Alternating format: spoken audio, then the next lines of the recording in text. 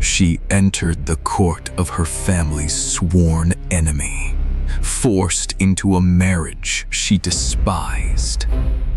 But the moment she met her new husband, an undeniable bond ignited, even though she believed he'd killed her brother.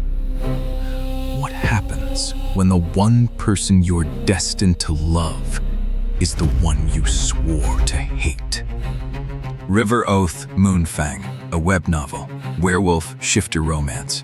The complete audiobook, only on Novel Charter, free to listen. Subscribe so you never miss a new release. Chapter 1 begins now. Chapter 1. The wind changed first. Saphira Korrath felt it halfway down the switchback, where the terrace road cut through the last Korrath guard post and dropped into the wet throat of Mourndrift. The dry bite of highland air vanished. In its place came humidity thick as breath, carrying reed rot, cooking oil, river silt, and the iron tang of 1,000 bodies packed into a canyon bottom where water was memory and prayer. She kept her spine straight. Her mare knew the pace without the reins moving. Behind her, Teren rode at the head of the honor guard, 12 Korrath soldiers in moon-gray cloaks, their formation tight enough to signal threat and protection in the same arrangement. She had trained every one of them. They would follow her into the Delta. They would not follow her out of it, because the alliance terms required her to enter the Ondrey Hall alone. That was the rule. Bride arrives unattended by armed blood. Bride presents herself to the receiving court. Bride sits across the table from the man who killed her brother and negotiates the terms of a marriage meant to save a city neither court trusted the other to keep alive. Saphira had rehearsed this moment for 30 days. She had memorized every clause Yrsa had dictated, private quarters secured by Korrath lock, right of challenge retained, access to council records on water distribution and terrace patrol schedules, a guard detachment of no fewer than 10 housed within the Ondrey compound, but answerable only to her. If Idun Ondrey wanted a wife, he would get a contract first. She had also rehearsed the face she would wear, a face that showed nothing, a face that remembered her brother's corpse dragged from the shallows with a delta blade still wedged between his ribs, a face that would never let Idun Ondrey see how much of her was still bleeding. The switchback opened onto the first delta terrace. Mourndrift spread below her like a patient wound, clay buildings stacked into the canyon walls, reed bridges swaying over dark water channels, cistern markets crammed with voices and smoke. The river that gave the delta life ran low and brown, its banks crusted with salt lines where the water line had dropped year after year. Every rooftop held a catch basin. Every child she passed looked thin. This was what she was supposed to save. Saphira clicked her tongue. The mare picked up the pace.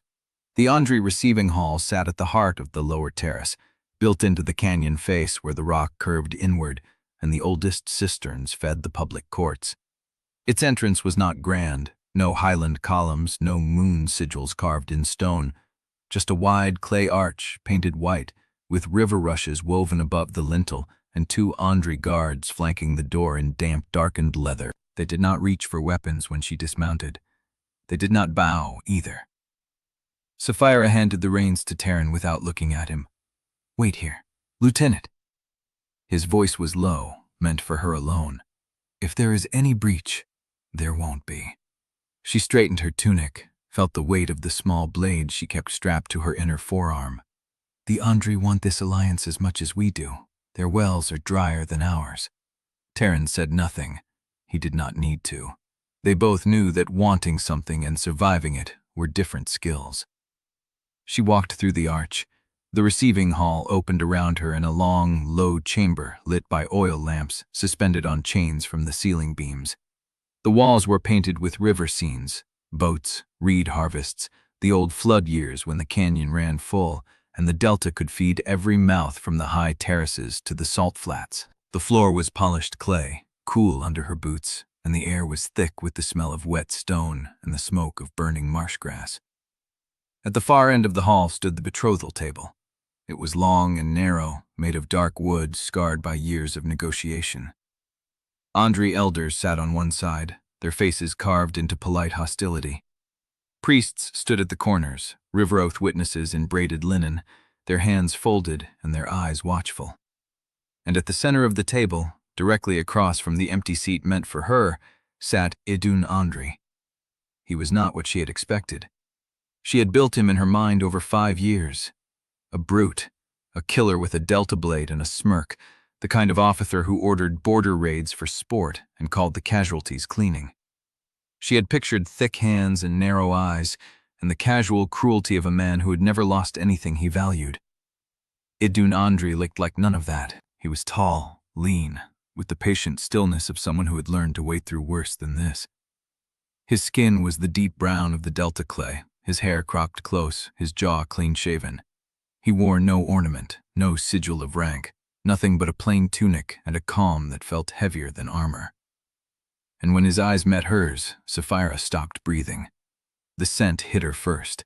It cut through the smoke and the stone and the bodies packed into the hall, a thread of something raw and alive, like rain on heated earth, like the air after a highland lightning strike. Her wolf rose inside her chest before she could stop it, muscles locking, ribs expanding, a recognition so deep and so instant that it felt like a wound opening. Mate.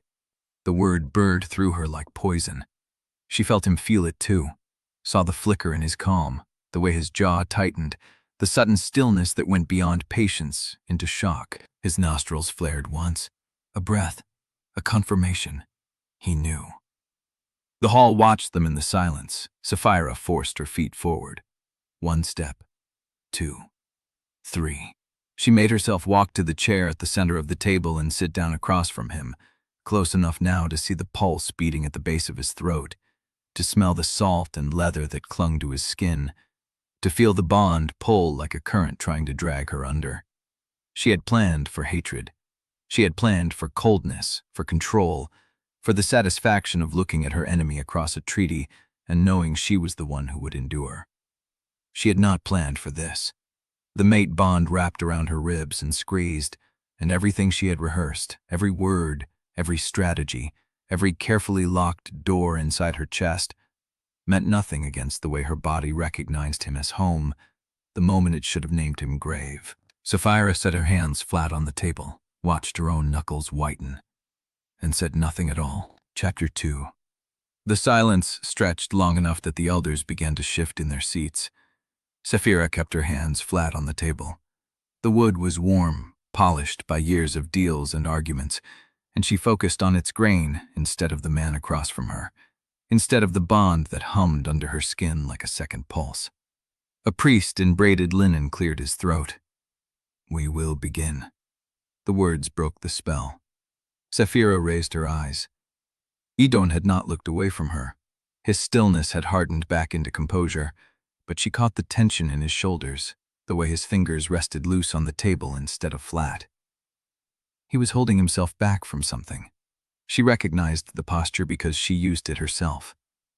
"First terms," the priest said. "Residence, quarters of the bride." "I claim private chambers," Saphira said.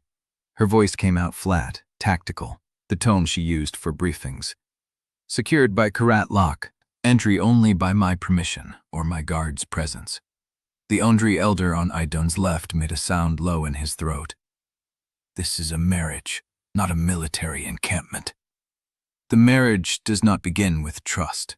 Saphira did not look at the elder. She kept her gaze on Idun. "It begins with terms that prevent accidents." "Accidents," the elder's voice sharpened. "Is that what the Highlands call it when a bride walls herself off from her husband before the vows are spoken?" "Enough, Wendell." Idun's voice was quiet, not sharp, not raised, but the elder fell silent immediately, and Saphira understood something important. Idun did not need to raise his voice to be obeyed. He looked at her. "Private quarters, Korrath lock, entry by consent or guard presence. I accept, provided an Ondrey attendant has access to maintain the room when you are absent." "Supervised." "Naturally." She nodded once. "Next." The priest read the second clause. "Attached guard. The bride shall retain a detachment of no fewer than 10 Korrath soldiers, answerable to her command." 10, Wendell said, and this time his voice had an edge. "That is not a guard. That is a garrison." Your territory is unfamiliar to me, Saphira said. My brother learned what happens in unfamiliar delta spaces. I prefer to learn with protection. She did not mean to say it. The words came out before she could stop them, sharpened by the grief she had locked in her chest for 5 years. She saw Idun's fingers tighten on the table. A flicker, a crack in his calm. Your brother's death, he said slowly, is not a negotiation point. Then keep it out of the negotiation. She held his gaze. 10 guards, answerable to me. No Ondrey officer countermands them. A countermand clause works both ways, Idun said. If your guards interfere with Delta security or block access to shared territory, my patrols have the right to contain the breach without waiting for your permission. You want the right to arrest my soldiers? I want the Alliance to function without your soldiers treating my city as occupied ground. She considered it. The terms were reasonable. That was the worst part. He was not trying to corner her. He was matching her, point for point, and she hated how cleanly his logic fit against hers. Containment only, she said. No exercise of Delta law against Korrath blood without my presence and consent. If the breach is immediate, action must be immediate. You will be notified before the containment period ends. And if I find the containment unjustified, then the soldier is released and the matter goes to council review. She held his eyes for a long breath, then she nodded. Next, the negotiation continued through the afternoon. Council records. Access granted to both spouses, but sealed documents required joint petition. Challenge rights, retained by each party individually, with a shared exception for matters affecting the Alliance. River escorts. Saphira's movements through the Delta would be accompanied by Ondrey guides, but the escorts would answer to a joint protocol rather than Idun's direct command. Each clause was a knife edge. Each compromise cost something. The elders watched like hawks. Wendell's face had settled into a mask of pleasant disapproval, the expression of a man who planned to revisit every concession later. The priests recorded every word on clay slates, their styluses scratching in the heavy air. And through all of it, Saphira felt the bond and pulled at her when Idun leaned forward to argue a point, when his voice dropped into a lower register to press a condition, when his knee brushed the table leg and the vibration traveled through the wood into her palms. She smelled him every time the air shifted, rain and heated earth and something deeper, something that made her wolf want to rise and press closer. She held it down. She held everything down. The final clause took the longest. Authority over drought security, the priest read. Joint command of water management, ration distribution, and patrol deployment in the border zones between Terrace and Delta territories. Wendell spoke before Idun could. That is not a marriage term, that is a military handover. The Alliance exists because the drought exists, Saphira said. Without water terms, the marriage has no purpose. The purpose of the marriage is to prevent war. The drought will cause war faster than any treaty can stop it. She turned to Idun. Joint command, shared intelligence, equal authority over ration protocols. And equal liability, Idun said.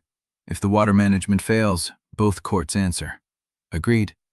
Joint council oversight, monthly review of distribution records. With independent verification, she added.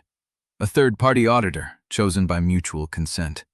Priestess Nasrin, Idun said. Saphira blinked. Nasrin Belek. You met her at the ceremony mark. She oversees the river rights. She has no personal loyalty to either court, only to the water system itself. You trust her? I trust her impartiality. There is a difference. Saphira considered it. Nasrin Belek had watched her enter the hall with the cool precision of a woman who judged everyone equally. That was either the safest choice or the most dangerous one. Agreed, she said. The priest set down his stylus. The terms are settled. The hall exhaled. Saphira heard the shift of bodies, the rustle of linen, the cracking of knuckles as elders released tension they had held for hours. She did not release hers. She looked at Idun across the scarred table, at the man who was now her partner by law, her mate by blood, her enemy by history. He watched her back with the same controlled stillness, and she knew with cold certainty that the hardest fight was not over. It had only begun. One more thing, Wendell said. The room went quiet. He smiled. It did not reach his eyes. The public consummation rite. Custom demands it within 7 days of the alliance signing. The courts will expect proof that the bond is binding. Saphira's blood went cold. That is not in the terms, she said. It is not a term. Wendell spread his hands. It is tradition. And tradition, in Mourndrift, carries more weight than any clause you can scratch on clay. Idun stood. Enough, he said, and this time his voice carried an edge she had not heard before. The negotiation is concluded. My bride will be escorted to her quarters. We will reconvene at the evening rite. Wendell's smile did not waver, but he inclined his head and stepped back. Idun looked at Saphira. His eyes held hers for a moment that stretched too long, and she felt the bond pull again, warm and unwanted and impossible to ignore. Welcome to Mourndrift, he said quietly. Then he turned and walked out of the hall. Saphira stayed seated. She felt the elders watching, the priests recording her stillness, the weight of every word she had just agreed to pressing down on her shoulders. The terms gave her power.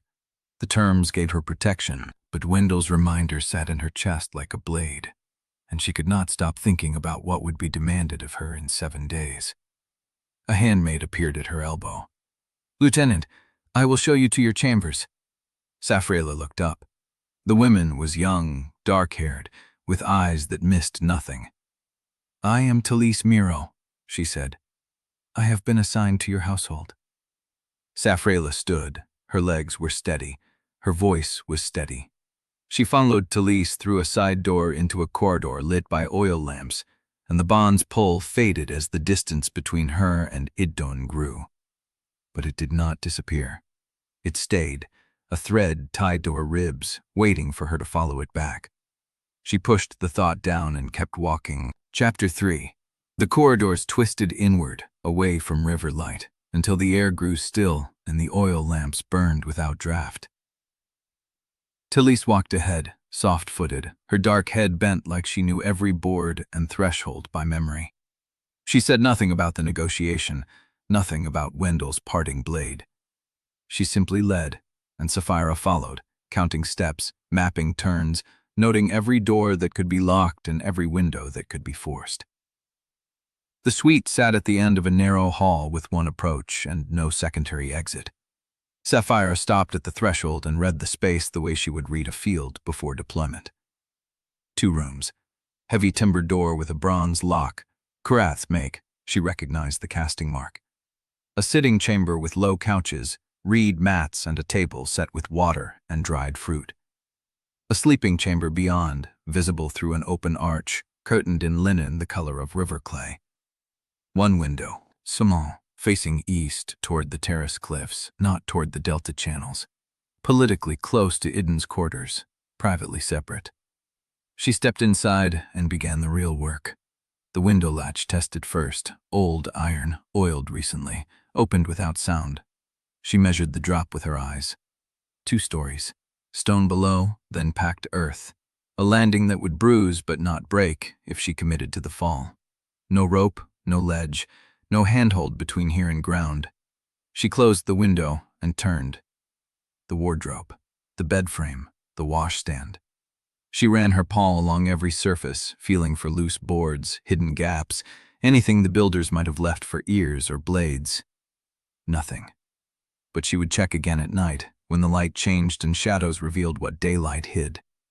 Talise stood by the door, hands folded, watching. The suite was prepared for you yesterday, she said. Fresh linens, clean water. The fruit was brought this morning from the upper market. Saphira did not ask how Talise knew that detail mattered. The lock, she said.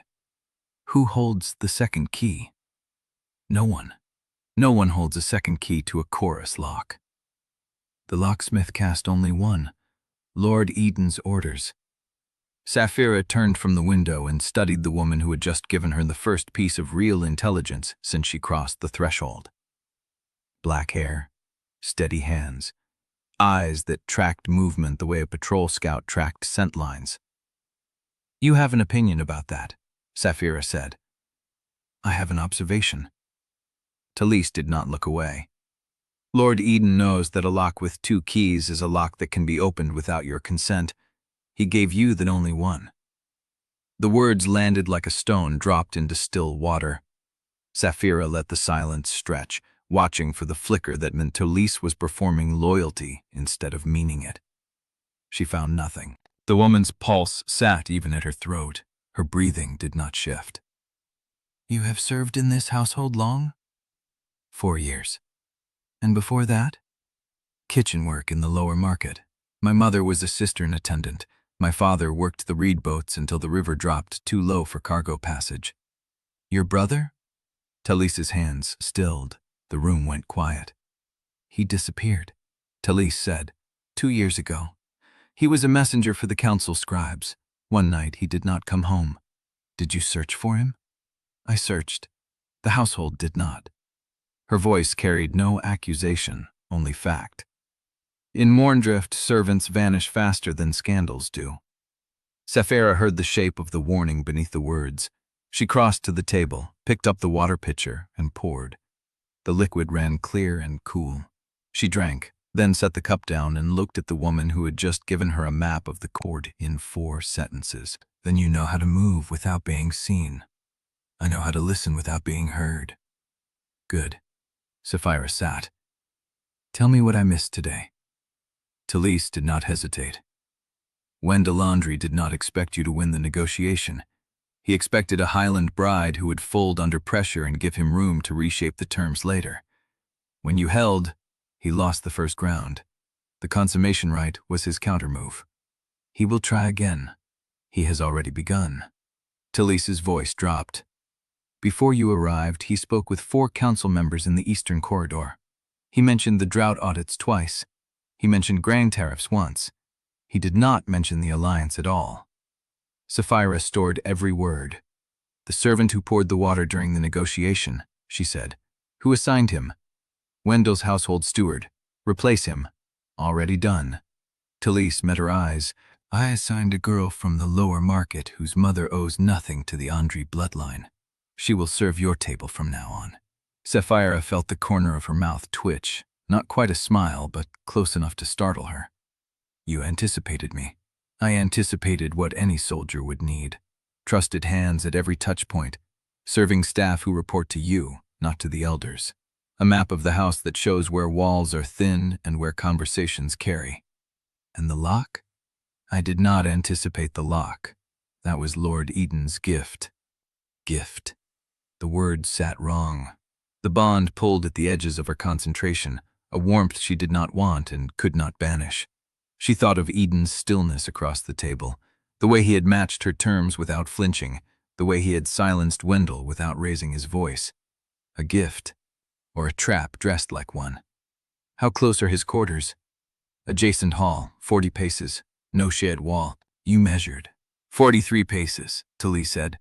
I counted this morning. Saphira had not planned to respect her handmaid. She had planned to endure her, to work around her, to treat her as another variable in a room full of enemies. She had been wrong. You will report to me directly, Saphira said. Every name, every whisper, every shift in the household. No one else knows what you tell me. Talise inclined her head. That was already my intention, Lieutenant. And the vanishing servants you mentioned, I need names, dates, anyone who might have seen something before they disappeared. Talise's eyes flickered, the first crack in her composure. That list is shorter than it should be, she said, but I can give you what I have. Tonight. Tonight. Saphira stood and walked to the sleeping chamber arch. The linen curtain smelled of river reeds, clean and green. Beyond it, the bed stood low and wide, covered in a quilt the color of delta clay. A single lamp burned on the nightstand, and someone had placed a sprig of dried river grass on the pillow. A courtship gesture, or a reminder that she was being watched. She pulled the grass from the pillow and set it on the sill where she could see it from every angle. The evening rite, she said. When does it begin? At sunset, the priestess will summon you. Then I have 2 hours. 2 hours to map the corridors beyond her door. 2 hours to learn which servants moved through which passages. 2 hours to build the mental fortifications she would need before she stood beside Idun Ondrey in front of both courts and performed the role of willing bride. She turned back toward the sitting chamber and stopped. A scent she recognized.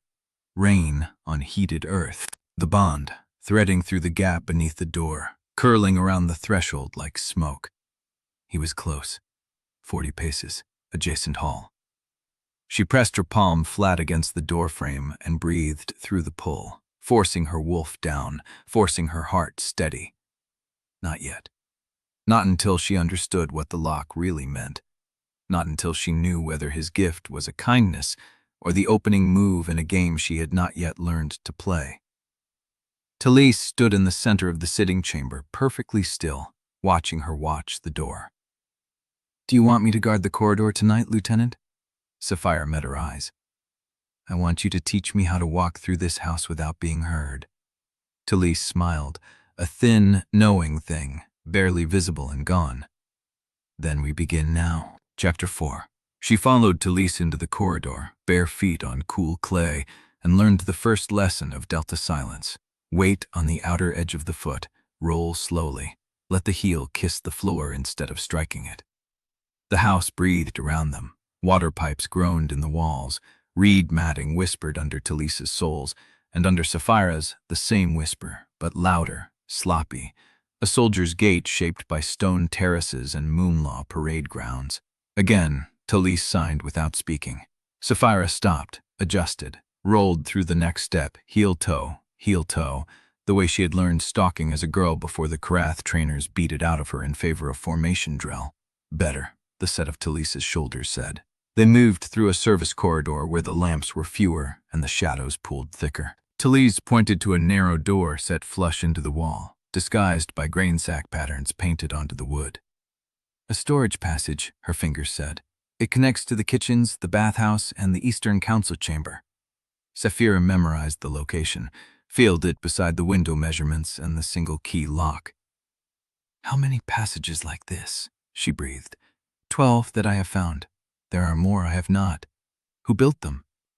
"The river builders, when Mourndrift was still a trading post, before the courts divided the canyon. The passages belonged to no one. Now everyone pretends they do not exist." Useful. The kind of knowledge that could win a war or escape one. Talise led her back toward the bride's quarters through a different route, one that passed a courtyard Saphira had not seen. Through a slatted screen she caught a glimpse of the Delta sky, bruised orange and violet as the sun bled toward the canyon rim, the evening rite. She stopped at the screen and watched a procession of attendants cross the courtyard stones. They carried reed baskets and clay jars, their movements synchronized by habit. At the center of the courtyard, a woman stood with her back to Saphira, tall and straight, robed in undyed linen, her gray-streaked hair coiled at her nape. Nasrin Balak. The priestess turned as if she had felt the weight of Saphira's attention. Her eyes found the screen, found Saphira behind it, and held. No surprise, no acknowledgement, only the cool stillness of someone who had been expected. Saphira did not look away. Nasrin inclined her head, a fraction of movement, then turned back to the procession. Talise touched Saphira's wrist. "She knows you are here. She has known since you entered the corridor." "How?" "She is a drought priestess of Mourndrift. The river tells her what walks near it." Saphira stored that beside the passage routes and the single-key lock. Another variable, another force she could not control. She followed Talise back to the quarters and let herself be dressed in Delta fashion for the rite, a wrap of indigo-dyed cotton that crossed at the shoulder and left her arms bare, a copper cuff at her wrist, a ceramic bead at her throat. No Korrath sigil, no moon badge. Talise tightened the last fold and stepped back. "You look like one of us. Is that the goal?" "It is the requirement. The priestess will read your body before she reads your vows. If you stand like a highland soldier, the river will not accept you." Saphira touched the ceramic bead at her throat. Smooth, cool, weighing nothing. "Then I will stand like a Delta bride." The summons came as the last light bled from the sky. A young acolyte with a shaved head and river mud stripes on her cheeks appeared at the door and waited without speaking until Saphira nodded. She followed the acolyte through passages that had been lit with oil floats, small clay cups burning on the surface of water. Their flames reflected on the walls, doubled and unsteady, so the corridor seemed to breathe. The hall was not the same one where the negotiations had happened. This was smaller, rounder, open to the sky through a lattice of reed matting that let the evening air pour through. A shallow basin stood at the center, filled with water so still it looked black in the fading light. Nasrin stood beside the basin. The attendants had arranged themselves along the walls, a fringe of silent witnesses, and Idun Ondrey stood across the water from Saphira. He had changed into a wrap of undyed linen, nothing more. The same absence of ornament, the same patience in his stillness. The bond pulled at her as she entered, a low thrum behind her ribs, but she had expected it this time. She had prepared. She met his eyes and did not look away. Nasrin spoke without preamble. River Oath Moonfang. The highland bride enters Delta water. The Delta groom receives her by choice or by long. The river witnesses. She dipped her hand into the basin and drew up a palmful of water, let it fall back in a slow, deliberate stream. This is Mourndrift. What you swear here will be carried through every channel beneath this city. The water remembers. The river keeps no secrets. Saphira felt the weight of the statement. Not a threat. A fact. Nasrin gestured. Step forward, both of you. Saphira moved. Idun moved. They reached the basin at the same moment, and Nasrin took each of their right hands and pressed them into the water, palm down, fingers spread. The water was cold. Shockingly cold. It bit at Saphira's skin and seemed to pull, as if the basin were deeper than it looked, as if something below the surface had taken an interest. Place your left hand on the other shoulder. Saphira hesitated. The ritual demanded touch. She had known it would. But knowing and doing were different distances. She raised her left hand. Idun's hand met her at the same instant, his palm settling on her bare shoulder, warm and dry and steady. She settled hers on his, felt the muscle beneath, the heat of his skin, the pulse that beat against her fingers. The bond roared. She could not hide the tremor that ran through her. She saw Idun's jaw tighten, saw his throat move as he swallowed, saw the same struggle behind his eyes that she felt in her own chest. Nasrin watched them both. The river recognizes, she said. The question is whether you will. She released their hands and stepped back. The greeting circuit begins. You will walk the perimeter of this hall. Every attendant here represents a Delta faction. You will meet their eyes. You will speak their names. You will show them that the Alliance has a face, and that face is not afraid. Saphira pulled her hand from the water and let it drip. Idun's palm stayed on her shoulder a beat longer than necessary, then withdrew. Start with the east wall, Nasrin said. The household elders. They will watch your walk before they hear your words. Saphira moved before Idun could. She stepped around the basin and walked the perimeter of the hall with her spine straight and her pace measured, Delta style, weight on the outer edge of the foot, heel-toe, heel-toe. She met the first elder's eyes, a woman with white braids and a face like cracked clay. Saphira held her gaze for 3 full steps, then shifted to the next, a man with a healed scar across his nose and the calluses of a river worker on his hands. Name, Talise had whispered before the summons. Kella Ondrey, Vern Rusk. Sarah Kella, Saphira said, her voice steady. Sarah Varen. The woman inclined her head. The man did not. She moved on. 3 more faces, 3 more names.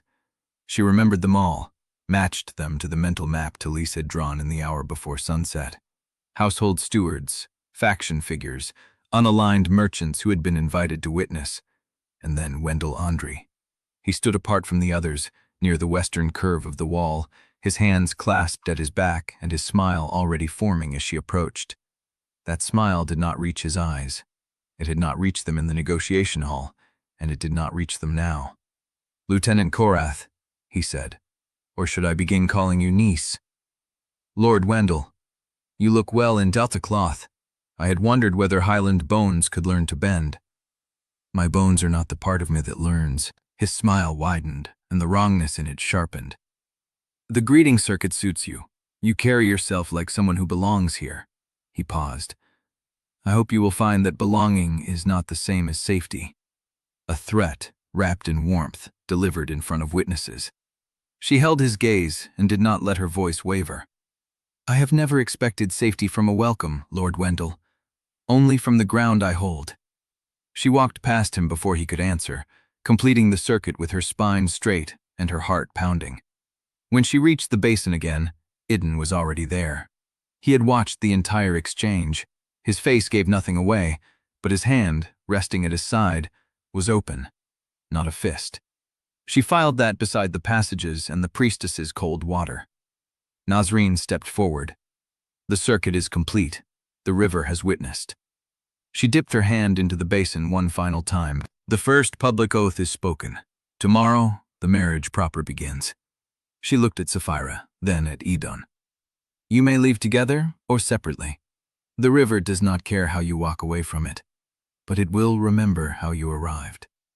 Saphira did not look at Idun. She turned and walked toward the corridor, her soaking hand still dripping onto the clay floor. Behind her, she heard his steps. The same direction, the same rhythm. 43 paces, adjacent hall, no shared wall. She did not look back. Chapter 5. The summons came at dawn. Talise delivered it without inflection. A morning meal in the Lord's private study. No witnesses, no attendants, no priest. Saphira had been in Mourndrift for 2 nights. She had not shared a room with Idun. She had not shared a word beyond the ritual circuit. The marriage proper had not yet begun, but the alliance demanded proximity, and proximity was a battlefield she could not outflank. She dressed in delta cloth again, indigo wrap, copper cuff, ceramic bead, no Korrath sigil. Let him wonder whether she had surrendered to the costume or merely borrowed its camouflage. Talise braided her hair tight against her scalp, the delta way, and Saphira let her. The study faces the cistern court, Talise said, her fingers working fast. There is a screen door on the east side. The fountain there has not run in 6 months. You have mapped his private rooms.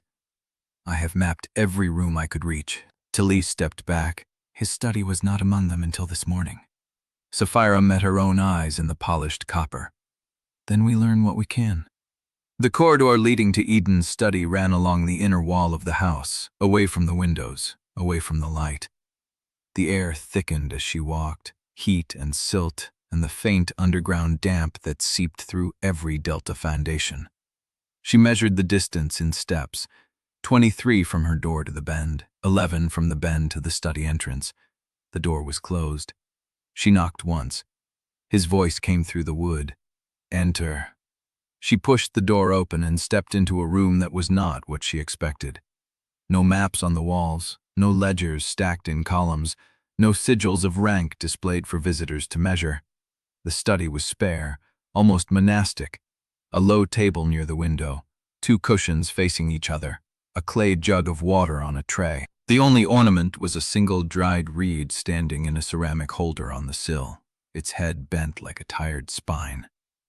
Idun sat on the far cushion, his hands resting on his thighs, his face unreadable. Lieutenant Korrath, Lord Ondrey. She crossed to the opposite cushion and sat. The table between them was bare except for the water and 2 shallow cups. No food yet, no servant in sight. Just the 2 of them, alone, with the morning light cutting across the dust that floated in the still air. He poured water into both cups. The stream was thin, measured, each drop audible in the silence. The delta begins the day with water, he said, sliding 1 cup toward her. It reminds us that thirst is the only ruler who cannot be deposed. She took the cup, but did not drink. In the highlands, we begin with salt. It reminds us that blood is the only currency that never devalues. His mouth moved, not quite a smile. Then we are both accustomed to beginning with things we cannot afford to waste. The first exchange. Polite, sharp. A blade wrapped in reed silk. She set the cup down without tasting it. You asked me here to discuss the marriage proper. I asked you here to eat.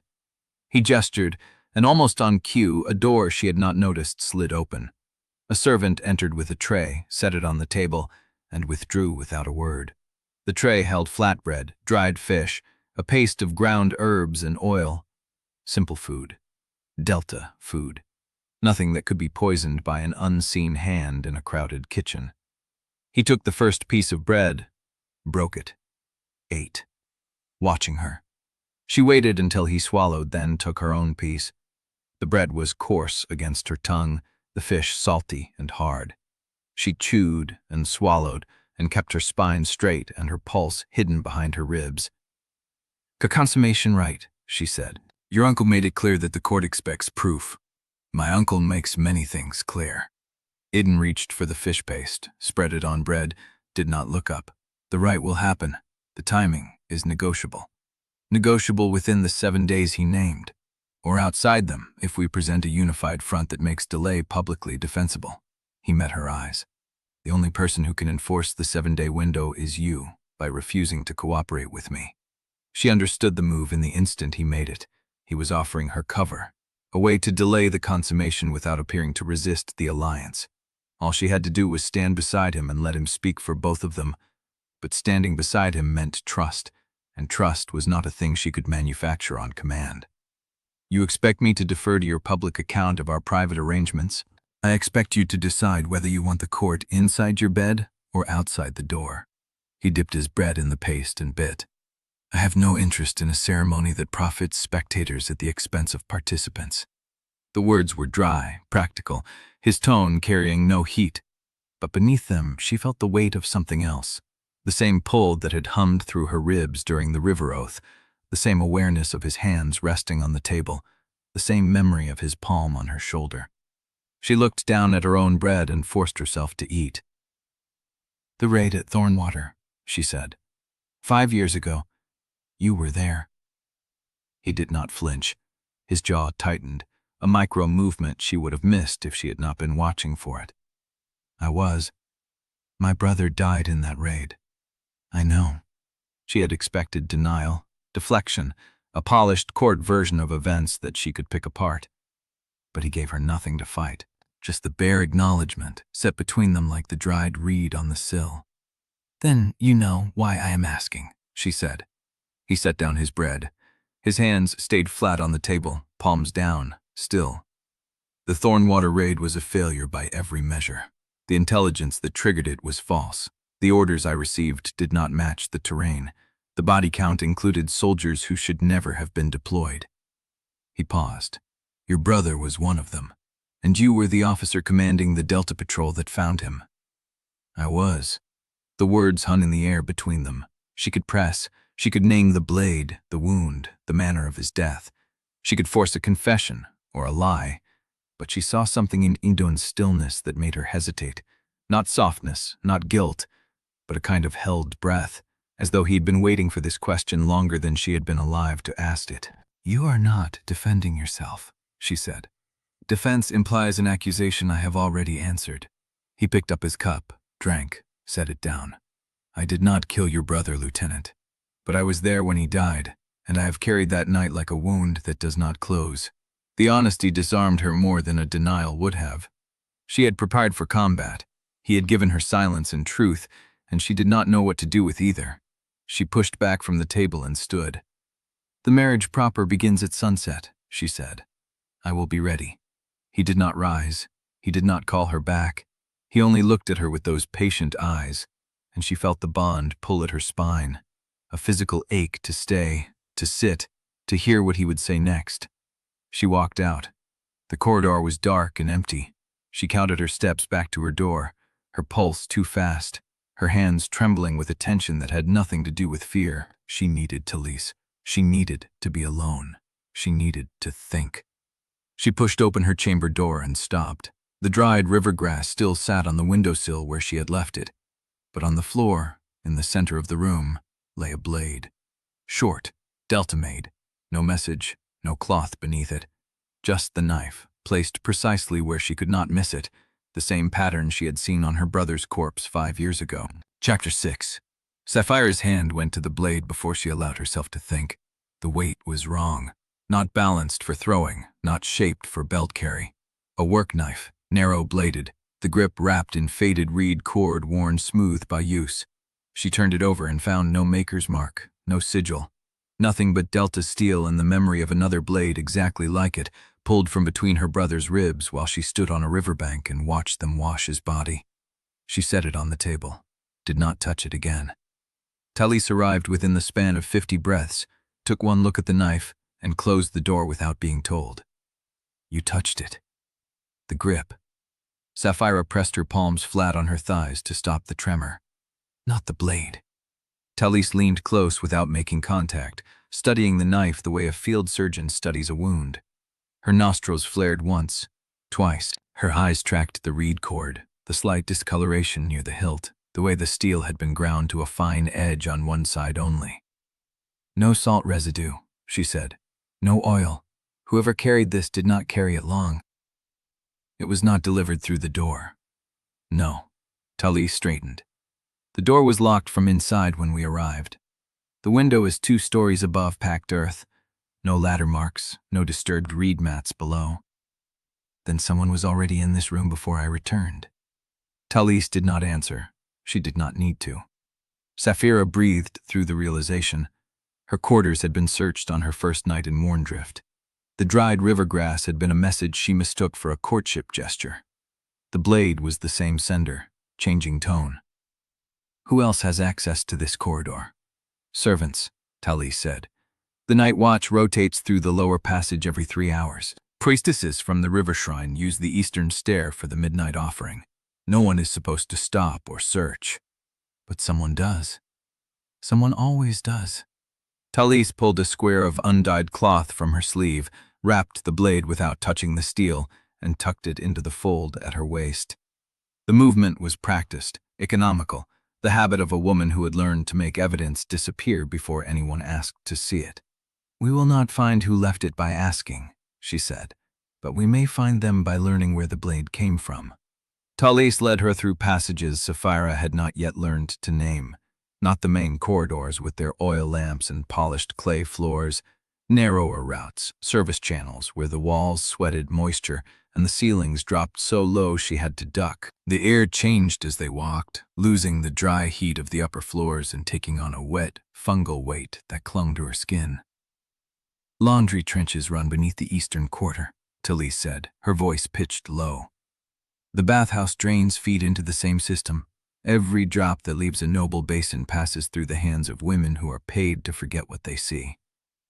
And what do they see? Everything. Sealed messages are easy to spot when the paper bleeds through reed wrapping. Servants soak correspondence to soften the seal wax before they steam it open. They read, copy, reseal, and send the original on its way.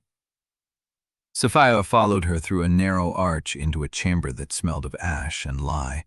Copper tubs lined the far wall, cold now, the fires beneath them banked to embers. A woman with gray knots in her hair looked up from a pile of wet linen, saw Talise, and returned to her work without acknowledgement. The passage continued beyond the laundry room, a slit in the wall hidden behind stacked baskets. Talise slid through sideways. Saphira followed. The kitchen runner's next, Talise said. They move between the council kitchens and the lower market 3 times a day. Every runner carries more than food. Who controls them? No one. That is what makes them useful. They emerged into a low-ceilinged pantry lit by a single tallow candle. Shelves of dried herbs and clay jars lined the walls. A narrow staircase wound upward into darkness. Talise stopped, her head tilted, listening. Someone is in the upper hall, she said, not moving, waiting. Saphira stilled her breathing and reached for the sounds of the house. The distant clatter of a kitchen, water running through hidden pipes. And above them, a presence, breathing slow and deliberate, as if it knew they were below. She counted heartbeats. 12. 20. The presence above did not move. There is another way around, Talise murmured. The bathhouse route feeds into the eastern stairwell. We can reach the cistern records from below without crossing the main floor. The cistern records. If someone is moving sealed messages through Mourndrift, the water system is the only route that touches every quarter without passing a checkpoint. Talise met her eyes in the candlelight. The maintenance runners keep the ledgers themselves. Aemon Rusk locks them, but he does not read them. Saphira considered the weight of that information. The master of locks, indifferent to the content of his own records. A blind spot large enough to move an army through. Take me to the cistern records. The bathhouse route was hotter than the laundry passages, steam rising from vents cut into the stone floor. The air so thick with mineral moisture, it felt like breathing through wet cloth. Talise moved ahead with the confidence of long practice, her steps soundless on the slick tiles. They passed 3 closed doors. The 4th opened onto a narrow stairwell that descended into cooler air. The cistern chamber was vast. Saphira had expected a small room, a locked cabinet, a few shelves of ledgers. Instead, she stood at the edge of a circular space carved into the bedrock, its ceiling lost in shadow, its center occupied by a dark pool of water that reflected nothing. Shelves lined the curved walls from floor to ceiling, packed with clay tablets, rolled reeds, and leather-bound books. A single lamp burned on a work table near the water's edge. No one sat at it. "The tide records," Tally said, pointing to a section of shelving near the pool. "Every fluctuation in the cistern levels for the past decade. If someone is moving messages through maintenance routes, the irregularities will show here." Saphira crossed the shelves and pulled a tablet from the lowest tier. The markings were dense, abbreviations and numbers, a code of water levels and channel openings that meant nothing without the key. "Can you read these?" "Partially." Talise took the tablet, turned it to catch the lamplight. "The main entries are dated. The side notations are shift logs for the crew that monitors each channel. If a runner logged extra time in a section that should have been empty..." She trailed off. Her fingers traced a line of script near the bottom of the tablet. Her face changed. "What is it?" Talise set the tablet down carefully, the way she had wrapped the blade, with the same economical caution. "This entry is dated the night my brother disappeared. The shift log shows a maintenance runner assigned to Channel 4, the eastern overflow route, for 3 hours beyond his scheduled rotation." "His name?" "It does not say." Talise's voice was flat, controlled, the voice of a woman who had learned to keep her grief in the same locked room as her hope. "Maintenance runners are logged by station number, not name. But I know the eastern overflow route. My brother knew it too. He used to boast that he could walk it blind." The lamp flickered. The dark pool at the center of the chamber remained still. Saphira looked at the shelves, the thousands of entries, the decade of water records that no one read, and understood that the truth of Mourndrift was not hidden in council chambers or whispered in noble halls. It was here, in the wet dark, written in a language of numbers and dates, waiting for someone who knew how to ask the right question. "We need the key to these records," she said. "The full cipher? Aemon Rusk carries it on his person. He never leaves it unattended. Then we will have to ask him." Tissa's eyes moved past her, toward the entrance of the cistern chamber. "He is already here." Saphira turned. Aemon Rusk stood in the doorway, a lantern in one hand, his face unreadable in the shifting light. He had not made a sound descending the stairwell. He had not announced himself. He looked at the tablet still in Talise's hands, at Saphira's stance, at the open shelf where the record had been pulled. "The bride takes an interest in water," he said. His voice was dry, unhurried. "That is either very wise or very dangerous." "Both," Saphira said. Aemon's mouth tilted, not quite a smile. He set his lantern on the work table and folded his arms. "Then you should know that someone has already asked for the Channel 4 records this week. A man who claimed to be auditing grain tariffs for Councilman Ondrey. He did not find what he was looking for." "Why not?" "Because I removed the relevant pages the night before he arrived." The silence that followed was thick with the weight of the pool below them. Saphira held his gaze. "Why would you do that?" Aemon picked up his lantern. The light carved shadows into his face. "Because the river remembers every theft," he said. "And I have been watching the water long enough to know when someone is trying to drown the truth in it." He turned and walked back into the stairwell, leaving them alone with the records, the dark pool, and the certainty that someone else had been here first. Chapter 7. The River Oath banquet began at sunset. and Saphira understood within the first 10 breaths that it was not a celebration. It was a theater of appetite. The hall had been transformed since the rite. Long tables lined the walls, heavy with platters of river fish glazed in honey, reed bread stacked in pyramids, pickled roots in clay bowls. The smell of cooked food saturated the air so thickly it almost masked the wet heat pressing through the open windows. Almost. Saphira sat at the high table, Idun on her right, Wendell on her left. Below them, the Delta elders, council members, and household officers filled the remaining seats in a careful hierarchy of status and suspicion. Faces she had memorized during the greeting circuit. Idun Ondrey's white braids, Varen Rusk's scarred nose, the healer, the quartermaster, the woman who controlled the grain stores. None of them looked at her. They watched the space around her, the way her hands rested on the table, the rhythm of her breathing, waiting for the highland bride to make a mistake. Saphira gave them nothing. She had dressed for this deliberately. A deep indigo wrap, no Korrath sigil, the copper cuff still warm against her wrist. Her hair was bound tight, a discipline she could hold. Talise had braided dried river grass into the knot at her nape, a Delta custom Saphira had not asked about, but did not refuse. The first course was served by attendants who moved in practiced silence. They poured water into clay cups, set bowls before each diner, retreated without meeting anyone's eyes. Saphira did not touch the water. Idun noticed. His voice was low, barely audible beneath the scrape of bowls and the murmur of conversation at the lower tables. "Do you expect poison in public, or is this highland custom?" "I expect what I can verify," she said, without turning her head. "And I have not verified the source of this water. It comes from the same cistern that fills every cup in this hall. Then you should be careful who stands between you and the cistern." Idun did not answer, but she felt his attention shift, a flicker of something that might have been respect.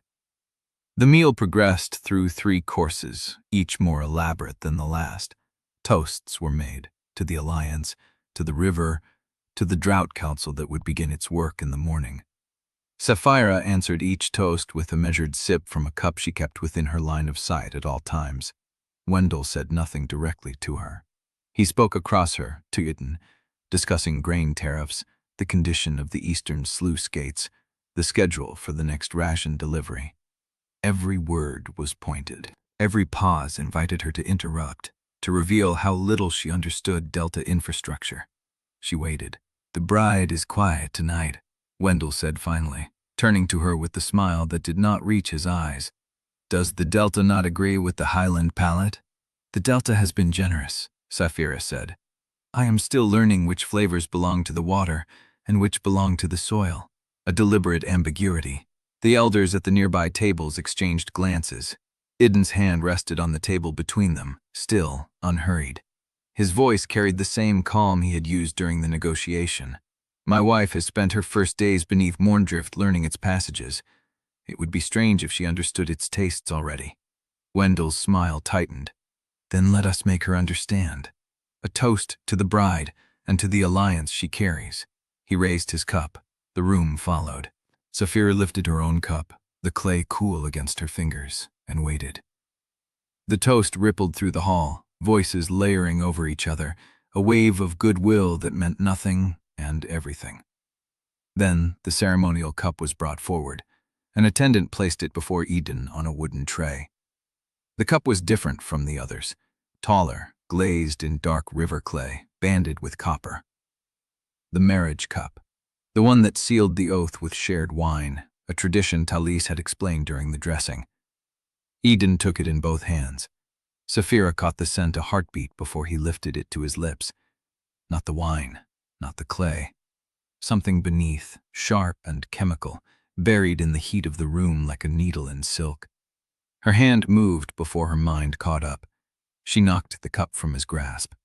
It shattered against the table, dark liquid spreading across the wood, dripping onto the rushes below. The hall went silent. Every face turned to her. The attendant froze. Wendell's smile vanished into something cold and calculating. Saphira did not look at any of them. She looked at Idun. His hands were still raised, empty now, his body still.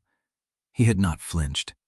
She realized in the space of that breath that she did not know whether she had just saved him or condemned them both.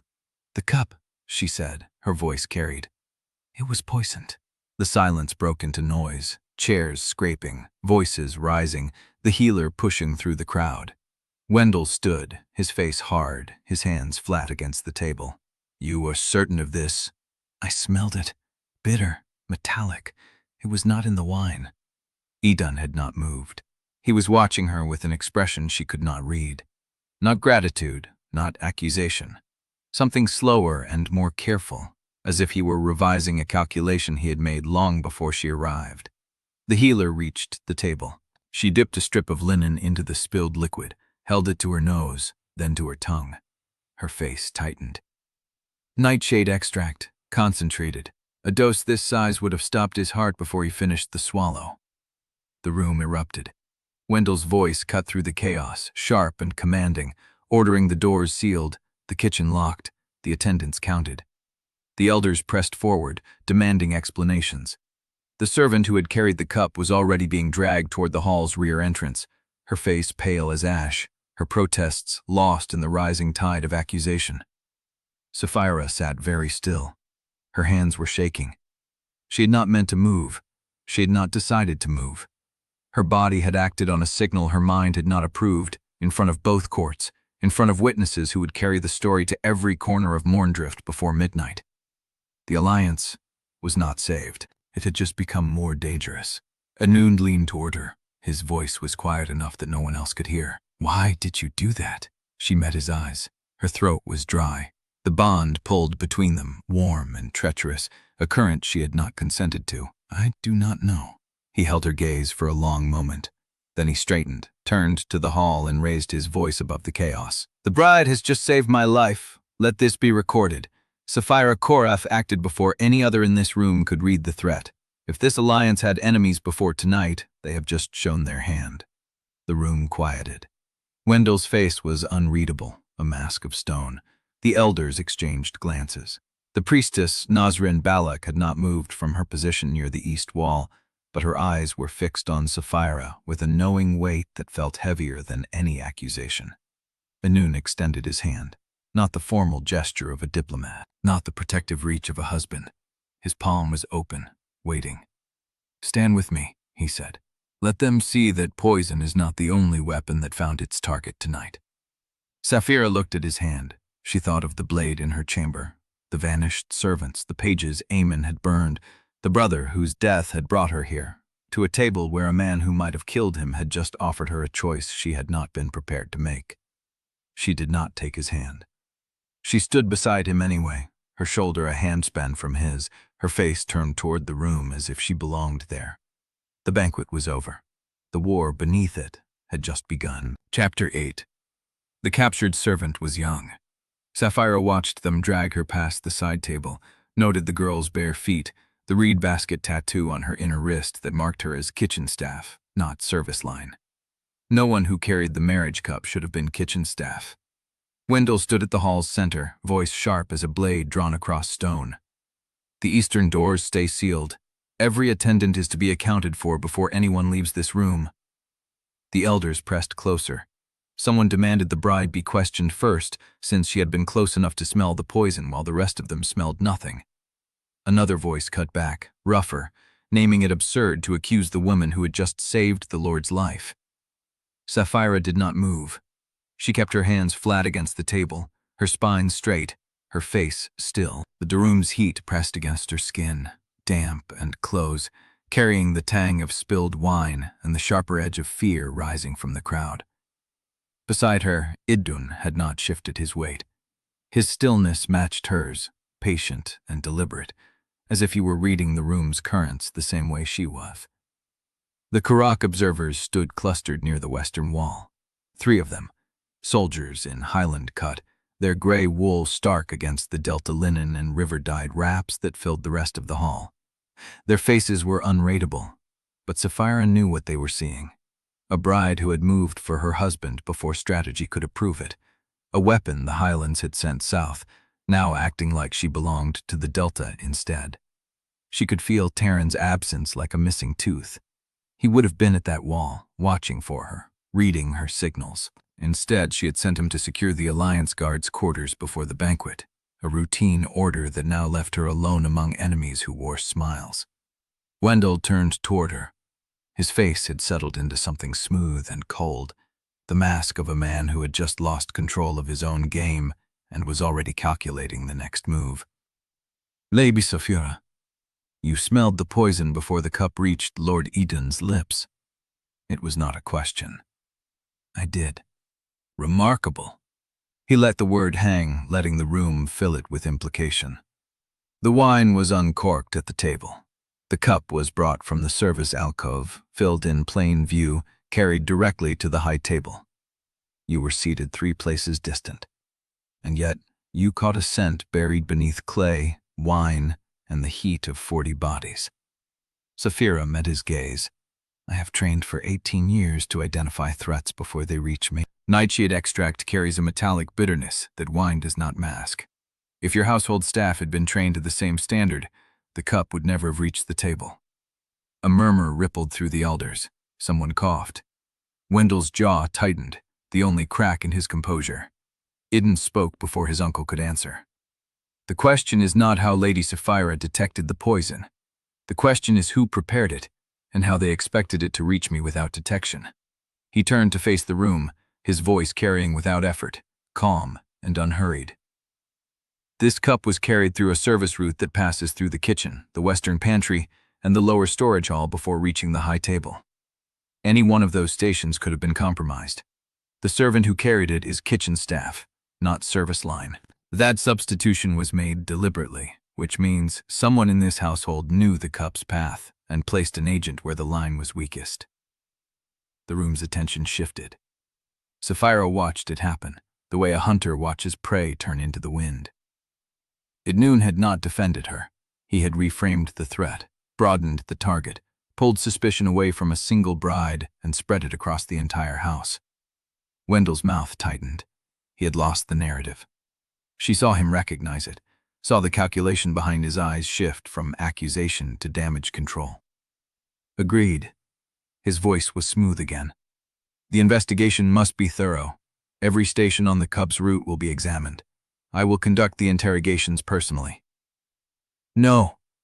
Nasrin Belloc stepped forward from the east wall where she had stood unmoving through the chaos. Her gray-streaked hair caught the lamplight, and the undyed linen of her robe seemed to absorb the room's heat rather than reflect it. "This is a river matter now. The poison was carried in a marriage cup, sealed by river clay, presented during an oath banquet. The river witnessed the attempt. The river will witness the inquiry." The hall went quiet. Nasrin's gaze moved across the room, touching each faction in turn. The Korrath observers, the Ondrey elders, the household attendants pressed against the walls, Wendell's cold face, Idun's patient stillness. "Both spouses will cooperate under priestly supervision. The inquiry begins at dawn in the channel chamber beneath the cistern. No doors will be sealed until the river confirms the truth has been found." Wendell's voice turned sharp. "The channel chamber is not secure. It is accessible from 4 maintenance routes and the eastern overflow gate." "Good." Nasrin did not raise her voice. "Then the truth will have nowhere to hide." She turned and walked toward the hall's rear exit, her steps unhurried, her robe brushing the rushes. The attendants parted for her, as if she carried the current of the river itself. Saphira released a breath she had not realized she was holding. The room began to break apart. Elders gathered in tight clusters, voices low and urgent. The Korrath observers exchanged a look she could not read and followed Nasrin's path toward the exit. Wendell stood motionless for a long moment, then turned and strode toward the side corridor where the captured servant had been taken. Saphira was alone at the high table. No, not alone. Idun had not moved. He stood beside her, his shoulder still a hemspan from hers, his attention fixed on the door through which Nasrin had disappeared. "You did not take my hand," he said quietly. "I stood beside you anyway." "That is not the same thing." She turned to face him. The bond pulled between them, warm and insistent, but she held her ground against it. "You used me to redirect the room's suspicion. I understand strategy. I do not need to be warned when I am being deployed." His eyes met hers. For a moment something flickered in them. Not anger, not offense. Recognition. You are right. I did use you. And you used me to avoid becoming the sole target of Wendell's accusation. We are even. She did not answer. He inclined his head, a gesture that was almost respect. The Channel chamber at dawn. I would advise you to sleep before then. The river inquiry is not gentle, and Nasrin does not permit spectators to rest once the questioning begins. He turned and walked toward the eastern doors, his steps measured, his back straight. Saphira watched him go. Her hands were steady now. Her breathing had slowed. The chaos of the banquet had settled into something harder and clearer, a battlefield she could read. Someone had tried to kill Idun. Someone had placed a delta blade in her chamber. Someone had burned the Channel 4 pages before an auditor could find them. And now Nasrin Baylock had claimed the investigation, pulling both spouses into a priestly inquiry where the river itself would witness their testimony. Saphira did not believe in witnesses that could not be bought, but as she turned toward the door, she caught the faintest scent on the air, rain on heated earth, the mate bond threading through the room like a current she could not see. She did not follow it.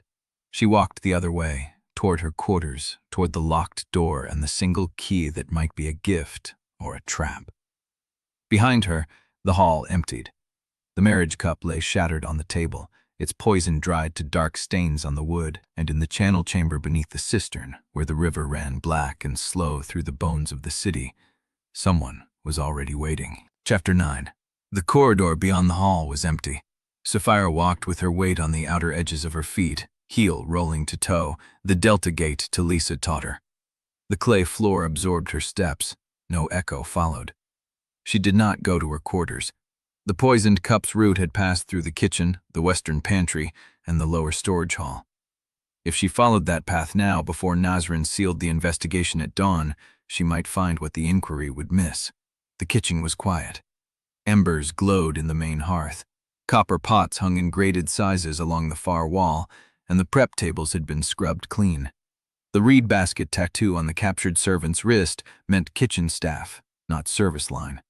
Someone had substituted her into the proper rotation. Saphira moved past the cooling ovens toward the western door. The pantry was narrow and smelled of dried herbs, clay-sealed oil jars, and the faint sweetness of fermenting grain. Shelves lined both walls, organized by type and date. She touched nothing, but her eyes tracked the spaces where a cup could have been set down, where a hand could have reached for it unseen. A sound stopped her. Not footsteps. A breath. She turned. Eamon Rusk stood in the pantry doorway, his scarred hands loose at his sides, his face unreadable. He had not made a sound approaching. He had simply been there, waiting. You should be sleeping, Lady Korrath. So should you. He did not smile. I do not sleep when the water is disturbed. She held his gaze. The cup came through this pantry. It did. Who had access before the service line took it? Eamon was silent for a moment. Then he moved past her to a shelf near the back wall, where a clay jar sat slightly out of alignment with the others. He did not touch it. He only looked at it, then at her. The pantry is locked between meal services. The key hangs in the east corridor, accessible to any attendant wearing household colors. The service line carries the cup from this shelf to the hall without setting it down again. So the poison was applied here. Or the poison was already in the cup when it reached this shelf. Saphira absorbed that. You are saying the substitution happened earlier, before the banquet. Eamon's eyes met hers. I am saying that the cup was on this shelf when the Eastern maintenance runner logged his 3-hour overrun. The same runner who was assigned to Channel 4 on the night Talise Miro's brother disappeared. The air in the pantry felt heavier. Where is that runner now? I do not know. But you have looked. Eamon did not answer.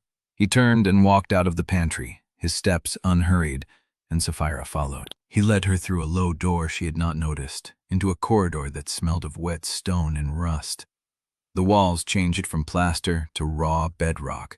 The lamps grew sparse, the shadows longer. Where are we going? To see what the river has brought us, the channel chamber beneath the cistern. Saphira stopped. Nasrin's inquiry begins at dawn. I should not be here before then. You should not. Eamon did not slow. But you came anyway. And so did I. She followed. The corridor opened into a wide chamber she recognized from Talisa's map. The cistern lay at its center, a dark oval of water that reflected no light. The ceiling was low, the air thick with damp and the mineral scent of slow-moving water. Maintenance routes branched off in 4 directions, their entrances barred by iron gates. Eamon stopped at the cistern's edge. The cup's route passed through here. Saphira looked at the black water. The cup did not come through the cistern. The poison did. She turned to face him. Explain. Eamon crouched beside the water, his scarred hand hovering above the surface but not touching it. The nightshade extract was not carried into the kitchen. It was brought through the water. The western pantry has a drain channel connected to the bathhouse service line. A small vial emptied into that drain at the right moment would travel to the filtration basin beneath the cistern, where the same water is drawn for the kitchen's prep sinks. Saphira's mind moved through the implications. The poison was introduced through the water system? The extract is dense. It settles in the lowest point of the filtration basin before it disperses. Someone drew from that basin, filled the cup, and carried it to the pantry shelf. She looked at the dark water. And the maintenance runner? He was the one who drew the basin. Saphira stood very still. The air in the chamber pressed against her skin, warm and wet and heavy with the smell of stone and iron. Somewhere above, the city slept. The elders argued. Wendell plotted. Nasrin prepared her inquiry. But here, in the dark beneath the cistern, the truth was waiting. Where is the runner now? Eamon rose slowly. That is what we are here to find. He walked to the eastern gate, the one that opened onto the Channel 4 route. The iron bars were crusted with mineral deposits, and the lock that held them was old, its mechanism simple but solid. Eamon produced a key. You have access to everything. I have access to what the water allows me. He turned the lock. The gate swung open with a groan that echoed through the chamber. Beyond it, the passage sloped downward into darkness. Saphira followed. The channel was narrow, barely wide enough for 2 people to walk abreast. The walls were wet, streaked with white mineral lines where the water had risen and fallen over years. The floor was slick, and the air grew colder as they descended.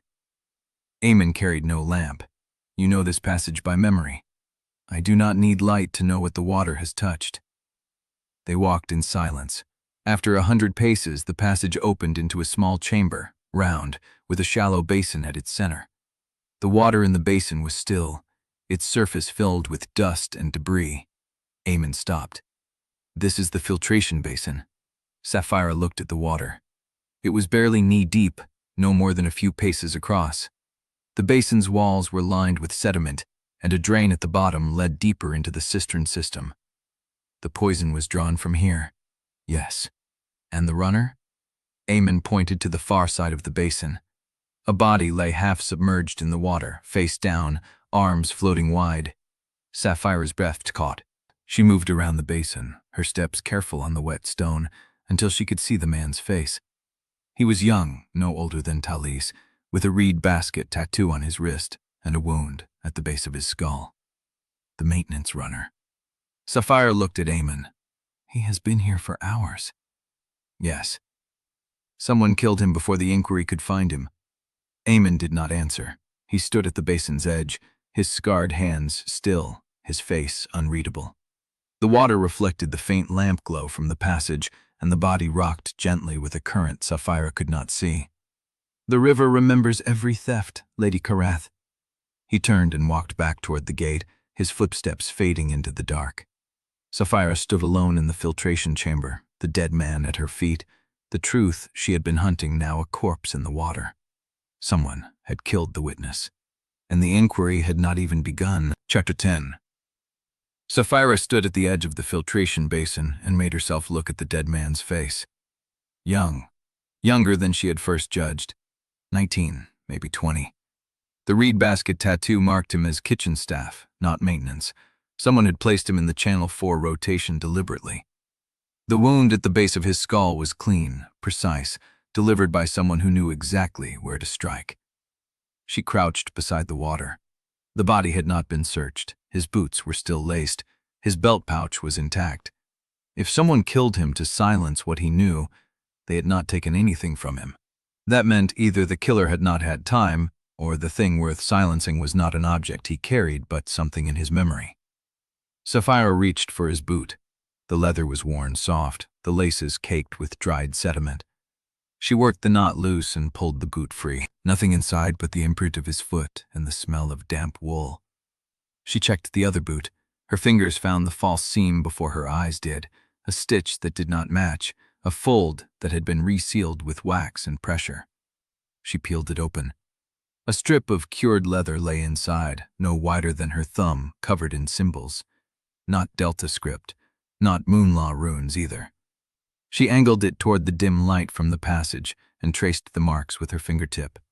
8 symbols arranged in 2 rows, the ink dark and slightly oily, as if mixed with something that would resist water damage. She did not recognize the script.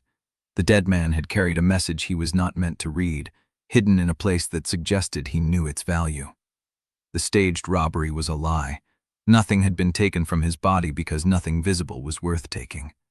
But this was worth killing for. Saphira tucked the leather strip into her own belt pouch and stood. Eamon was gone. The chamber held only the dead, the water, and the sound of her own breathing. She needed to decide. Nasrin's inquiry began at dawn. She could let the body be found as part of that process and present herself as one more shocked spectator, but she would lose control of what the priests discovered first. The river remembered truth, Nasrin claimed, but Saphira did not believe in witnesses that could not be bought. She could go alone. But the tunnels were dark, branching, and someone had already killed once tonight. She needed Idun. The thought sat in her chest like a stone she had swallowed whole. She did not trust him. She was not ready to trust him.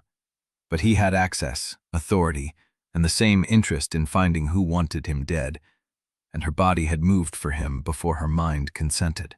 She climbed back up the passage, through the eastern gate, and into the cistern chamber. The water in the central basin was still, reflecting nothing. She crossed the stone floor and stepped through the maintenance entrance into the corridor that led toward the main hall. The guards at the end of the corridor snapped to attention when they saw her.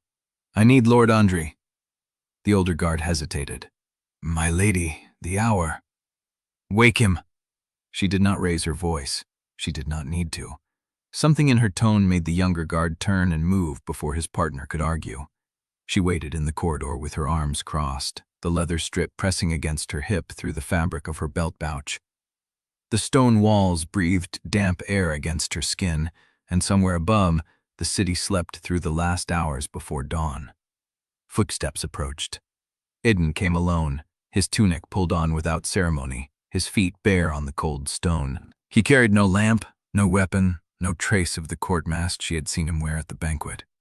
In the dim corridor light, he looked like what he was, a man pulled from sleep by news he did not want. "You found something?" Not a question. "You found the runner," he said, softer. Saphira held his gaze. "The body is in the filtration basin beneath the cistern. Someone killed him hours ago, before the inquiry could reach him. His boots carried a coded message in a script I do not recognize." Idun's stillness deepened. "Show me." She led him back through the maintenance corridor, through the cistern chamber, through the eastern gate that Eamon had left unlocked.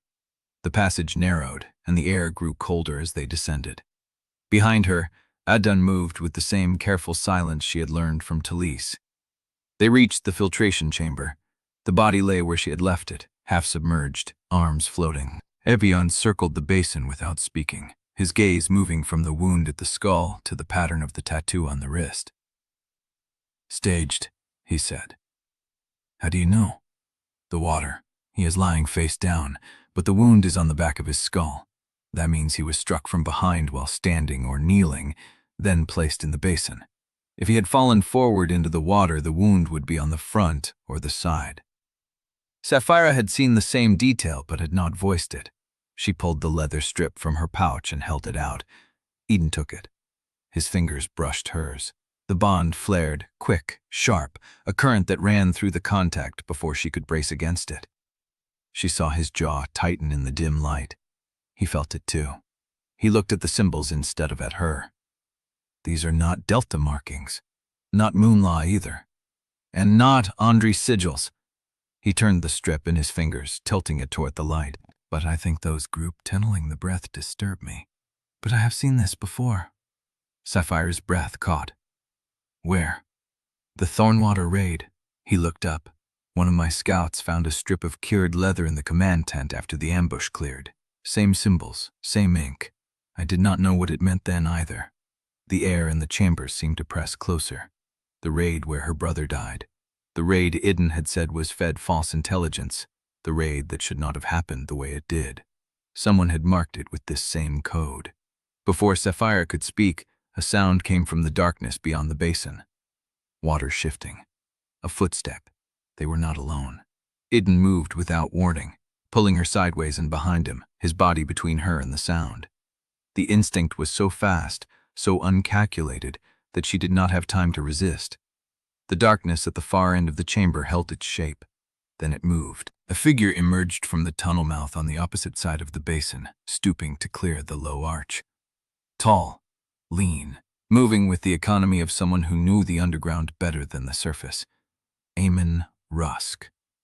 He stopped when he saw them. You found the second door? Saphira did not answer. She stepped out from behind Idun, though the heat of his body still pressed against her awareness. Where did you go? To confirm what the runner carried. Eamon held up his hand. In his palm lay a second strip of cured leather, identical to the one in Idun's grip.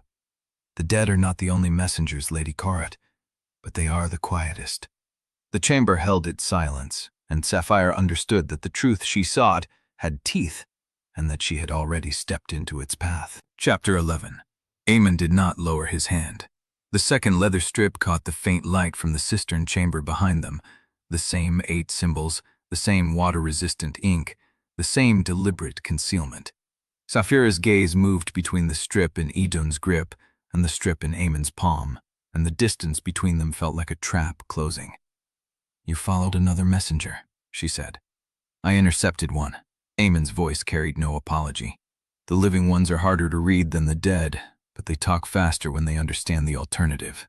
Idun shifted beside her, a fraction of movement that put him between her and the water again. How many of these strips are moving through the tunnels? Tonight, 2 that I found. The question is how many I did not find. The chamber settled into a silence that pressed against Saphira's skin. The dead runner floated in the basin behind them, his body a message none of them had fully decoded. The second strip in Eamon's hand meant the network was active now, not historical. Someone was still moving information through the dark. Show me the symbols, Saphira said. Eamon stepped closer. The water at the edge of the basin rippled with his movement, black and cold, the same water that had carried Nightshade to the marriage cup, the same water that held a corpse she had searched with her own hands. He held out the strip. Saphira took it.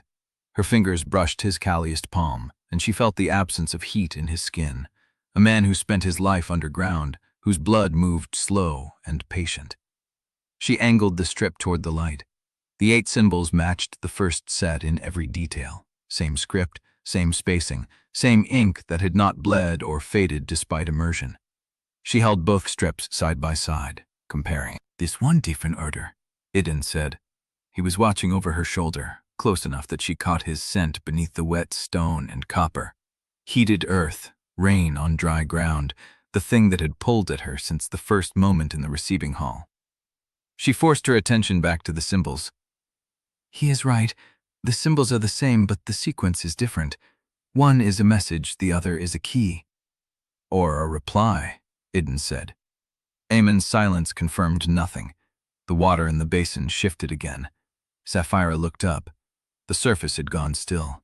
The dead runner's body had settled, arms no longer floating but drifting lower, as if something below had taken hold of him.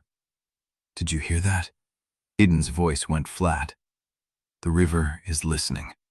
She did not ask what he meant. The presence she had felt during the ritual, the weight beneath the basin, the sense of something that watched through the water, pressed against the edge of her awareness. Then the ground moved. Not a tremor, not a settling of old stone, a shift, deep and deliberate, followed by a sound that came from below and above at once, the groan of rock under pressure, the snap of something giving way. Eamon turned. The eastern overflow. Which gate? Idun's voice cut through the dark. The one you came through. The word came from somewhere in the tunnel beyond the chamber, muffled by distance and stone. A crack, then another. Then the sound of water moving with purpose, not the idle ripple of a settled basin, but the rush of a channel releasing pressure. Saphira's wolf rose. Her body knew before her mind did. The fawn angled beneath her feet. The water in the filtration basin sloshed toward the eastern wall, and the tunnel entrance where they had entered began to shift. "Move," Idun said. He grabbed her arm, not a restraint, not a guide, a pull that carried her sideways as the eastern wall buckled inward. Stone shattered. Water erupted through the breach in a wall of black, thick with sediment and force, slamming into the chamber with enough power to lift the dead runner's body off the basin floor. The lamp went out. Darkness fell absolute, thick as cloth pressed against her eyes. The water hit her knees, her thighs, her waist, cold so sharp it stole her breath. She lost her grip on the leather strips, felt them tear from her fingers into the current, and then she was under. The water had no surface. She pushed, fought, found nothing, the direction lost, the weight of stone and current pressing her down. Her lungs burned. Her hands found nothing solid. Then a grip closed around her wrist, pulled. She broke the surface, gasping, water streaming from her face, and found Idun's arm locked around her, his other hand braced against a wall she could not see. His breath came hard against her ear. "Hold on to me." She did not argue. The current tugged at her legs, trying to pull her back toward the breach, but Idun held her against the wall, his body a brace against the force of the water. "The tunnel," she said. "The entrance. Gone." His voice was calm, too calm, the voice of a man who had already accepted the situation and shifted to survival. "The eastern overflow gate was breached, not by accident. The charge, timed." His grip tightened. Someone wanted us below when it hit. The water kept rising. Saphira's feet found a ledge, a broken piece of wall, something to stand on. She pressed her back against the stone and felt the current ease as they moved out of the direct flow. "Eamon?" No answer. Idun's silence was answer enough. The chamber had changed shape. The wall that had held the eastern gate was gone, replaced by a heap of broken stone and a channel of rushing water that fed into the dark. The filtration basin was unrecognizable, half collapsed, the body gone. "How far to the north secondary route?" 50 paces down the western channel, but the water will be deeper." "Then we move." She did not wait for his agreement. She pushed off the wall, letting the current pull her in the direction she hoped was west, her hands sliding along the stone for guidance. Behind her, Idun followed. The water was waist-deep now, cold enough to ache, thick with silt that coated her skin. She felt her way through the dark, one hand on the wall, the other reaching ahead for obstacles, for drop-offs, for anything that would tell her where the tunnel turned. How did they time it? The same way they timed the poison. His voice came from a few feet behind her. "They knew when we would be here." Nasrin's inquiry, or someone watching the cistern. The passage narrowed, the ceiling dropped, and Saphira ducked, her shoulders brushing wet stone on both sides. The water deepened, rising to her ribs, her chest, pulling at her lungs with every breath. "We need higher ground. There is a maintenance alcove 20 paces ahead," Idun said, "if it still exists." The water reached her collarbone. She kept moving, her feet finding uneven stone, her hands reading the wall like a map. The cold had settled into her bones, but the wolf beneath her skin stayed warm, stayed alert, stayed ready to tear through flesh if the dark brought a threat. Her fingers found a gap in the stone, a doorway. She pushed through into a space that was smaller, drier, raised above the waterline by a step cut into the rock. Her feet found solid ground. Behind her, Idun followed, water streaming from his clothes, his breath audible in the stillness. The alcove was no larger than a pantry, a shelf cut into the wall, a rusted bracket that had once held a lamp. And in the corner, a pile of debris that had not been there long. Broken slate, wet mortar, a fragment of leather no larger than her palm. Saphira picked it up.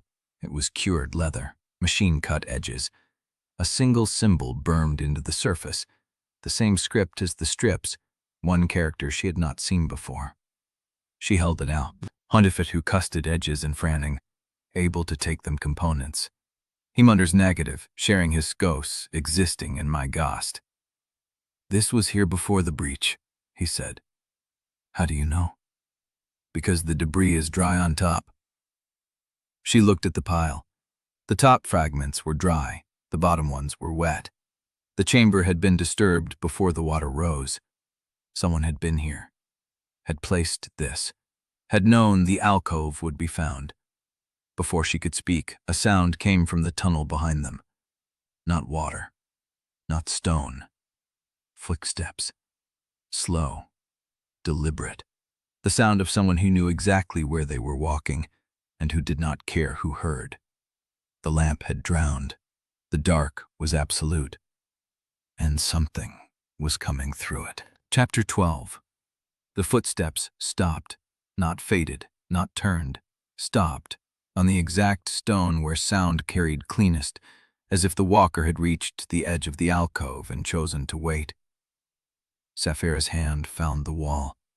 Wet stone, a fracture line, nothing that could serve as a weapon. Beside her, Idun had gone still. She could feel the shift in his weight, the way he turned his body to put himself between the sound and her, even in absolute dark where positioning meant nothing. "Who's there?" she said. No answer. The water lapped at the alcove step, dripped from her clothes. Her heart counted seconds she could not see.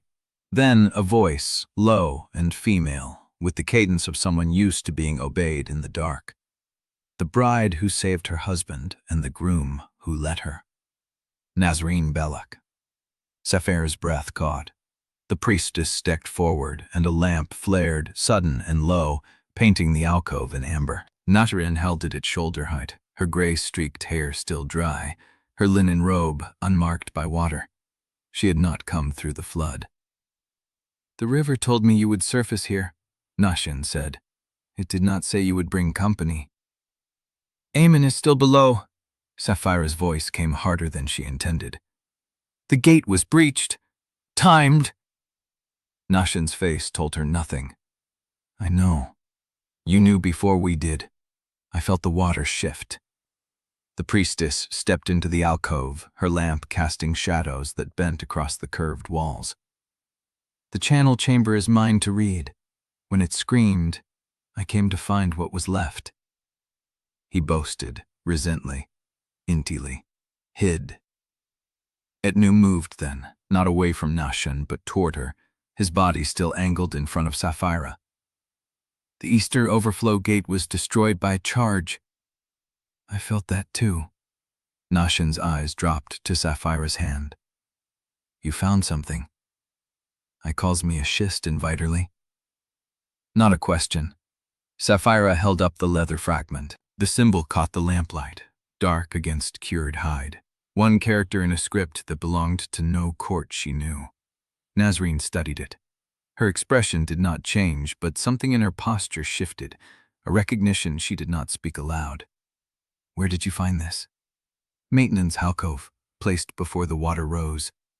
Nasrin took the fragment, turned it, held it to the lamp as if the light could extract meaning the symbol alone would not yield. "This does not belong to the river," she said finally, "and it does not belong to either of your courts." "Then whose is it?" Saphira asked. Nasrin's eyes lifted to meet hers. "That is the question the dawn inquiry was meant to answer, before someone decided to drown it." She handed the fragment back. Her fingers were warm, dry, untouched by the flood that had nearly killed them. "The inquiry will proceed," Nasrin said. "Not at dawn. Now." Cadnan's voice came quiet and steady. "The channel chamber is destroyed. The channel chamber was never the only place the river speaks." Nasrin turned and walked back toward the darkness she had emerged from. "Follow, and do not touch anything I do not name." Saphira looked at Idun. He nodded. They followed. The passage Nasrin led them through was not one Saphira had seen on any map. Narrow, dry, walled in stone that bore tool marks older than Mourndrift. The lamp cast their shadows long and thin, 3 figures moving in a line through a corridor that had no maintenance hatch, no drainage channel, no purpose she could name. Nasrin did not explain. She walked with the certainty of someone who had made this journey before, her bare feet silent on the stone, her white robe catching the light like a current moving through dark water. The passage opened into a chamber, small, circular, basin of still water at its center, no larger than a serving platter, set into the floor like an eye. No windows, no other doors. The air smelled of clean stone and something older, something that had been wet for a long time and would never fully dry. Nasrin stopped at the basin's edge. "This is the first well," she said, "dug before the courts divided, before the upper terraces sealed their gates. The river does not lie here because the river has never learned how." Saphira stepped forward. The water in the basin was perfectly still, black in the lamplight, so clear she could see the bottom, a bed of dark stone worn smooth by centuries of touch. "The inquiry," Idun said. "You want to hold it here? I want to finish what the flood tried to prevent." Nasrin looked at Saphira, then at Idun. "But first, I want to know what you are not telling each other." The silence stretched. Saphira felt the weight of it, the absence of ceremony, the lack of witnesses who could be bought or intimidated. There was only the water, the stone, and the 2 people who had followed her through the dark. Nasrin waited. Saphira's hands were cold, her clothes still wet. She could feel the leather fragment pressed against her palm, the single symbol burning like a brand. She thought of her brother, the way his voice had sounded the last time she heard it, the way the blade had looked when they pulled it from his ribs.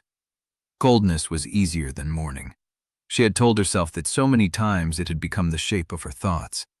But here, in a chamber the river had never lied in, with a priestess who saw what the water remembered, and a man who had been at Thornwater and carried that night with him like a wound that would not close, the coldness cracked. "I have carried my brother's death," Saphira said, "the way you carry a blade you cannot sheathe. I made it part of my hand, part of how I moved through the world. I told myself it made me sharper. That grief was a weapon if you held it right." She stopped. The basin's surface did not ripple. "I do not know if that is true," she said. "I only know it was easier than letting myself fall apart." Idun did not move. He did not reach for her, did not offer comfort she had not asked for.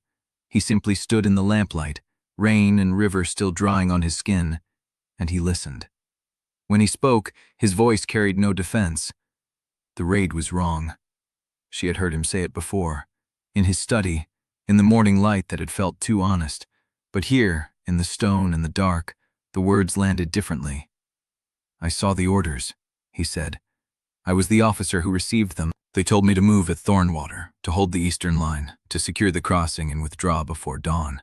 The terrain in the orders did not match the terrain I found. The patrol strength did not match the intelligence I was given. He had been there. He had seen her brother fall.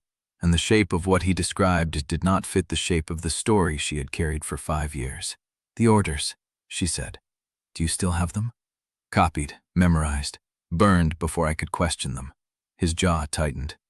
"I was young. I believed the chain of command was built on truth." Nasrin had not moved. Her eyes were on the basin, on the water that reflected nothing. "Show her," the priestess said quietly. Idun looked at Saphira. Then he knelt, one hand braced on the stone, and reached behind the basin's edge, into a crevice she had not noticed, a crack in the masonry that had been hidden by shadow. His fingers found something. He pulled it out. A slate. Small, no larger than his hand, its surface dark with age and mineral deposits. But the marks on it were not mineral. Symbols. The same script as the leather strips, the same unfamiliar characters, arranged in rows, 3 of them, burned into the stone with a tool that had bit deep and held. "This is not Ondrey," Idun said, "and it is not Korrath. I found it here, in this chamber, 2 days before the wedding, behind a valve that had been cracked and sealed so many times the repair marks looked 100 years old." He held it out to her. Saphira took the slate. The symbols were warm from his palm, dry, preserved, and they should not have existed in a chamber that only a priestess knew existed, in a language no living court claimed. The first row matched the dead runner's strip, The second row matched the fragment she had found in the alcove. The third row was different. She looked up at Nasrin, whose face held something she had not seen there before. Fear. "That third sequence," Saphira said. "What does it say?" Nasrin's hands folded at her waist. Her breath came slow, deliberate, as if she were choosing each word with the same care she would use to cross a river in flood. "It says the drought is not a failure of rain." The water in the basin trembled. "It says the river was taken." Chapter 13. The climb back took longer in silence.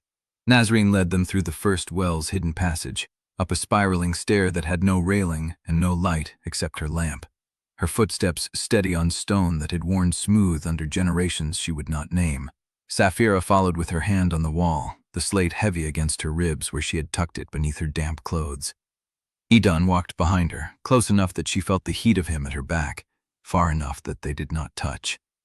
The passage opened into a storage alcove behind the cistern's upper basin, hidden behind a grate that looked rusted shut and swung open on oiled hinges. Nasrin turned before they stepped into the light. "You will not speak of the slate," she said. "Not to the council, not to your guards, not to each other where walls have ears." Saphira's jaw tightened. "And the body? The river will claim it before dawn. By the time anyone searches the filtration basin, the current will have carried him to the lower channels." Nasrin's eyes met hers. The dead tell nothing to those who would use their silence. She left them there, her robes brushing the stone, her lamp vanishing around a curve of wall. The grate swung shut behind her. Saphira stood in the half-dark, listening to water drip, feeling the weight of everything she now knew pressing against her ribs like a second blade. Idun spoke first. "She will keep the chamber hidden, the slate, the third row." His voice was low, rough from the flood and the climb. "But she cannot control what Wendell does once he learns we survived. Then we do not tell him we found anything. He will ask. Let him."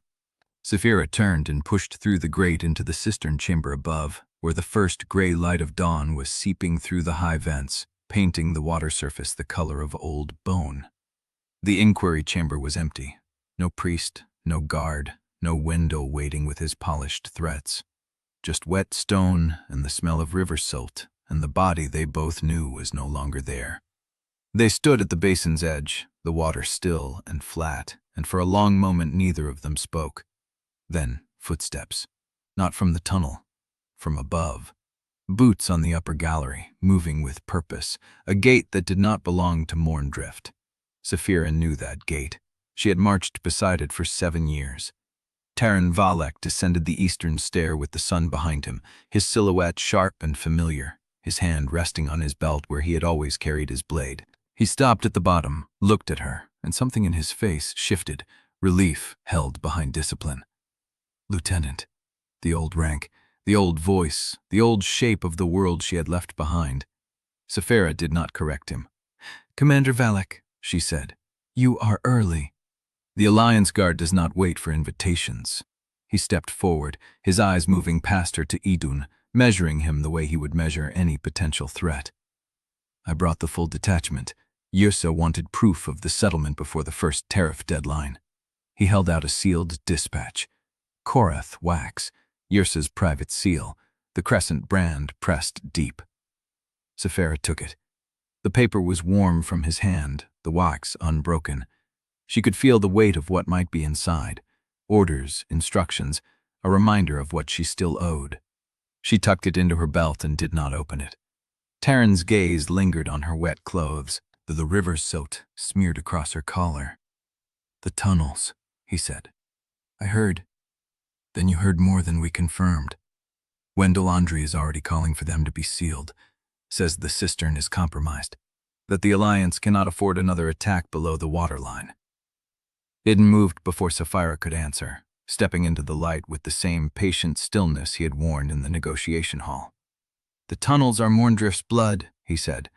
"Sealing them will kill the lower markets before the drought can." "The lower markets are already dying," Teren said. "I saw them on the descent." "Then we need the tunnels open more than we need them safe."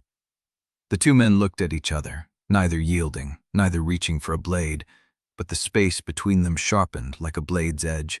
Saphira stepped between them. "Neither decision gets made on the gallery floor," she said. "Now before I change out of wet clothes and read my Matriarch's dispatch."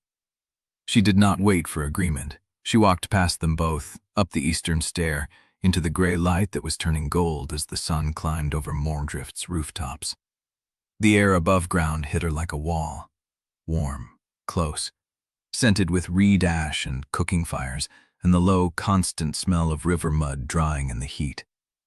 The city was waking. Voices carried from the market tiers, the clatter of baskets and the creak of pulley lines, the ordinary sound of a day that did not know what she had found in the dark. She stopped at the top of the stair and let herself feel it. The weight of the slate, the shape of the third row, the words that had not stopped repeating in her skull since Nasrin spoke them. The river was taken. Not a failure of rain, not a natural collapse. Someone had done this, on purpose. Over years, maybe. A slow theft hidden inside drought, a crime buried in the language of disaster. And she had walked past the men who might have done it without showing a single crack in her face.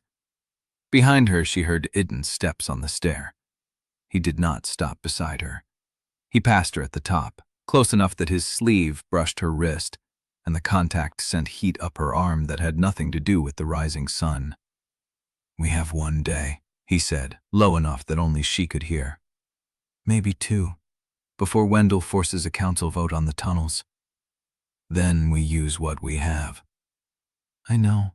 He did not look at her, but his voice dropped further into something almost private. "The slate, the third row. If Nasrin is right and the river was taken, the person who took it is still here, still in Mourndrift, still watching." Saphira turned her head just far enough to see his profile, the line of his jaw, the wet collar of his shirt, the stillness in his shoulders that she was beginning to understand was not calm, but a kind of endurance. "Then we find them," she said. Idun's hand moved, not quite reaching for her, not quite pulling away. "We will." He walked on.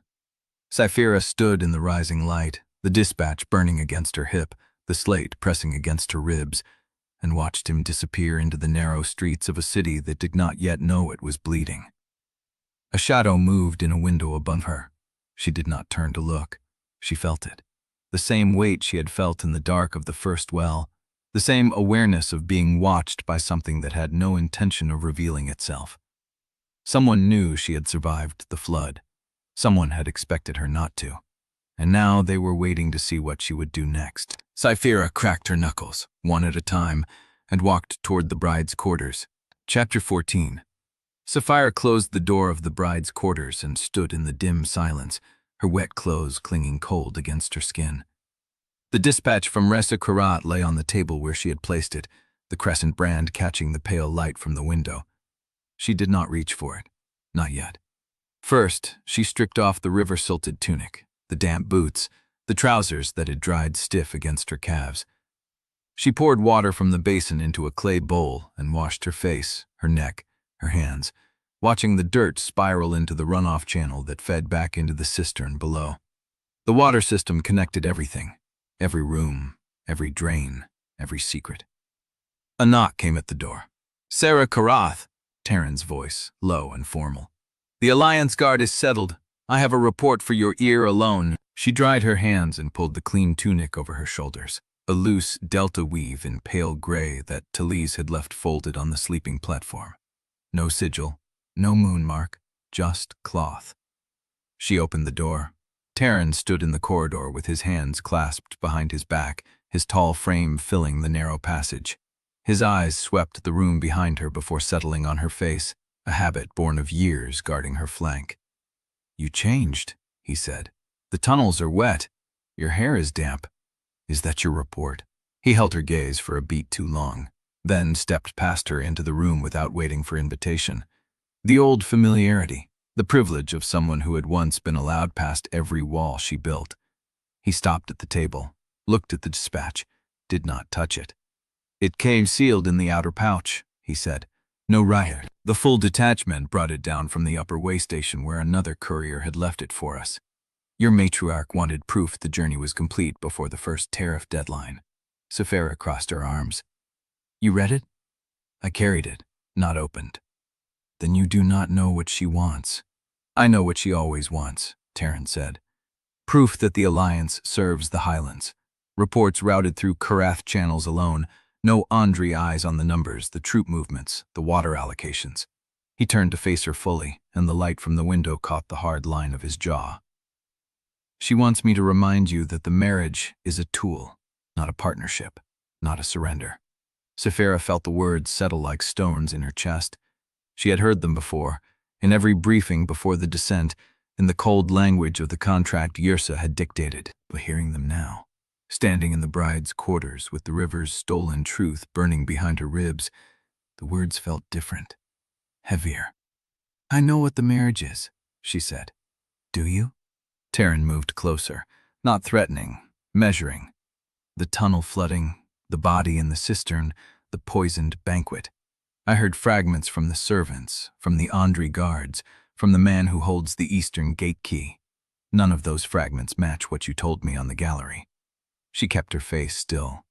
I told you the tunnels are compromised. That is true. It is not all of the truth. It is the truth you need.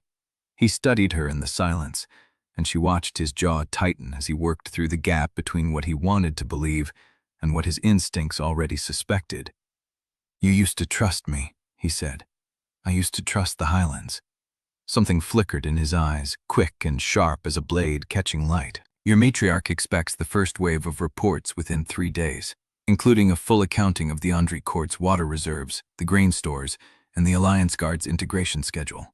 She will know if the numbers are altered. Then she will know what the numbers are. And the rest? Teren leaned closer. Will she know you spent the night in flooded tunnels with Lord Idun Ondrey? That you found a dead man in the water and did not report it to the inquiry? That Nasrin Belak is hiding something in the chamber beneath the first well? The name hit her like cold water. Saphira's hand twitched at her side. She controlled it. What do you know about the first well? I know it exists. I know Nasrin visits it alone. I know the river has eyes beneath Mourndrift that no highland map accounts for. He paused. I also know your brother used to speak of hidden chambers in the Delta before the raid. The air in the room changed. Her brother, in Teren's mouth, used like a key. You never told me that, she said. You never asked. The silence stretched long between them, filling with things unsaid. Saphira felt the weight of the slate still pressed in her memory, the third row of symbols, the word taken ringing through every thought she tried to contain. I will send the reports Yrsa expects, she said, through Korrath channels, within the deadline. And the rest? The rest is mine. Teren held her gaze for a long moment, then he nodded, once, and stepped back toward the door. I will not warn you again, Lieutenant. Your matriarch's patience is not infinite, and neither is mine. He left. The door clicked shut. Saphira stood in the quiet, her hands pressed flat against the table edge, the unopened dispatch still lying where she had left it. She did not look at it. She looked at the lock. The single key turned in the mechanism. The bolt slid home. Someone had watched her through the window this morning.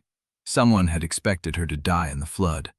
And now, Teren Valak, the man she had trusted through a decade of campaigns, knew the shape of the truth she was hiding. She reached for the dispatch. The wax cracked beneath her thumb. The paper unfolded, Yrsa's script tight and precise across the page. Saphira. The Ondrey heir has not yet proven his value to the Alliance. I expect evidence of compliance before the tariff audit. If the Delta Court resists, you have standing to negotiate by any means necessary, including demonstration of Korrath authority through the Rite of Consummation. Do not let sentiment delay the harvest reports. The terraces are watching. Send proof of progress by Moonrise, 3rd day. She read it twice, then a 3rd time, including demonstration of Korrath authority through the Rite of Consummation. Yrsa was not asking her to seal the alliance. She was ordering her to force it. To use the mate bond as leverage, as a weapon, as proof that the marriage was not a negotiation but a conquest. Saphira set the letter down. She did not crack her knuckles. She sat in the chair facing the window where the shadow had moved in the dawn light and waited for the first signal that already someone inside Mourndrift knew exactly what her matriarch had commanded. A soft knock came at the door, not Teren's rhythm. "Talise?" The handmaid slipped inside when Saphira opened the door, her dark hair coiled tight, her observant eyes scanning the room before she spoke. "Someone searched your quarters while the highland escort stood watch." Talise's voice was low, controlled. "I found the drawer in the dressing table shifted. The seam of the mattress was pressed flat where someone had lifted it, and the river grass I placed on the windowsill was gone." Saphira's gaze drifted to the empty sill. "What else did they take?" "Nothing visible." Talise paused. "But they left something in the fold of your sleeping platform." She held out her palm. A single dried reed, braided into a ring too small for any finger, lay across her skin. Saphira took it. The braid was tight, deliberate. The reed was not dry. It was still slightly green at the cut end, recently snapped, recently woven. A message. From someone who had been inside her room while her own guard stood outside. Chapter 15. The braided reed ring sat in Saphira's palm, its green-cut end still damp. Someone had come through her locked door while Teren Valak's guard stood outside.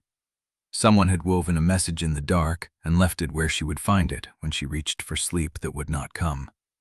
"What does it mean?" she asked. Talise shook her head. "Reed rings are Delta tradition, given as farewell tokens. Fishermen leave them on the banks before they go downstream." "Farewell. Or warning." Saphira turned the ring in her fingers. The braid was tight, precise, made by hands that knew the rhythm of the work. Not a servant's hurried weave. Someone had taken time. She slipped it into her pocket. "Nothing leaves this room," she said. "Not the ring, not the search, not the missing grass." Talise nodded once, then slipped back through the door. The lock turned again. Saphira stood alone in the growing dawn light. Yrsa's dispatch still open on the table, the reed ring pressed against her thigh through the thin fabric of her tunic. The mate bond hummed beneath her ribs like a held breath. She did not sleep. By the time the first bell rang across Mourndrift's rooftops, she had washed, dressed in the formal indigo wrap Talise had laid out, and braided her own hair tight against her scalp. No delta weave, no river grass. The Korrath knot sat at the base of her skull like a declaration. Let them see what they were demanding proof from. The knock came as she finished securing the wrap. Not Talise's rhythm. The voice on the other side belonged to a male attendant, breathless, formal, reciting words that had clearly been memorized. "Lord Idun requests your presence in the Hall of Elders. The council has convened an early session." Saphira opened the door. The attendant's eyes dropped to her hands. "There are representatives from both courts. Priestess Nasrin has been called."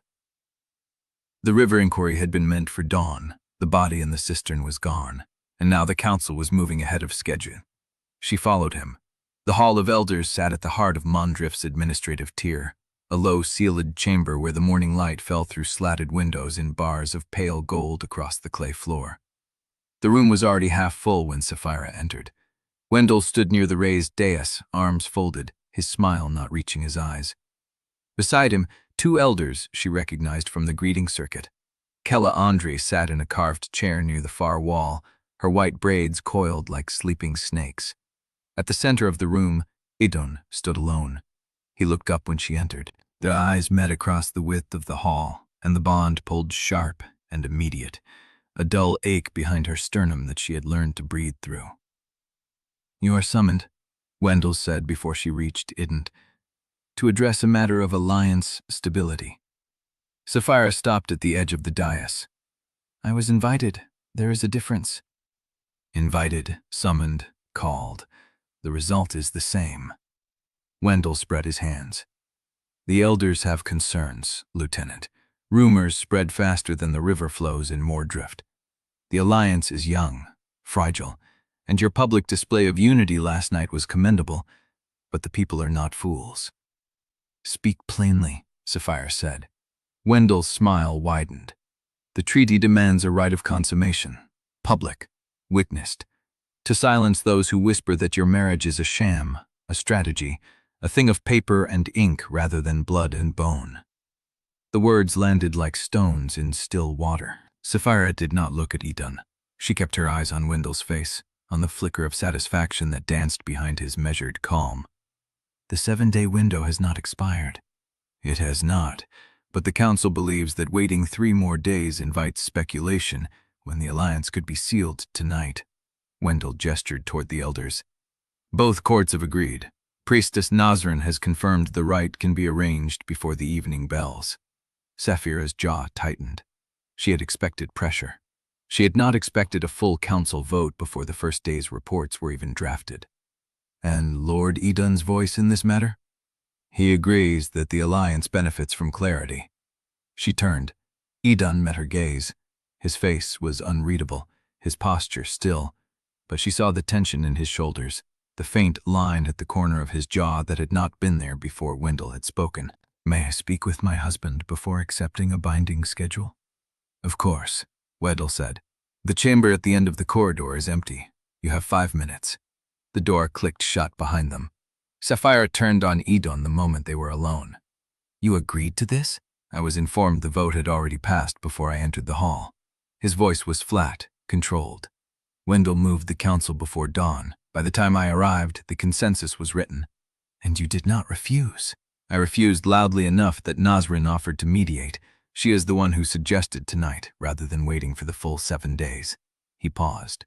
She said the river cannot hold 2 truths at once. Either the bond is real and the rite confirms it, or the Drought Council will never trust a single word we speak.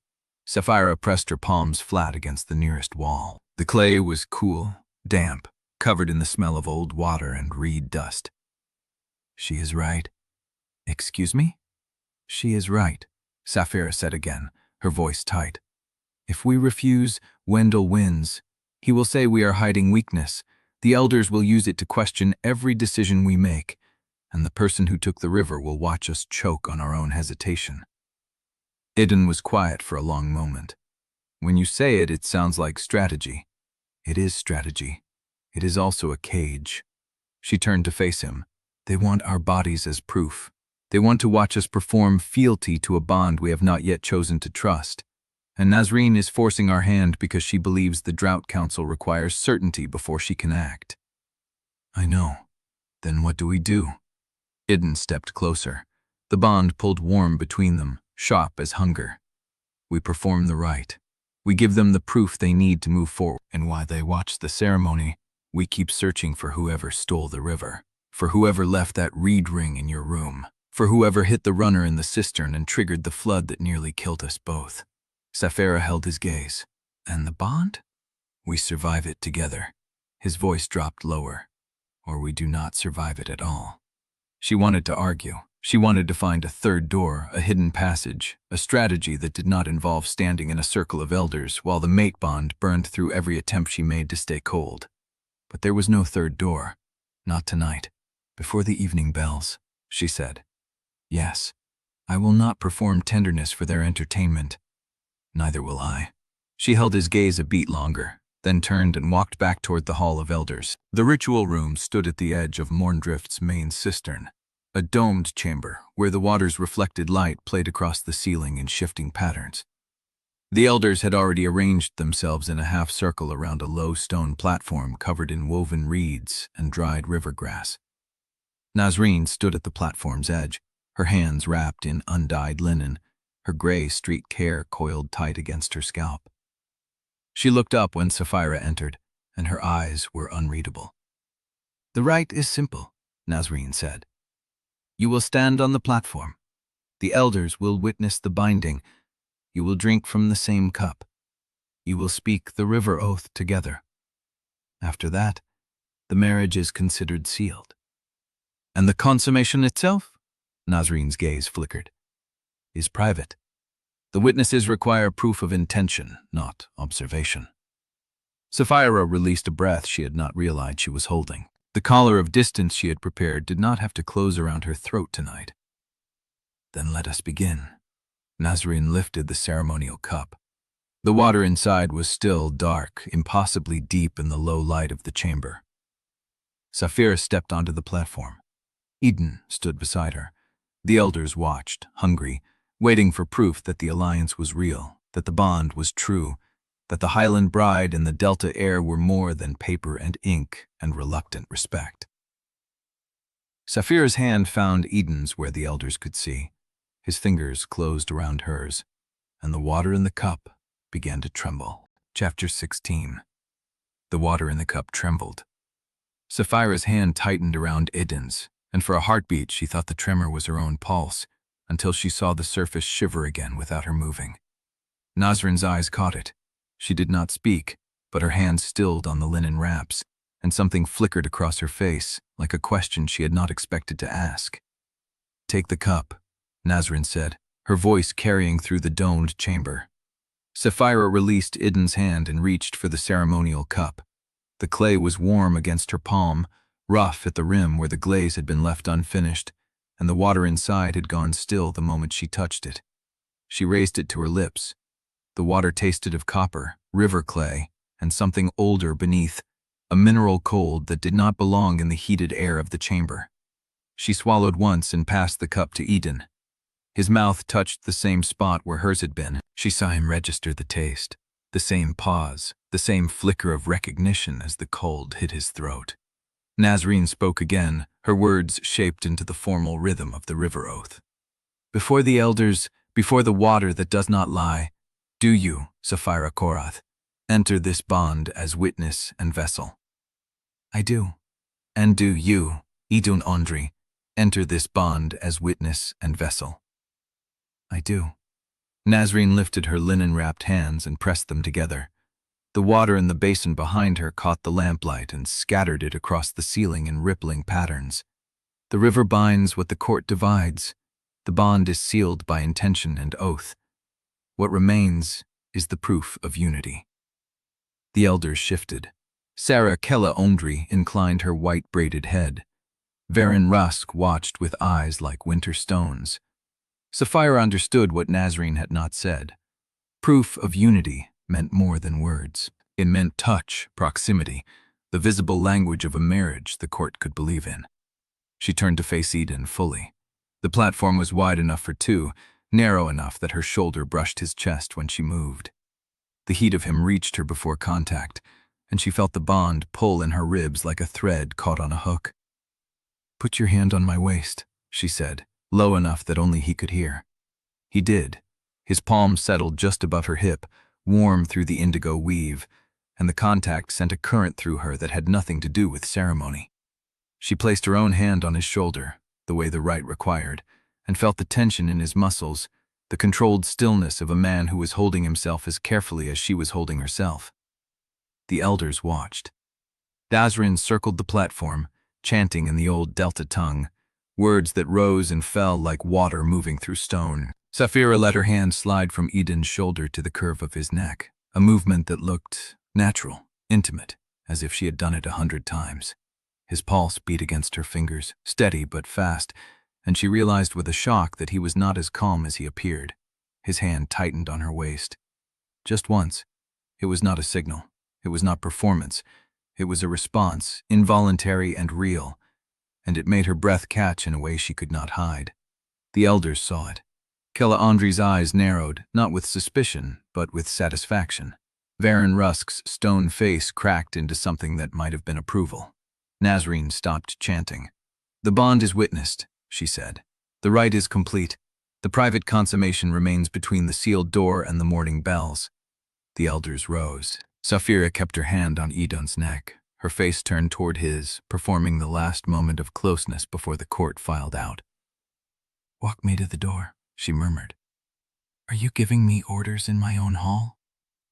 "Survive it together. That was the agreement."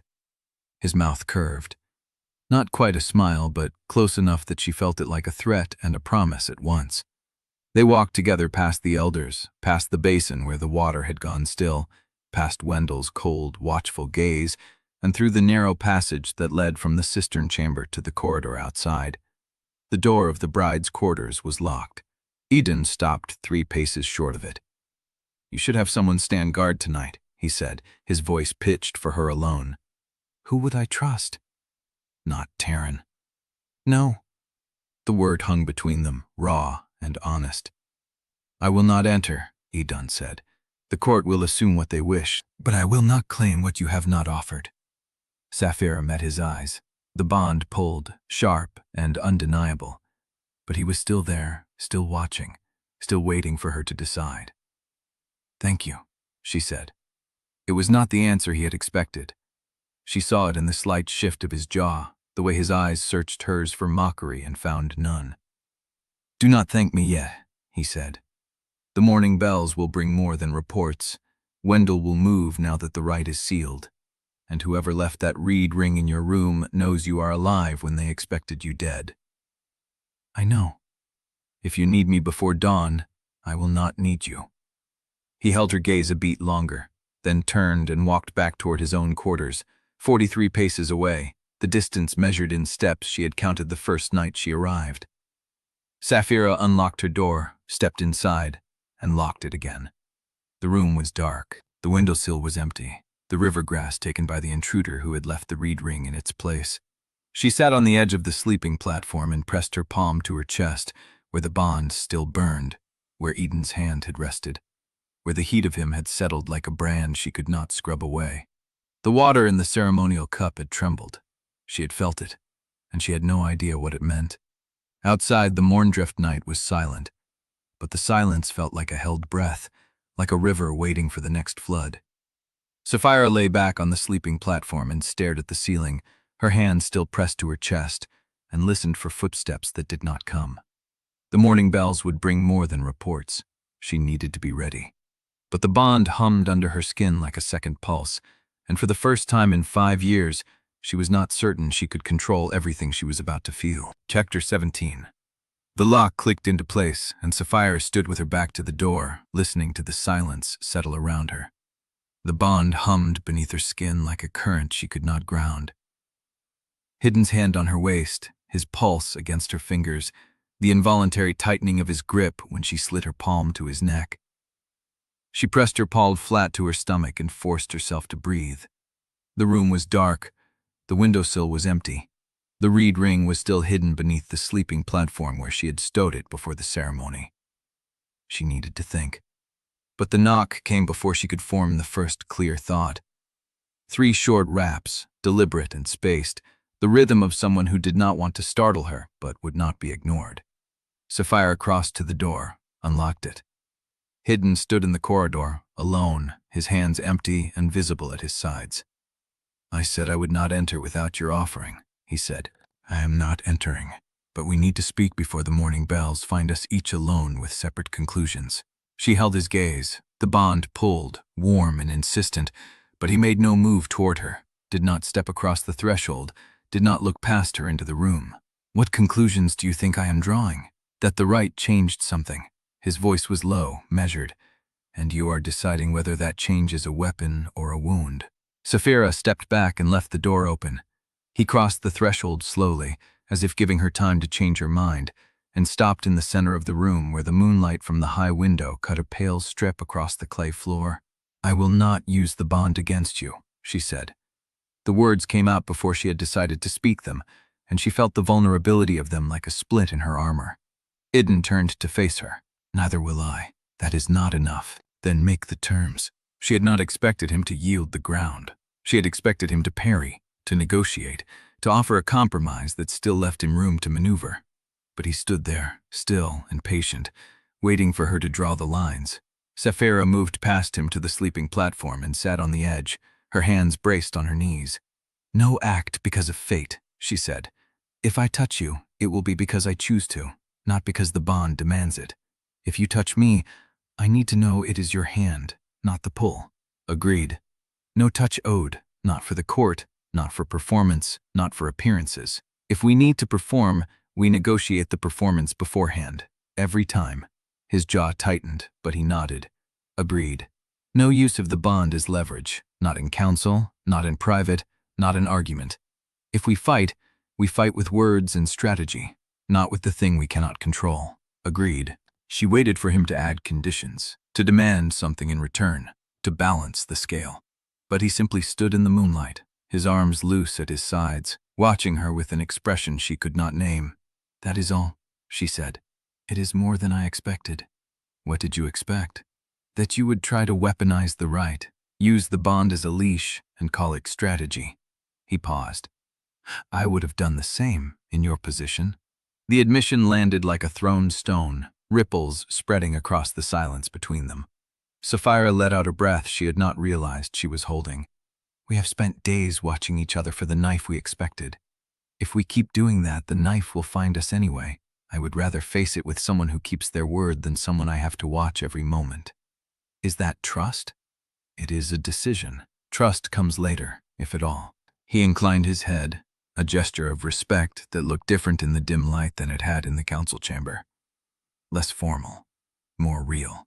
"Then I will earn it," he said. "Starting now, I will not enter this room again without your invitation. I will not touch you without your permission. I will not use what I learn about you as ammunition in any room we share.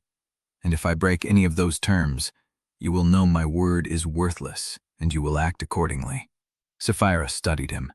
The moonlight caught the edge of his jaw, the stillness in his shoulders, the careful way he held himself, as if he knew exactly how much space he occupied and was choosing not to take more. "The water trembled," she said, "in the cup, before I touched it. I know. What does it mean? I do not know. But I think Nasrin does, and I think she is waiting to see what we do with the knowledge. Then we find out, but not tonight. No, not tonight." He moved toward the door, and Saphira rose to follow, to lock it behind him. But as she crossed the room, her foot brushed something wet. She stopped, looked down. A thin sheet of water lay across the clay floor, no wider than her palm, trailing from the base of the sealed message cabinet near the far wall. The cabinet she had not opened since the blade appeared, the cabinet that had been locked and sealed with moonwax since the morning of the wedding. Saphira knelt and touched the water. Cold. Fresh. Not condensation, not a spill tracked in from the corridor. It was seeping from beneath the cabinet's base. Idun was at her side in 2 strides. His voice dropped to a whisper. "When did you last open that cabinet?" "I have not opened it since the blade appeared.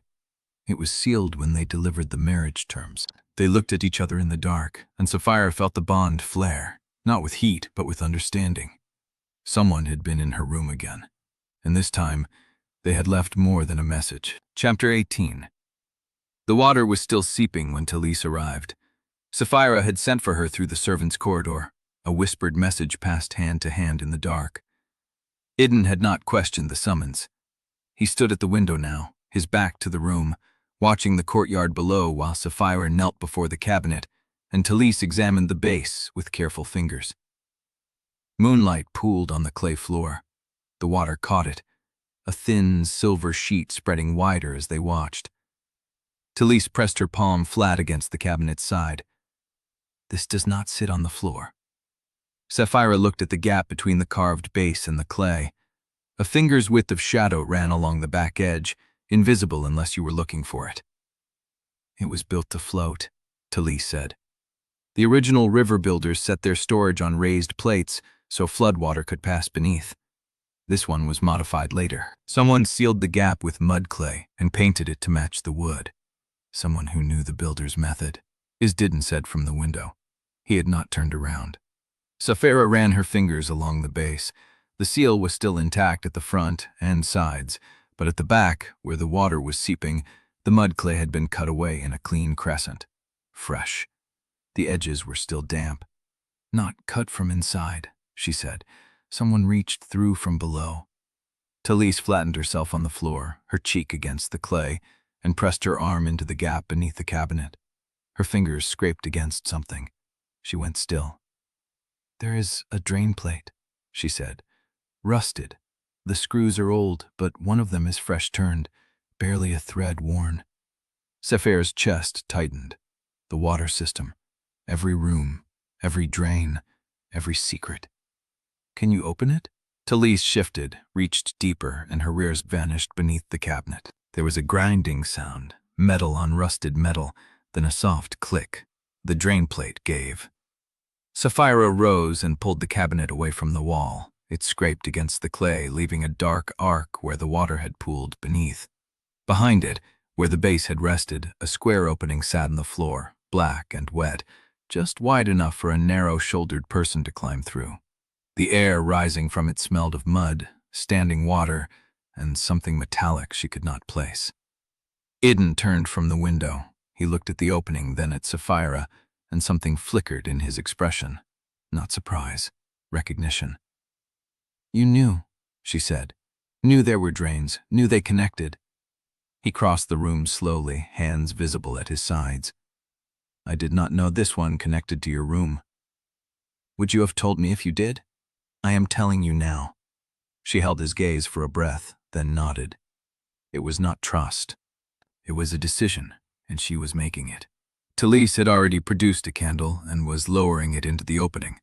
The flame guttered, steadied, and revealed a narrow tunnel sloping downward, its walls lined with the same mud-red clay as the cistern passages below. "Where does it lead?" Saphira asked. "To the Channel 4 junction," Talise said. "The same tunnel we used the night of the investigation. But there is a fork I have never mapped. It branches east toward the elder quarters." "Show me." Talise lowered herself into the opening, her feet finding purchase on a rusted ladder rung. Saphira followed, the wet clay cold through her clothes, and Idun came last, pulling the cabinet back into place above them, sealing them into the dark. The tunnel was narrower than the passages below the cistern, barely wide enough for two shoulders. The ceiling pressed low, forcing them to crouch. Water trickled along the floor, cold and persistent, carrying the same metallic scent Saphira had noticed above. Talise moved ahead, her candle casting long shadows that twisted and reformed with every step. She stopped at a junction where the tunnel split, one branch continuing straight toward the Channel 4 gate, the other angling east through a passage walled in dressed stone, not clay. "This is the fork," Talise said. "I have never taken the east passage. The door at its end is sealed with a lock I do not have the key for." Saphira crouched and examined the stone. The blocks were older than the clay sections, cut with marks she recognized. Moonlaw marks. The same symbols used in highland construction to denote supply routes and messenger corridors. "The Korrath built this," she said, "before the courts divided, when the canyon was one territory." Idun moved past her, his fingers tracing the symbols. "If the Korrath built it, they built it for a reason. What lies at the other end?" "The elder sleeping chambers," Talise said. "The west wall of Idun Ondrey's quarters, and, one floor above, the council archive room." Saphira's mind moved faster than her body. The sealed cabinet, the copied dispatch, the Moonlaw waxwork. Someone fluent in Highland protocol had used a drain passage built by the original Korrath engineers to access her room, breach a sealed cabinet, and leave a message. "Talise, when did the delivery times you found in the shift logs align with the tunnel marks?" Talise's eyes went sharp. "The third watch. Every third watch for the past 6 nights. The same time the maintenance logs showed a runner in Channel 4, but the runner was not logged as active." "Someone has been moving beneath this court for 6 nights, Saphira said. "Copying messages, resealing seals, leaving blades and rings, and water," Idun said. They both looked at him. He was still standing at the east passage entrance, his hand pressed flat against the stone. "The water is not a leak," he said. "It is a message. Someone wants us to find this passage, wants us to follow it." Saphira stared at the corridor ahead, the dark opening, the promise of answers that might be another trap. "Then we follow it." She took a step forward, and the ground beneath her foot shifted. A stone sank. Somewhere above, a door slammed shut. Chapter 19. The stone stopped sinking. The silence above held, and no second door fell. Saphira stood frozen, her weight still poised on the foot that had triggered the mechanism. Beside her, Idun had gone still too, his hand halfway to his belt, his breathing shallow. "Wait," Talise whispered. She raised the candle higher, scanning the ceiling where the sound had come from. "That was not a trap." "How do you know?" Saphira's voice came flat, controlled. "Because a trap would have brought guards. That was a seal dropping. Someone above just closed the entrance we used." Idun moved past them, crouching at the junction where the east passage branched.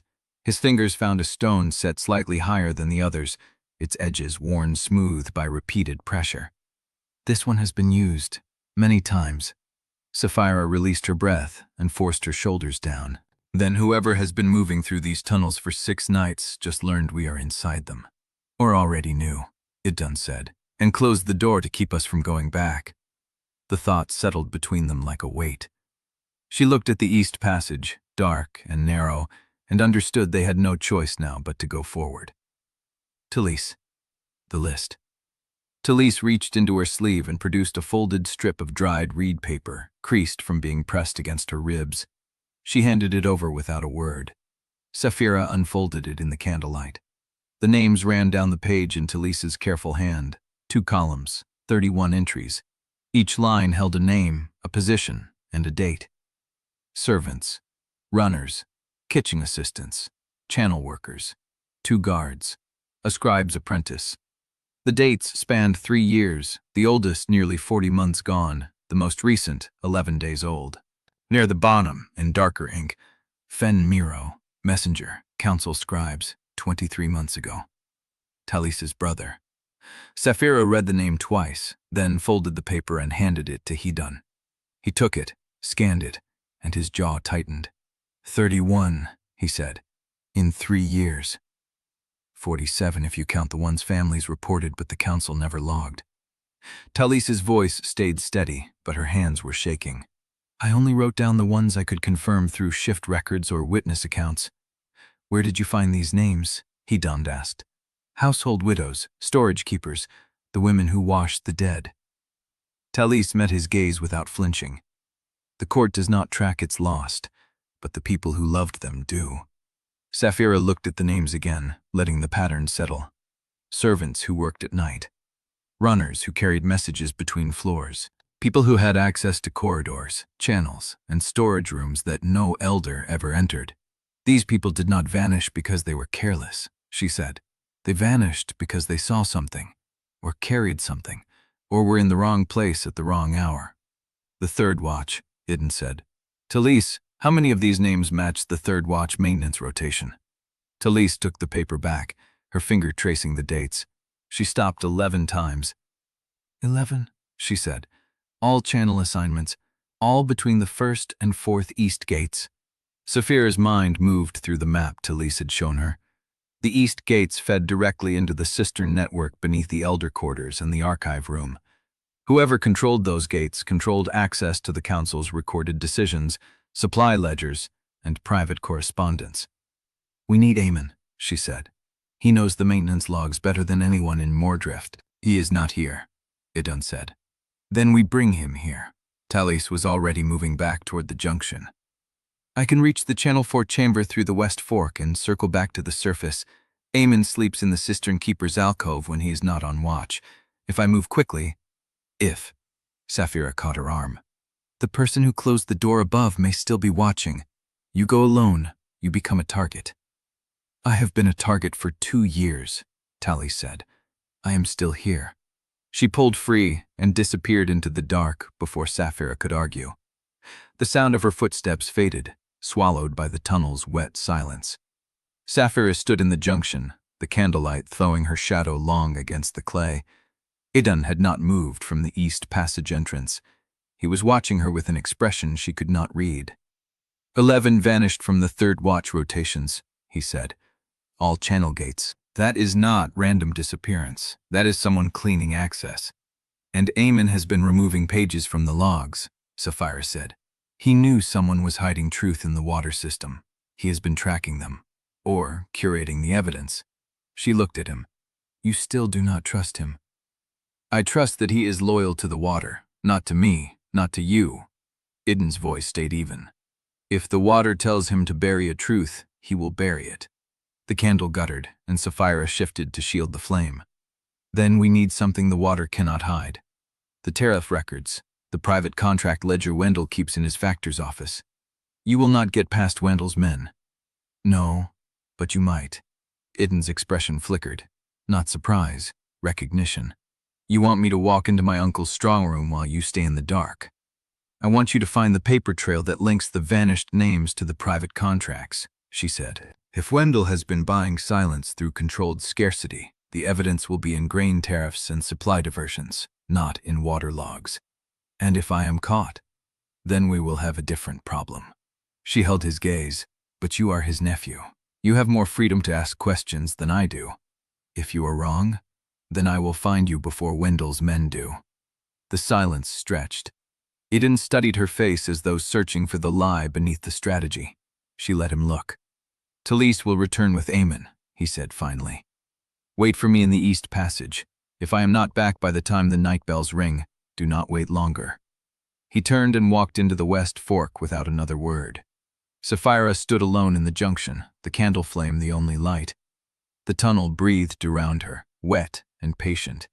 She stepped into the East Passage and let the dark close over her. The passage curved gently, its walls changing from clay to dressed stone as she moved deeper. The Moonlaw marks grew denser, covering entire blocks in repeating patterns she recognized from highland construction manuals. Supply routes, emergency exits, messenger corridors built so that information could flow faster than any surface runner. Someone had carved fresh marks into the older stone. Small, deliberate. A single symbol repeated at intervals pointing forward. She followed them. The passage opened into a chamber the size of a storage cellar, its ceiling braced with iron beams, its floor covered in a thin sheet of standing water. At the far end, a wooden door stood slightly ajar, light bleeding through the crack. Saphira killed the candle and pressed herself against the wall. The light moved. Someone was on the other side, shifting a lamp or a candle, their shadow sliding across the gap beneath the door. She waited, the shadow stilled. Then a voice came through the crack, low and male, speaking a language she did not recognize. Not Delta dialect, not Highland court tongue, something older with consonants that clicked like stone on stone. She held her breath. The voice stopped, the light went out, and the door swung open into empty dark. Chapter 20. The council supper was held in the upper hall, where the heat of the delta had been beaten back by river stone walls and the steady drip of candles melting into copper trays. Saphira sat 2 seats from Idun Ondrey and let him fill the silence. He was good at it. The voice of a man who had spent decades learning how to sound reasonable while every sentence tightened a noose. He spoke of grain shipments delayed by patrol closures, of merchants who could not risk the eastern roads, of the need for private contracts during drought because public stores could not be trusted to reach every mouth. The council allocates by need, he said, spreading his hands. But need is measured by whoever holds the pen. A man with storage rights and a private ledger feeds his own quarter first. That is not greed. That is survival. The elders around the table nodded. Idun sat across from her, 3 seats down, his plate untouched. He had not looked at her since the meal began, and she understood why. Their presence here together, the sealed Rite still fresh, made every glance a statement. He was letting her watch without becoming the focus of the room. She used the time. The Factor 2 chairs from Wendell wore a delta-woven cuff, the kind that hung loose over the wrist. The pattern in the weave was tight, geometric, repeating. She had seen that knot work before. On the seam of a dead man's boot. Her hand stayed still on the table. Wendell was still speaking. The real question is not whether private contracts protect the wealthy. It is whether the wealthy will still be here to feed the rest when the public stores run dry. He paused, letting the weight settle. I have made arrangements. Grain routes that do not depend on council approval. Water shares traded through family channels. If the drought worsens, Mourndrift will not starve because I prepared. Idun Ondrey's white braids caught the candlelight as she leaned forward. And who decides which families receive these arrangements? I do. Wendell smiled. It did not reach his eyes. But I have never let a blood connection die of thirst. That is more than the Highland court offers its own. The table murmured. Saphira kept her breathing even. The factor with the knot cuff had not spoken once.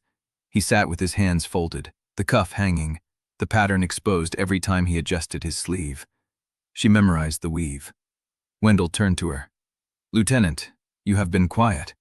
Do you find our Delta customs tedious? I find them instructive. Ah, He lifted his cup. The Highland way. Observe before you strike. I admire the discipline, even when I am the one being observed. The table laughed. Light, polite. The laughter of people who knew better than to take sides yet. Saphira matched the tone. If I observed you, uncle, I would see a man who has spent years preparing for a crisis that has not yet arrived. I wonder what you sacrificed to have those arrangements ready. Wendell's smile did not flicker. Preparation is sacrifice. I gave up the comfort of believing someone else would manage the problem. That is the cost of being ready. And the profit? The hall went still. Wendell set his cup down slowly. Survival is its own profit, Lieutenant. When the river fails completely, you will understand the difference between what a contract costs and what starvation costs. They are not the same number. She held his gaze. No, they are not. The factor with the knot cuff shifted, his sleeve pulled back, and she saw the cuff's underside, a secondary pattern, smaller, knotted in a darker thread. Her heart beat once, hard. The pattern matched the third leather fragment, the one planted in the alcove before the flood. Wendell was watching her watch him. Something catches your interest, Lieutenant? She did not look away from the factor. Your factor's cuff. Unusual weave. The factor's hand stilled. Wendell laughed, a warm sound that did not match the temperature of his eyes. You have an eye for craft. Teren weaves his own cuffs, a habit from his river worker youth. He says it keeps his hands busy during negotiations. Does he teach the pattern? Only to those who ask. Wendell's voice dropped half a register. Are you asking, Lieutenant? The question hung. She felt every eye at the table turn to her, felt the weight of the candlelight, the sweat on the clay walls, the slow drip of melted wax. I am curious about Delta traditions, she said. The Highlands teach us that a knot carries meaning. What does that pattern mean? The factor, Joran, looked at Wendell, a flicker, barely visible. Wendell nodded. Joran spoke for the first time. His voice was rough, like stone dragged over stone. River thread. The weave follows the current. It means the wearer knows the water. Knows it how? As a worker, not as a master. The difference between a man who reads the current and a man who tries to control it. Joran's eyes met hers. I was a channel man before I became a factor. I know the tunnels because I built them. The table was silent. Saphira felt the bond hum beneath her skin, a low current she had learned to carry without flinching. She kept her voice level. Then you would know which tunnels still carry water and which have been sealed. I would. And which ones carry messages? Joran did not answer. Wendell's smile widened. Lieutenant, you are interrogating my factor at a supper table. Are you sure you want to follow that thread tonight? She heard the warning beneath the pleasant tone, heard it, and chose to let it pass. Merely curiosity, she said. I am still learning Mourndrift's customs. Learn carefully. Wendell raised his cup. Some customs are older than the courts. They do not yield to questions. He drank. The table breathed again. Saphira kept her eyes on Joran's cuff until the meal ended. The knot pattern stayed burned into her memory, the same symbols she had seen on the dead runner's boot, the same leather fragment language that connected the vanished servants to the Thornwater raid, to the flood that nearly killed her. The factor knew, and Wendell knew she had seen it. When the elders rose and the supper broke apart into smaller conversations, Wendell found her near the eastern door. He moved through the crowd without effort, the way a man moved through rooms he owned. Lieutenant, she turned. His face was pleasant, fatherly, the face of an uncle who had never raised a hand to his kin. I want you to know that I do not hold your suspicion against you. You are a stranger in a strange court. It is natural to look for enemies where there are only people trying to survive. I am not looking for enemies, she said. No, you are looking for truth. I understand the difference. He stepped closer, close enough that she caught the scent of river clay and candle wax. But truth is a dangerous thing in Mourndrift. It has a way of drowning the people who find it. Then I will learn to swim. His smile softened, almost fond. I hope you do, Lieutenant. I truly do. He walked past her into the corridor. The door swung shut behind him. Saphira stood alone in the candlelight. The bond pulsed. And she knew, with the certainty of a blade already in motion, that Idun Ondrey had seen her recognize the pattern, had watched her file the information away, and had already adjusted the board. She was not hunting him. He was letting her chase the pieces he wanted her to find. The question was whether she could see the trap before it closed. Chapter 21. The training court sat at the eastern edge of Mourndrift, wedged between the cistern wall and the reed pack compound where the Delta Guard drilled. Dried clay beneath her boots, salt sweat in the air. Saphira had been here since before dawn, working through forms she had learned in the highland yards, because sleep had refused her and the bond hummed low and restless under her skin. She pivoted, threw a combination that ended with her forearm across an imaginary throat. Reset. Did it again. The door scraped open. She did not turn. She knew the weight of Teren's stride, the way his boots dragged slightly on the left heel from an old break they had never set properly. "Lieutenant?" She completed the form, lowered her arms. "Teren?" He stood just inside the doorway, arms loose at his sides, his face carrying the careful blankness of a man who had come to say something he did not want to say. He wore the highland gray. His blades were at his belt. "You did not report to me after the Rite," he said. "I did not know I was required to. You are required to do a great many things you have stopped doing." Saphira turned to face him fully. The training court was empty except for the two of them, the sand floor scuffed from her boots, the torchlight throwing their shadows long across the clay walls. "Then say what you came to say, Teren." He stepped forward, not threatening, measuring, the same way he had measured every opponent before a bout in the highland yards, cataloging angles and weight distribution before committing to a strike. "Your reports have changed," he said. "The dispatches you send back to the terrace are thinner. You withhold troop positions. You describe the Delta water supply in general terms instead of specific numbers. You are feeding Ursa what she wants to hear, not what she needs to know." Saphira said nothing. "I have been in this court 3 days, Teren said. 3 days, and I have watched you walk past me in corridors, dismiss my guards from your door, and disappear into chambers I am not permitted to enter. The Ondrey heir's scent is all over your quarters, and you look at me like I am the enemy. You are not the enemy."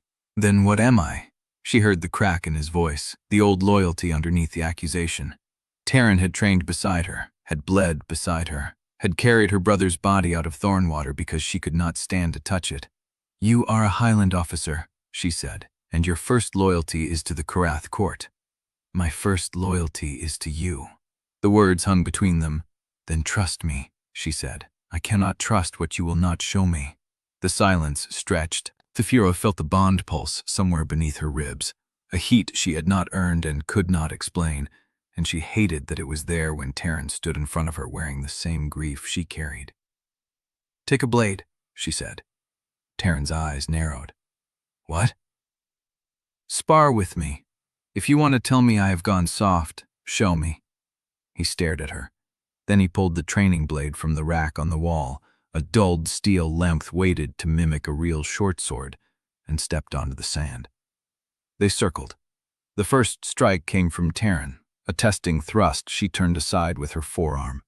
The second came harder, a crossbody slash that forced her to pivot. She answered with a low cut that he barely caught. The rhythm settled into something familiar. The scrape of steel, the breath, the language of bodies moving against each other in a space too small for comfort. "You pulled that last strike," Teren said, not breathing hard. "I did not. You did. You had an opening at my ribs and you pulled it half a handspan wide. That is not how you fight." Saphira pressed forward. 2 quick strikes that drove him back a step, then a third that he caught and held, blades locked between them, close enough that she could see the vein pulsing in his throat. "That is how I fight when I am not trying to kill my partner," she said. "Your partner or your husband." She stepped back, lowered the blade. "The alliance matters," she said. "The Delta matters. If I break Idun Ondrey in a training court, I break the peace. You know that." "I know that you have changed." Teren's voice dropped. "I know that you look at him differently than you looked at me when we buried your brother. I know that you are protecting something you have not named." The bond burned. Saphira kept her face still. "You do not know what I protect," she said. "Then tell me." "I cannot." "Why?" She thought of the slate, the third row of symbols, the stolen river, the coded order she had not yet seen but knew existed. the one that would confirm everything she suspected about Rissa and everything she did not want to believe about her own blood. "Because the truth is not safe," she said, "and I will not make you carry it." Teren's jaw tightened. He set the training blade on the rack and turned to face her with empty hands. "Your brother would have told me," he said. "He would have trusted me with the weight. He did not believe in protecting people from the truth. He believed in giving them the weapons to survive it." The grief hit her like a physical blow. She felt it in her chest, the old wound tearing open, the image of her brother's face the last time she saw him alive, laughing, already turning toward the trail that led to Thornwater. "Do not speak of him," she said. "He would have chosen blood. He would have chosen the highlands. He would not have softened for a Delta lord with a kind voice and a careful hand." "Stop." "He would have." She moved before she decided to. Her hand caught the front of his tunic, twisted, and she had him against the wall before either of them could breathe. The clay cracked under his weight. "You do not know what he would have done." Her voice came out low and raw, stripped of the control she had worn since the moment she descended into Mourndrift. "You do not know what was done to him. What was done to make him die." Teren's eyes searched her face. His hands stayed open at his sides. "Then show me," he said. "Show me what you have found, and let me help you carry it." She held him for one breath, two. The bond pulled at her ribs like a second heartbeat. Her knuckles ached where she gripped his tunic. A knock at the door. They both turned. The messenger stood in the doorway, young, reed-thin, wearing the blue sash of the Delta household. He held a sealed roll in both hands, extending it toward Saphira with the careful formality of someone who knew he was interrupting something dangerous. "From the upper switchback, Lieutenant, marked urgent. The rider said your seal, your eyes only." The seal was Saphira Korrath's. Saphira recognized the pressed wax, the double crescent, the thread of silver woven through the binding. She released Teren's tunic and took the roll. The messenger vanished. Teren straightened his collar. His eyes were on the seal, and she saw the question forming before he spoke it. "You will read it alone," he said, not asking. "I will." "Lieutenant, I will read it alone, Teren." He held her gaze. Something passed between them. Not trust, not surrender, but exaltation. He had seen her crack. He had not pressed further. It was the gift he gave her. He left without another word. Saphira stood alone in the training court, the sealed roll cold in her hands, the bond pulsing under her skin, and Rite's private cipher unbroken between her fingers. Chapter 22. She carried the sealed roll back to her quarters instead of opening it in the training court. The habit of privacy, of never letting a witness see her read a message that might change the board, held even here, even with Teren gone, even with the bond burning under her skin like a second pulse. The room was empty, the reed ring still hidden where she had stowed it. The sheet of cold water had evaporated from the floor beneath the cabinet, leaving only a dark stain on the clay. She sat on the sleeping platform and broke Irsa's seal. The cipher was standard Korrath military, 3-layer, the one she had used for a decade of dispatches and patrol orders and death notifications written in her own hand. She knew it the way she knew the weight of a blade. The first layer decoded clean, routing marks, reference numbers, a date stamp from 4 days before the wedding, nothing unusual. The second layer revealed the recipient channels. 3 names she recognized, all attached to the Alliance Guard detachment stationed at the Delta's eastern edge. Men she had commanded. Men who still reported to Rissa through channels Saphira was not supposed to know existed. The third layer made her stop breathing. Prepare obstruction sequence at the eastern dam works. Target the secondary gate housing. Timing, 7th day after the new moon. The failure must appear structural, not deliberate. Ondrey patrols will absorb the investigation. A survivor narrative will be provided. She read it twice. 3 times. The words did not change. Saphira Korrath was ordering a sabotage attack on the Delta Dam, planned to coincide with the new moon, which fell 6 days from now. Designed to look like structural failure, a flaw in Ondrey maintenance, proof that the Delta could not protect its own water. And at the bottom, a routing mark she had seen before. The same hand that had written the dispatch she held had written the orders for the Thornwater raid. She recognized the compression pattern, the way the cipher folded certain syllables into single characters. A signature in the code, invisible unless you had read enough of that hand to know the shape of its thinking. She had read that hand for 15 years. She had memorized Thornwater's routing marks from the archive copies she had requested after her brother's body was carried home. She had wanted to understand every detail of the failure, every turn that had led him into the killing ground. She had never asked who wrote the order. She had assumed the raid was Ondrey aggression, a border push, a Delta Lord testing Korrath's resolve. She had built her grief on that assumption. She had aimed her hatred at Idun's name because he was the officer on the ground, the one who had led the Ondrey patrol, the one whose face she could find and blame. She had never looked higher. The routing mark was a match. The same hand that wrote this damn sabotage had written the Thornwater raid orders. Not Idun, not an Ondrey strategist. A Korrath cipher clerk, writing the words that sent her brother into a trap designed to kill him.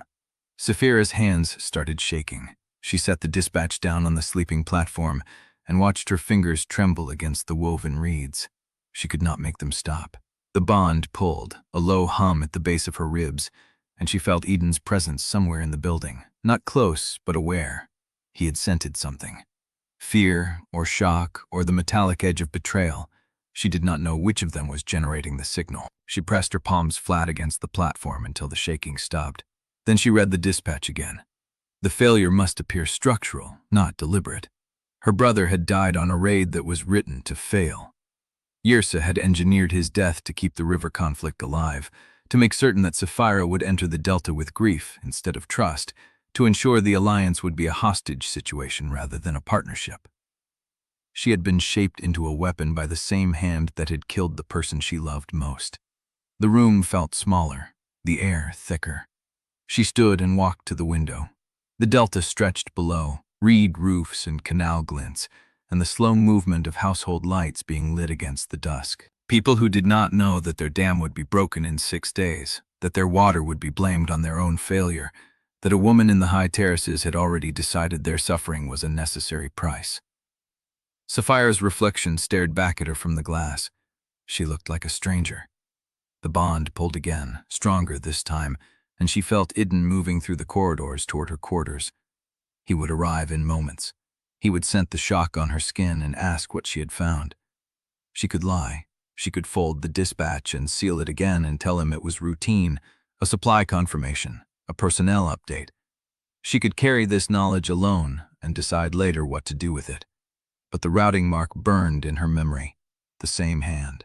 The same hand that killed her brother had written the order she held now, and she knew, with the cold clarity of a strategist who had finally seen the whole board, that if she did not tell Idun the truth, she would become complicit in the same architecture of silence that had let Yrsa sacrifice her own blood for political advantage. She did not want to be that person. She did not know if she was strong enough to be someone else. The knock came. 3 deliberate raps, the pattern she had taught him without meaning to teach it. She crossed the room and opened the door. Idun stood in the corridor, his face unreadable, his eyes already searching hers.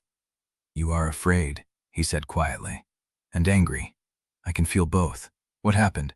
Saphira looked down at the dispatch in her hand, the cipher broken, the truth visible, the ash of everything she had believed still warm around her feet.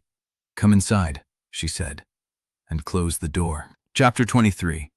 Idun stepped inside and closed the door behind him. The latch clicked, and the room shrank around the sound. He did not approach. He stood with his back to the wood, his eyes moving across her face, her hands, the dispatch still visible on the sleeping platform where she had set it down. "You decoded it," he said. Not a question. Saphira nodded. Her throat felt packed with river sand. "There is a 3-layer cipher, routing marks, recipient channels, the operational payload." She heard her own voice like someone else speaking, flat and precise, the tone she used for casualty reports. "The 3rd layer contains an order to sabotage the eastern dam works on the 7th day after the new moon, staged to look like structural failure. 3 names from the Alliance Guard detachment at the eastern edge are listed as the executing agents." Idun's jaw tightened, but he did not interrupt. "The routing marks match," Saphira said. "The compression pattern in the cipher folds certain syllables into single characters. I have read that hand for 15 years. It is the same hand that wrote the Thornwater raid orders.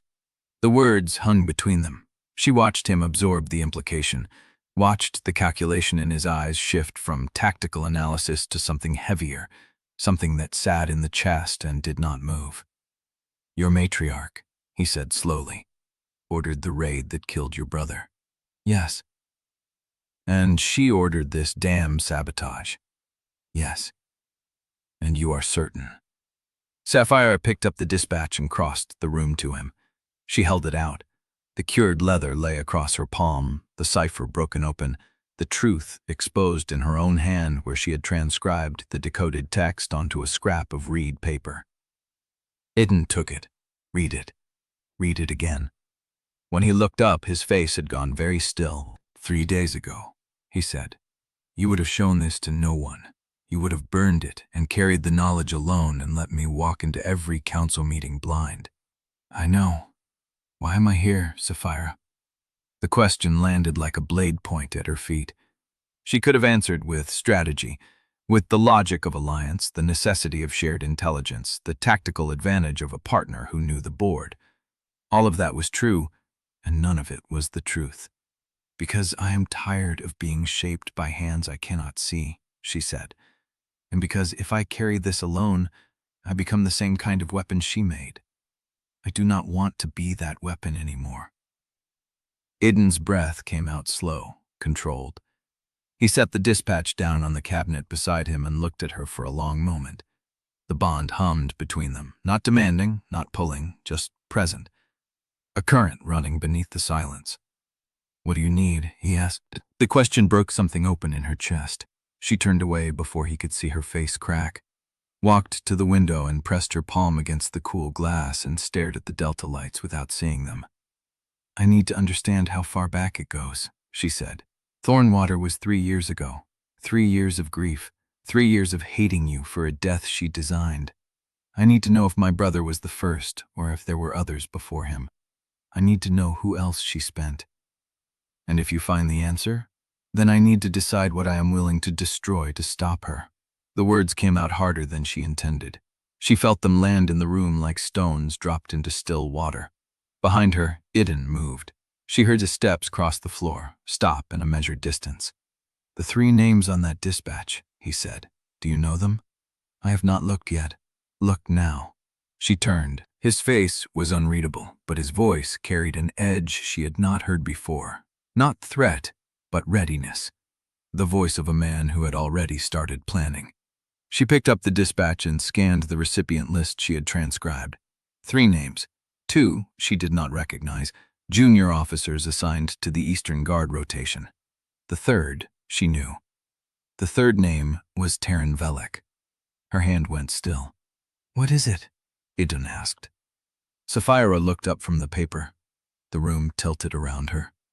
Teren, she said. He is one of the 3. The silence that followed was not empty.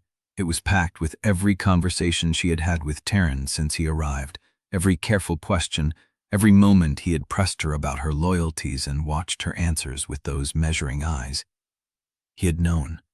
He had been ordered to wait for the sabotage trigger, and he had known. A knock came at the door. 3 raps, not the pattern she had taught Idun. Sharper, military. Lieutenant, Teren's voice muffled through the wood. I need to speak with you. Saphira's gaze locked with Idun's. The dispatch was in her hand. The decoded text was on the scrap of reed paper. The originals lay on the cabinet where Idun had set them. She had 2 breaths to decide. She crossed the room in 3 strides and pressed the dispatch and the reed paper into Idun's hands. His fingers closed around them without hesitation. Hide them, she said. Do not let him see. She turned and crossed to the door and opened it. Teren stood in the corridor, his face drawn tight, his eyes moving past her shoulder to scan the room behind her. He saw Idun standing near the cabinet, hands empty at his sides, posture neutral. What is it? Saphira said. Teren looked at her. His jaw worked. There is a problem at the eastern gate, he said. The night watch found marks in the mud. Tracks leading toward the den works. Someone has been scouting the approach. Saphira held his gaze. I want you to come see it before the Delta Patrol reports it upward, Teren said. I want you to see what I found before anyone else decides what it means. The invitation was a test. She felt it in the precision of his phrasing, the way he watched her face for the flinch that would tell him she already knew. She did not flinch. Give me a moment, she said. Teren nodded. His eyes flicked to Idun once more, then he stepped back and waited in the corridor. Saphira closed the door. She stood with her hand on the latch, her back to the room, her heart beating hard against her ribs. The dispatch was hidden. The truth was still hers to control.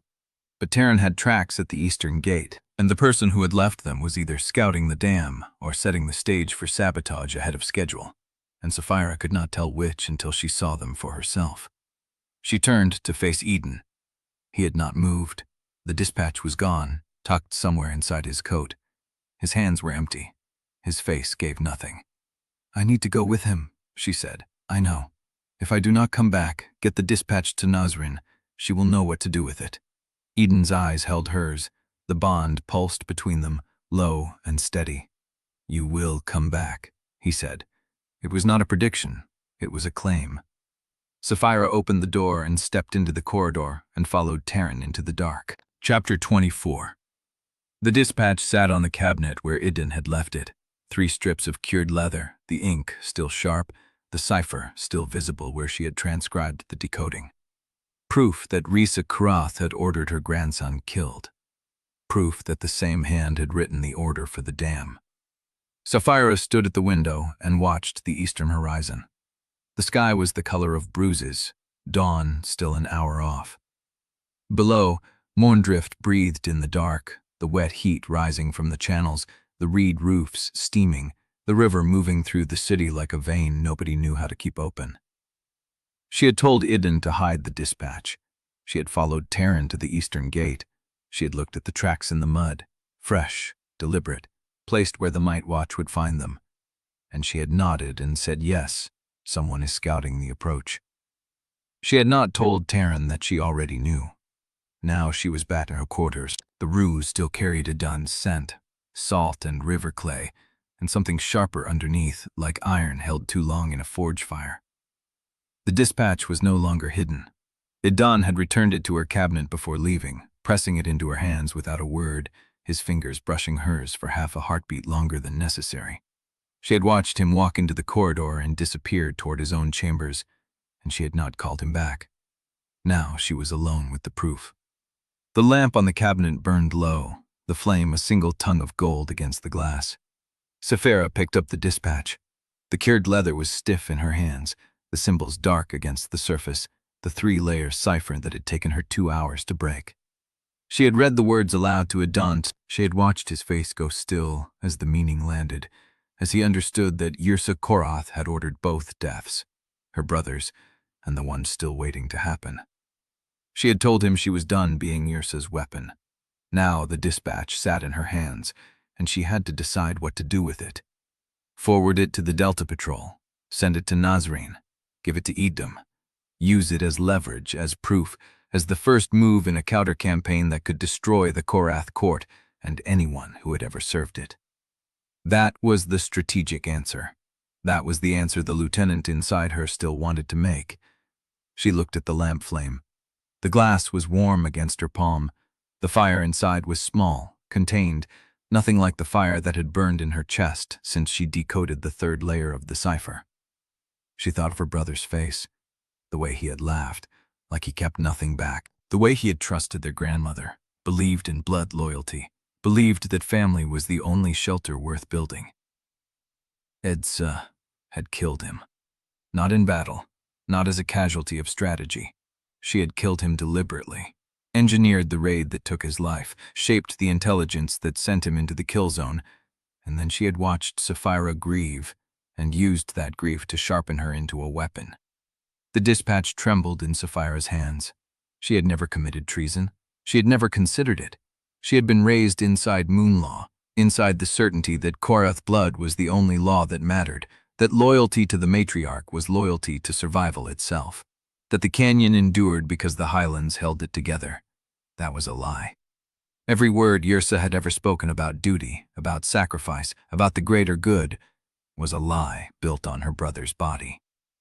Saphira unscrewed the lamp cap. The flame guttered, then steadied as she opened the glass. The heat hit her face.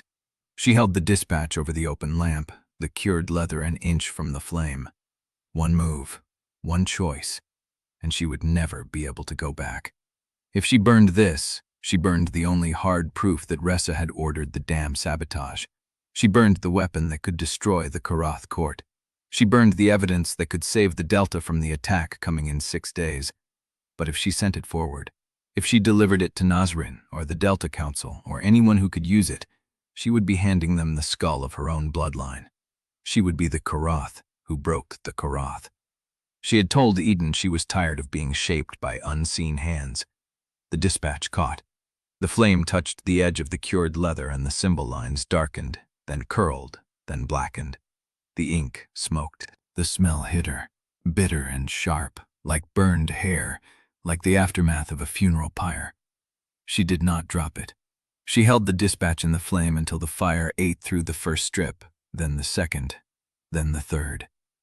The cured leather warped and split. The symbols dissolved into ash. The heat climbed up her fingers and she felt nothing. The last fragment fell into the lamp and blackened. Saphira stared at the ash. She had just burned the only hard evidence that Issa Korrath ordered the damn sabotage. She had just committed treason. She had just chosen the Delta over the Highlands, Idun over her grandmother, the truth of what she had seen over the loyalty she had been raised inside. The ash settled in the lamp glass. The flame steadied. She heard footsteps in the corridor. 3 raps, low, measured, familiar. She crossed the room and opened the door. Idun stood in the dark corridor, his face drawn tight, his eyes moving past her to the cabinet, to the lamp, to the smear of ash on the glass. "I smelled smoke," he said, "and fear." She did not answer. He stepped inside without waiting for permission. His gaze tracked the room, the cabinet, the lamp, the curl of ash still drifting in the glass. "You burned it." "I burned it."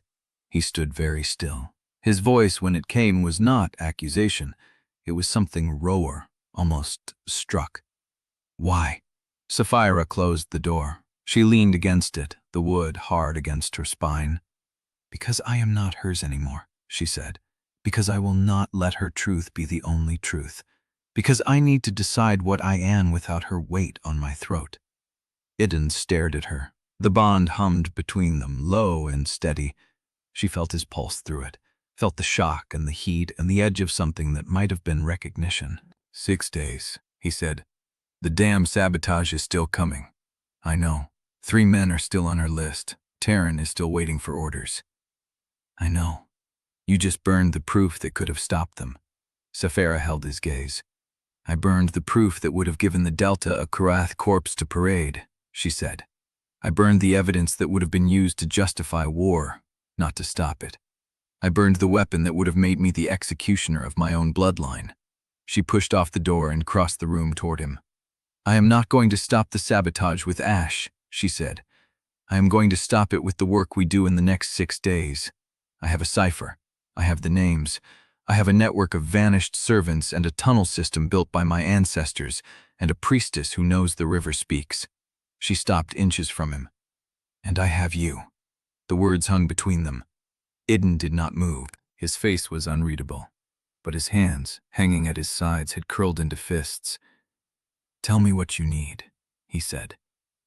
She looked at him, the man she had crossed a city to marry, the man she had been ordered to hate, the man whose grandmother had murdered her brother and who had for 3 years carried the blame she had been so careful to aim. She reached into her pocket and pulled out the charred remains of the dispatch. A single scrap of leather, the edges blackened, one symbol still visible. "I kept this," she said. "One fragment, enough to prove the cipher existed, enough to show the routing hand when we need it." She pressed it into his palm. "That is my trust," she said. "Do not make me regret it." His fingers closed around the scrap. "Where do we start?" She looked at the lamp, the ash, the room that had belonged to her brother's killer and now held the beginning of something she had not named yet. "We start with the names," she said. "And the next 6 days." Chapter 25. The ash still clung to the lamp glass when Saphira turned from the door. Idun stood with the charred fragment closed in his palm, his knuckles pale against the blackened leather. He had not moved since she pressed it there. The bond pulsed between them, low and steady, carrying the weight of what she had done and what she had not yet said. "The names," he said. "You said we start with the names." She crossed to the table where the cipher lay folded in its original leather wrapper. She had memorized the routing marks before burning the dispatch, the compression patterns, the three-layer structure that had taken her 15 years of reading Resa's hand to recognize. "3 agents on the dispatch," she said. "Teren and 2 junior officers stationed at the eastern edge. But the routing mark tells me more than the names." She spread the wrapper flat. Idun came to stand beside her, close enough that she felt the heat of him through the cooling air. "The same hand wrote both orders," she said. "The Thornwater raid and the dam sabotage. Same compression pattern, same channel routing. That means Risa did not delegate. She wrote them herself, sealed them herself, chose the courier herself." Idun's jaw tightened. "Which means the orders were never logged in any official Korrath command chain. No witnesses, no paper trail, no accountability." "Exactly." She looked at him then. The lamplight carved shadows across his face, deepened the hollows beneath his eyes. He had not slept either. She could taste it on him through the bond, the salt of exhaustion, the sharp edge of vigilance. "I need to know something," she said. He waited. "The Thornwater raid. You were there." His face did not change, but something behind his eyes went still and careful. "I was. You told me once that the intelligence you received was false. Altered terrain maps, wrong patrol schedules." "Yes. What did you know when you went in? What did you think you were walking into?" He was silent for a long moment. Then he pulled out the chair at the table and sat, not across from her, but beside her, his hands flat on the wood. "I thought I was leading a containment patrol," he said. "Intelligence reported a Korrath supply column moving through the lower switchbacks, carrying grain and medicinal stores. My orders were to intercept, secure the supplies, and hold the position until a Delta retrieval team arrived." Saphira's chest tightened. That matched nothing she had been told. The Korrath version had been a targeted ambush, Idun's squad lying in wait for a military detachment. "The terrain on my map showed a narrow pass with a single choke point," Idun continued. "Easy to hold, hard to flank. Standard containment geometry. But when we reached the coordinates, the pass was open. A wide basin with 3 approach routes and no cover." He looked at his hands. "I knew within 20 heartbeats that the intelligence was wrong, deliberately wrong. Someone had wanted me to arrive at that basin believing I was in control, when every tactical advantage belonged to the highlands." Saphira's breath caught. The basin, the 3 approaches. She had read the after-action report a dozen times over 3 years. The official account described Idun's squad as having the high ground, the element of surprise, and a clear kill zone. But she had been there. She had seen the bodies afterward. The positioning had never matched the official account. "What did you do?" she said, "when you realized?" "I tried to pull us back." His voice was flat, stripped of defense.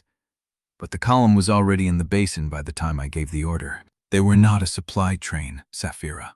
They were armed, military, moving with discipline." She knew. She had identified her brother's body 3 days later, the delta blade still lodged between his ribs. "I held the retreat route," Idun said. "I covered the withdrawal. I did not order the engagement. I did not hunt anyone. I spent that night pulling my squad out of a basin that should never have been a battlefield, wondering why the intelligence I had trusted had put us in the center of a massacre." The silence stretched. Saphira's hands were shaking. She pressed them flat against her thighs to still them. "There were 2 blades," she said. He looked at her. "The one that killed him was Delta-made, the match to the blade in my cabinet, but the wound pattern showed 2 angles, 2 weapons, 1 delivery and 1 confirmation." Idun's breath went still. "I did not kill him," he said, "but I was there. I saw a body pulled from the basin by 2 men wearing Delta patrol colors. I did not know whose body it was. I did not learn until the alliance negotiations who had died that night." Saphira closed her eyes. The bond pulsed between them, raw and open, carrying more than words could. She felt the shape of his memory beneath the surface, the heat and dust of that basin, the wrong terrain, the wrong orders, the sickening realization that he had been fed to a trap he had not seen coming. He had been a weapon, same as her brother, same as her. She opened her eyes. Yrsa wanted war, she said. She needed a death that would burn. My brother was the fire she used to light the torch. Idun did not argue. He did not offer comfort. He sat beside her in the ash-stained air and let the truth stand.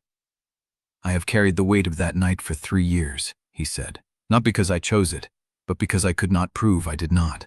Saphira looked at the charred fragment in his hand. We need more than our memories to stop her, she said. I know.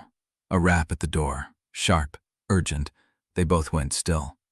The rap came again, 3 beats, but not the pattern Idun used. Saphira crossed to the door and opened it a hand's breadth.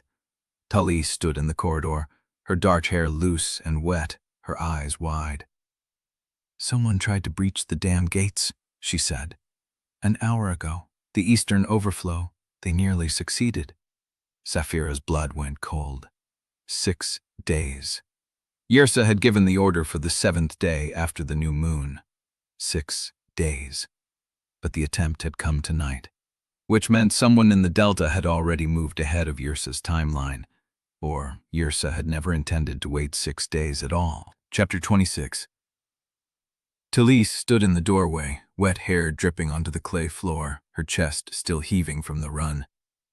An hour ago, she repeated. The eastern overflow.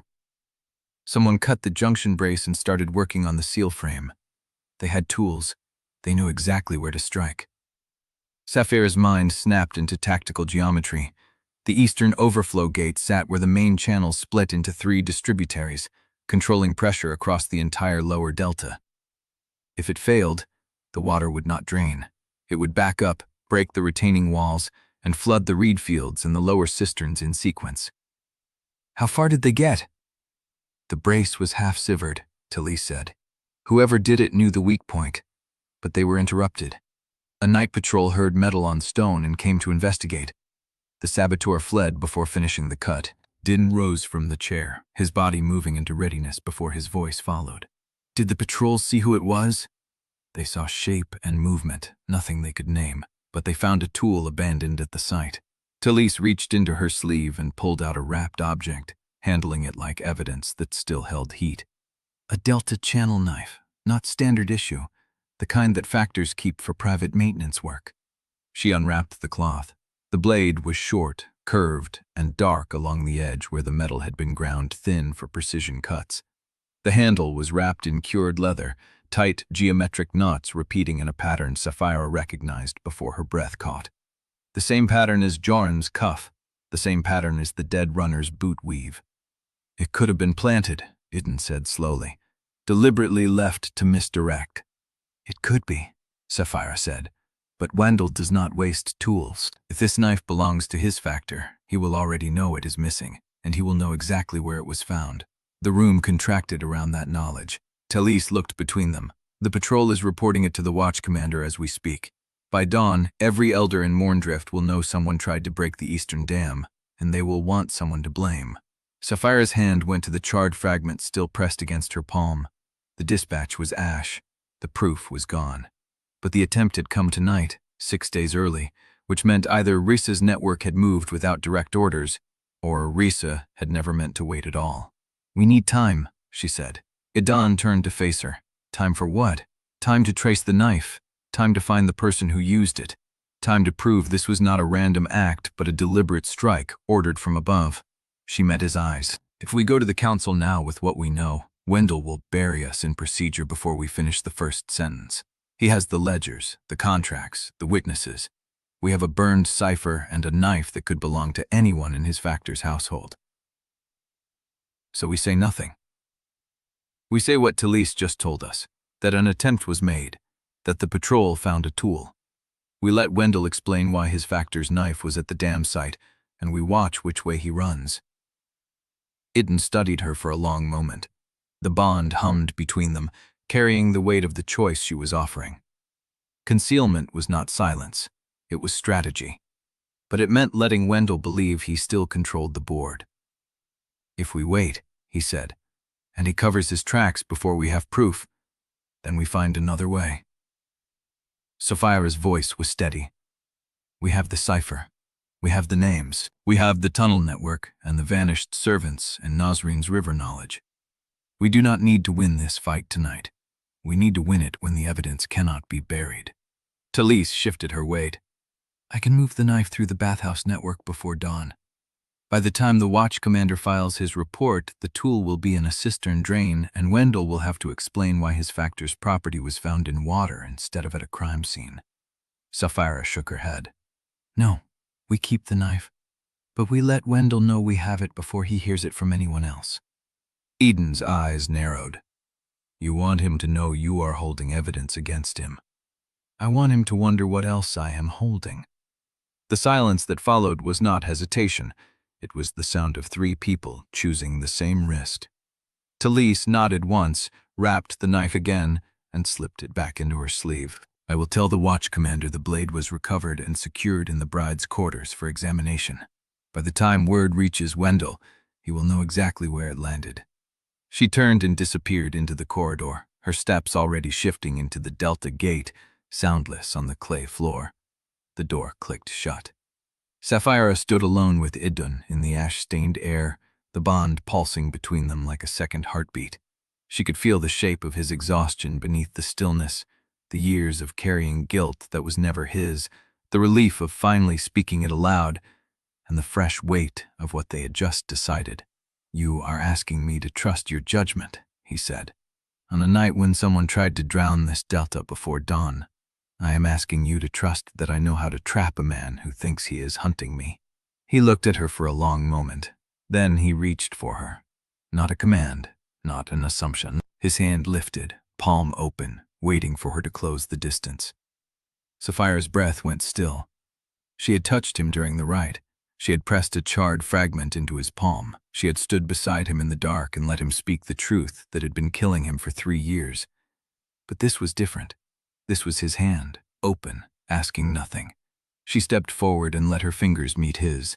The contact was brief. The span of 3 heartbeats, maybe 4. His palm was warm and calloused, and the bond flared at the touch, carrying the scent of river clay and the sound of his exhale, soft and unguarded. He did not tighten his grip. He did not pull her closer. He simply let her hand rest in his, waiting until she was ready to let go. When she did, the absence of his warmth felt heavier than the touch itself.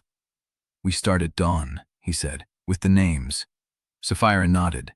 The door opened again. Talise stood in the frame, her face different now. Not urgent, but something worse. Controlled. "The watch commander is dead," she said. "Found in the channel house 10 paces from where the patrol filed their report. Throat cut, Delta style, blade left in the water." The knife in Talise's sleeve suddenly meant something else entirely. Saphira's blood went cold. Someone had silenced the witness before the report could spread, which meant someone in Mourndrift already knew what they had found and was closing the gaps faster than they could move. Chapter 27. The channel house smelled of wet stone and blood. Saphira moved through the narrow corridor ahead of Idun, her boots silent on the clay floor, the Delta Gate second nature now. The watch commander's body was gone, but the stain remained, a dark bloom spreading from where his throat had been opened, already seeping into the grout between the tiles.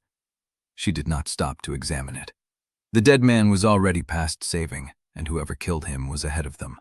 The eastern overflow gate lay 300 paces downstream, past the maintenance alcoves and the second cistern chamber where the patrol had filed their report. Talise had already vanished into the servant corridors to spread word through the bathhouse network, to wake the women who washed the dead and the men who tended the channels, to prepare the ground for what came next. Eamon Rusk met them at the junction where the tunnel split toward the dam works.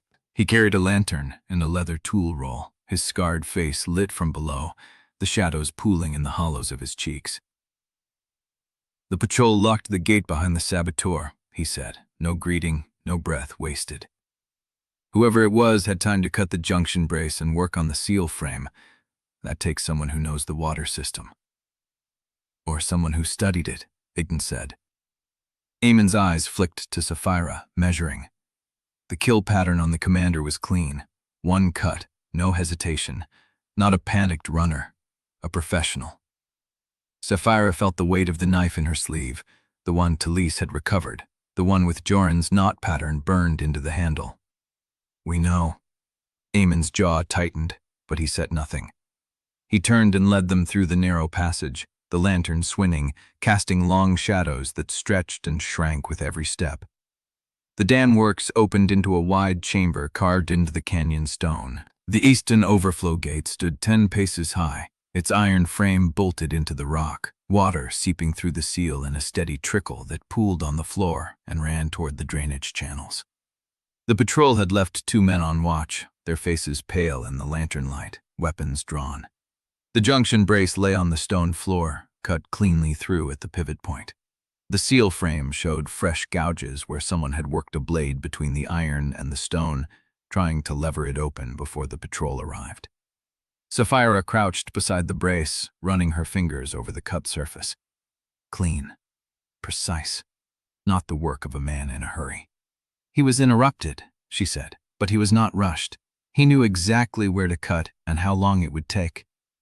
Idun knelt beside her, his shoulder brushing hers. The bond flared at the contact, carrying the thrum of his pulse, the sharp edge of his focus. The patrol found him here, working the seal frame. He fled through the eastern maintenance tunnel. They gave chase, but lost him in the dark. And the knife he left behind? At the seal frame, wedged between the iron and the stone when he pulled free. Saphira stood and walked to the seal frame. The gouges were fresh, the metal still bright where the blade had bitten. She traced the line of the deepest cut with her fingertip, feeling the shape of it, the angle of the strike. Whoever did this knew exactly where to apply pressure, knew the weak points in the Delta's oldest infrastructure, knew the patrol schedules, the tunnel routes, the time it would take for word to reach the watch commander. The same knowledge that had killed the commander 10 paces from where his men filed their report. Eamon moved past her, his tool roll already open, and began examining the seal frame with the focused attention of a man who had built half the water system with his own hands. He grunted once, twice, then straightened. The seal was compromised, he said. Not broken, but the frame is warped now. If the pressure builds when the spring melt comes, this gate will fail. Not today, not tomorrow, but before the dry season ends. Idun's face went still. How long before we can repair it? 3 days, if I pull men off the western channels and work double shifts. Eamon's eyes met Saphira's. And if the saboteur does not come back to finish the job while we are hammering? The 2 patrol guards shifted their weight, their hands tightening on their weapons. One of them, a young man with a healing scar across his knuckles, cleared his throat. We found something else, my lord. He reached into his belt pouch and pulled out a strip of cured leather, damp at the edges, stained with river silt. In the maintenance tunnel, wedged between the wall and a drainage pipe, like it fell out of the saboteur's pocket when he ran.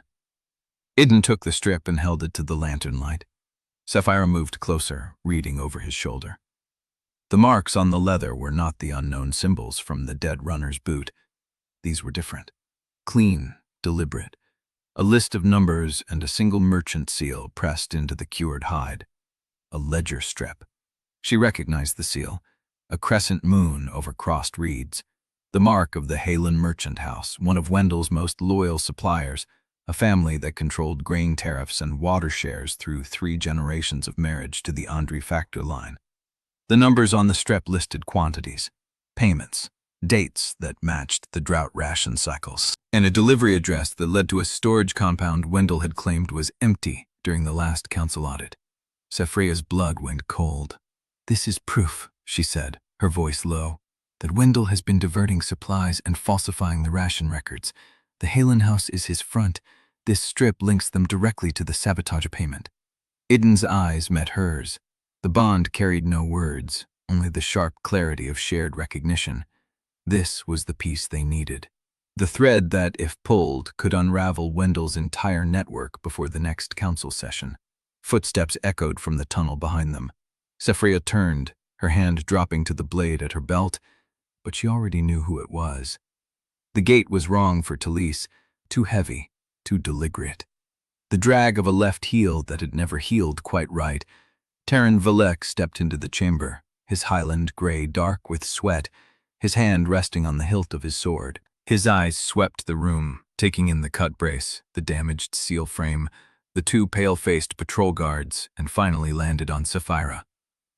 "Lieutenant," his voice was flat. "I heard the patrol report.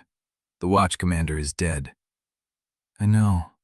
And you are already here, at the dam works, before the official investigation has been convened." The accusation hung in the air, unspoken but unmistakable. Saphira felt Idun shift beside her, a subtle movement that placed his body between her and Teren without fully committing to the gesture. Not a threat, a statement. Teren's gaze flicked to Idun, then back to Saphira. "What did you find?" She held his eyes for a long moment. The ledger strip was still in Idun's hand, the numbers and the merchant seal catching the lantern light. If Teren saw it, if he recognized the highland mark, he would know exactly what they were holding. And he would have to report it. To Rirsa. Saphira's hand moved before her mind finished the calculation. She reached for the strip, her fingers brushing Idun's, and tucked it into her sleeve before Teren could read the marks. "Tampered mechanisms," she said. "A dead saboteur in the maintenance tom. Eamon is assessing the structural damage." Teren's eyes narrowed. He had seen the movement.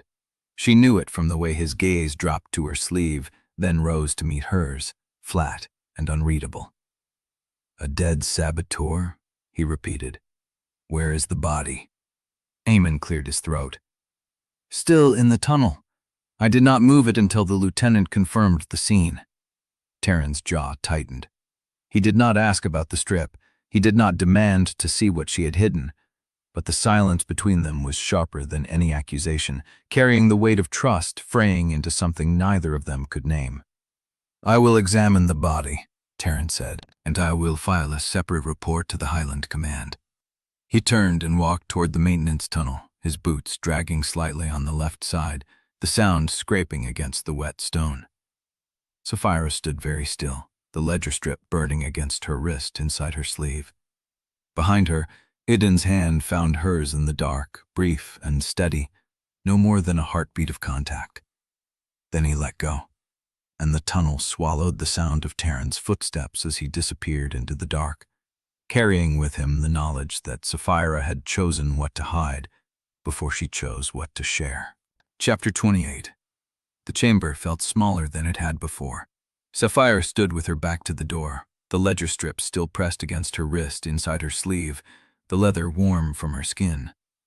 The blood haze of the dam had faded into something quieter, a bone-deep exhaustion that pulled at her shoulders. Idun leaned against the far wall, his head tipped back, his eyes closed. The lantern light carved shadows into his face. She watched the rise and fall of his chest, the way his hand rested open at his side, neither guarding nor reaching. She should check the strip again, confirm the highland seal, count the delivery dates. Instead, she crossed the room and stopped beside him. "Let me see your hands." He opened his eyes. "They are fine. You cut them on the seal frame. I saw the blood." She did not wait for permission. She reached for his right hand, turning it palm up in the lantern light. 3 shallow cuts ran across his fingers, already closed, the skin pink and puckered where the tissue was knitting back together. She ran her thumb over the healing edges. "You heal fast. Delta blood." She let his hand go. He did not pull away immediately. The bond hummed beneath her skin, softer than it had been in the tunnel, but present. A current that did not need words. She felt the shape of him through it. Not his thoughts, but the weight of his exhaustion, the sharp edge of his attention still tracking her even in stillness. "You moved for me," she said, "at the gate, when Teren stepped into the light. He did not see what I saw. He saw the strip. He saw you hide it. That is not the same." She turned away, her hands finding the edge of the work table. The wood was scarred with old cuts, years of blades and ink and the weight of ledgers. "He will report the suspicion. Even without proof, Rissa will know I chose to hide something from Highland Command." "Good." She looked back at him. "Let her wonder," Idun said. Let her spend the next days guessing what you found and how much you have already shared with me. Uncertainty is slower than evidence. It gives us time." The words settled into her chest like a held breath released. He was not asking her to justify the choice. He was not weighing whether it made tactical sense. He had already moved past that, into the strategy of what came next. She felt the ache in her ribs then, a deep bruise she had not noticed forming during the scrabble at the gate. She pressed her hand against it and hissed through her teeth. "You are injured." "Bruised, not broken." "Let me see." "It is nothing." He crossed the room anyway. His hand found her wrist, gentle but insistent, drawing her fingers away from the tender spot. When she did not resist, he lifted the edge of her tunic just enough to see the dark bloom of bruise spreading across her ribs. His jaw tightened. "That is not nothing. I have had worse." "I know." His voice was low. "That is not the standard I intend to meet." She looked at him. The bond carried a shift she could not name. Not desire, not urgency, something quieter. A warmth that did not press. "The watch commander is dead," she said. "Wendell knows we have the knife. Teren knows I hid something. Tomorrow every piece of evidence we hold will be under scrutiny we cannot control." "I know. We do not have time to." "I know." He did not release her wrist. "But we have tonight." She felt the weight of that, the space between what they could claim and what could wait. His hand moved from her wrist to her jaw, his thumb tracing the line of her cheekbone, barely a touch, a question asked in the language of breath and heat. She could have stepped back. He was not holding her. The bond hummed, waiting, offering nothing she had to take. She held still. The room held its breath with her. The lantern flame flickered. The wet delta air pressed against the window glass. She could feel the shape of his body in the dark, the heat of him, the patience. She lifted her own hand and pressed it flat against his chest. His heart was fast, steady, but fast. "I am not ready," she said. "I did not ask." "I know." She let her hand stay. The warmth of him bled through the fabric of his tunic, and she stood in the space between what she had been taught to fear and what she was beginning to want differently. He dropped his hand, gently, without hurry. "Then we do not move." She let out a breath she had not known she was holding. The bond did not recede. It simply settled, like water finding its level. They stood in the quiet. The ledger strip pressed against her wrist. The bruise ached at her ribs. The watch commander's blood was still wet on the Channel House stone, and Teren was somewhere in the tunnels below, carrying the weight of what she had hidden from him. But here, in this small room, in the dark between the dam and the council, there was only the warmth of another body choosing not to take. She stepped closer. Not into his arms, just close enough that their shoulders touched, a line of contact that asked nothing. She let herself lean. The exhaustion hit her then, all at once, the weight of the night and the days before it and the years before that. She felt it in her bones, in the bruise at her ribs, in the ache behind her eyes. His arm came around her, his hand resting on her shoulder, light and warm. It was not a claim, an offering. She stayed. Minutes passed. The lantern burned lower. "The drought parcel," she said finally, her voice rough. "When?" 3 days, she nodded. 3 days to build a case. 3 days to find the second attacker from Thornwater. 3 days to stop a war Rissa had already set in motion. 3 days is not enough. "No," he said. "It is not." She closed her eyes. The ledger strip was still warm against her wrist. The charred fragment was still hidden in her quarters, the only physical proof she had kept from the fire. She should move, plan, prepare. Instead, she stayed in the curve of his arm, letting the heat of him hold the night at bay for one more breath.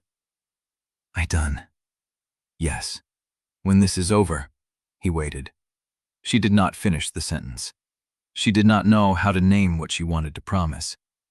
Only that the shape of it had begun to form, a fragile outline in the dark. His hand tightened on her shoulder. Barely. "I know," he said, and she believed him. The bond hummed between them, not urgent, not demanding, just present, the way he was present, the way she was learning to be. She let herself stay in his warmth a moment longer, then another, counting each breath as a gift the morning light would take from her. When she finally pulled back, his hand fell slowly, as though it knew better than to reach for what had not yet been freely given. She looked at him. The Highland ledger, the knife, the charred fragment. We need a map of what we hold and what we still need to find before the council. He nodded, professional again, but with a softness at the edges.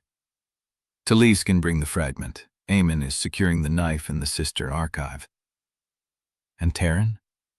We'll watch, report, wait for you to make a mistake. He paused. Unless you give him a reason not to. She thought about that, about the weight of an old bond breaking, about what it meant to lose a man who had bled beside her, who had once been the only person in the Highland court she trusted. He will not follow where I lead anymore, she said. I burned that path when I hid the strip. Then we build a new one. She looked at him, at the steadiness in his eyes, at the way he had not once asked her to prove her loyalty to him, even when she had given him every reason to doubt. I think I could trust you, she said. The words came out quieter than she meant. Trust is not a destination, he said. It is a road you walk every day. Her chest tightened. She did not look away. Then I am still on the road. He smiled, a small thing, barely there, but real. So am I. The night pressed against the window. The delta hummed with hidden life, with water moving through channels older than either court, with secrets that would surface in 3 days and tear the fragile peace apart. But for this moment, in this room, there was only the warmth of 2 people learning to stand side by side, and the fragile, dangerous hope that it might be enough. Until Idun's face shifted, the softness hardening into something she did not recognize. There is something else, he said. She straightened, the warmth cooling. What? He paused. Then he looked at her, and she saw it in his eyes before he spoke. The Drought Council has been moved. Wendell requested an emergency session. Her stomach tightened. To when? Tomorrow. The word landed like a blade. 3 days had been desperate. Tomorrow was impossible. She stared at him, the ledger strip burning against her wrist, the bruise at her ribs pulsing with each heartbeat. Tomorrow. They had nothing, and everyone was watching. Chapter 29. The archive chamber smelled of cured leather, old ink, and the mineral tang of water that had passed through stone. Saphira set the Highland ledger strip on the table beside the charred fragment and the delta knife, the 3 pieces of a case that needed to become a map before dawn. Eamon Rusk arrived first, carrying a stack of cistern ledgers bound in faded cord. He said nothing about the hour, nothing about the council being moved. He simply began laying out the records in sequence, the pale lamplight catching the calluses on his hands. Talise came through the servant door with a roll of reed paper covered in marks Saphira did not recognize. Route notations, channel access points. Every door, every drain, every maintenance shaft that connected the Delta's water system to its political body. Idun stood at the table's edge, his arms crossed, watching the evidence accumulate like a general reading terrain before battle. The Highland strip covers 4 ration cycles, Saphira said, pressing her finger to the first column. The quantities are too high for a single household. This is enough grain to supply an entire patrol wing for a season. Wendell claimed the Highland compound was empty during the last audit. Eamon pulled a ledger from the middle of his stack and opened it to a marked page. The cistern receipts for those same cycles show a deficit at Channel 6 and Channel 9. Ration allocations were cut by 1/3 during those months. Households in the outer wards received half their promised water. He creates scarcity in one place, Idun said slowly, and sells the surplus from another. Through a merchant house that does not officially exist in council records, Eamon finished. Talise unrolled her reed paper across the table, weighting the corners with the knife and the fragment and a small stone she produced from her pocket. The marks resolved into a schematic of Mourndrift's underground channels, every tunnel, every junction, every gate drawn in careful ink. The vanishings, she said. I mapped them by route and shift. Look. Her finger traced a line from the archive room through the east passage, past the junction where Saphira had found the fresh Moonlaw symbols, into a section of the sister network that showed no maintenance access on any official schematic. "This is where my brother was assigned the night he disappeared." The words came out flat, practiced, as if she had said them enough times that the sound no longer cut. Saphira looked at the map, at the empty space where a route should have been labeled, at the servant who had carried this knowledge alone for nearly 2 years. "Eamon," Saphira said, "can you access the water flow records for that section?" He was already reaching for a different ledger, thinner than the others, bound in cracked leather that did not match the Delta's standard binding. "I can, but they are kept in the Factor's private archive, Joren's archive." Idun straightened. Joren built the tunnels. If he kept separate records, they would show every modification, every sealed passage, every entrance that does not exist on the council maps. "Then we need them," Saphira said. "The Factor's archive is in the lower maintenance level," Tali said. 2 sealed doors, 1 patrol checkpoint that Wendell's men rotate through every 3rd watch. I know the guard shift. Eamon pulled a rust-pitted key from a cord around his neck. "The first door answers to this. The second door has a lock I cannot pick in silence." Idun looked at Saphira. She saw the question in the set of his jaw, the weight of the choice he was offering her. "Then we do not open the second door," Saphira said. "We go as far as the first door, take what we can reach, and see what we learn before the alarm sounds." Talise was already folding her map, the motion quick and certain. "The patrol rotation changes in 40 minutes. If we move now, we have 20 minutes before the 3rd watchguard enters the corridor." 20 minutes. Saphira pressed her palm flat to the table, feeling the ledger strip's cured surface against her skin, the fragment's rough edge, the knife's cold weight. "Then we move." She turned toward the servant door, and behind her the room went silent in a single breath. Not the silence of agreement, the silence of something wrong. She turned back. Eamon had not moved. He was staring at the wall behind the table, his face unreadable, his hand frozen halfway to the ledger stack. The wall was no longer a wall. A seam had opened in the stone, a vertical line so thin it could have been a crack in the plaster. But Saphira had memorized every surface of this room during her first tour of the archive, and there had been no crack. The seam widened. A door she had not seen, that no one had seen, swung inward on hinges that made no sound. Beyond it, darkness. The same darkness she had felt in the tunnel chamber, the same weight of air that carried no scent of delta clay or river silt or anything she recognized. Talise's breath caught. Eamon's hand dropped to his belt. Idun stepped sideways, placing himself between the open door and the table where the evidence lay. No one moved. The dark held, and from somewhere beyond the threshold, a voice spoke in the language Saphira had heard once before. The clicking consonants like stone on stone, the rhythm older than any court she knew. Chapter 30. The voice stopped. Not mid-word, not fading into the dark.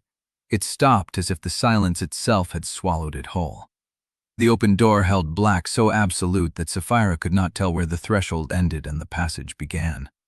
She reached for the knife at her belt without thinking. Beside her, Idun shifted his weight, a single motion that put his shoulder in front of hers without blocking her strike angle. Talise had gone still at the table's edge, hand pressed flat over her map like she was trying to hold it in place. Eamon had not drawn breath since the door moved. The dark breathed. Then something came through it. Not the figure she had expected, not the stone-faced speaker from the tunnel chamber. This was a man built for tight spaces, lean and short-bladed, moving so low to the ground that his approach registered as a shadow beneath shadows before his blade found the space between Idun's ribs. Saphira's arm moved before her mind caught up. The impact jarred up through her wrist as her forearm caught the strike at the wrist, deflecting the point wide. Steel sparked against the table edge. The assassin twisted, recovered faster than a man his size should, and came at her with the same blade reversed. She had already stepped inside his reach. The knife caught his sleeve, not his skin. Saphira drove her palm into his sternum, felt the solid hit of bone beneath calloused hand, and used the momentum to pivot him into the table's edge. The wood groaned. Talise rolled backward, clearing the surface without losing her map. Idun was there before the assassin could find his balance. His hand closed around the attacker's wrist, the joint snapping with a sound like wet wood cracking. The blade hit the floor. The assassin did not cry out. He dropped, pulled a second blade from his boot with his good hand, and slashed upward at Idun's exposed thigh. Saphira caught his collar. She hauled him upright, slammed his spine against the wall, and pressed the flat of her own blade against the soft hollow beneath his jaw. "Hold!" Her voice came out calm.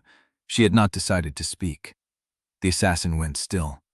Not from fear. She could see it in his eyes, flat and waiting, the patience of a man who had already accepted that he might die here. Idun picked up the fallen blade without looking away from the prisoner's face. "Who sent you?" The assassin's lips curved. Not a smile, a reflex. "Highland compound," he said. His voice was rough, accent not Delta and not Highland, like someone who had spent years in both territories without belonging to either. "Factorel sent me. Said the bride was pulling threads that needed cutting." Factorel. Saphira filed the name. Not Joran, not Wendell himself, a layer of separation. "Rel works for Idun Ondrey," she said. The assassin's eyes flickered. Agreement, or confirmation of something he had not meant to give. "Highland coin pays Rel's accounts," he said. "But Highland coin did not bring me here." Saphira felt Idun go still beside her. "Explain." The assassin tilted his head, a gesture almost conversational despite the blade at his throat. "Highland silver, carried by a man in a Korrath lieutenant's uniform, 3 pouches tied in gray cord, delivered to the Channel House 2 nights before the new moon. Teren." The name hit her chest like a stone dropped into still water. Teren had been here 2 nights before the new moon. Teren wore the Korrath gray.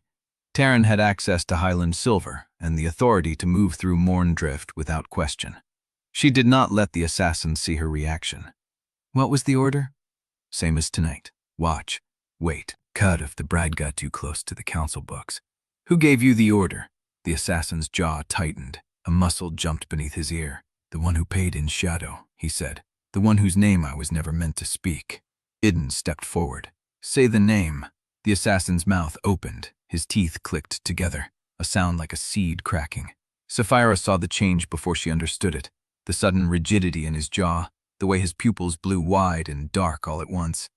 She dropped his collar and stepped back. He collapsed. The poison bead had been hidden between his back molars. She had seen the technique used by Korrath messengers trained for capture. The assassin who could not be made to talk. But he had talked. He had given her Factorel. He had given her Highland silver and a man in gray.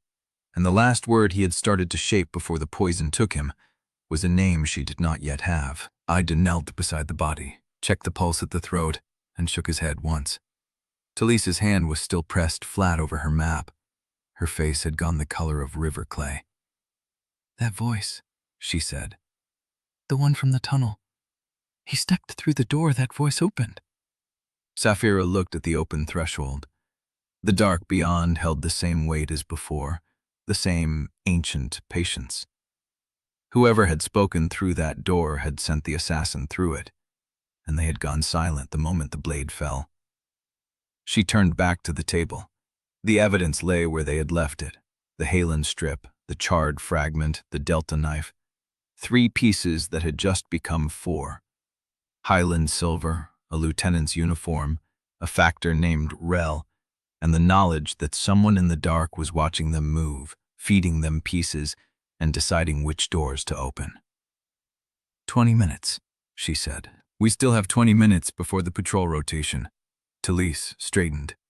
"The archive passage is still open." Saphira looked at the dark. Then she picked up the charred fragment, pressed it into Ido's palm, and reached for the lamp. Chapter 31. The passage swallowed the lamplight, but not the heat. Saphira stepped through the threshold with Idun half a breath behind her, the charred fragment still warm from his palm where she had pressed it. The dark ahead had weight, not the empty dark of an unused corridor, but the dense dark of a space that had been occupied moments ago and was now holding its breath. Talise's map was in her head. 20 minutes. Archive passage, first door, whatever they could carry before the patrol rotation. The floor changed beneath her feet. The packed clay of the archive room gave way to cut stone, older than Mourndrift's foundations, fitted with precision that spoke of hands that had worked before either court had carved its name into this canyon. "The first lock is 16 paces ahead," Eamon murmured from behind her. "Left wall, iron plate," she counted. 14, 15, 16. Her fingers found the plate before her eyes did. Cold iron set into stone. A keyhole shaped like nothing she had seen in highland fortifications or delta waterworks. Eamon's rust-pitted key slid home without resistance. The mechanism turned. Not a click, a sigh. Stone shifted somewhere above them. The wall in front of her did not open. "The lock is not the door," Eamon said. "The lock is the permission." Saphira pushed. The section of wall rotated inward on a pivot she could not see, silent as oiled silk. The air that rolled out was dry and cold and carried no scent of river, no scent of delta, no scent of anything that belonged above this depth. She stepped through. The archive was smaller than she had expected. A single chamber the size of a merchant's counting room, walls lined with shelves cut into the stone itself. No dust, no cobwebs. Someone maintained this space. Idun's hand found her shoulder, a silent question. She moved forward. The first shelf held ledgers bound in leather so old the grain had gone smooth as skin. She pulled one open. The symbols inside were not Delta trademarks, not Highland moon script. The same clicking language she had heard in the dark, written in ink that had browned to the color of dried blood. She could not read it. But the shelf below held newer records, Delta reed paper, council seals, dates from the last 3 years. She lifted the top page. It was a list. Names, dates, assignments, servants, channel workers, night patrols. The date next to each name was the last day they had been seen alive. 31 names. Talisa's brother was 7th from the bottom. Saphira heard Talisa's breath catch behind her. She did not turn around. She kept reading. The columns extended beyond the names. Next to each entry was a second notation in a different hand, sharper, more deliberate. A single word written in the trade tongue. Diverted, claimed, transferred. And beneath each notation, a matching entry in the code she could not read. Someone had been keeping 2 sets of records, one for the council, one for whatever power operated in the dark. She reached for the next ledger. The page at the top bore a single line of trade tongue writing, fresher than the rest, the ink still holding its black. "The bride has entered the archive," whined the succession thread. Sapphire's hand stopped. The message had been written today, written for someone who would read it after she was already inside. She looked up. The shelf across from her held a single rolled dispatch bound in gray cord, highland gray. She took it down. The seal was Saphira Korrath's, not the double crescent cipher, the personal seal, the one that carried the authority of the Matriarch herself. She broke it with her thumb. The words inside were formal. Messenger, a courtesy of the kind Ressa had perfected over decades of ruling through precision. The Korrath succession requires clarity. Lieutenants assigned to extended alliance duties must have their status reviewed for continued eligibility. All assets currently embedded in Delta operations will be evaluated for transfer before the next lunar quarter. The High Council will receive formal recommendations by the 7th day. No threat, no accusation, no mention of Saphira by name. But the meaning sat in her chest like a blade already between her ribs. Ressa was measuring her for replacement. Teren found her an hour later. She had left the archive with Idun and the others, ledgers pressed against her ribs, the gray dispatch burning in her sleeve. They had returned to the evidence chamber before the patrol rotation closed. The body of the assassin had been moved. The door had been sealed. She was standing alone at the edge of the eastern training court when Teren's footsteps approached from the corridor. "Lieutenant." His voice carried the formality of a man addressing a superior, but his eyes held something older. Worry or grief. She could not tell which anymore. "You received word from the high terraces." It was not a question. "Yes." He stepped closer. The wet heat of the delta pressed between them, thick and heavy as silk. "Saphira." His voice dropped the rank. "The succession review is not a courtesy. Yrsa is drawing lines. If you stay in the delta, If you keep trusting Ondrey blood, you will lose your place. Everything you built, every soldier who followed you. Your name. She said nothing. I can still help you go home. The words came fast now, like he had been holding them for hours and was afraid of losing the nerve. Tonight, I have a route through the upper switchback that the Delta patrols do not watch. If you cut away from Idun Ondrey before the council votes, if you come back to the Highlands and file a report that frames this as a compromised alliance, Rissa will reinstate you. You will still be Korrath. Saphira looked at him.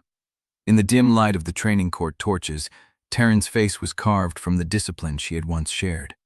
He believed what he was offering. He believed he was saving her. Did you pay the assassin in Highland silver, Teren? Silence. The air between them went still. No. She watched his face for the flicker, the tell. He had been her second for 6 years. She knew the shape of his lies. There was no flicker. I did not know about the assassin until you told me, he said. But I know who carried the silver, and I know who delivered the name of the Channel House. Tell me. The muscle in his jaw jumped. The same hand that wrote the dispatch you are carrying, he said. Yrsa does not need me to do her killing, Saphira. She has others. She has always had others. She believed him. That was the worst part. She placed your name on the sabotage order, she said. The damn dispatch. I decoded it myself. 3 names. You were the only one I knew. Teren's face did not change. I know. You know? Yrsa told me the dispatch was a contingency, a fallback if the alliance failed. She said my name was there to give me authority to act if the Delta moved against you. And you believed her. I wanted to believe her. His voice cracked once, barely, a hairline fracture in the stone. I still want to believe her. Because if she lied about that, then she lied about everything. And I have spent 15 years serving a woman who feeds on her own bloodline. Saphira said nothing. Come home, Teren said. Please. Before the succession review is finalized. Before she names someone else and you become a traitor you cannot come back from. She looked past him, toward the corridor where Idun was waiting. She could feel him through the bond. Not words, not images, just the weight of his presence, patient and still, asking nothing. I am already home, she said. Teren's face closed. He nodded once. Formal. Final. Then the Highlands will name you traitor before the council convenes, he said, and I will be the one who carries the order. He turned and walked into the dark. Saphira stood alone on the training court, the gray dispatch burning against her ribs, and felt the first cold thread of a noose she could not see being drawn tight around her throat. Chapter 32.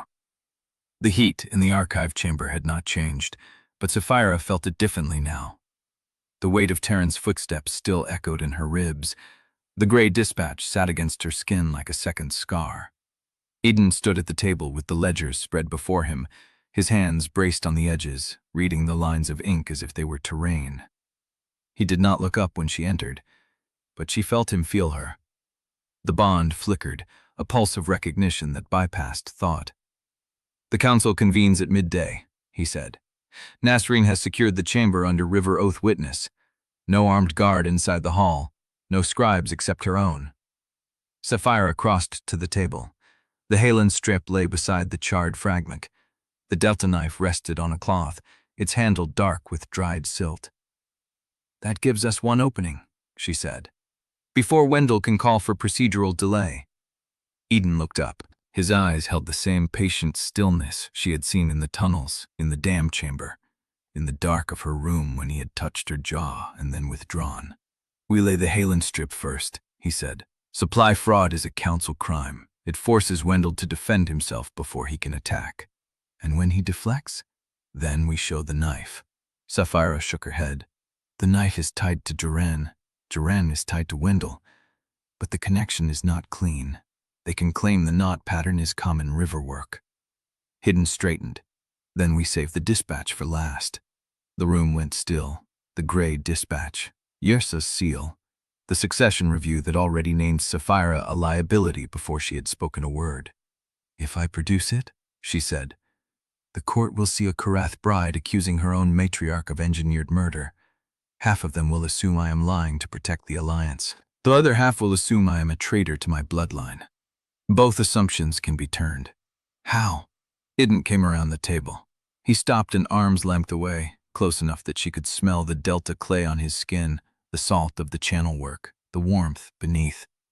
You are not asking them to trust your word, he said. You are asking them to trust the evidence, the cipher, the timestamps, the hand that wrote both orders. That hand leaves marks no ink can hide. She looked at him. The bond hummed between them, low and steady, not demanding. You are asking me to stand in front of both courts and prove that my family killed my brother. Yes, and that I chose to stop them. And that you chose the truth, he said. Which is harder? The words settled between them. She felt them in her chest, beneath the scar, beneath the grief she had carried for 3 years. I am going to lose my name, she said. You will gain one of your own. The answer was simple. He did not reach for her. He did not soften his voice. He simply said it, and she believed him. She stepped closer. The air between them thinned. The bond flickered again, stronger this time, a current that ran beneath the skin and made her wolf lift its head. Idun. Yes, I am afraid. The words came out before she could stop them. She had not planned to say them. She had not planned to admit it at all. He did not move toward her. He did not offer comfort like a bandage. I know, he said. So am I. She reached for him. It was not the bond that moved her. It was the decision, the choice to close the distance, to lift her hand and press her palm against his chest, to feel the beat of his heart beneath delta-woven linen. His hand rose to cover hers. Slow, careful. He did not grip. He did not pull. If we do this, he said, it is not because the right demands it. No. And not because the bond pushes. No. He waited. She stepped into him. The heat of his body met her, solid and patient. Her hand slid to his jaw. The short hair at his temple was damp with sweat from the channel work, and she felt the muscle beneath shift as he turned into her touch.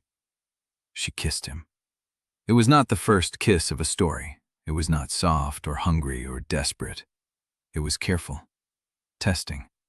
A question asked with the mouth instead of the tongue. He answered by not taking more.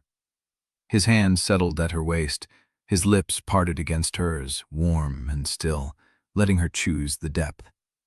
She deepened it. The second kiss carried the weight of everything they had not said, the tunnels, the dam, the truth that had broken her open and left her standing in a stranger's city with nothing but her own judgment to guide her. His arm tightened around her. His mouth moved against hers, slow and sure, and she felt the ground beneath her feet become a choice she had made. When they broke apart, the room had not changed. The ledgers still lay open. The knife still waited on the cloth. But something inside her had shifted. A lock had turned. Not the bond. Something older. Something she had chosen. We have a few hours before the council, Idun said. His voice was steady, but his hand still rested at her waist, as if he was not ready to let go. Then we should rest. I did not mean sleep. She almost smiled. I know. They lay down on the narrow cot stored in the archived corner, side by side, the bond pulling but not demanding. Her head rested on his shoulder. His arm curved around her, palm flat against her spine. She closed her eyes. For a long time neither spoke. Then she felt his breath change. Saphira. Whatever happens at the council, I want you to know. A knock at the door, 3 short beats, the signal. Idun rose. Saphira was already on her feet, the delta knife in her hand before she had fully registered the motion. Eamon Rusk stood in the doorway, his face carved from the same stone as the tunnels he tended. His hands were empty, which was worse than if they had been armed. My lord, lady. What is it? Idun said. Eamon's gaze moved to the table, to the ledgers, to the evidence they had spent the night assembling. Someone moved the ration records from the cistern office before dawn, he said. All of them. The grain tallies, the distribution logs, the channel assignment sheets. Where? Saphira said. Eamon met her eyes. Wendell's private storehouses, the ones he claimed were empty during the last audit. The room went cold. Saphira looked at the highland strip, at the charred fragment, at the knife that tied Joran to the dead runner. The evidence was still there, but the paper trail that connected it to the living, the starving, the people who had died waiting for supplies, was gone. "The council will not convict him on blades and ciphers alone," she said. "They need the body count. They need the ledgers that prove who he starved." Eamon said nothing. Idun's hand found hers in the dark. "We still have hours," he said. "Hours to find records hidden in a compound we cannot legally search without council authorization," Saphira said. Eamon shifted his weight. "There is a way into the storehouses that does not cross a guard post." She turned to face him. "How long would it take to retrieve the ledgers if we moved now?" Eamon calculated in silence. 40 minutes to reach the compound, 10 to find the records, 40 back. If the third watch patrol does not change its pattern, Idun's grip tightened around her hand. "If we are caught inside Wendell's private stores before the council," he said, "he wins everything. The break-in becomes his proof of conspiracy. Our case collapses." Saphira met his eyes. "Then we do not get caught." The pulse of the bond was steady beneath her ribs. Not fear, not certainty. Something between the two. She reached for the lamp. Chapter 33. The pre-dawn air lay thick and unmoving as Saphira stepped into the outer corridor, Idun beside her. The lamp in her hand cast a narrow circle of light that did not reach the ceiling. Behind them, Eamon moved with the silence of a man who knew every stone by feel. They had covered 20 paces when the corridor turned. Teren Valak stood at the junction, his arms crossed, his face set in a mask she had seen him wear before, on the training ground, before a battle. When he had already made up his mind and was waiting for the world to catch up. "Saphira." His voice carried no accusation. That was worse. "Teren, walk with me." His gaze moved past her to Idun. He held the look for a long, cold second. Then he turned and waited. Idun's hand brushed her elbow. A question. She shook her head once. This could not be avoided nor delayed. "Eamon," she said, "hold the root." Blockbuster's eyes flicked between them. He inclined his head and melted back into the dark. She followed Teren. He led her to a narrow alcove where a single reed torch burned in an iron bracket, casting his face in alternating planes of light and shadow. The training court lay beyond the arch, empty, silent. He stopped, faced her. "Where were you going? That is not a conversation for this hour." "I will decide what hour it is." She met his eyes and said nothing. The silence stretched. She let it. "I saw you at the dam." His voice dropped. "Before any official report. Before the patrol had even filed the body count. You were already there, with him, standing over the evidence." "I was summoned." "By whom?" "The watch commander, before he died." His jaw tightened. "I examined the saboteur's body in the maintenance tunnel." "Is that where you went?" "Yes." He stepped closer. Clean cut through the junction brace. Professional work. A knife I have seen before, the one with the knot pattern handle. I heard it was recovered by someone before it could be logged as evidence. "Then you have heard things." "I have been hearing things for days." His voice roughened at the edges. "The bride walks the tunnels at night. The bride's handmaid vanishes into servant corridors carrying messages. The bride's husband positions himself between her and every highland officer who asks a direct question. Perhaps you are imagining patterns where none exist. I am not imagining the discrepancy in your patrol reports." The words hung between them. "The last 3 dispatches you filed to the highlands," he said. "Troop positions, water supply numbers, alliance guard assignments. Every single one was thinned. You withheld specifics. You softened the assessments. You are feeding Ursa Korrath half-truths, and you never once did that in 15 years of service." She felt the accusation land in her chest like a blade slipped between ribs. "I reported what was necessary." "Necessary for whom?" "For the Alliance." "The Alliance." He laughed, flat, without humor. "You chose this Delta who killed your brother, turned on your own bloodline, and you want me to believe you are doing it for peace." "I believe the truth is larger than the story I was told to carry." He stared at her. "I know about the assassin," he said, "the one in the archive, the one who mentioned Korrath silver." Then you know what it looked like. I know what it was meant to look like. His voice dropped to barely a whisper. I told you. I did not pay that man. But someone in Highland colors did, and if Ersa used my name as a contingency on the sabotage dispatch, she could just as easily have used a Korrath lieutenant's uniform to pay a killer and let me carry the suspicion. Then we are both being played. He shook his head slowly. I want to believe that. I have spent the last 3 days trying to believe that, but I keep coming back to the same question. Ask it. He stepped into her space, close enough that she could smell the damp leather of his gear, the old sweat from patrol, the grief he was trying to burn into anger. When did you stop reporting to me? Not when did you stop trusting me. He knew the answer to that. He wanted to hear her say it. She looked at him. This man who had stood beside her for 15 years, who had bled beside her in 3 border skirmishes, who had carried her brother's message satchel from the Thornwater Basin and handed it to her with a look she had never been able to forget. At the dam, she said, when I found the ledger strip. His face closed. You hid it from me. Yes, you chose him over the command we built together. I chose the truth over a command that would have buried it. He was silent a long moment. When he spoke again, his voice had gone flat, professional. The tone he used to deliver casualty reports. I have enough to detain you for questioning under Moonlaw authority. She felt nothing. No shock. No fear. She had known this was coming since the moment she denied him the evidence. Will you... Or I can walk away. Pretend I did not find you in this corridor. Give you one last chance to come back to the Highlands and let me rebuild the report so it reads like a misunderstanding. You cannot rebuild a report for what I am about to do at the council. I know. He held her gaze. Then why offer? A crack ran through his voice. The mask slipped.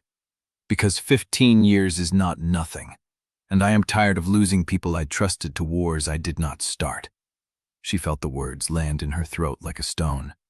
She said nothing. He watched her. The offer still open, barely, the thread fraying. I cannot come back, she said. I cannot unsee what I have seen. I cannot serve a matriarch who ordered her own grandson killed to keep a war alive. Then you are dead to the Highlands. Then I am dead. His face became impossible to read. He reached into his belt and drew out a folded dispatch. Gray cord binding, Korrath seal.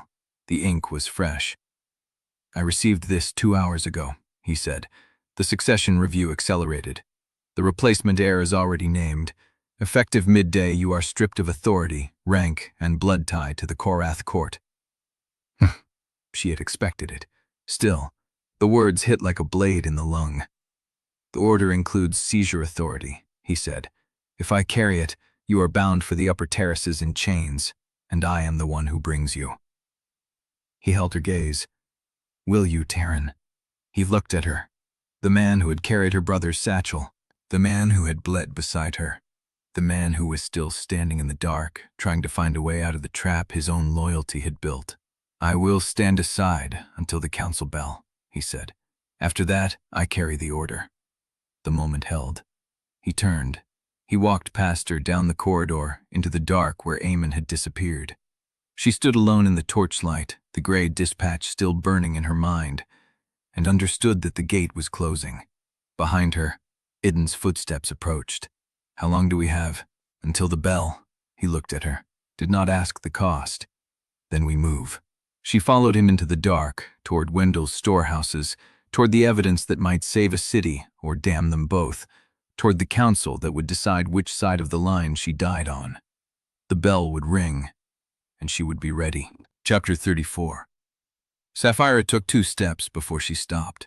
The corridor stretched ahead, damp stone and torch shadow, Idun's silhouette already advancing. She did not follow. Behind her, the silence held the shape of Teren's footsteps. Idun turned. Saphira. She did not answer. She was counting the beats of her own pulse, measuring the angle of the torchlight against the corridor floor, calculating the distance between here and the council chamber in time rather than space. What is it? His voice low, careful. I cannot leave him with the order. He agreed to stand aside. He agreed until the bell. She met Idun's eyes. That is not the same as a broken chain. If Ursa sends a runner before we reach the storehouses, if someone else sees the seizure order and moves first, Teren does not get a choice. The system carries him. Idun's jaw tightened. He understood. Then, what do you need? 5 minutes. And witness. She turned back the way they had come. Teren had not gone far. He stood in the alcove near the training court, the gray dispatch still in his hand, his back to the wall like a man who had been waiting for her to come after him. He heard her approach and did not turn. You said walking away was the offer. It was. It is not enough. He turned then. The torchlight carved his face into lines she had seen before, on patrol. Before a charge he did not expect to survive. Then what do you want, Saphira? She stopped 3 paces from him, close enough that he could see her clearly, far enough that he could not reach her without committing to the act. Show me the order. He did not move. You already know what it says. I want to see the seal placement and the authorization line. Something flickered in his face, confusion, caution. She watched him weigh the request, searching for the trap in it. Why? Because if yours has stripped me effective midday. The order was written before you confronted me in the corridor, which means she wrote it before she could have received any report of my movements, before she could know I found the dam, the ledger, the archive. She held his gaze. That is not a response to a new threat. That is a contingency drafted weeks ago and sealed with a date that has not arrived yet. Teren's hand tightened on the dispatch. The seal says midday, he said, not the drafting date. Moonlaw requires the drafting date. Title transfer, succession voiding, blood tie severance. Every instrument must show when it was written and when it takes effect. If the seal only shows the effective time and not the drafting date, the order is procedurally incomplete until the bearer adds the second date at delivery. He was silent. You know the code, she said. You have carried execution orders. You know what the seal surface should show. Silence. She watched the calculation move through him, the slow recognition that she was not trying to escape the order. She was trying to break its legitimacy. Show me the seal, Teren. He did not move. You taught me this law, she said. 15 years of Moonlaw briefings. You told me the seals protect the accused from retroactive sentencing. If the drafting date is missing, the instrument is void until the bearer completes it at the moment of service, and if the bearer is compromised, the service itself becomes challengeable. And you are asking me to challenge my own authority. I am asking you to look at the dispatch and tell me honestly what you see. He looked at her. The torchlight shifted. The silence stretched. Then he lifted the folded dispatch, turned it, and held it so the seal faced the light. The gray cord binding caught the flame. The pressed wax bore Ressa's crescent-cleft sigil, the mark of personal authority, not administrative delegation, and the date stamp was single. Effective midday only. No drafting date below the sigil line. His face changed. She dated it for midday, he said slowly. But she did not write the day she sealed it. No. She left the drafting date blank, so I could fill it whenever I served the order. Yes. He lowered the dispatch. You're telling me I was her delivery mechanism, not her officer? Saphira said nothing. 15 years, he said, and she did not trust me enough to let me see the frame I was carrying. She trusted you to carry it. She did not trust you to question it. The torch guttered. Teren looked at the dispatch in his hands. The gray cord binding, the incomplete seal, the name of the woman he had served since he was 17 years old, written in her own hand, with a blank space that should have held the date. She left the blank, he said. So if I failed, she could claim I served it on the wrong day. She could burn the draft and write a new one. The entire order could disappear and I would be the only one who ever knew it existed. Would you have filled the date at the moment of service? He looked up. His eyes were flat. I do not know. She held his gaze. That is what she counted on. He stood with the dispatch in his hands. The document that could strip her of everything she had ever been. The document that would make her a traitor by the stroke of a pen, and he had been carrying it through the fortress for hours without once examining the seal with a soldier's eye. He had trusted the source, not the paper. I should have checked it at the gate. Yes, You knew, in the corridor, before you asked to see it. You knew what the seal would show. I suspected. He let out a breath, not quite a laugh, something quieter and more bitter. Then you have already won. I am not trying to win against you, Teren. Then what are you doing? She did not answer immediately. She looked at him, the man who had bled beside her, the man who had carried her brother's satchel, the man who was standing in the dark, holding an illegal order, still trying to find the right thing to do. I am giving you a way to put it down without calling yourself a traitor. He stared at her. You are sparing me the ruin I was about to carry out against you. I am sparing what we were, before Yrsa made us into this. His face cracked. One moment, a single fault line in the stone of his expression. Then he reclosed it, and when he spoke again, his voice was hoarse. The council will be worse than you think. I know. Wendell has allies you have not mapped. Nasrin's neutrality only lasts as long as the river holds. And once you speak against Yrsa in that chamber, the highlands will name you traitor before sunset. I know. He looked at her. Grief and fury and something that might have been love. 15 years of devotion to the same command, breaking in the wrong direction. Then go, he said, before I change my mind. He held out the dispatch. She took it. Gray cord, pressed wax, blank drafting date. She folded it into her belt. On the council floor, he said. When they ask who carried the order, I will tell them I examined it, found it procedurally incomplete, and chose not to serve it. Will they believe you? Does it matter? She looked at him, the man who had followed her into 3 border skirmishes, the man who had handed her a dead brother's satchel and never looked away. It matters to me. He did not answer. She turned. Behind her she heard him breathe once, deep, and then the sound of his boots moving away in the opposite direction. She did not look back. Idun stood where she had left him, his face unreadable in the half-light. He did not ask what had happened. He looked at her belt, where the dispatch now sat, and something shifted in his posture. Recognition, not of the document, but of what it meant. You neutralized him without breaking him. I gave him a way to choose. That is worse than breaking him. Now he will have to live with having chosen. She felt the weight of the dispatch against her hip. The bell will ring soon. Yes. She moved past him into the corridor and he followed, and the dark swallowed them both. Chapter 35. The council chamber smelled of riverstone and old incense. Saphira stood at the western arch where the morning light cut a blade across the floor, watching the seats fill. She had been in this room once before, during the marriage negotiation, when every word had been a weapon, and she had still believed she could survive the alliance without breaking. That woman would not recognize her now. Nasrin Belak moved through the chamber in undyed linen, her gray-streaked hair coiled tight, her hands empty of any ritual object. She spoke to no one.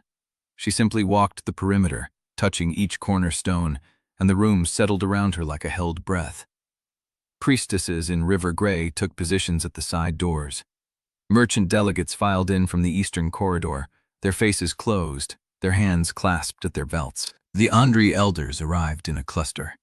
Kella Ondrey's white braids catching the light, Varen Rusk's scarred face unreadable beside her. No sign of Wendell. Saphira tracked the empty seats, 3 for the Ondrey Council, 2 for the merchant houses, 1 for the priesthood witness, 1 for the highland representative, which would remain vacant because she no longer held that place and no one had come to fill it. She was the highland representative now, by default, by disownment, by the folded dispatch in her belt. Idun stood near the eastern pillar, his body angled to watch both entrances at once. He had not spoken since they entered. He did not need to. She could feel his attention like a thread pulled taut between them, not the bond, something steadier. Trust. The side door to her left opened without a sound. Talise slipped through, her dark hair pulled back, her hands empty. She crossed the chamber floor with the delta gate she had taught Saphira weeks ago, heel-toe rolling, weight on the outer edge, invisible to anyone not watching for it. She reached Saphira without drawing a single glance. Found it in the bathhouse fence, Talise said, her voice barely above a breath. Wrapped in oilcloth, tucked behind the 3rd drain plate, the same route my brother used to move messages. She pressed something into Saphira's palm. Cold, metal, small. Saphira did not look down. Eamon confirmed it? Before I came here, he said the break pattern matches the private seal used on Wendell's compound contracts, the ones that do not go through council audit. Saphira closed her fingers around the fragment. The edges were sharp where the metal had been broken, deliberate, not accidental.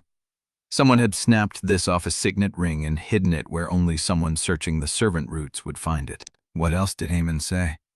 That the fragment was made in the high terraces. The alloy blend is Korrath forgework, not Delta. He said he would swear to it in front of Nasrin. The chamber was nearly full now. The Ondrey elders had taken their seats. The merchant delegates stood in a tight cluster near the far wall, their whispers barely audible over the rustle of linen and the scrape of chairs. Kella Ondrey's eyes found Saphira across the room. The old woman inclined her head. Once, acknowledgement without alliance. Saphira returned the gesture. Beside her, Talisa's had not moved. There is more. Tell me. The oilcloth had writing on the inside, faint, like someone pressed the message through the cloth instead of using ink. I did not unfold it enough to read the whole thing, but I caught my brother's name. Saphira looked at her then. Talisa's face was stone, but her hands were shaking. Where is the cloth now? Back in the vet. I wrapped the fragment separately and left the cloth where I found it.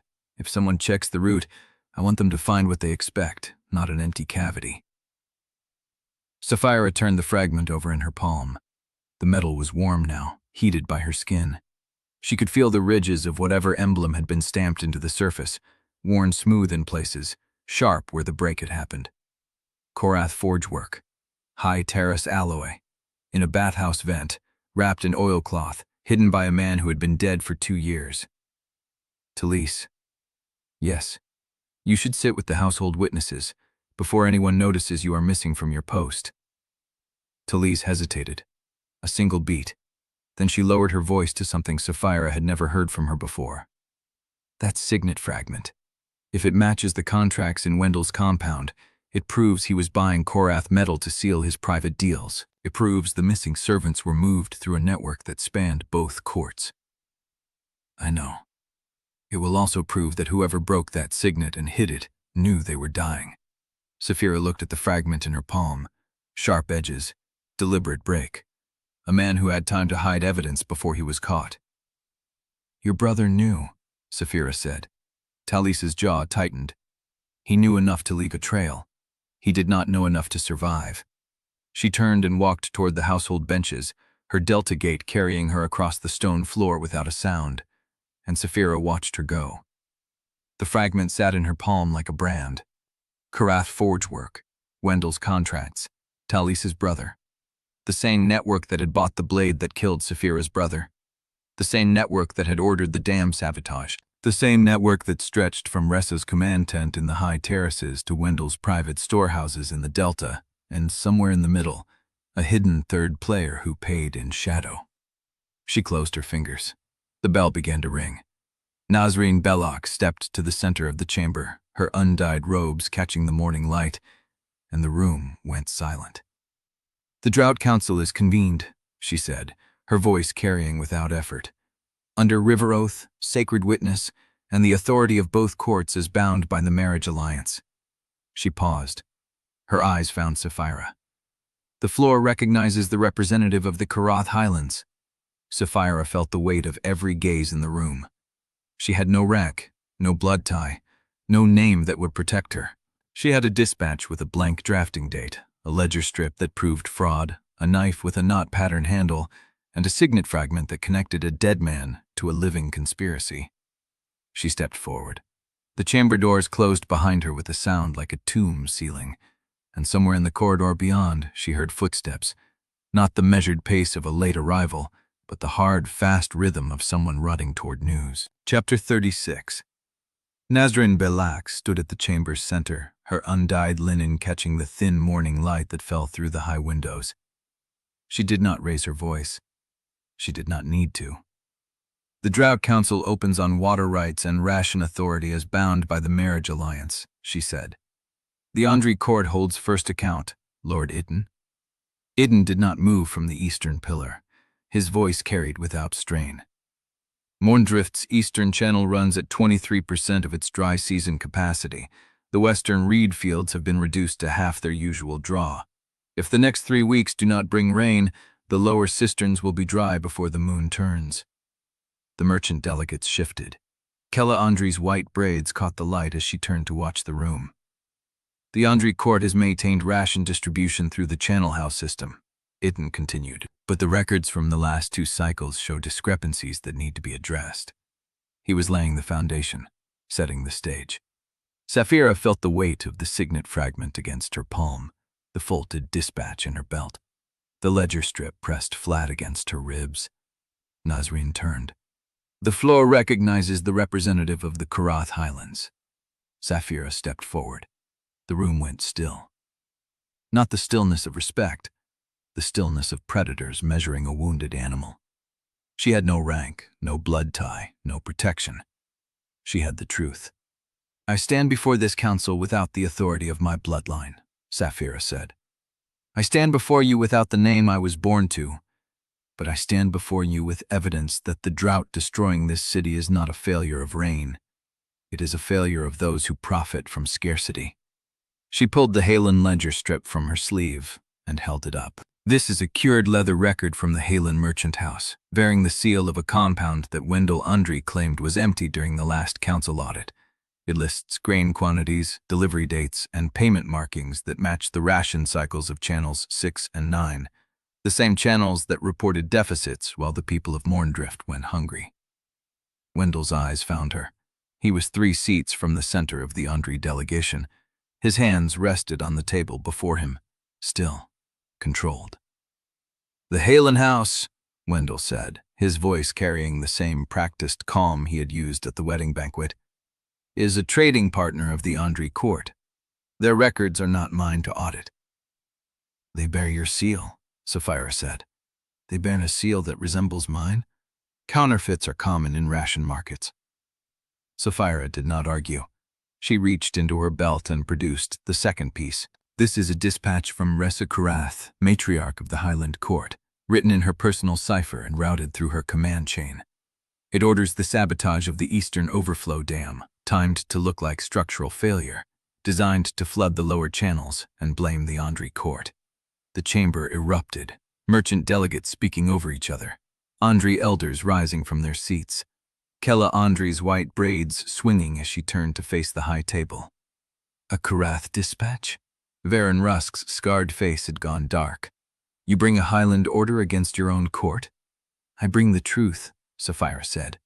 The same hand that wrote this dispatch wrote the orders for the Thornwater raid 3 years ago. The same hand that sent my brother to die in a basin where the terrain maps had been falsified and the intelligence had been altered. She let the words settle.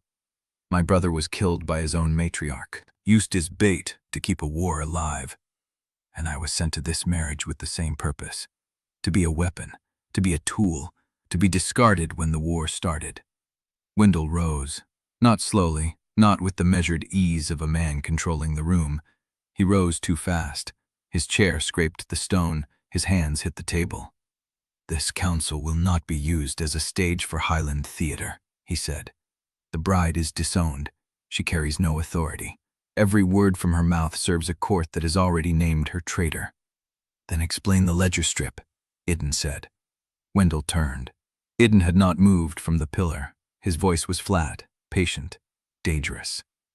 Explain the grain that left channels 6 and 9 while your storehouses filled. Explain the metal contracts with Korrath forge masters that bypass council audit. Explain the bathhouse vent where a signet fragment was found wrapped in oilcloth by a dead man who knew he was dying. Wendell's jaw tightened. I have the fragment, Saphira said. She held it up. The metal caught the light. Korrath alloy, high terrace forge work, broken deliberately and hidden by Talise Miro's brother, who was 7th on a list of 31 disappeared servants, channel workers, and patrol officers. The same list that records the movement of missing people through a network that spanned both courts.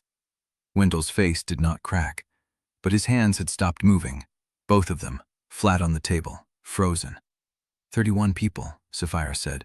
Witnesses, messengers, workers who knew too much, hidden in a system that runs beneath both courts, whose records are kept in a language older than either bloodline, maintained by someone who knew Saphira Korrath would find them. The chamber had gone quiet, not the quiet of shock, the quiet of the room. Nasrin's eyes had not left Saphira's face. "You claim," Nasrin said slowly, "that the drought, the disappeared, the dam sabotage, and the Thornwater raid are the work of a single network operating across both courts." "I claim," Saphira said, "that Saphira Korrath and Idun Ondrey have been feeding this war for years, that they have used drought as a weapon, that they have used disappearances as silence, and that the hidden third player who paid in shadow has been sitting in this room the entire time." Every eye in the chamber turned to Wendell. He stood frozen, his hands flat on the table, his face a mask of stone that did not quite hide the pulse beating at his throat. "I will not answer accusations from a disowned bride," he said. "Then answer them from me." Idun stepped forward, not from the pillar, from the center of the room where he had moved while every eye was on Saphira. The chamber doors were closed, the footsteps from the corridor had stopped, and in the silence that followed, Saphira heard the sound of a seal being broken. Chapter 37. The seal broke with a sound like bone cracking. A reed-rolled message in Nasrin's hand, not Council Walk's, not Ondrey's seal. The priestess had produced it from her own sleeve, and the chamber's silence shifted as every elder recognized the mark pressed into the pale clay. The river mark. Nasrin did not read aloud. She held the message at eye level, her gray-streaked head tilted, her lips moving once. Then she looked up at Wendell with an expression Saphira had not seen on her face before. "Pity." "The river remembers every theft," Nasrin said, "and the river keeps its own accounts." Wendell's hands were still flat on the table. His knuckles had gone white. "This chamber has no authority over ritual matters," he said. "The priestess exceeds her bounds." "The priestess convenes the Drought Council," Idun said. He moved past the high table, past the merchant delegates, past Idun Ondrey, who had not taken her seat since Saphira's accusation. He stopped at the eastern pillar, where a stack of ledgers waited, bound in oiled leather, their spines cracked from years of cistern damp. He set the first one on the table. "Channel 6 distribution records," Idun said. 19 months of grain movements, tariff receipts, and maintenance logs. The cover fell open. Inside, the columns were neat. Delta script, Council's standard notation, but the margins held different marks, small symbols, crescent slashes, a hand Idun recognized. "Your factor kept 2 sets of books," Idun said. "One for the Council, one for the storehouse." Wendell's voice dropped. "That ledger was stolen from private property." "Found in the sister archive," Idun said, "where your own factor stored it alongside the records of 31 disappeared people." The chamber stirred. Saphira watched Wendell's face. The mask was still there, that the edges had begun to fray. She stepped forward to place the third piece on the table. The signet fragment. "Korrath forge work," she said. "High terrace alloy, broken deliberately and hidden by a dying man who knew he was being erased." She did not look at Talise. She did not need to. She heard the small sound of breath catching. "The oilcloth that wrapped this fragment bore the name Miro written faintly inside," Saphira said. "The same name that appears 7th on a list of 31 people who vanished from cistern duty, night patrol, and messenger rotation over 3 years. Talise stepped forward, not to the table, to the stack of ledgers. Her hands moved across the spines. She did not read. She touched. Her fingers stopped on a narrow volume bound in faded green leather, the color of riverweed. "This one," she said. Her voice was flat, controlled, the same voice Saphira used when she did not want anyone to see the shape of what she carried. Idun opened it. The columns inside were not grain tallies. They were movement logs. Names, dates, routes. At the center of each entry, a symbol that matched the marginal marks in the cistern ledgers. A map of disappearance. Talise's finger traced a line. The route started at the cistern maintenance level, moved through an unmarked section of Channel 4, ended at a storage compound whose seal matched the fragment Saphira had just placed on the table. "He was moved through Wendell's network," Talise said. "The night he disappeared, his route was logged." Her hand did not shake. Her voice did not break. But Saphira saw the way she pressed her palm flat against the page afterward, as if she could feel her brother through the ink. Wendell opened his mouth. Eamon Rusk stepped through the chamber doors before he could speak. The Puckmaster had not been present at the council's opening. He had been absent since the bell. His clothes were damp. His hands carried river mud. He stopped at the edge of the table and dropped a length of chain onto the ledger. The chain was Delta iron, standard maintenance issue, but one link had been cut clean through. "The seal frame on the eastern overflow gate," Eamon said, "cut with a tool that matches the knot pattern knife found at the dam works last night." He did not look at Wendell. He looked at Even. The cut was made from inside the water system. Whoever did it knew exactly where the pressure point would fail, knew which patrol rotation left the Easter Channel blind for 20 minutes, knew how to leave a knife behind that matched a dead messenger's boot weave. "The knife belongs to my house," Wendell said. The confession landed like a blade. Eamon's eyes shifted, slow, patient. "I did not say whose house the knife belonged to." The chamber held its breath. Wendell's face cracked. Not the mask, not the controlled fury. Something beneath it. Something that had been waiting for this moment and had never expected it to arrive with an audience. "Everything I did," Wendell said, "was to keep this city from starving." His voice was not loud. It was almost quiet, almost reasonable. The drought was never going to break. The highlands were never going to share. I moved grain. I secured routes. I built a network that could survive the collapse of this council and every court in Tesseract. "By disappearing 31 people," Saphira said. "By controlling information," Wendell said. "People die in drought. That is not murder. That is mathematics." The silence that followed was not shock. It was recognition.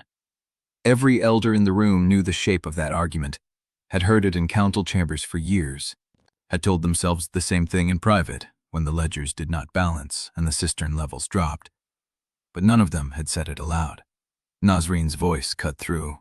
"The mathematics of survival do not require secret storehouses, falsified ledgers, and a network that moves bodies through channels meant to carry water." Wendell turned to her.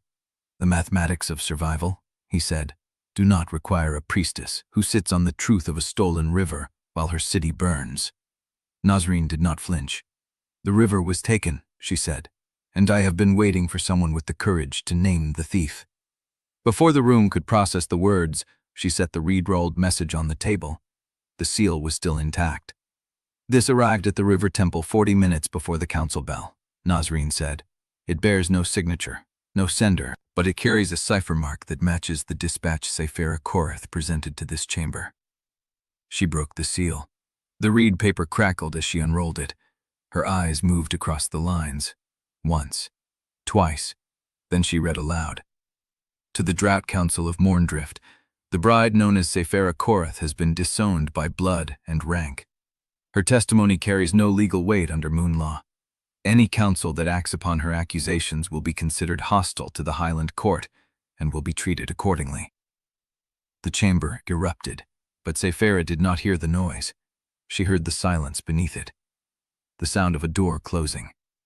Yrsa had answered, not with a defense, not with a denial, with a declaration of war. Chapter 38. The chamber did not settle. It could not. The words still hung in the air like smoke from a wet fire. Hostile to the Highland court, treated accordingly. Risa had not sent a denial. She had sent a declaration of war wrapped in legal language, and every person in the room understood what that meant. Saphira stood at the center of the noise and felt nothing. Not fear, not rage, just the hollow space where belonging used to live. The elders were on their feet. Merchant delegates pressed toward the doors. Priestesses moved to block the exits before anyone could flee with the news. Nasrin stood motionless at the head of the table, the reed message still in her hands, her eyes fixed on the space where the truth had landed. Idun Ondrey rose first. Her white braids caught the lamplight as she turned to face the elders behind her. Not Wendell, the others. The ones who had followed him because drought made men desperate and certainty looked like strength. "The Ondrey court has heard enough," Kella said. Her voice was not loud. It carried anyway. Idun Ondrey has confessed to controlling grain, falsifying ledgers, and moving bodies through channels meant to carry water. The evidence has been presented before the Drought Council, witnessed by River Oath and confirmed by his own words. Wendell's head came up. "Kella, you will not speak."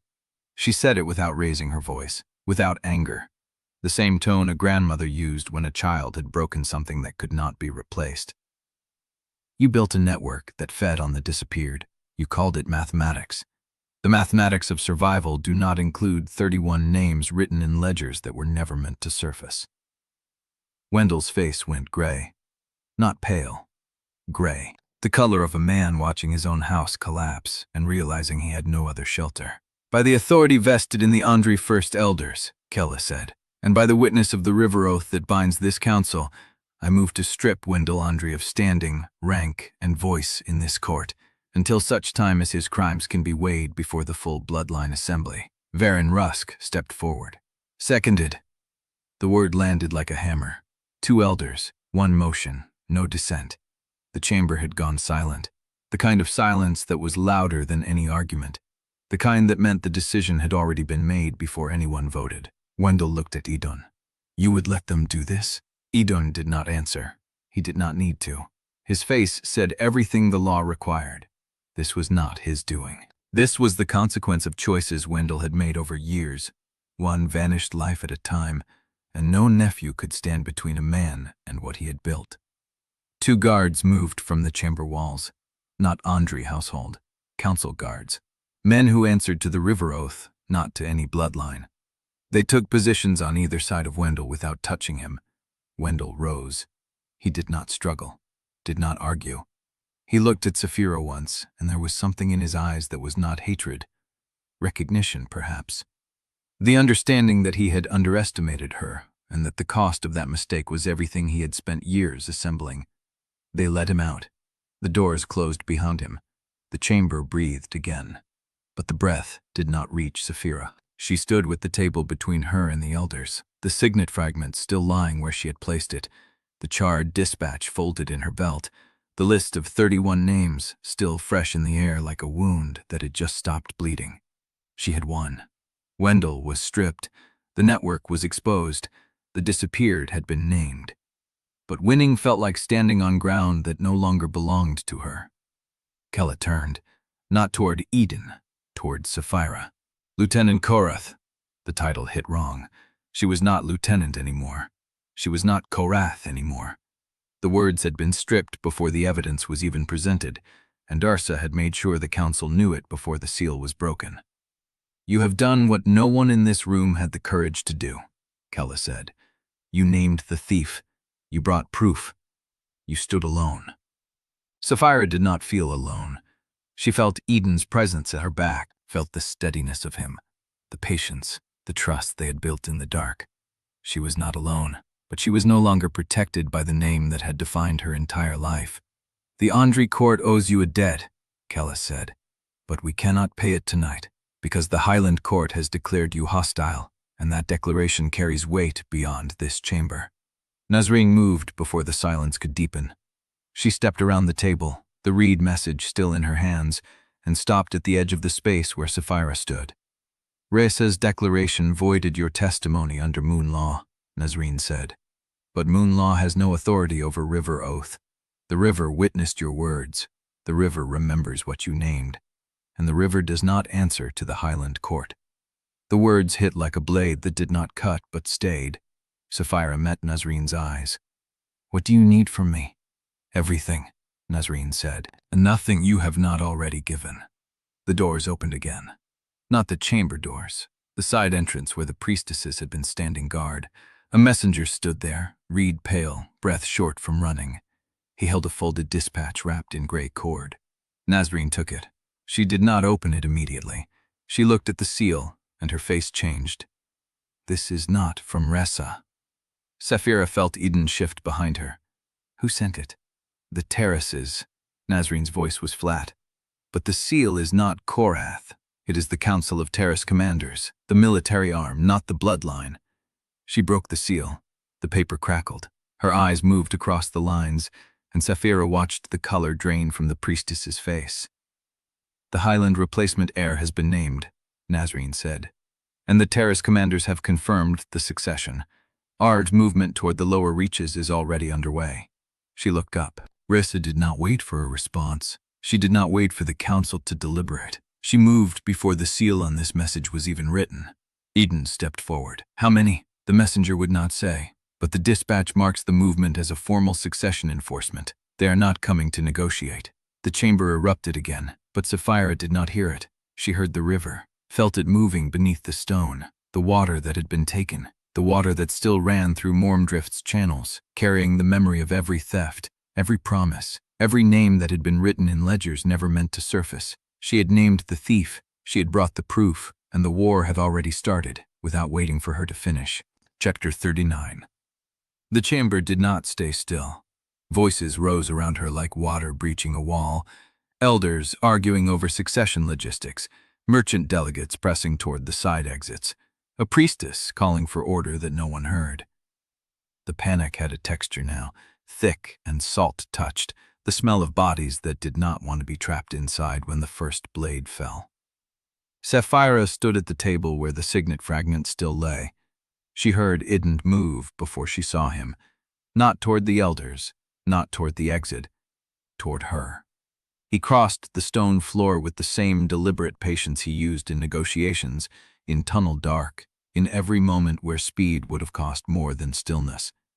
He stopped at her side, did not touch her, did not speak. But the chamber noticed. Kella's white braids caught the lamplight as she turned. Varen Rusk's scarred face followed. The merchant delegates paused at the exits, caught between escape and curiosity. Idun raised his hand, not for attention, not to silence the room. He held his palm open, turned it toward Saphira, and waited. The gesture asked for nothing. It offered everything. Saphira looked at his hand, the lines of his palm, the scar across his knuckles from the cistern stone, the steadiness of fingers that had never taken anything from her she had not chosen to give. She placed her hand in his. The room went quiet. Not complete silence. Someone was still breathing too fast near the eastern pillar. A priestess's robe rustled. But the argument stopped. The movement toward the doors stopped. The chamber held its breath the way a river holds before a fall. Idun spoke. Saphira Korrath has voided this woman's name. Her court has declared her hostile.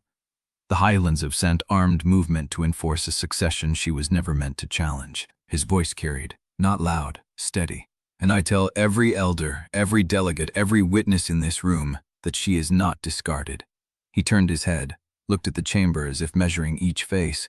She brought proof her own bloodline tried to bury. She named the thief when silence would have saved her. She chose truth over safety, and she chose this court over the only home she had ever known. His fingers tightened around hers. I do not claim her because the bond named her. I claim her because she stood in this room alone, with no title, no blood, no protection, and she did not run. Saphira felt the words land like stones dropped into still water.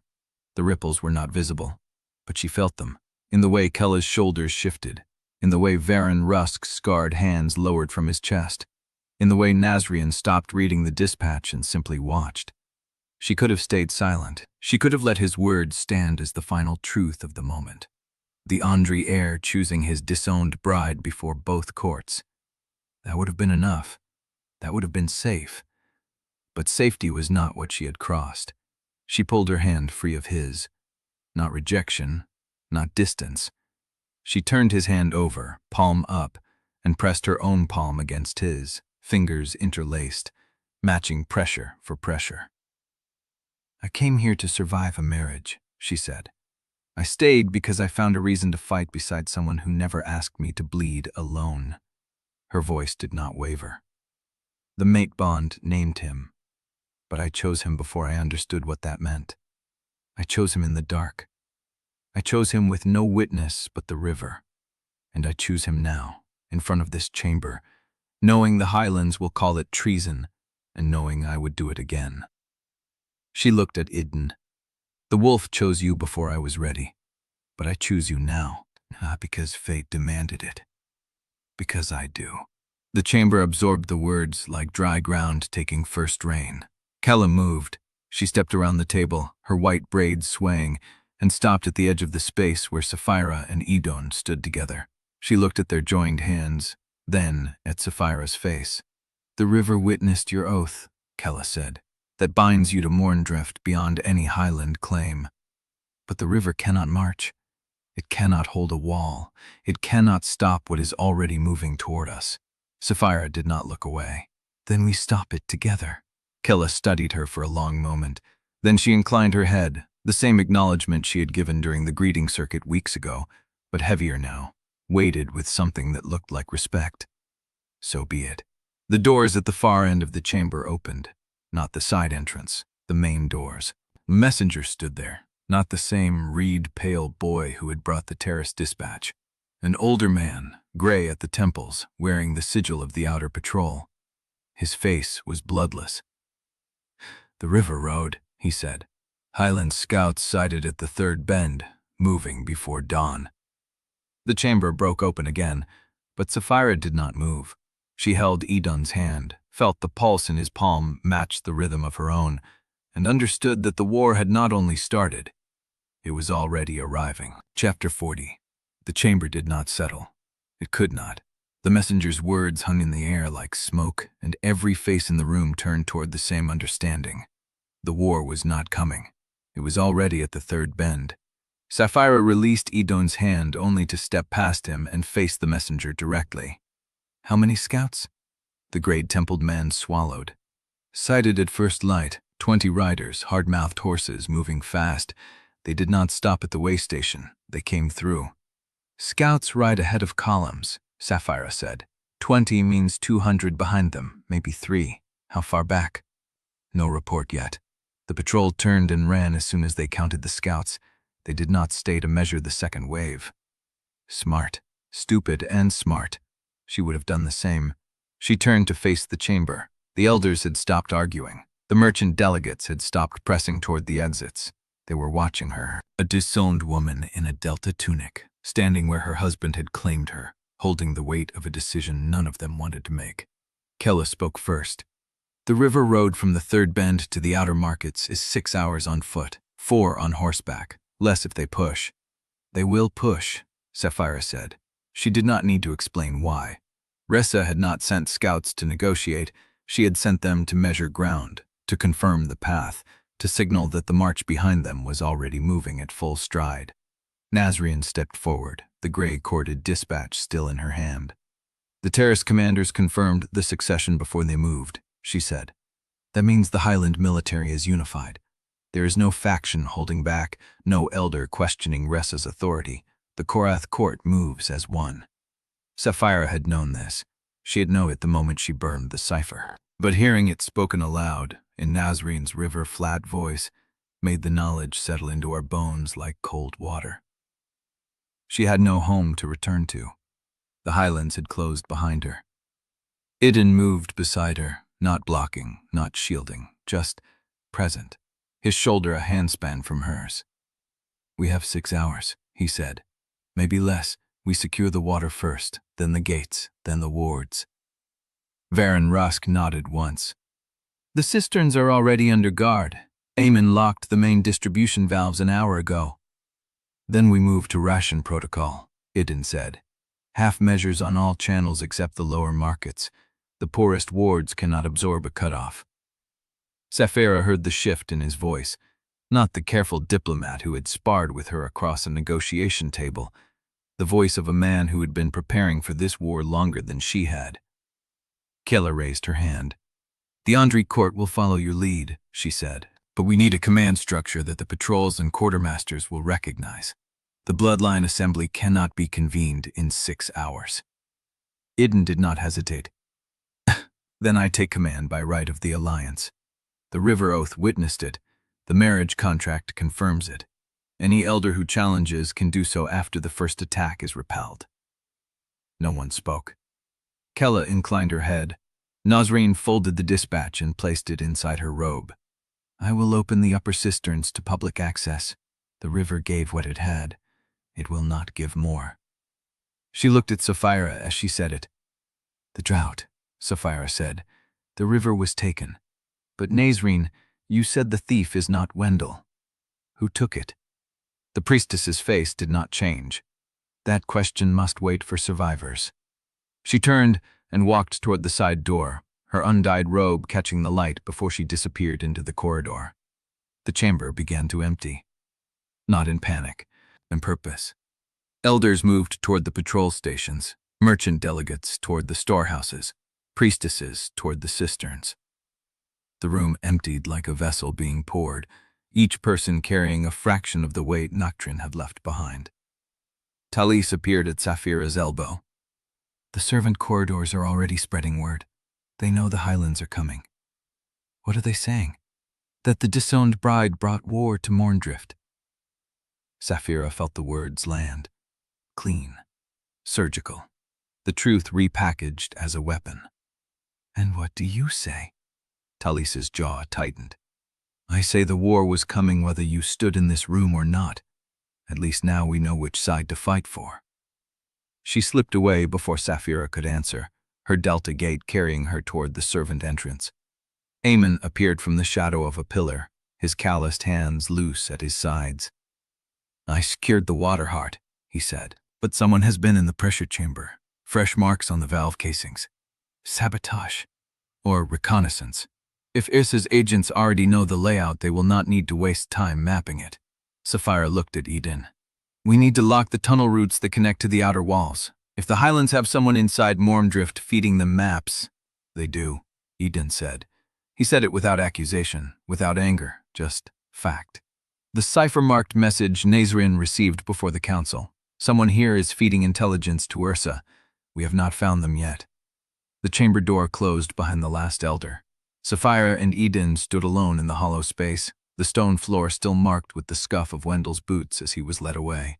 She looked at Idun. What happens now? He turned to face her fully. We prepare. We hold the gates. We keep the cisterns secure. And when the highland column arrives, we make them understand that Mourndrift is not a prize they can take. His voice was steady, but his hand found hers again. Not for the room. For her. I do not know if we survive this, he said, but I know I will not face it alone. Saphira looked at their joined hands, the line of his fingers, the warmth of his palm, the steadiness of a man who had chosen her before he had any reason to trust her. She had no home, no name, no bloodline, but she had this, and she would not let it go. Then we hold the gates, she said. Together. The first drum sounded from the river road, distant and low, carrying through the canyon stone like a heartbeat. The war had arrived. Chapter 41. The Delta night pressed wet and close as Saphira and Idun moved through the lower market, their boots leaving prints in the mud between the shuttered stalls. The drum from the river road had not sounded again, but its echo still lived in the stone, a pulse that would not fade. Behind them, the council chamber had become a war room. Kella had taken the eastern quarter, organizing patrol rotations from the terrace archive. Viren Rusk had the western cisterns. Nasrin had disappeared into the temple depths with the priesthood, and no one asked what she prepared there. What remained was the city itself. The people who had not been consulted about the drought, or the alliance, or the war that was now walking toward their gates. Saphira stopped at the mouth of an alley where a cluster of Delta families had gathered around a single lantern. Women with reed baskets, children holding empty jars, an old man with a stump where his hand used to be, his eyes tracking her approach with the flat assessment of someone who had survived worse. The cisterns are closing, he said. It was not a question.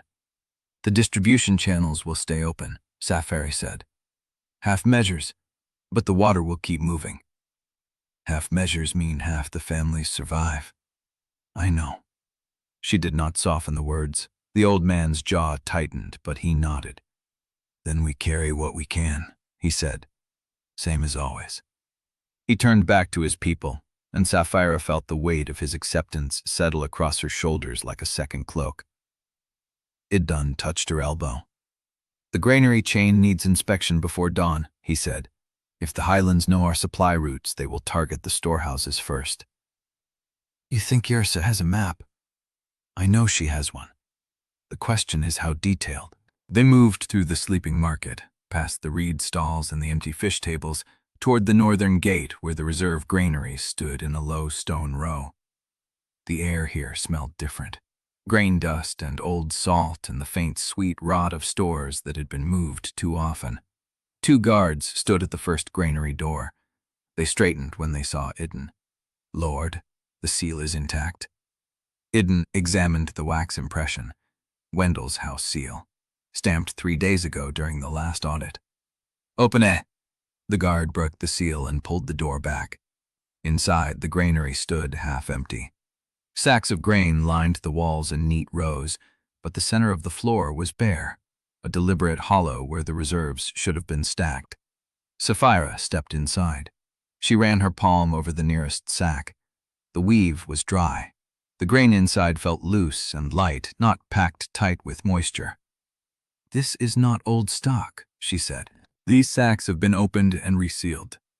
I'd nimbly beside a sack near the back wall. He cut the threading with his belt knife and let a handful of grain spill into his palm. It was not grain, it was chaff. Husk and dust and the crushed remains of what had once been wheat, pressed together to mimic the weight of full stores. He looked at Saphira. Someone has been replacing the contents and resealing the sacks, for weeks, possibly months.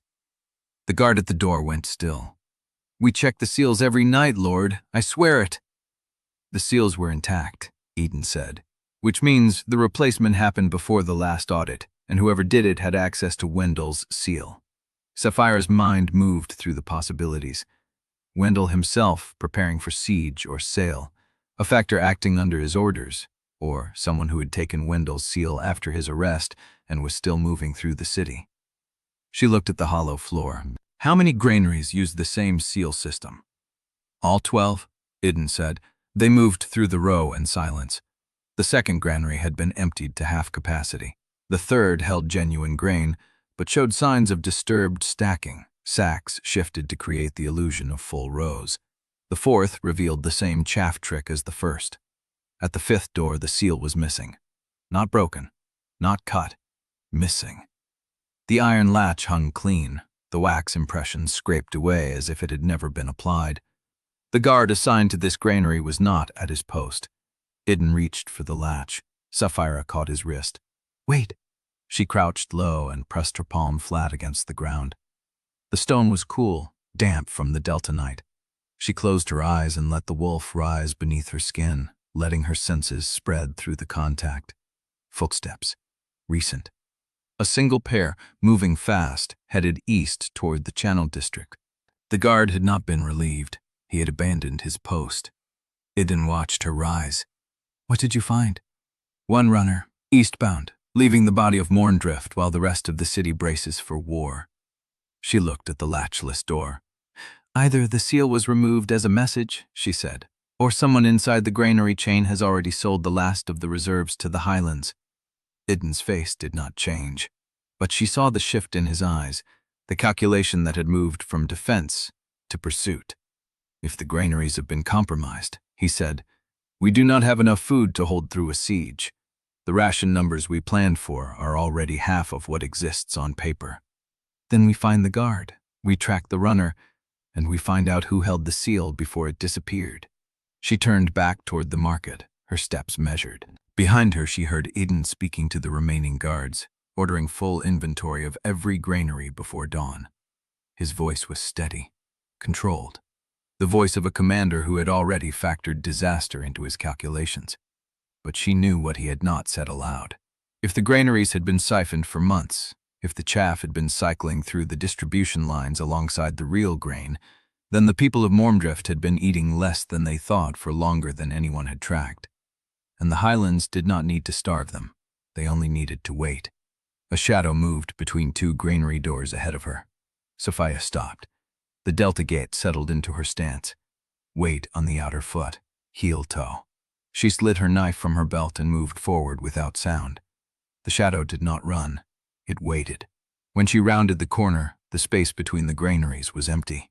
But the ground showed fresh prints, a single pair, pressed deep into the mud as if the person had stood there for a long time, watching the inspection. And on the wall beside her, scratched into the stone with something sharp, a single symbol. The same symbol from the charred fragment, the same symbol from the hidden archive. Saphira stared at it as the Delta night pressed around her, and she understood that the war was not coming. It was already inside the walls. Chapter 42. Eamon waited in the shadow of the granary wall, his calloused hand resting flat against the stone where the symbol had been scratched. He did not touch the carving. He only looked at it, then at Saphira. "You know what it means?" she said. "I know where it leads." She waited. Eamon's gaze moved past her, scanning the empty market, the closed shutters, the reed baskets stacked against the walls. The Delta night pressed in with the weight of wet linen, thick and patient. "There is a canal district," he said. "Not on the council maps, not in the maintenance ledgers. It was cut into the lower shelf of Mourndrift 80 years ago, before the drought cycles began, when the river ran high enough to need overflow channels. And it was sealed off when the water dropped. The entrances were walled, the passages were written out of the records." He paused. "But I have kept the keys." Saphira studied his face. The low light carved hollows under his eyes, deepened the lines around his mouth. He looked like a man who had been carrying a secret for longer than he should. "Show me," she said. He led her east through the market, past the granary row, past the cistern house where the pressure valves hummed against the stone. The route twisted through alleys so narrow her shoulders brushed both walls, through a maintenance shed that smelled of rust and dry rot, past a door that had been painted shut and looked like it had not been opened in a generation. Eamon stopped at a drainage grate set into the floor of the shed. He crouched, worked his fingers into the seams, and lifted. The grate came free without resistance. Below it, a ladder of rusted iron rungs descended into darkness. "The canal district runs beneath the market shelf," he said. "If it was reopened, a force could enter Mourndrift through the lower channel district and reach the central cisterns without crossing a single guard post." Saphira looked down into the dark. The air rising from below was cool and dry, not the wet heat of the Delta night. A sealed space, untouched. "Who knows about this route? Before tonight? 3 people. I was one, the others are dead." He straightened. "I changed the lock on the floodway gate myself, 14 years ago. I have checked it every season since. The lock was intact last week. And now? Now I am showing you the entry." She descended first. The iron rungs were cold through her boots, stable despite their rust. Eamon followed, pulling the grate closed above them. The darkness was absolute for a moment, before her wolf adjusted, the world resolving into gray shapes and cooler contours.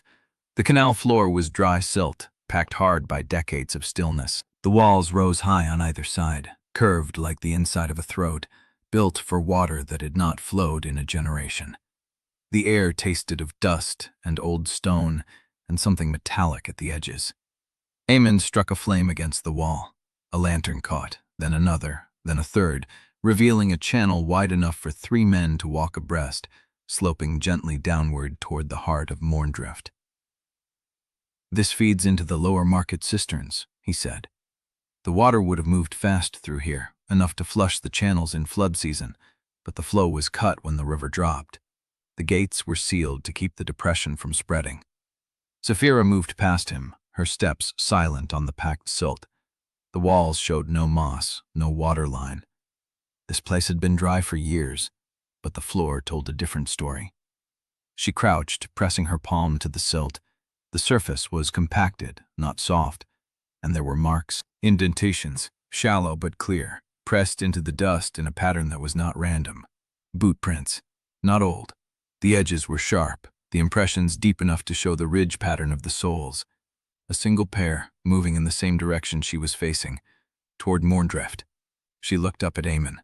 "You said the lock was intact last week?" "It was." "Then someone has been using another entrance." Eamon's jaw tightened. He moved past her, crouching where she had been, his fingers tracing the edges of the prints. He measured the depth, the spacing, the direction. "These were made within the last 2 days," he said. "The silt dries out in 12 hours. This is still holding moisture at the bottom." "How many?" One person, moving fast, carrying weight. He pointed to the deeper impression on the right heel. Loaded, supplies, or tools. Saphira followed the line of prints with her eyes. They disappeared around the curve of the canal, heading deeper into the city.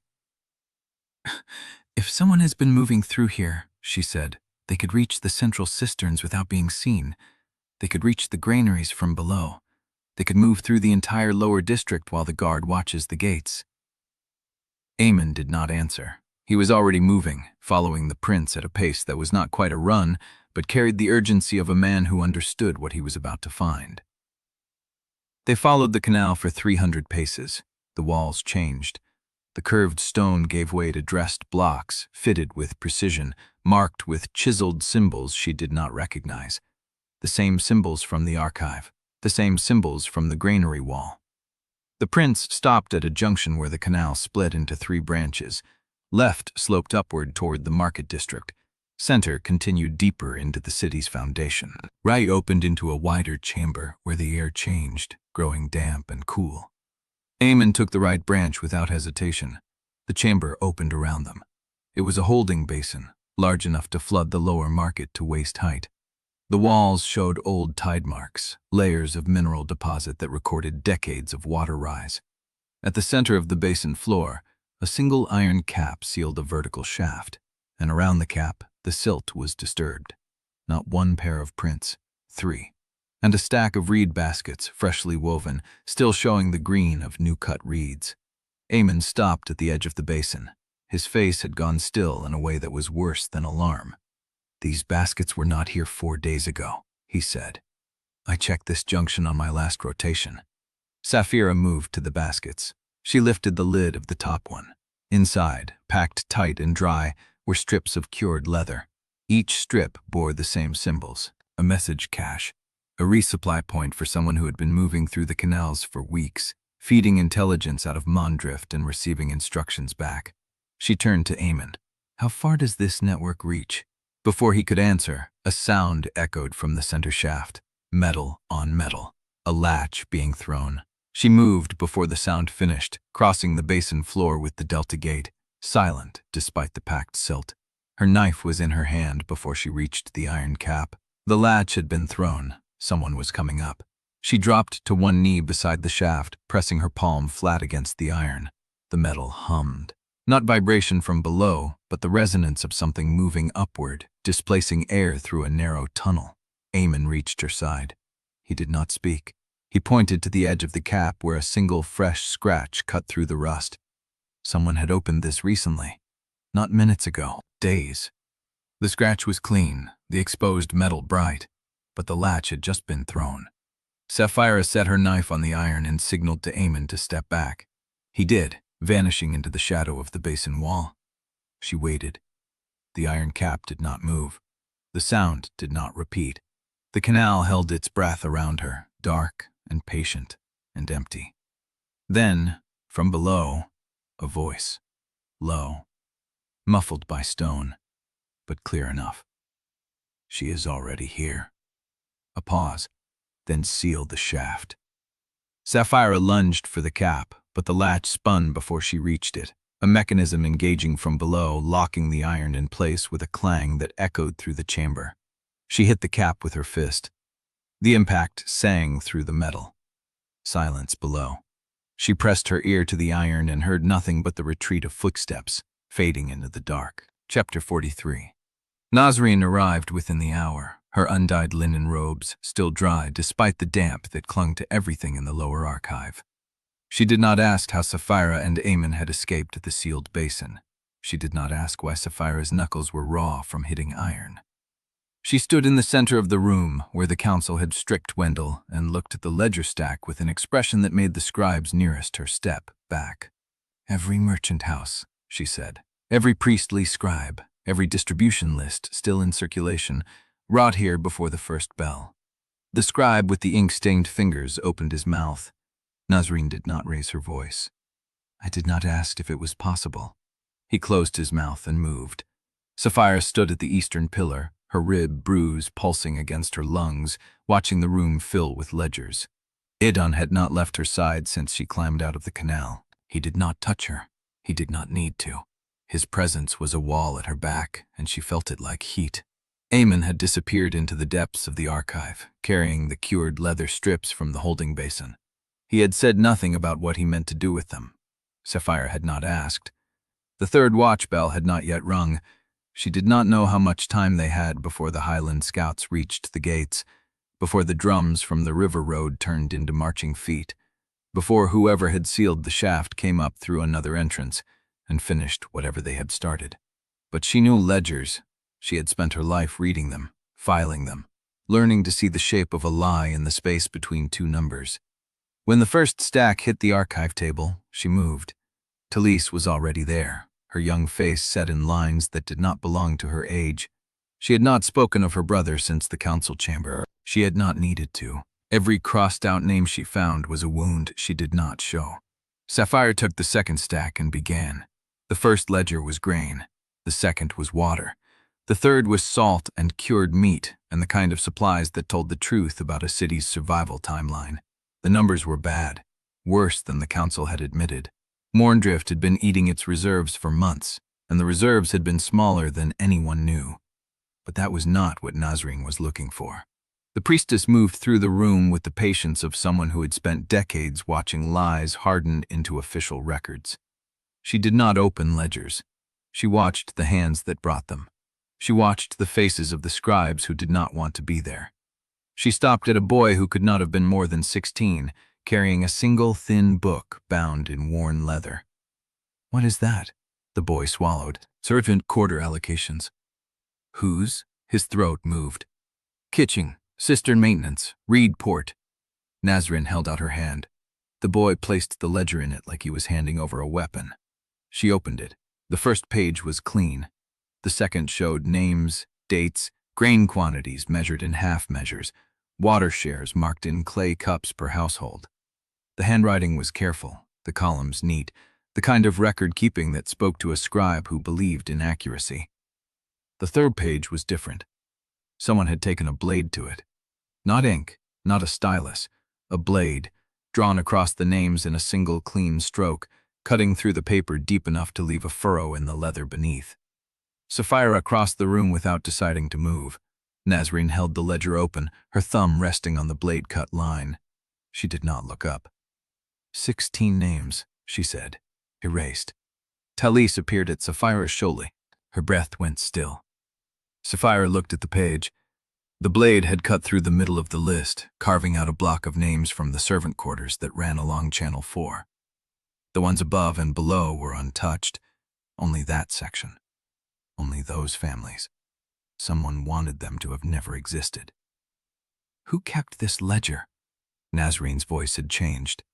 The calm was still there, but something underneath it had sharpened. The boy pointed without raising his arm, a twitch of his chin toward the far corner where an older scribe stood with his hands clasped behind his back. The man had the soft look of someone who had never been asked to defend a number. Nasrin crossed to him. "You maintain the servant quarter allocations?" "I maintain all channel assignments," the man said. "The allocations are a sub-record." "Who authorized the removal of 16 families from this list?" He did not blink. "No one. The record is accurate. The families were transferred to the eastern terraces 3 months ago. The blade mark is an error in the ledger, not an erasure." "Transferred?" "Yes." "To which terrace?" The man's mouth opened and closed. Nasrin waited. "I would need to check the departure logs," he said. "The transfer was handled by the factor's office, not the scribe house." "Which factor?" "Rel." The name hit the room like a dropped stone. Factor Rel. The same factor who had ordered the assassination.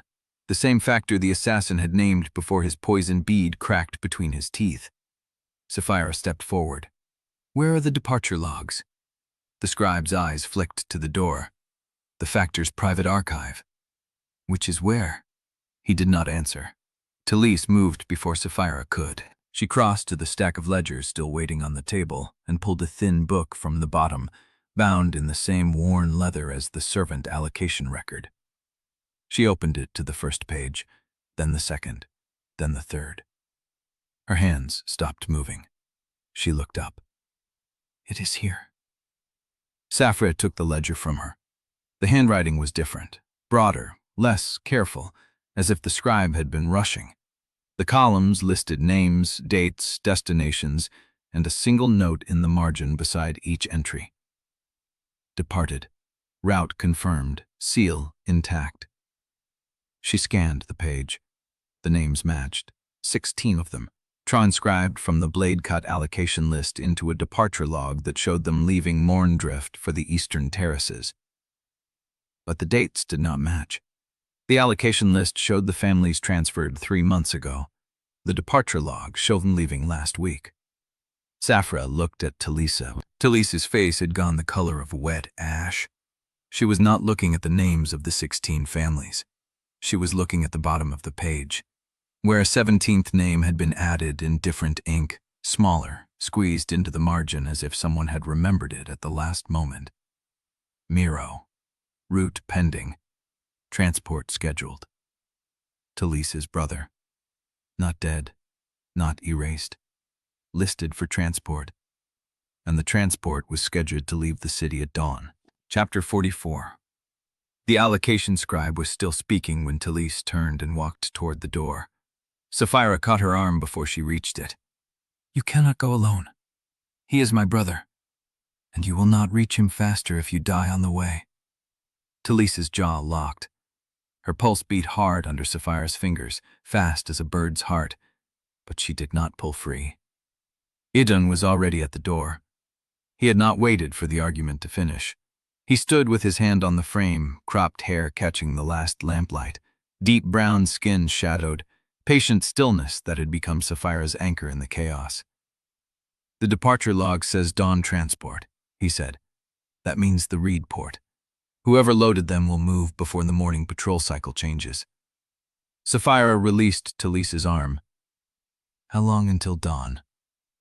Idun's eyes flicked to the window. The sky beyond the glass was still pressed full dark, but the quality of the black had begun to thin at the eastern edge.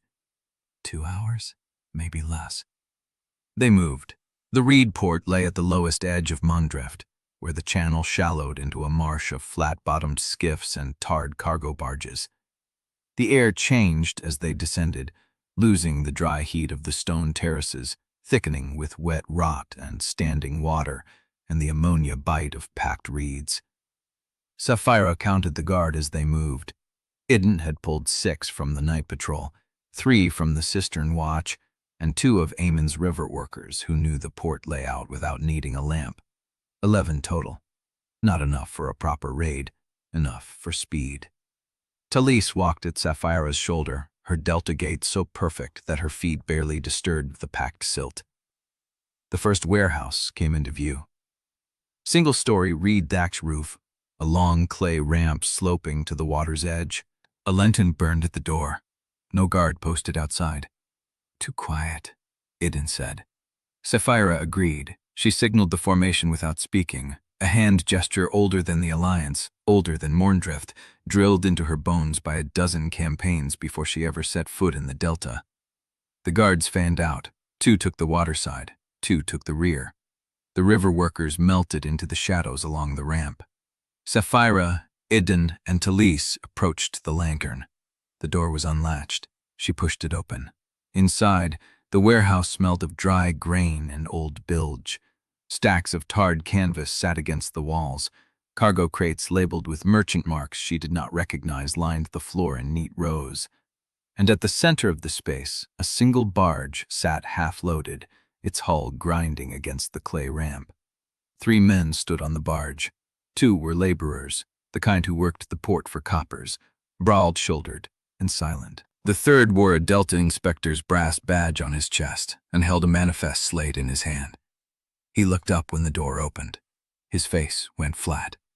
The port is closed until first light, he said. Come back at bell. Idun stepped into the lantern glow. By whose authority? The inspector's eyes moved. He recognized Idun. The flat expression flickered, cracked, reformed into something that tried to be accommodating and failed. Lord Ondrey, I was not informed you would be inspecting tonight. I am not inspecting. Idun walked past him, down the ramp, onto the barge. He did not stop at the cargo crates. He stopped at the tarps. There were 3 of them. Heavy canvas, lashed down with rope, stretched over something that did not have the blocky shape of grain sacks. Saphira caught the scent a heartbeat before Idun reached for the rope. Blood, sweat, fear, human. Idun cut the first lashing with his belt knife. He pulled the tarp back. The man beneath it was young, not yet 30, with the calloused hands of a channel worker and a rusted iron collar locked around his throat. A chain ran from the collar to a ring bolt in the barge deck. His wrists were bound with leather cord. His feet were bare. He blinked up at the lantern light like a creature that had forgotten the sun existed. Talise made a sound Saphira had never heard from her. Not a word, not a scream. Something between a wound given voice. Miro. The young man's head turned. His eyes found his sister. He did not speak. He could not. The leather cord had been tight enough to split his lips. They found 18 more under the tarps. Men, women, 2 children, neither older than 8, all collared, all chained, all waiting to be moved upriver before the city learned they were still alive. The inspector did not run. His guards caught him before he reached the water. The laborers on the barge threw down their ropes and did not resist. Saphira knelt beside Miro, cutting the leather cord from his wrists with the same blade she had used on the dispatch seal the night she burned Yrsa's order. His hands were cold. The circulation had been cut so long that the skin had gone waxy. "Who brought you here?" she asked. His throat worked. He swallowed. The sound was dry, painful, the scrape of a man who had not been given water in days. "Factorel," he said, "and a highland quartermaster. They worked together. The quartermaster wore Korrath grey, but his voice was not highland. He spoke like Delta." Idun was already moving toward the inspector, but Saphira stayed where she was. "Speak like Delta how?" Miro's eyes met hers. The recognition in them was not surprise. It was the exhausted clarity of a man who had been waiting for someone to ask the right question. He knew the channels, the hidden ones. He knew where to load without patrol eyes. A quartermaster who knew Mourndrift's secret routes, who wore Korrath grey but spoke like a man born in the wet heat of the Delta. Someone embedded so deep that the courts themselves did not know he existed. Saphira looked at the shackled laborers. 18 people who had been erased from the records, slated to vanish upriver before anyone could ask where they had gone. Miro caught her wrist before she stood. His grip was weak, but his voice was not. "The factor said the vanguard would be here in 2 days. He said we were being moved ahead of the army so the highlands would not find us when they took the port." Saphira went still. "The highlands are 2 days away." "Not the whole army." Miro's fingers tightened. "The vanguard, the ones who will open the gates from inside." He let go, and Saphira understood, in the cold clarity of the lantern light, that the war was not arriving at Mourndrift's walls. It was already inside them. Chapter 45. Nasrin met them at the port steps before the chains were fully loose. She came alone, undyed linen soaked at the hem, her gray-streaked hair escaping its coil. The priests who usually walked behind her were absent.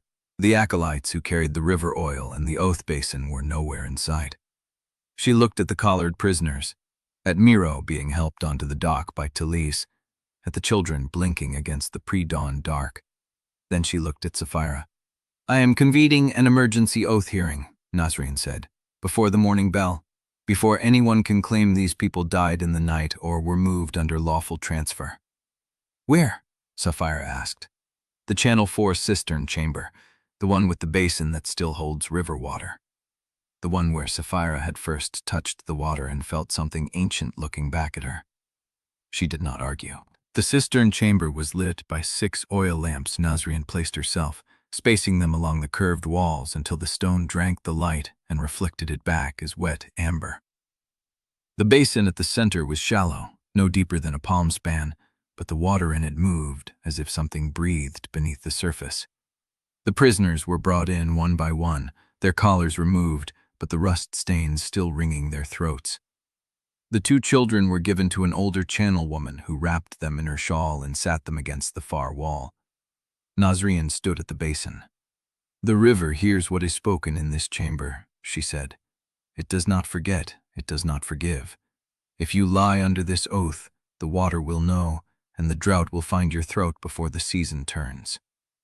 Saphira stood beside Idun near the door, her back to the stone, watching the faces of the prisoners as Nasrin spoke. Miro was the first to step forward. His voice was raw, scraped clean by days of silence, but he did not hesitate. "I was taken from Channel 4 on the third night of the waning moon. Factorell's men came for me. They said I had been reassigned to Eastern Terrace maintenance, but the barge went north, not east." "How many men?" Nasrin asked. "6.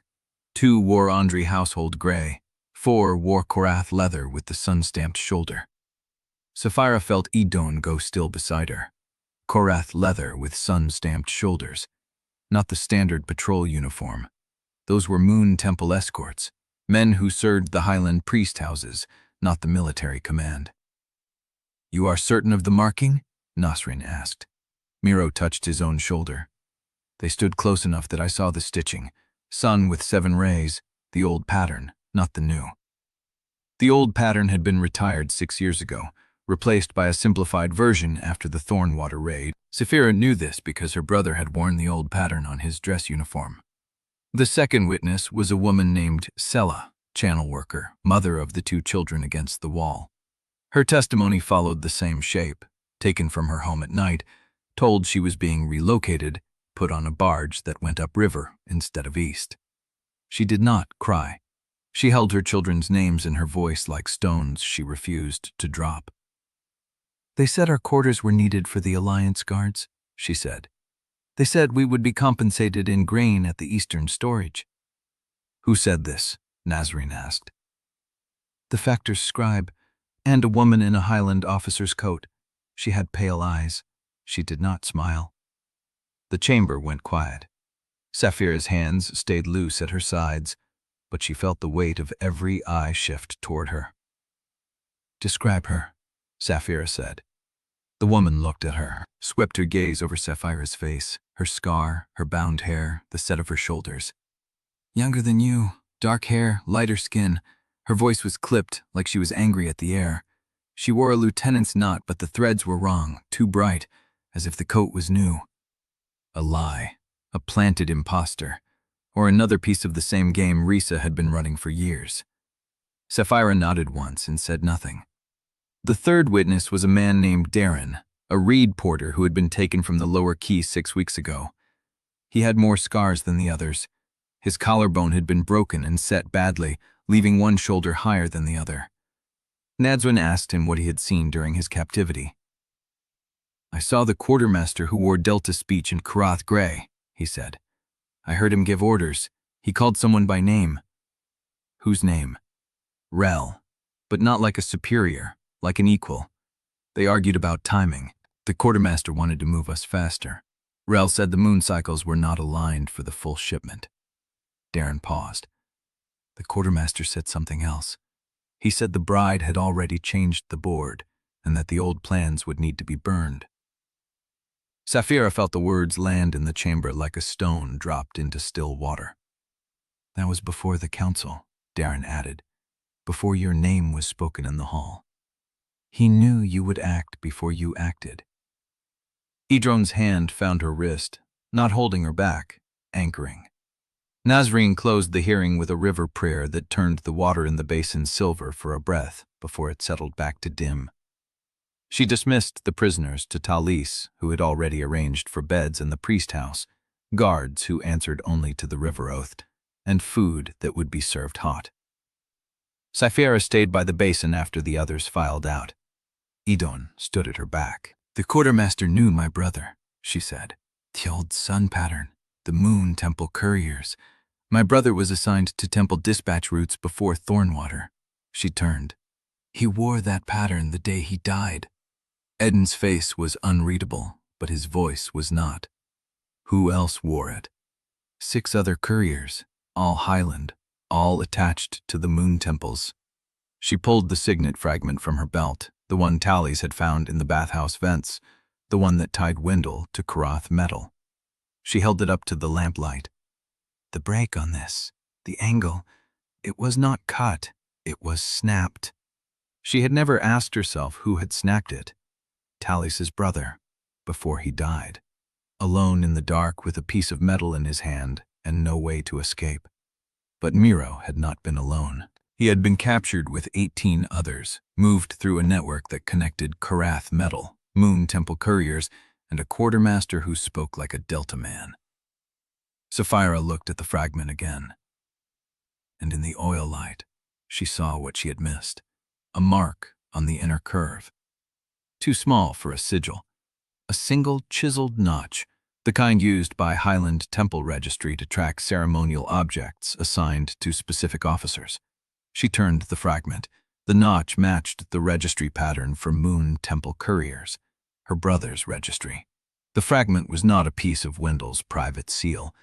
It was a piece of something her brother had carried the day he died. Chapter 46.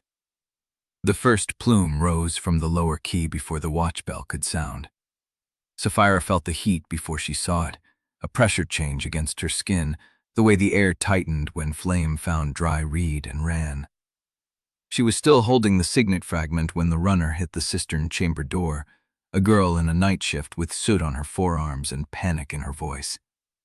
"The warehouses, all of them, the whole key!" Idun was already moving. Saphira followed. The fire had been set in 3 places, not one origin point that spread. 3 separate ignition points, spaced along the reed warehouses where the grain merchants stored their overflow, where the port inspectors kept their manifests, where the boats tied up overnight waiting for dawn loading. The flames moved fast, because reed burns fast. By the time Saphira reached the lower terrace, the first warehouse was already gone. Its roof collapsed, its contents feeding the blaze. The second was fully involved, sending a column of black smoke into the night sky that would be visible from the Highland Road. The third was still burning at the edges, and people were running toward it with buckets and hooks, because the river was close enough to taste, but not close enough to save them. Saphira grabbed the nearest watchman. "Who is commanding the water line?" He stared at her, recognized her, did not answer. "The cistern lines," she said, "the pressure valves. Who is opening them?" "No one," he said. "We have to carry from the channel." The smoke was already thick enough to sting her eyes. She turned and found Ido at her elbow, his face lit orange by the flames, his voice flat and fast. "The second warehouse is connected to the grain sheds. If it spreads, we lose what we have left. We do not have enough left to lose. Then we stop it here." He was already evaluating the approach, the wind direction, the distance to the closest cistern access. She saw him make the calculation and knew what he would say before he spoke. "Split command. I take the water lines. You take the east edge. Keep the fire from reaching the residential blocks. And if I find whoever set this, do not let them escape." He said it without hesitation, without asking if she could do it. He trusted her to hold the east edge while he held the water, and the trust landed like a blade, clean and sharp and honest. Saphira ran. The east edge was a wall of mud-brick tenements and narrow alleys where the smoke poured in faster than people could leave. She pushed through the crowd, calling for the patrol ward to form a bucket chain, for the priest house acolytes to open the secondary cistern, for anyone with river access to start filling anything that held water. The fire had not reached the tenements yet, but the smoke was already claiming ground, and the people were pressing toward the main cistern lines, exactly where Idun would be trying to run the water. A diversion. The fire was not the weapon. The fire was the distraction. She stopped in the middle of the chaos and scanned the rooftops, and saw him. A figure in dark wool, hooded, running low along the ridge of the nearest warehouse, moving toward the quay where the third fire was still burning at the edges. Saphira ran. The warehouse had a service ladder bolted to its eastern wall. She climbed without checking the rungs, trusting the heat behind her to keep anyone from seeing her approach, trusting her wolf to find the grip when her hands could not hold. She reached the roof just as the figure reached the far edge. He was fast, built like a Delta man, lean and low to the ground, but his boots were highland leather, the kind that cost a season's wages and lasted through winter. He stopped when he saw her. The firelight caught his face. A strip of dark cloth covered his mouth and nose, but his eyes were pale, pale enough to catch the orange glow and reflect it. He did not speak. He threw something at her feet, a token, small, metal. It hit the reed roof and skittered to a stop just beyond her reach. Then he was gone, vaulting over the edge, landing on a lower roof and disappearing into the smoke before she could cross the distance. She picked up the token. Korrath Moon Temple Steel. The old seal, the one retired after Thornwater, a crescent and a sun stamped into a disc no larger than her thumbnail. Her brother had worn one like it. The fire behind her roared, and the smoke turned the stars to ash, and Saphira stood on a burning roof staring at a token that should not exist anymore, dropped at her feet by a man who knew exactly who she was. Chapter 47. The token was warm against her palm, not from the fire, from something else. Something that made her hand close around it before her mind could decide what to do with it. She dropped from the warehouse roof into the smoke-choked alley, landing hard enough to feel the impact in her knees. The third fire was still burning at the edges, but the bucket chains had found their rhythm now. People moved past her with purpose, their faces smudged with ash, their hands blistered from carrying hot debris. The token stayed in her fist. She found Idun at the main cistern access, directing the water line with his sleeves rolled up and his hands black with soot. He saw her approach and read the answer in her face before she could speak. He escaped. Deliberately. She opened her palm. He threw this at me before he ran. Idun's eyes went to the token. The old crescent and sun seal caught the firelight and threw it back in a dull gleam. The Moon Temple pattern. Retired after Thornwater. She heard her own voice as if from a distance, flat and precise. My brother wore one like it. The words hung between them. Idun did not reach for the token. He simply looked at it, then at her, and the question in his silence was the same one burning through her own chest. Why would an arsonist carrying a dead man's token drop it at his sister's feet instead of using it as a weapon? Eamon is at the key, Idun said. He pulled 2 guards from the water line to salvage the port manifests before the fires reached the inspector's office. Saphira nodded and started walking. The key smelled of wet ash and boiled reeds. The first warehouse was gone, reduced to a smoking shell that still hissed where the river water met the dying embers. The second was partially collapsed, its roof beams leaning inward like ribs. The third had been saved at the cost of half the Channel 4 reserve, and the ground was slick with runoff and charred debris. Eamon knelt in the middle of it, surrounded by the wet remains of leather-bound ledgers and loose pages spread across a canvas tarp. His hands moved with the careful precision of someone who had spent a lifetime sorting what others discarded. He did not look up when she approached. 3 years of port manifests, he said, or what is left of them. How much did you save? Enough to know what they wanted to burn. He picked up a page that had been wet and then dried, its edges curled, its ink blurred but legible in places. He held it out to her without looking. Saphira took it. The ink was Delta trade script, tight and economical, recording barge arrivals, cargo weights, and berth assignments. Most of the entries were routine, but one line, halfway down, had been written in a different hand, smaller, faster, as if the scribe had not wanted anyone else to read it over his shoulder. Berth 12, sealed hold, arrival before Moonrise, Ondrey compound authorization. Wendell's seal, Eamon said, from 3 months ago. She looked at him. Wendell has been stripped of authority. His compound is under guard. His compound is under guard. Eamon finally raised his eyes. But the berth is active under a different name. I found it in the departure logs for Channel 6, buried under 3 layers of loss adjustments. He pulled another page from the stack. This one was drier, the ink clearer, showing a column of figures that did not match the cargo weights listed above them. False losses, he said. For every 3 shipments declared lost to fire, flood, or rot, 1 shipment was logged as destroyed, but never entered the destruction ledger. The paper shows the loss. The warehouse never recorded the discard. Saphira read the numbers. The pattern was there, hidden in the arithmetic, a ghost trail of supplies that had been declared gone before they ever reached Mourndrift. How long? Months, long before the Drought Council, long before Wendell's arrest. Eamon's voice was flat. Someone has been faking damage to justify vanishing supplies, and the real cargo never reached the Delta. It was routed somewhere else. Where? The berth. Berth 12. The authorization code belongs to Wendell's house factor, but the name on the manifest is a reed merchant who died last year. Saphira's jaw tightened.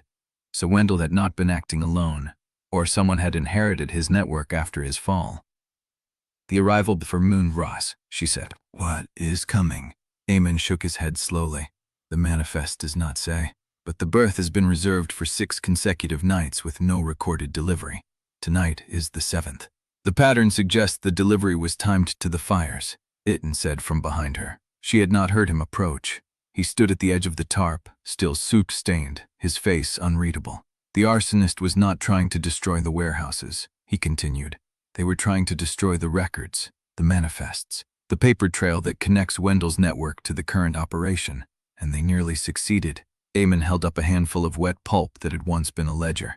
This was the master record, the one that tied the false losses to the berth assignments. I recovered 2 pages. Saphira looked at the token still in her palm, then at the salvaged manifests, then at the smoking ruins of the key. She had thought the fires were a diversion for a larger attack, but the attack had already happened. The fires were the cleanup. Someone had been waiting for the chaos of the siege preparations to erase the evidence of what Wendell had been doing before the council could finish its investigation. "The berth," she said. "We need to reach it before moonrise." Idun did not argue. He simply turned and signaled to the nearest patrol ward. "Eamon." Saphira crouched beside him. "The name on the manifest, the dead reed merchant. Who was he to Wendell?" Eamon was quiet for a moment. "No one important," he said. "That is why Wendell used his name. A man with no family, no debts, and no one to ask questions when the papers said he was still signing contracts 6 months after his burial."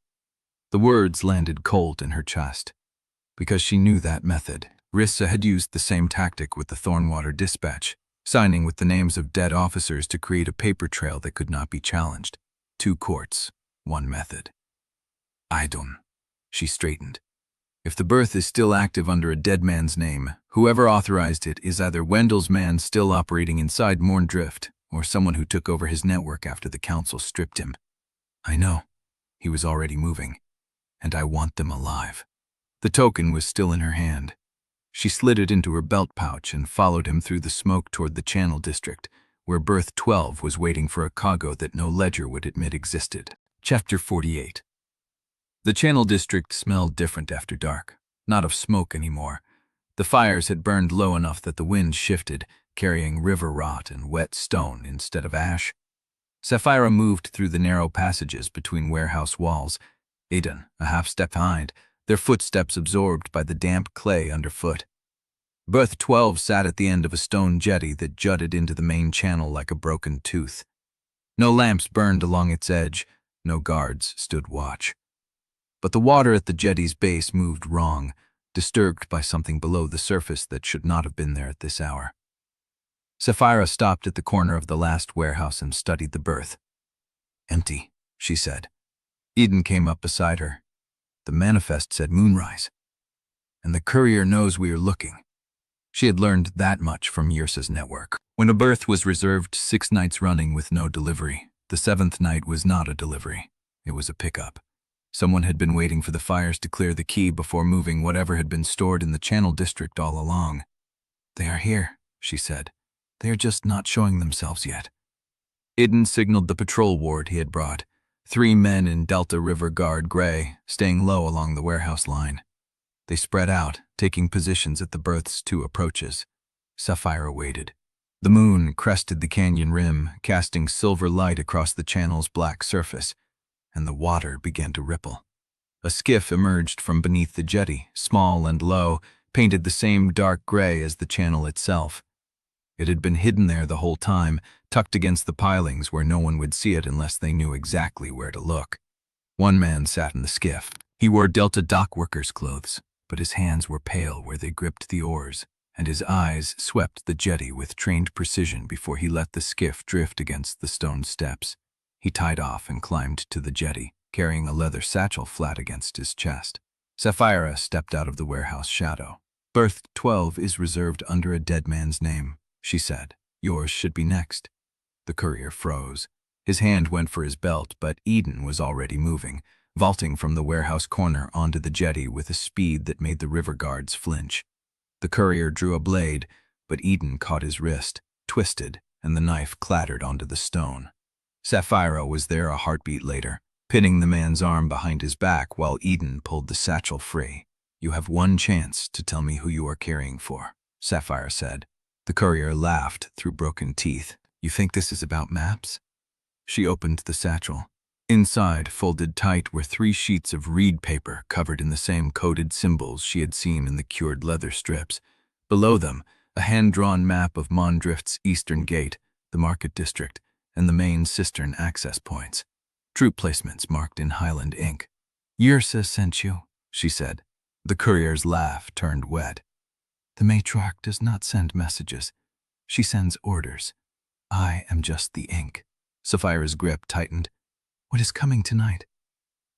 "What is already here?" He jerked his chin toward the channel, toward the dark water that swallowed the moonlight. "You think the grain was the strike? The prisoners? The fires?" His voice dropped, raw and satisfied. "The true strike is not against the walls. It is against the water heart beneath them." Idun went still. "The pressure chamber," he said, tasting the words. "The valve casings your man Eamon found fresh marks on. My people did not sabotage them. We mapped them. We timed the failure to the siege." Saphira's blood went cold. "Yrsa is not attacking Mourndrift," the courier continued. "She is starving it. The siege is not the weapon. The thirst is. And we have already opened the valve that will drain the lower cisterns before your army reaches the first gate." Idun grabbed him by the collar. "When?" The courier smiled. "You cannot stop it. The valve is past the point of sealing. By dawn, the lower wards will be dry. By midday, the market. By nightfall," his head snapped back. Not from a blow, from a blade that appeared in his throat, thrown from the darkness beyond the jetty. He crumpled, choking, his last breath a wet gurgle. Saphira spun, her hand on her knife. A figure stood on the warehouse roof, silhouetted against the moon. Pale eyes, dark wool, highland leather boots. The same arsonist who had dropped the Moon Temple token at her feet. He was holding a second blade, and he was not running. "You wanted answers," he said, his voice carrying across the water. "Here is the real one." He pointed east, toward the Channel District's deepest foundation. "You have until moonrise. The valve is already turning." Then he was gone, swallowed by shadow and smoke. But Saphira knew. The water heart was not a future threat. It was already bleeding. Chapter 49. Saphira did not wait for the sound of the arsonist's retreat to fade. She turned from the courier's body and met Idun's eyes across the jetty. The moon had cleared the canyon rim fully now, casting the channel in silver that made the dead man's face look carved from wax. "East," she said, "the deepest foundation." Idun was already moving, signaling the river guards to secure the berth and the courier's skiff. He caught her arm as she passed, not restraining, anchoring. "Eamon needs to know what we found. He will know when we reach the pressure chamber." They ran. The Channel District gave way to narrow maintenance alleys, then to stone stairs cut into the bedrock, worn slick from decades of water seeping through the mortar. The air changed as they descended, the surface heat of the delta replaced by damp cold that smelled of iron and buried stone. Eamon met them at the 4th landing. He must have been watching the approach because he stepped out of a recessed doorway before Saphira could call his name. He carried a coil of rope over one shoulder and a lantern in his hand, the flame turned low. "The courier's body is already being brought up," he said. "His satchel came with me. His satchel came with me. His shadow came with me." It has handed him the map from the jetty. "I've had the scave of Shavit's eatery, right into the face-week. The edulant, my pole cap." Eamon handed him the map from the jetty. Eamon studied it by lantern light, his scarred face unreadable. "The valve marks," Saphira said. "You found them on the casings in the pressure chamber. You said they were reconnaissance, not sabotage." "They were." "Then why is the valve already turning?" Eamon looked up from the map. Something shifted in his expression, not fear, but the weight of a knowledge he had been carrying alone. He was slights a labyrinth, the throne explicit but invilist. "The pressure chamber is not the only point of control," he said. "It is the most visible one, the one we watch. But the water system in Mourndrift is older than the Council, older than the founding charters." She struggles into visible base weakness, but the piece in the basis hope to get the best gold a slightly mishriven half still stating the pros trip. He avoids Trinithing. He lets other piece in Stickneys, so I didn't need to report the Ocean on these perches. "Then why is the valve already turning?" Eamon looked up from the map. Something shifted in his expression, not fear, but the weight of a knowledge he had been carrying alone. "The pressure chamber is not the only point of control," he said. "It is the most visible one, the one we watch. But the water system in Mourndrift is older than the Council, older than the founding charters. The original engineers built a failsafe into the bedrock, a central balancing chamber that equalizes pressure through the entire Delta cistern network. If someone reached that chamber first, they could open any valve in the city from one place." "Where is it?" He pointed east on the map, at a spot Saphira had assumed was a geological notation, not a structure. "The deepest foundation, below the oldest cistern, below the sealed Canal district."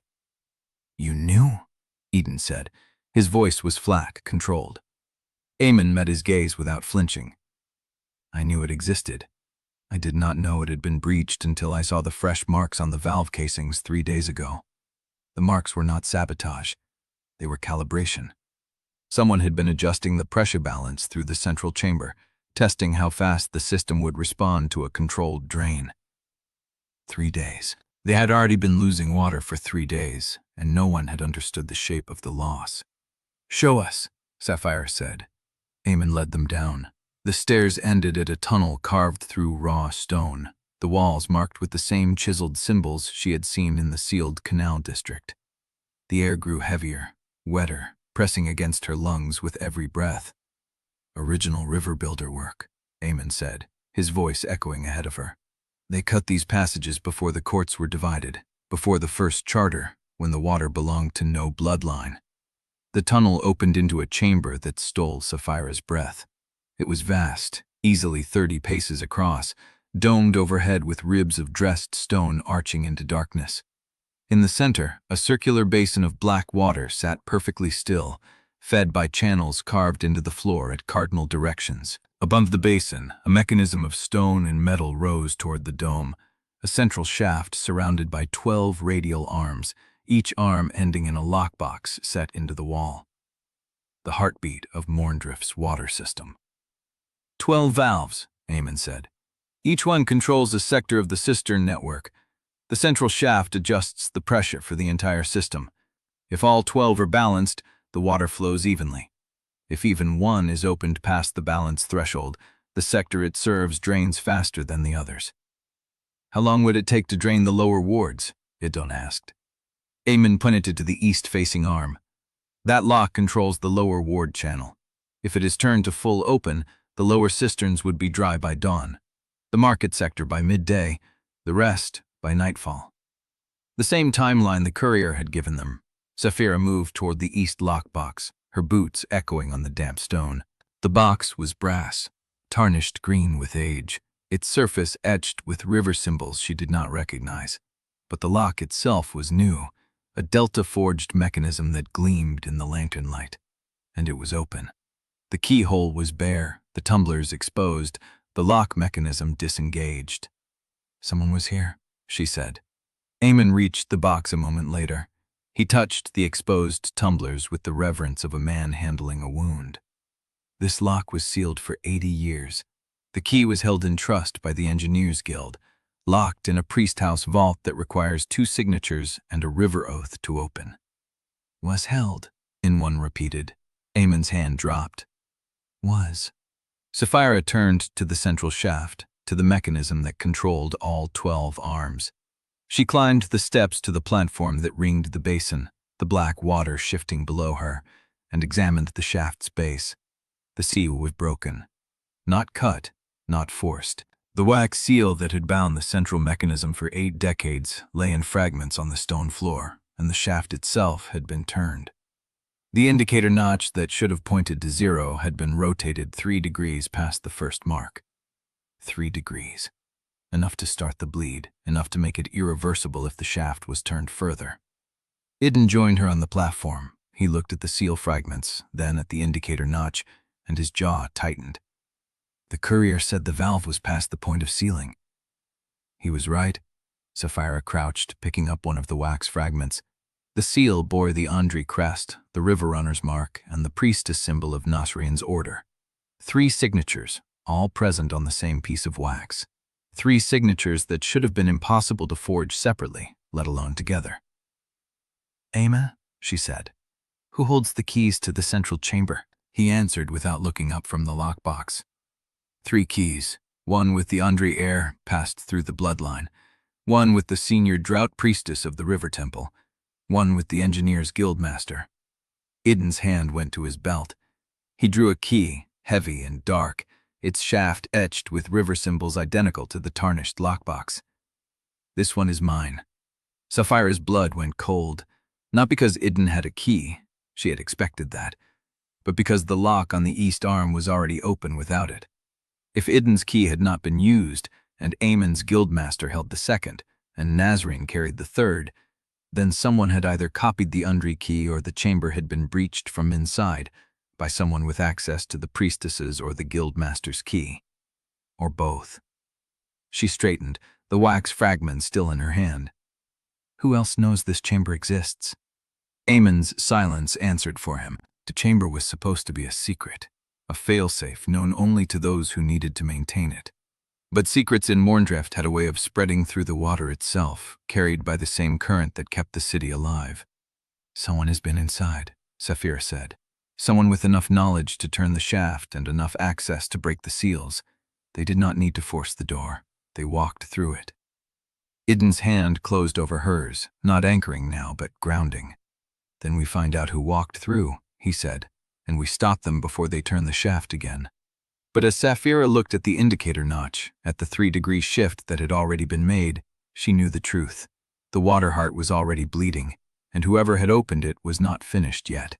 A sound came from the darkness beyond the basin. Not footsteps, something softer, the scrape of metal on stone. Saphira turned, her hand dropping to her knife. The chamber had a second entrance, she realized. A narrow passage hidden behind one of the arch ribs, its outline barely visible in the lantern light.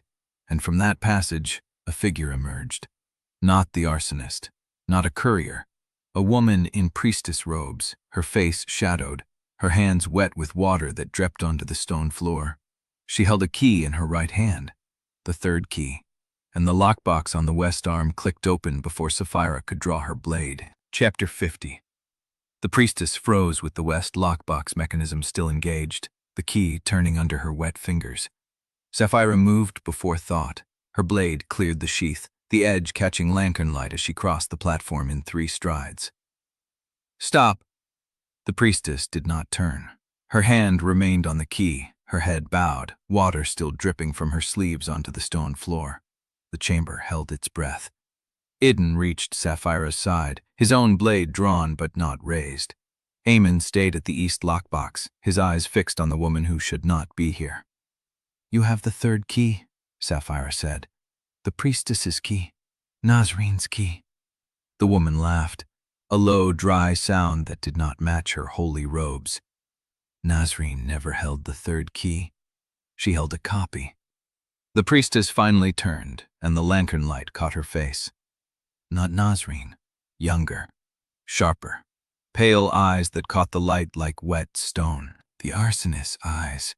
She wore the priestess robes like a costume, the hood thrown back, her dark hair plastered to her scalp with water. "You," Saphira breathed. "I told you to go east. I told you to reach the deepest foundation. You did not listen fast enough." The woman's hand left the key, and the west lockbox stayed open, its tumblers exposed. "The engineer's key was taken by force," the woman said. "The priestess's key was lent. The Ondrey key never needed to be used, because the mechanism does not require 3 keys to open the lockboxes. It requires 3 keys to close them." Idun's blade point did not waver. "You are admitting you opened the east lockbox." "I am telling you that the mechanism was already compromised before I arrived. The chamber was breached 3 days ago by a team that understood the failsafe better than the people who built it. She stepped away from the west arm, her hands raised, showing wet palms. I am the one who kept the shaft from turning past 3 degrees.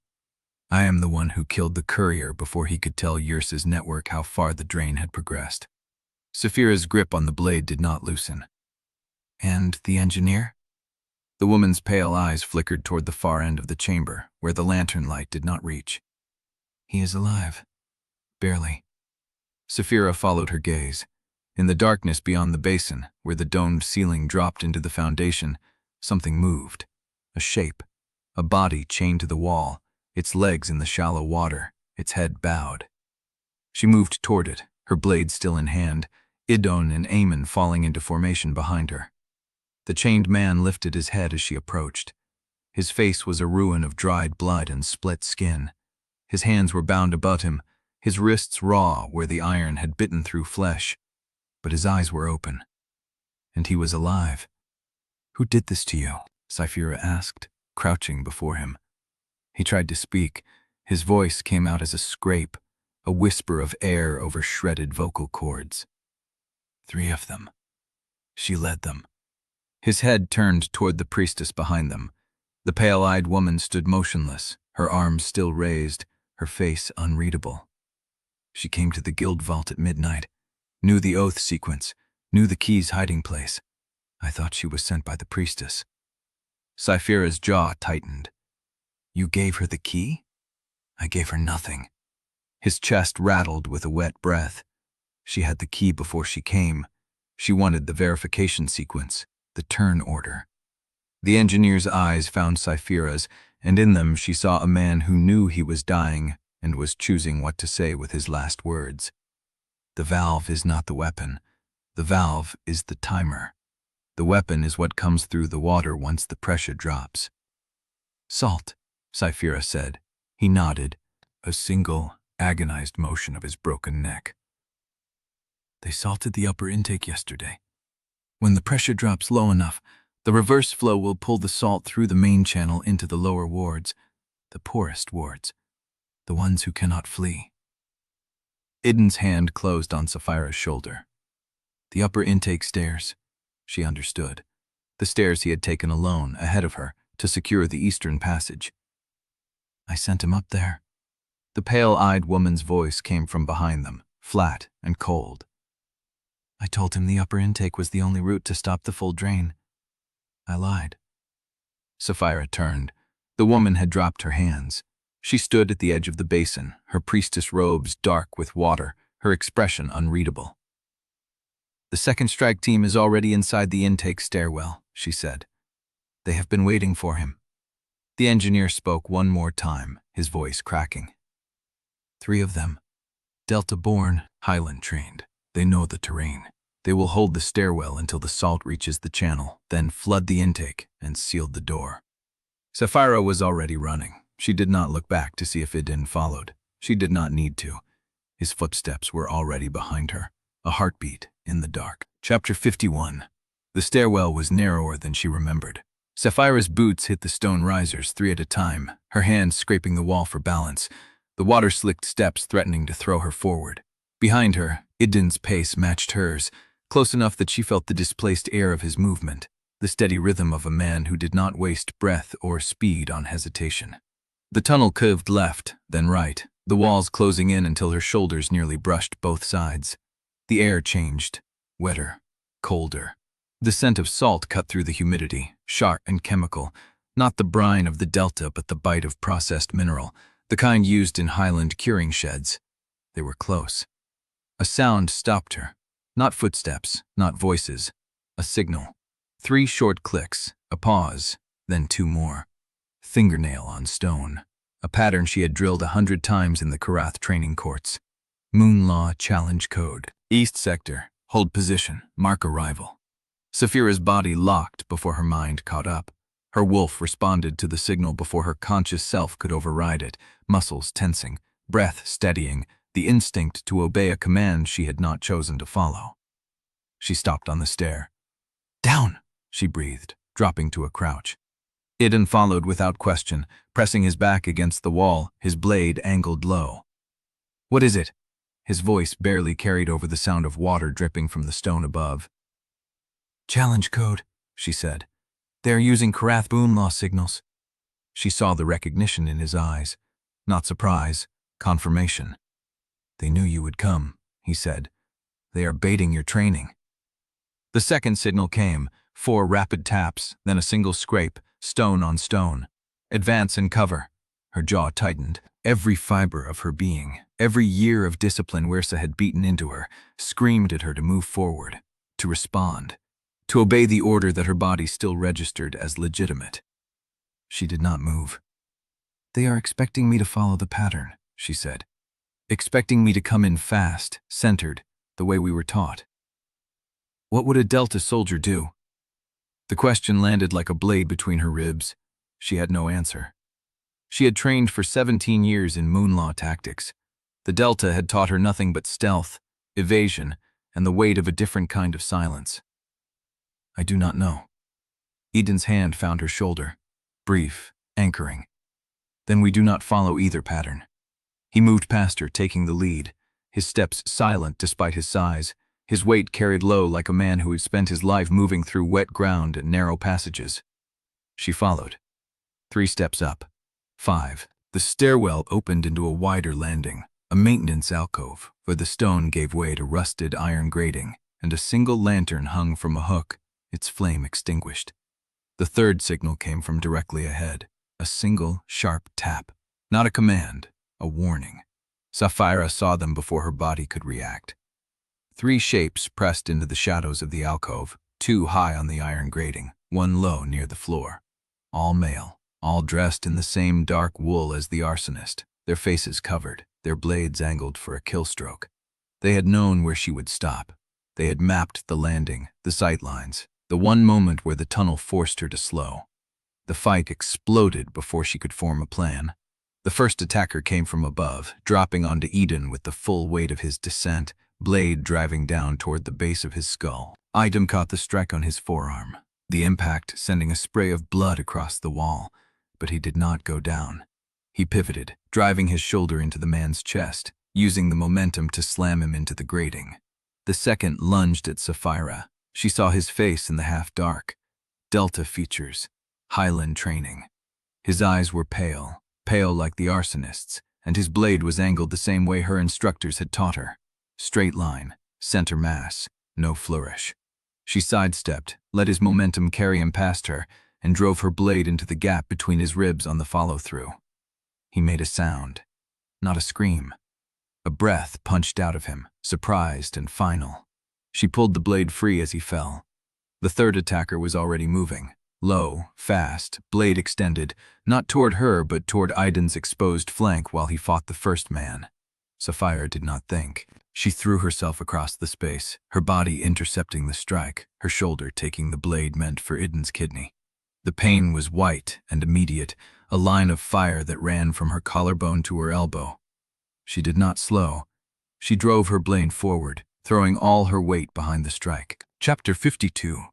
The blade punched through Saphira's shoulder, and she kept moving, kept driving her own steel forward, the momentum of the collision carrying them both into the iron grating. The attacker's eyes went wide as her blade found his throat. A wet sound, a release.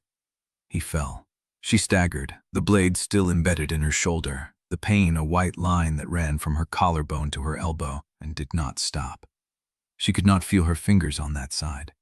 "Down!" Idun's voice came from beside her, low and steady. He caught the first attacker's weapon arm as the man recovered from being slammed into the grating and twisted, hard. Bone cracked. The blade clattered against stone. Saphira pivoted, her left arm hanging useless, her right already reaching for the blade in her shoulder. She pulled it free. The sound it made was wet and wrong.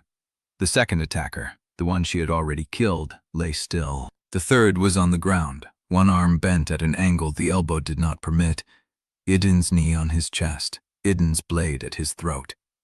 The man's pale eyes found Saphira. He stopped struggling. "I know you," he said. The voice was rough, Delta accented, but the shape of the words was highland. The vowels clipped the way Korrath soldiers clipped them when they had been taught to speak properly for officer inspections. Saphira did not lower her blade. "You do not know me." His mouth moved into something that was not quite a smile. Blood bubbled at the corner of his lips.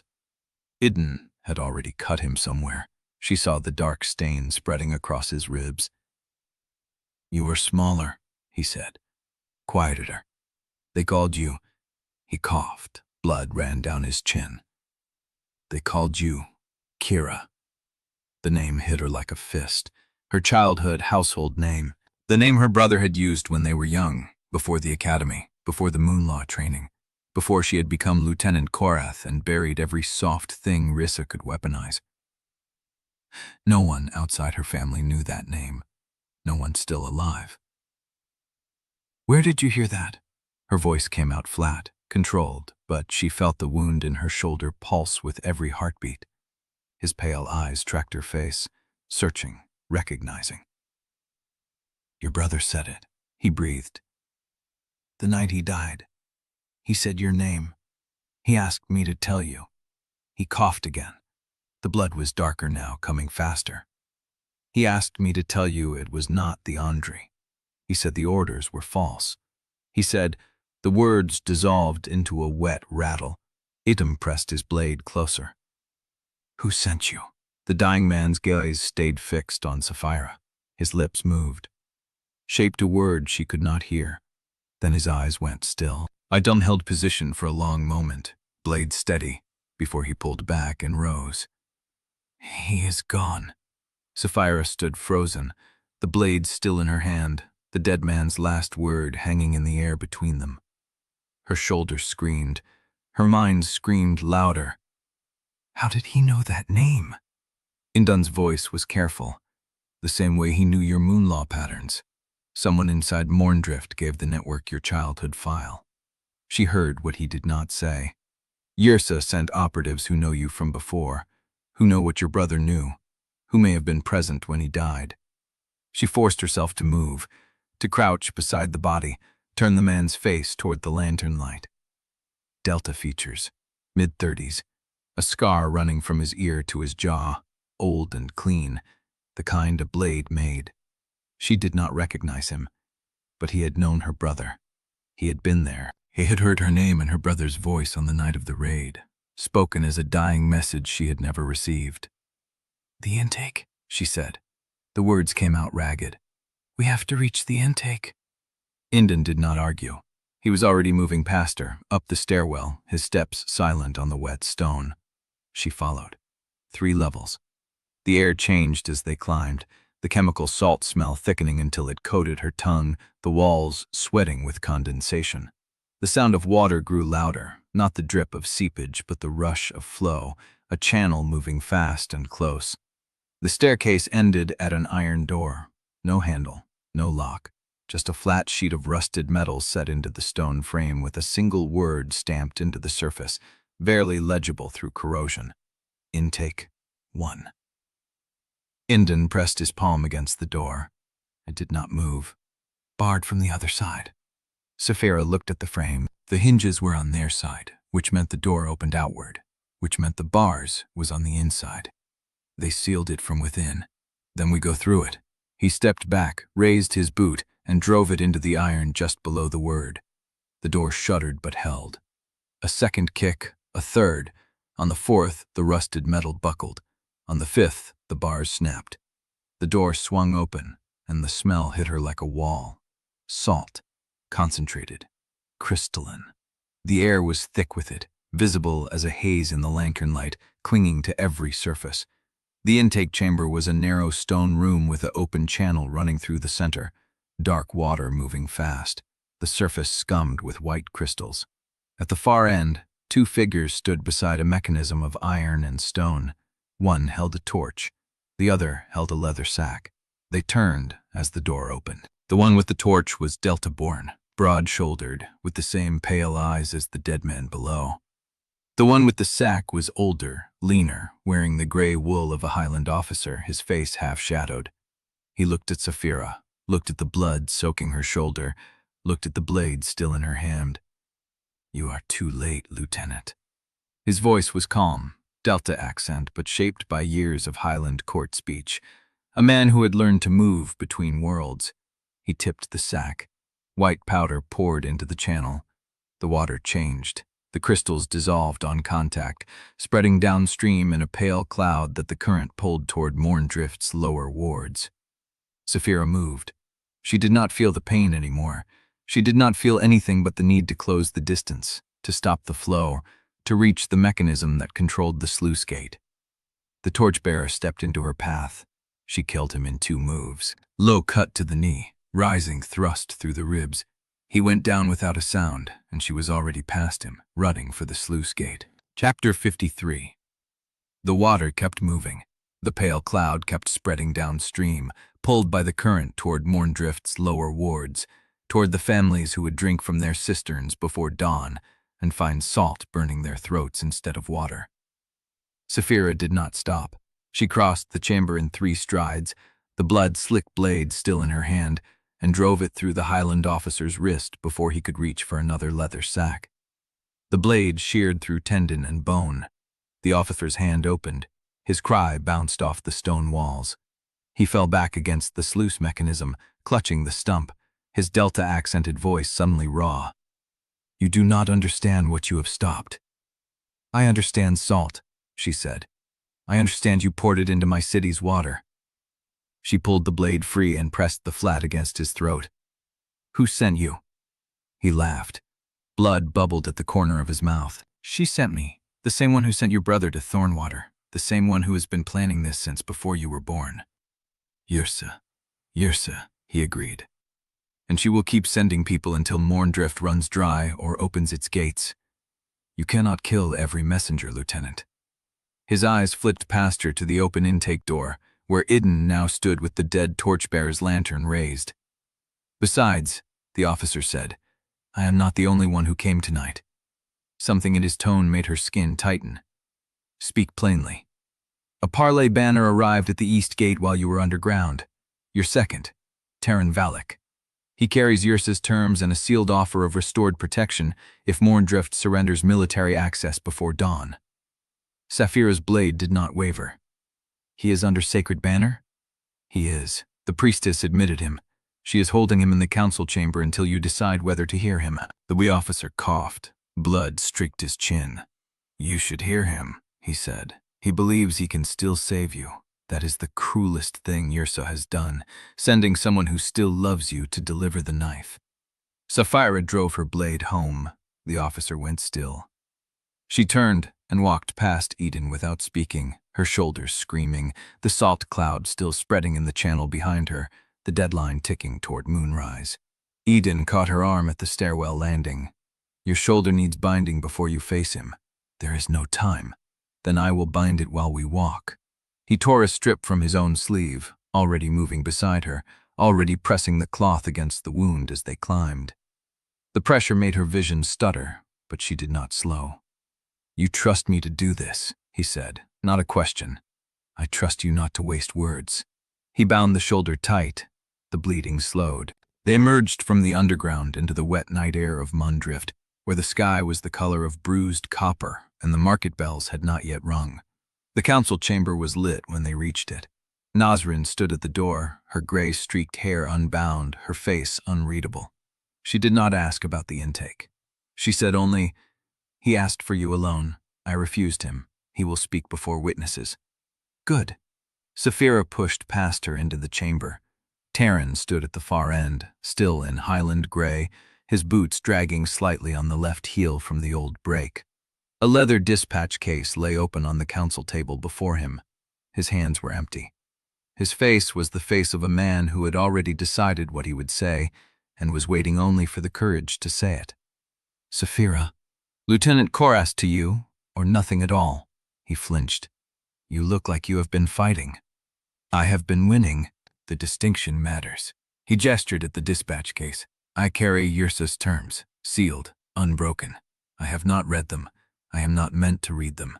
I am meant only to deliver them and wait for your answer. And if my answer is no, then I return to the Highland camp before dawn and report your refusal, and the march continues.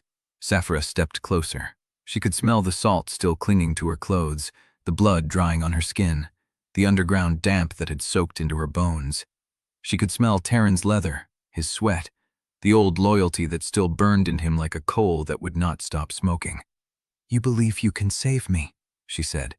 He did not deny it. "I believe you are still the woman I served for 12 years.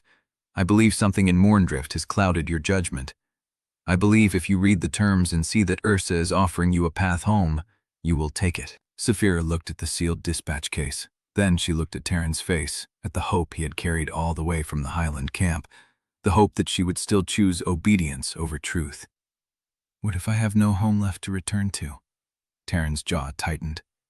"There is always a home, as long as the bloodline holds." "The bloodline killed my brother." "Yrsa killed your brother, not the bloodline. There is a difference." "Is there?" She picked up the dispatch case. The seal was intact, the crescent and sun pressed into pale wax, unmistakably Korrath. She could feel the weight of the terms inside, the list of concessions, the offer of restored protection, the price of surrender. She did not break the seal. "Tell me something first," she said. "When you carried the seizure order, did you believe you were saving me then too?" Teren's face went still. "I believed I was following orders." "And now?" He hesitated. The hesitation told her everything. "I still believe you are worth saving," he said, "even if you do not believe it yourself." The words landed like a blade between her ribs.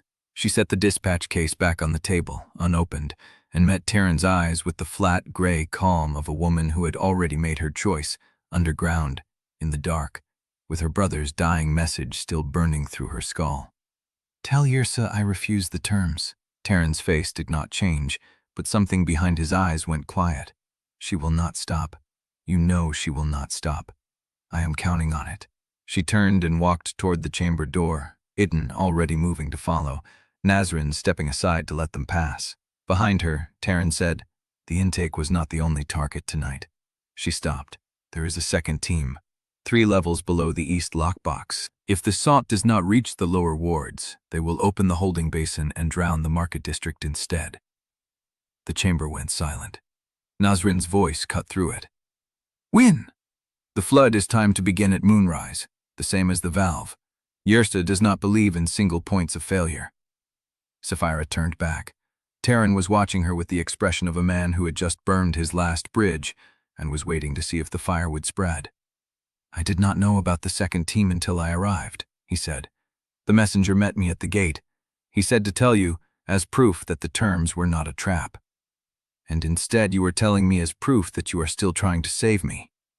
"Yes." She looked at the sealed dispatch case, looked at Teren's face, looked at the window where the sky had darkened to the deep purple of approaching moonrise. "How many people will die tonight if I cannot stop both?" Teren did not answer, but his hand moved to the dispatch case and he slid it across the table toward her, seal still intact. "Then let me help you stop them," he said, "before Yrsa's terms become the only future either of us has left." Chapter 54. The council chamber had not emptied. Merchants lined the side walls, braziers casting long shadows across their faces. Officers stood in clusters near the eastern doors, arms crossed, waiting. The priests had not retreated to their alcove. They stood in a half-circle behind Nasrin, their undyed linen catching the light like bone. Saphira felt the blood drying stiff in her bandage as she walked to the central table. Idun moved beside her, his presence a wall she did not have to look at to feel. Teren stood at the opposite end of the table, the dispatch case open before him, his hands flat on the wood. He had changed into formal highland gray. His boots still dragged on the left heel. He did not look at her when she stopped. "By the right of parley," he said, "I carry the terms of the Korrath court to Mourndrift to be heard before witnesses and recorded in the council archive." Nasrin inclined her head.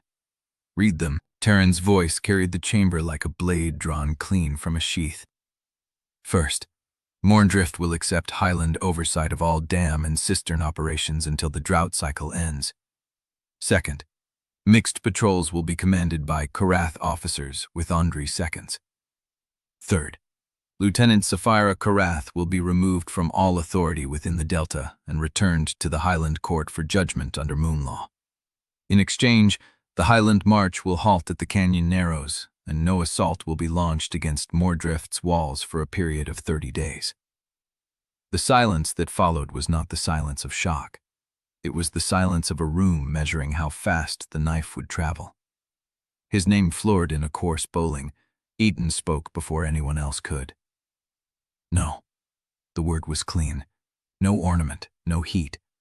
No to the oversight. No to the mixed command. No to the return of my wife. I do not need to. Lord Idun, the terms are an occupation dressed as truce. You know it. Yrsa knows it. The only question is whether you were sent to deliver them in good faith or to make refusal the trigger for the assault she has already ordered. Teren's jaw tightened. You do not know what she has ordered. I know she sent a man to assault the lower intake tonight. I know he is dead. I know there is a second team below the east lockbox waiting for Moonrise. Idun's voice did not rise. Do not stand in my hall and speak of good faith, Teren Valek. A murmur moved through the merchants. Nasrin raised her hand. The terms have been heard and refused. The parley is concluded. One more request, Teren said. Under the oath of the river. Nasrin's hand stayed in the air. A private hearing with Saphira Korrath, before Moonrise, with you as witness and no other. Nasrin lowered her hand slowly. For what purpose? To speak what I could not write. Saphira watched Teren's face. The hope was still there, banked but burning, the same hope that had made him slide the dispatch case toward her in the chamber below. Granted, she said. Nasrin's eyes moved between them. The river hears what is spoken under its name. You will answer for every word. I know. Nasrin turned and led them through a side door into a narrow chamber lined with stone shelves holding dried reeds and sealed jars. The room smelled of salt and old paper. A single oil lamp burned on the central table. The door closed behind them. Teren stood on the far side of the table, his hands at his sides, his posture no longer military. You look like you have been bleeding for hours, he said. I have. I am sorry. Are you sorry that I was stabbed, or sorry that you were not the one holding the blade? He flinched. The movement was small, barely visible, but his boots scraped the floor as he shifted weight, and the old break in his left heel made the sound drag. Both, he said. Neither. I do not know anymore. Saphira waited. Teren looked at the lamp flame instead of her face. The march is real. 1,200 armed, with supply chain support and siege engineers. But they are not consolidated yet. The canyon narrows are not secured. Yrsa moved the declaration before the army was ready. Then why send terms at all? Because she expects fear inside Mourndrift to do half her work. Teren's voice dropped. She expects you to be dead, the Delta to be fractured, and the Council to be fighting over who takes command in the vacuum. She sent me because she believed I would find a corpse and read terms to the highest-ranking survivor. Saphira felt the words land like stones in still water.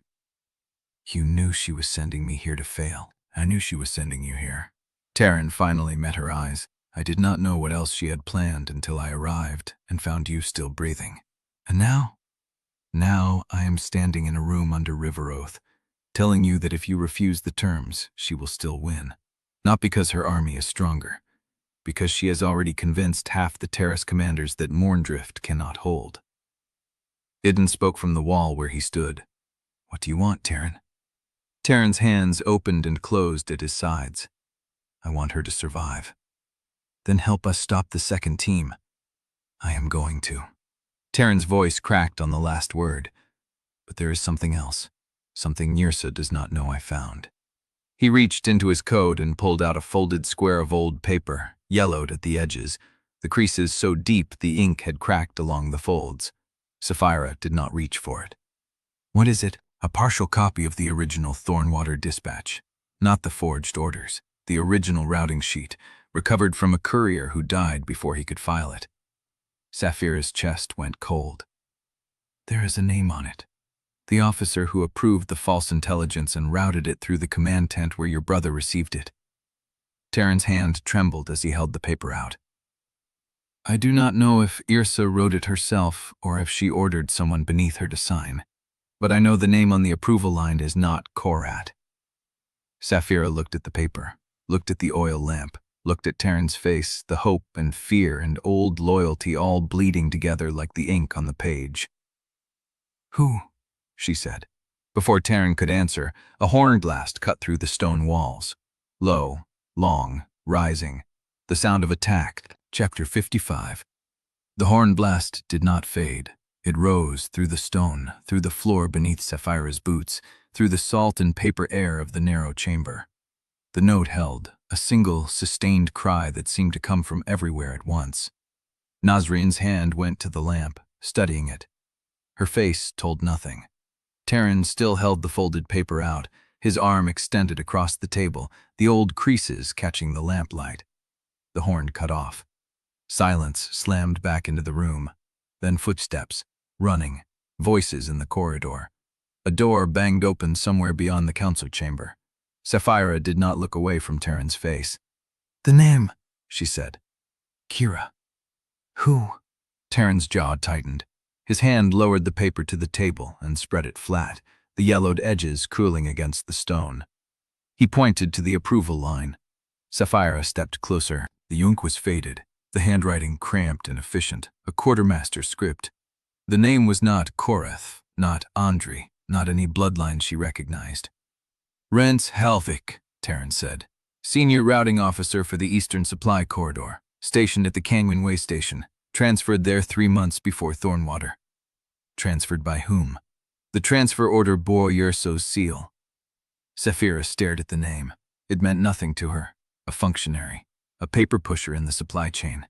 The kind of officer whose signature appeared on manifests and requisitions, never on combat orders. "Halvik approved the false intelligence and routed it to your brother's command tent under standard dispatch protocol," Teren said.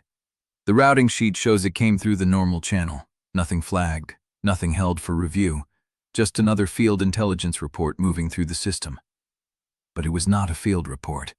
No, it was a trap dressed as intelligence, and Halvik was the man who put it in motion. Saphira's fingers brushed the edge of the paper. She did not pick it up. "Is he alive?" "I do not know." Teren's voice dropped. The way station records were burned 4 days after Thornwater. Every manifest, every transfer log, every signature sheet. The fire was ruled accidental by the garrison commander. That commander was promoted to terrace command 6 weeks later. The footsteps in the corridor grew closer. A voice called out, sharp with urgency. Saphira did not move. "You said the retreat route was intentionally left open as bait." Teren's hands curled against the table edge. "The archive traces I found were partial, fragmentary. Someone had already pulled the original tactical map from the Thornwater file before I reached it." He paused. "But the logistics ledger still existed, the one that tracked cavalry movements, messenger assignments, and route coordinates for the withdrawal plan. And the ledger showed a single rider dispatched to your brother's position 40 minutes before the ambush began. The rider carried a sealed order redirecting the retreat assembly point to a canyon section that had already been reported compromised the previous night." Saphira's chest went cold. "That report was misfiled." "It was not misfiled, Kira. It was suppressed. The rider never reached your brother because the route between the command tent and the forward position was deliberately undermanned. Whoever planned the ambush wanted your brother to hold that position until the trap closed. They gave him no way out because they made sure the retreat order would arrive too late." Idun spoke from the wall. "The rider?" "Dead," Teren said. "Killed by highland irregulars, who were already in position when the ambush began. His body was recovered with the dispatch still in his hand. The seal had not been broken." The room felt smaller, hotter. The oil flame wavered. Saphira's shoulder throbbed beneath the bandage. Her hand found the edge of the table and held it. "Rance Halvik was the entry point," Teren continued. "He put the false intelligence into the system, but he did not write it. He did not design the trap. He was a functionary doing what functionaries do, approving documents from a superior officer and moving them down the chain. Who wrote it? I do not know." The original draft order was never filed. The only copy was the one that reached your brother's tent. Saphira's jaw tightened. Then how do you know Halvik's name at all? Because I found the courier's log from the way station. The one that recorded every dispatch that passed through Halvik's desk in the week before Thornwater. Teren's voice cracked again. The log was not burned because it had already been removed from the station and placed in a sealed archive under a different campaign code. Someone wanted it preserved. Someone wanted there to be a record, even if no one ever found it. Nasrin moved. Her hand left the lamp and reached for the paper. This, she said, her voice quiet, is proof that the Korrath court manufactured the intelligence that killed Saphira's brother. It does not name Yrsa directly, but it places her seal on the officer who approved the forged report. It places her seal on the transfer, Teren said. It does not prove she knew what the transfer was for. Then why was the log preserved? I think someone inside the Highland Command knew what was happening and kept the record as insurance, in case your sir ever needed to be held accountable. Saphira looked at Teren's face. The hope was gone now. What remained was harder, older, something that looked like grief. You have been carrying this for weeks. Months. Why did you not bring it before? Because I was not sure I would survive bringing it. Teren's voice dropped to barely a whisper, and I was not sure you would believe me if I did. The footsteps reached the door, a sharp knock, a voice ragged with urgency. Lieutenant Korrath, the East Locks are under attack. Chapter 56. The word came without breath. The messenger stood in the doorway, one hand braced on the frame, the other still raised from knocking. East Locks, under attack. Saphira's body moved before strategy caught up. She was already turning from the table, her hand finding the blade at her belt, when Idun's voice cut through the chamber. How many? Unclear, mixed insignia. Korrath gray on some, unmarked on others. The messenger's eyes were wide, but his stance was trained. They came through the maintenance sluice. The gate watch is holding, but they are outnumbered. Teren was already on his feet. The dispatch sheet lay where he had left it, half folded, the ink still catching the lamplight. Nasrin reached for the paper. Her hand closed over it, the gesture final. You may need that, she said, not to Teren but to Saphira. When you come back. Not if, when. Saphira did not answer. She was already moving. The corridor outside the council chamber was chaos. Officers, priests, and merchant delegates pressed against the walls, some clutching ledgers, others carrying children. A woman with a bloodied sleeve pushed past, her other arm wrapped around a clay jar. Idun caught Saphira's wrist before she reached the stairwell. His grip was light, a question, not a command. You are carrying a wound through the shoulder and a truth through the chest. Are you fit for this? She looked at his hand on her wrist, then at his face. I am fit to see who is at my gate. He released her. The corner of his mouth tightened, not quite a smile, not quite anything else. Then we go together. Teren followed 2 steps behind. He had drawn his blade. The highland gray of his coat stood out in the torchlit dark. Nasrin's voice followed them from the chamber door. I will keep the paper and the prisoner's words. Do not make me a eulogist. The East Lock sat at the base of Mourndrift's outer wall, where the canal narrowed into a choke point of dressed stone and iron grills. The gate mechanism was older than the marriage negotiation, older than the drought, older than any living memory of peace. By the time Saphira reached the platform above the lockyard, the fighting was already thick. The infiltrators moved in clusters, 2 here, 3 there, breaking apart as Delta guards engaged them. Their coats were a patchwork. Korrath gray on some, unmarked leather on others. One man wore an Ondrey house sigil torn from a dead guard's collar and tied around his own throat. They had come through the maintenance sluice just as the messenger said. The grate hung open, its lock sheer marked clean. Idun dropped from the platform before Saphira could signal. He landed in a crouch, rose, and drove his blade through the first infiltrator's ribs before the man could turn. The body hit the wet stone. Saphira followed. Her shoulders screamed when she landed. The bandage pulled. Something wet and warm spread beneath the cloth. She did not stop. Teren came behind her, his highland blade singing in the arc light of the torches. He moved like a man who had been fighting for the wrong side and needed to prove he could still remember the right one. The infiltrators were good. They fought with Korrath langles, straight line center-mass strikes, but they moved in delta patterns, low to the ground, using the sluice cover and the gate posts for cover. Mixed insignia, mixed training. Someone had been building this force for a long time. Saphira caught the next one as he tried to flank Idun. She hooked her blade under his guard and pulled. The momentum carried him forward, off balance, and she drove her knee into his chest. He went down. She pinned him with her weight, the blade at his throat. "Who sent you?" He laughed. Blood bubbled at the corner of his mouth. His eyes were pale, the same pale as the arsonist, the same pale as the man who had died in the tunnel and called her Kira. "You are already dead, Highland bride. You just have not stopped walking yet." She pressed the blade harder. The city is lost. The upper terraces have found a way to turn the river itself against you." His voice was a wet rasp. "You cannot fight what you drink." He bit down. The convulsion was brief. His body went still. Saphira rose. Her hand was shaking. She did not know if it was the wound or the words. The fighting ebbed after that. The infiltrators broke and scattered, some retreating through the sluice, others dying on the locked stone.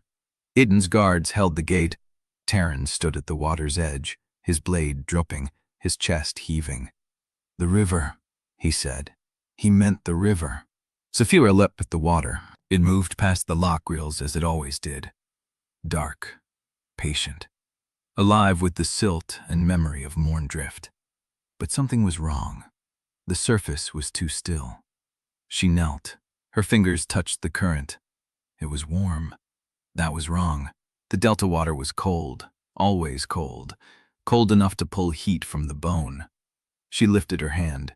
Her fingers were wet, and the water on her skin was not clear. It was white. A thin film, dissolved, almost invisible in the torchlight. She looked up at Idun. He was already watching the same thing. "Fetch Nasrin," he said, "and every empty jar in Mourndrift." Saphira did not move. The white film clung to her hand. It was the same salt cloud she had seen pour from the intake channel, the same powder the officer had emptied into the system before she killed him. The lower wards had been drinking it for hours, and now the east lock water was warm, which meant the salt had already reached the outer channel, which meant the river itself was carrying it. The captured fighter's voice echoed in her skull. "You cannot fight what you drink." Saphira's hand closed into a fist. The white film disappeared into her palm.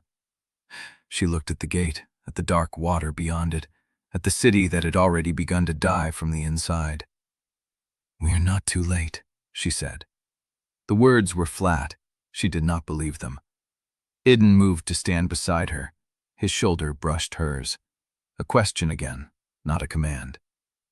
"How long do we have before the salt reaches the central cisterns?" She did not answer, because she did not need to.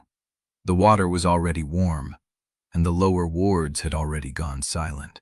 Chapter 57. Nasrin met them at the cistern junction, where the east channel branched toward the market district and the central holding tanks. Her robes were stained dark at the hem. She carried no lamp. Eamon stood beside her, his hands braced on the stone lip of the open channel. The water below him moved slow and viscous under the torchlight. "It has reached the temple quarter," Nasrin said. "The lower shrines are flooding with warm water. The priestesses have withdrawn to the upper sanctuary." Saphira's shoulder throbbed beneath the bandage. She pressed her palm flat against the wound and held it there. "The salt," she said. "How far has it spread?" "Every channel that feeds from the east intake." Eamon did not look up. His voice was flat, the voice of a man reading his own death sentence. "The market cisterns will be brackish by midday, the central tanks by nightfall. Then we seal the east intake?" "We cannot." Nasrin's voice cut through the tunnel damp. "The intake feeds the lower wards. If we seal it, we condemn everyone who has not already drunk the salt to thirst. Then we do not seal it, and everyone drinks poison."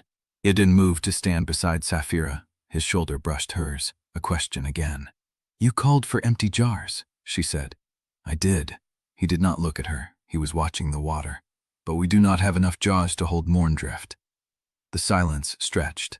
Saphira's mind moved through options the way her hand moved through combat. Fast, sequential, seeking the opening. There is another intake, she said. The upper channel, the one that feeds the council hall and the garrison. Sealed, Eamon said. It has been sealed for 80 years. The valve is rusted shut. Then we cut through the rust. We do not have the tools. We do not have the time. Then we take the water from the narrows before it reaches the salt. Nasrin's head came up. Her eyes were dark, unreadable. The canyon narrows, Saphira said. The river feeds from the highland snowmelt. It passes through the narrows before it reaches Mourndrift. If we can divert a portion of the flow before it enters the salt zone, we can fill the central cisterns with clean water. Eamon straightened. He wiped his hands on his tunic.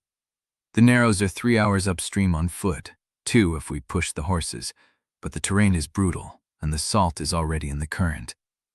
It has not reached the narrows yet. Saphira's voice was clipped. The salt cloud moves downstream. The narrows are upstream. If we move now, we can catch the clean flow before the salt rises with the tide. Clean flow. Eamon's laugh was hollow. There is nothing clean about that river. It has been bled dry by the highlands for years. What reaches the narrows is half mud and half hope. Hope is enough. It is not. Saphira turned to face him. The motion pulled at her shoulder. The pain was sharp and clean. She welcomed it. I have lost the lower wards, she said. I will not lose the rest of this city because we stood here arguing about whether hope is enough. If there is a chance to save the central cisterns, we take it. And leave the city undefended. The highlands are 2 days away. The salt will kill us faster than their siege. Eamon's jaw tightened. He looked at Idun. You agree with her? Idun did not hesitate. I do. Then you are both fools. Fools who are still standing. Idun's voice was quiet. Fools who have not surrendered. Fools who will not watch this city die from thirst while we wait for a battle that has not yet arrived. Eamon looked between them. His hand moved to the rusted key at his belt. The narrows are guarded. By whom? Korrath irregulars, a small force. They have been there for weeks, watching the flow, waiting for orders to dam it completely. Saphira's blood went cold. The upper terraces, she said. They have already positioned themselves to control the river. They have been positioning themselves for years. Eamon's voice was bitter. We were just too busy fighting each other to notice. Saphira made the decision, standing at the cistern junction, the warm water moving past her feet, the salt film catching the torchlight. I will take a strike team to the narrows. Idun will stay with the garrison. If the highlands attack while I am gone, he holds the gate. No. Idun's voice was flat, final. You are wounded. I am functional. Functional is not enough for what you will face. Functional is all we have. Then I go with you. You cannot. If we both leave and the highlands attack, Mourndrift falls without command. Then we do not both leave. Idun turned to face her. His eyes were hard. I go. You stay. No. I know the narrows. I have patrolled them. You have not. Then you draw me a map. A map will not teach you the current. I do not need to learn the current. I need to kill the irregulars and open the intake. Idun's jaw tightened. He did not speak. Saphira stepped closer. Her voice dropped. You trust me to fight beside you in the tunnels. Trust me to do this alone. This is not about trust. It is exactly about trust. She held his gaze. The bond hummed between them, a low current beneath the silence. Finally, Idun spoke. If you fail, the city dies. I will not fail. If you die, the alliance dies with you. Then I will not die. He held her gaze for a long moment. Then he nodded. Take Eamon. He knows the narrows better than any map. I will. And take Teren. Saphira's hand stilled. No. He is highland. He knows Korrath irregular tactics. He will see the traps you will miss. He is not proven. He has proven himself at the East Locks. He has proven he can fight. That is not the same as trust. No. Idun's voice was soft, but it is a start. Saphira looked at Teren, who stood at the edge of the torchlight, his blade clean, his face unreadable. "Can you keep up?" she asked. "Faster than you can kill." "That remains to be seen." The decision was made. Saphira would take a strike team of 6, herself, Aemon, Teren, and 3 Delta runners who knew the canyon terrain. Idun would hold Mourndrift with the garrison and the remaining Ondrey guards.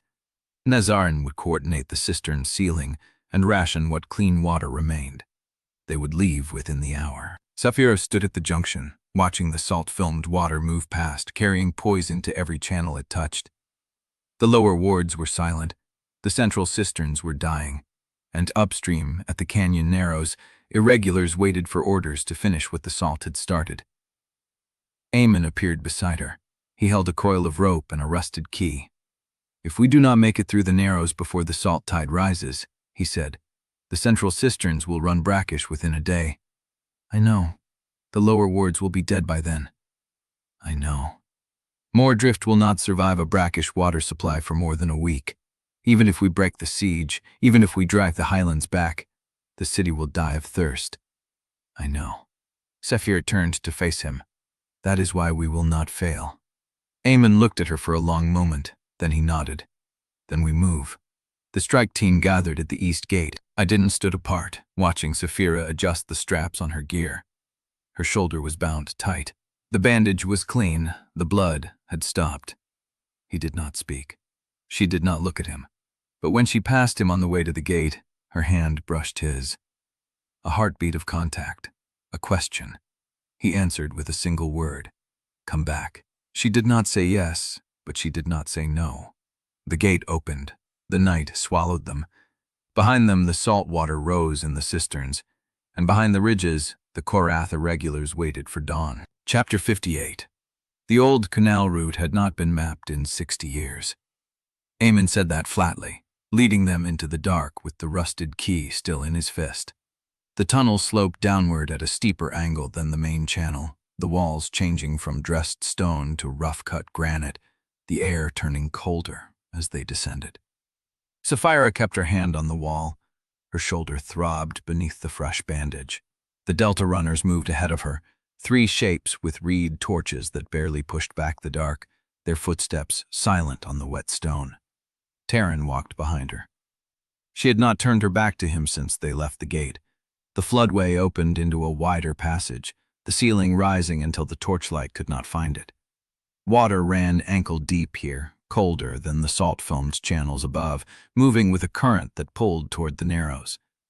Aemon stopped at a junction where 3 branches met. "Here," he pointed left. "This leads under the east ridge, comes out above the narrows, looking down on the intake channel from the canyon wall." "How far?" Saphira asked. 20 minutes if we move fast. The passage narrows after the first bend, single file for the last stretch. Then we move." She started forward without waiting for acknowledgement.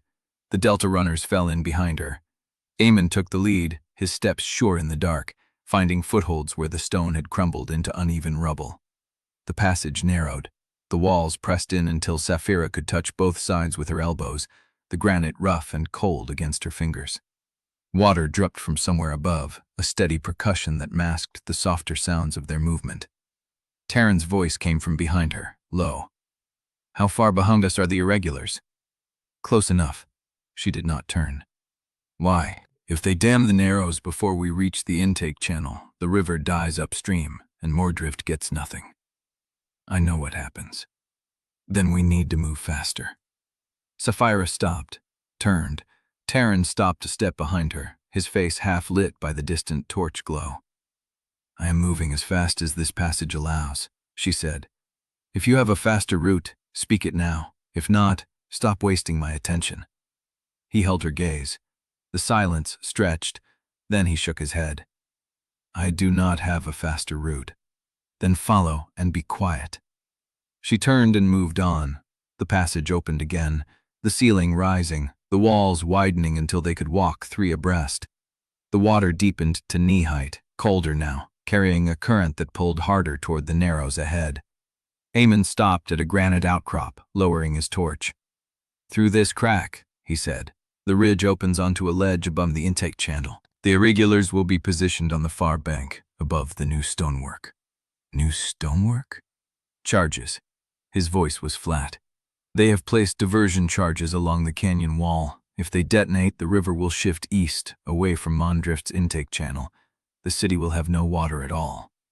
Saphira's hand tightened on her blade. Can we reach the charges before they light them? From the ledge, yes. But the irregulars control the high ground. They will see us the moment we come through the crack. Then we do not let them see us. She turned to the Delta runners. Douse the torches. The flames died. Darkness swallowed them, absolute and heavy, broken only by the faint gray glow where the crack opened onto the canyon beyond. Saphira stepped through first. The ledge was narrow, barely wide enough for two people to stand side by side. Below, the intake channel cut through the canyon floor, the water running fast and clean, still untested by the salt tide. Beyond the channel, the far bank rose in a series of terraced ledges, each one held by shadows in highland gray. She counted them. 7, maybe 8, positioned at intervals along the terraces, their attention fixed on the channel below. And at the base of the canyon wall, directly below the highest terrace, she saw the stonework. Fresh-cut granite, stacked in a precise pattern against the cliff face, black powder casings wedged between the joints. A fuse line running from the base of the stack up the rock face toward the terrace where a single figure crouched, his hand resting on a strike box. The engineer. Saphira's breath caught. She knew him. He had been a sergeant in her brother's unit. A quiet man with steady hands and a voice that never rose above conversation pitch. He had taught Saphira how to set controlled charges during her junior field exercises, patient and methodical, correcting her stance without criticism. He had been at Thornwater. She had not seen him since. Now he knelt on the terrace above the diversion charges, his fingers wrapped around the strike box, ready to light the fuse that would kill Mourndrift's last clean water. Behind her, Eamon's voice whispered, "You know him." "Yes." "Can you reach him before he lights the fuse?" Saphira measured the distance, the ledge to the far bank, the climb up the terraces, the time it would take the irregulars to see her, raise their blades, close the gap. The engineer's hand moved, his thumb pressed against the strike box. Saphira moved before she decided to, her body already in motion, the blade clearing her sheath as she launched off the ledge and into the channel below. Chapter 59. The impact of her landing jarred through her knees, spray kicking up from the intake channel as she drove forward. The current pulled at her boots, cold and fast, but she had already crossed half the distance before the first irregular on the far terrace turned his head. She ran. The blade was in her hand, but she did not remember drawing it.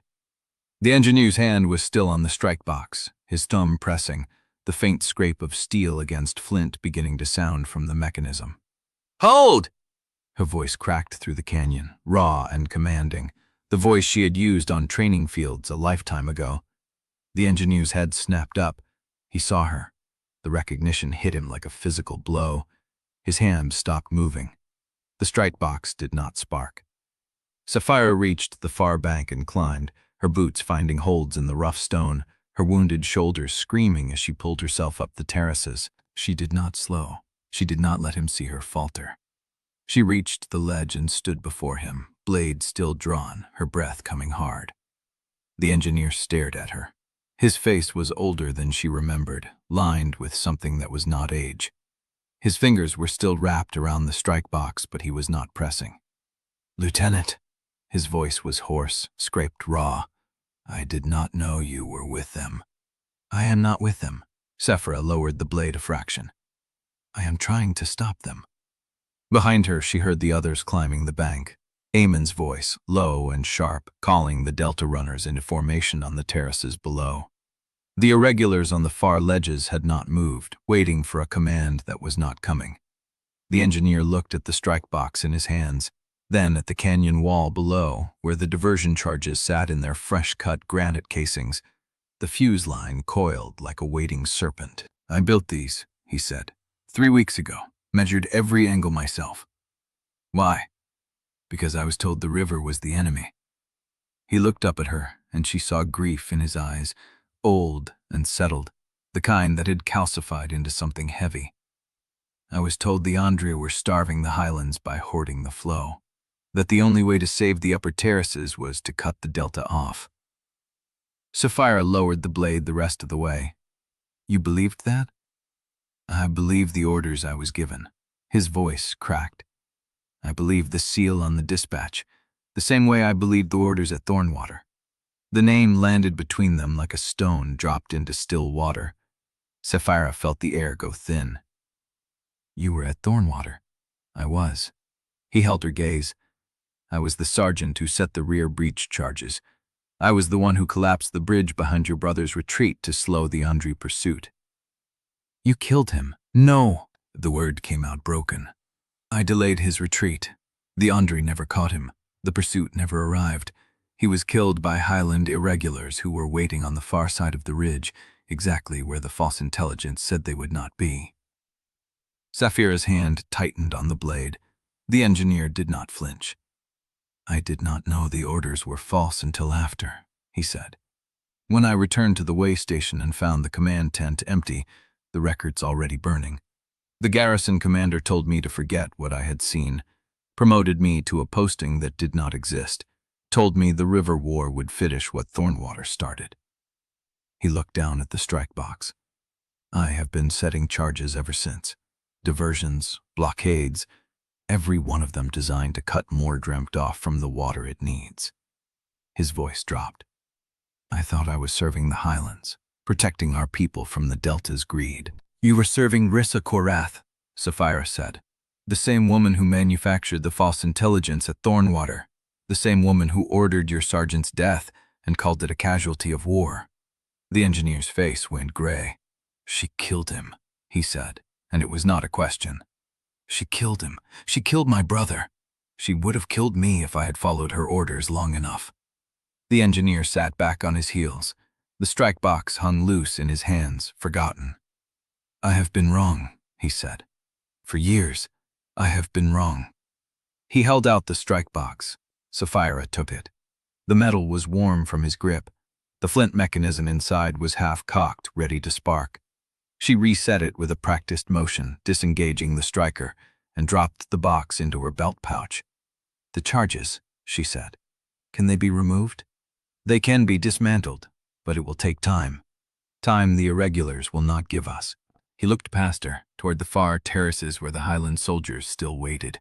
They have orders to detonate at dawn regardless of my signal. If I do not light the fuse, another will. Then we disarm them before dawn. It is not that simple. The engineer's voice tightened. The real trigger is not the strike box. That was my failsafe, my way of controlling the moment.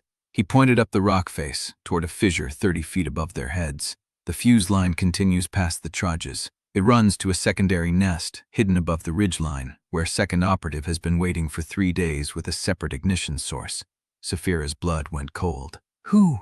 I do not know a name. Pale eyes, Delta build, carries an old moon temple token. The engineer's voice dropped to a whisper. They are already up there. They have been watching this ledge since I arrived. Saphira looked up. The fissure was dark, unlit, impossible to read from this angle. And then she saw it. A flicker, a bloom of orange against the gray pre-dawn sky. A signal fire, rising from behind the ridgeline. The engineer's face went slack. They lit it early, he said. The second trigger has already been pulled. Chapter 60. The signal fire bloomed against the gray sky, orange and hungry, already eating the dawn before it could arrive. Saphira's body moved before her mind caught up. She was already running, boots skidding on wet stone, the engineer's voice fading behind her as she drove toward the ridgeline. Where? She shouted over her shoulder. 50 feet up, fissure above the third charge stack. The engineer was following, his breath ragged. There is a ledge, a natural shelf. The fuse line passes through a split in the granite. She saw it then, a dark seam in the rock face, 30 feet above the intake channel, where the cliff folded into shadow. A figure was crouched there, small against the stone, one arm raised toward the signal fire. Saphira hit the base of the rock face and climbed. Her shoulders screamed where the blade had gone through. The bandage pulled, the muscle burned. She did not slow down. You cannot reach it in time, the engineer shouted from below. The fuse is already. She found a handhold. Pulled. Another. The rock was rough, the grainy surface biting into her palms as she hauled herself up the uneven face, her body remembering years of highland climbing drills, the muscle memory deeper than reason. The figure above her turned, pale eyes. Delta build, the same face she had seen on the burning warehouse roof, dropping the Moon Temple token at her feet, and in the tunnels where they killed the courier before he could finish his confession. The arsonist. He looked at her, then he looked down at the fuse line rotting past his feet, the powder trail already sparking and smoking as the flame ate its way toward the charges below. He did not run.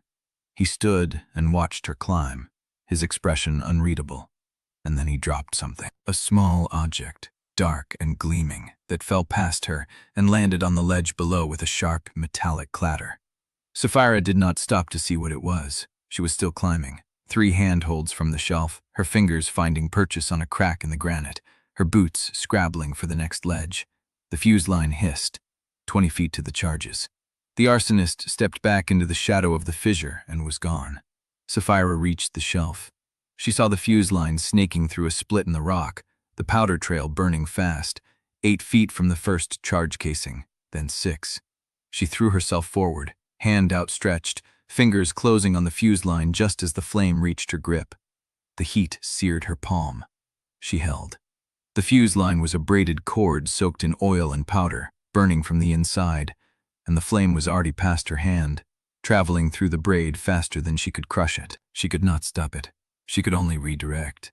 She wrenched the fuse line sideways toward the empty air above the intake channel, hoping the angle would pull the flame away from the charge casings, hoping the seconds she bought would be enough. The flame jumped the gap and hit the first charge casing.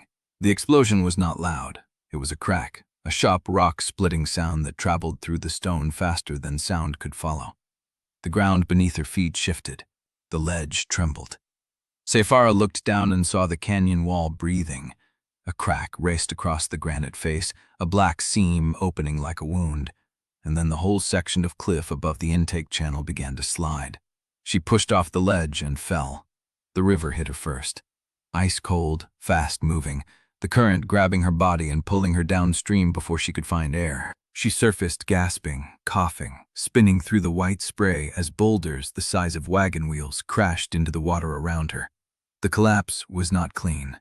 It was a staggered, vomiting cascade of stone and debris, the cliff face shedding its skin in sheets, each slab sending a wave rolling through the channel. The intake pipe groaned. The water around her turned brown and thick, laden with silt and shattered rock. "Breaker line!" The engineer's voice, somewhere to her left. "Get to the breaker line!" She saw it. A rope and iron anchor bolted into the surviving rock face, the remnants of an old maintenance station still holding above the turbulent water. She drove her arms through the current, fighting the drag of her boots and belt, reaching for the rope. Her fingers closed on wet hemp.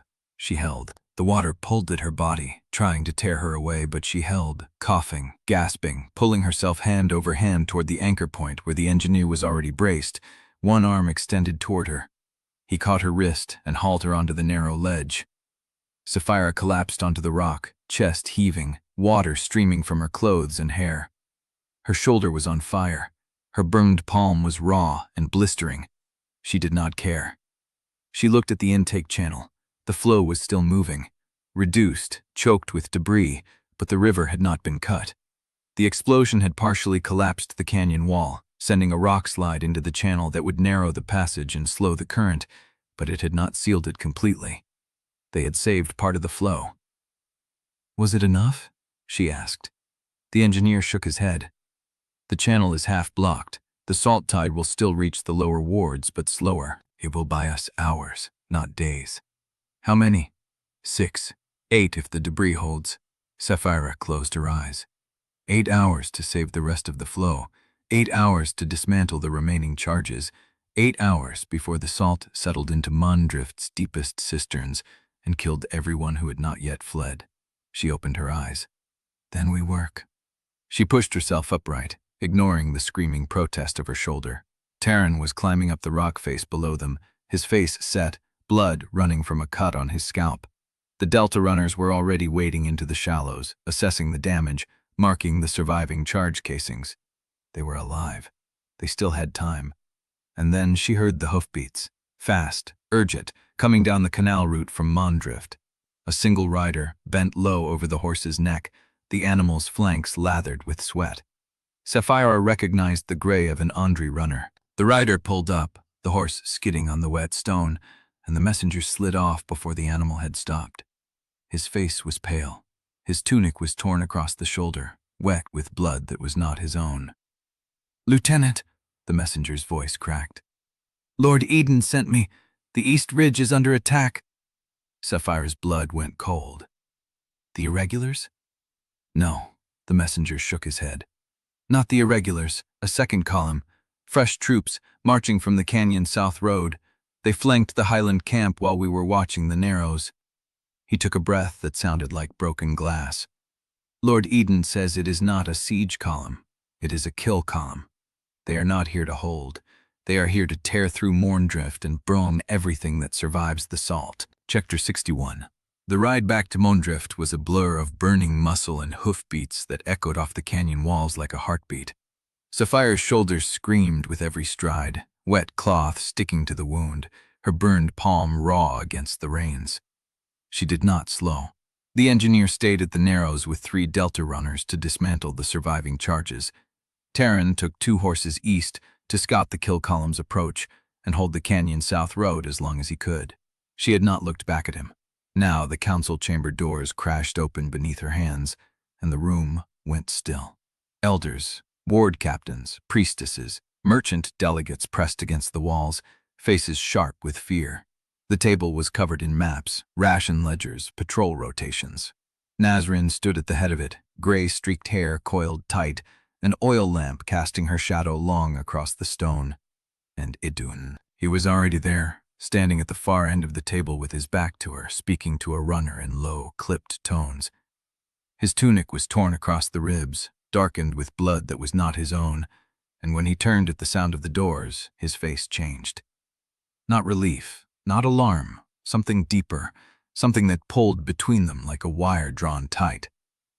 He crossed the room in 5 strides and stopped a hand's width from her, close enough that she could smell the river on his skin and the iron in his blood. "The Narrows?" "Partial collapse," she said. 6 to 8 hours before the salt reaches the deepest cisterns. The engineer is disarming the remaining charges now. Teren is holding the south road." "The kill column is confirmed?" "Flanking the highland camp. Fresh troops, fast movement."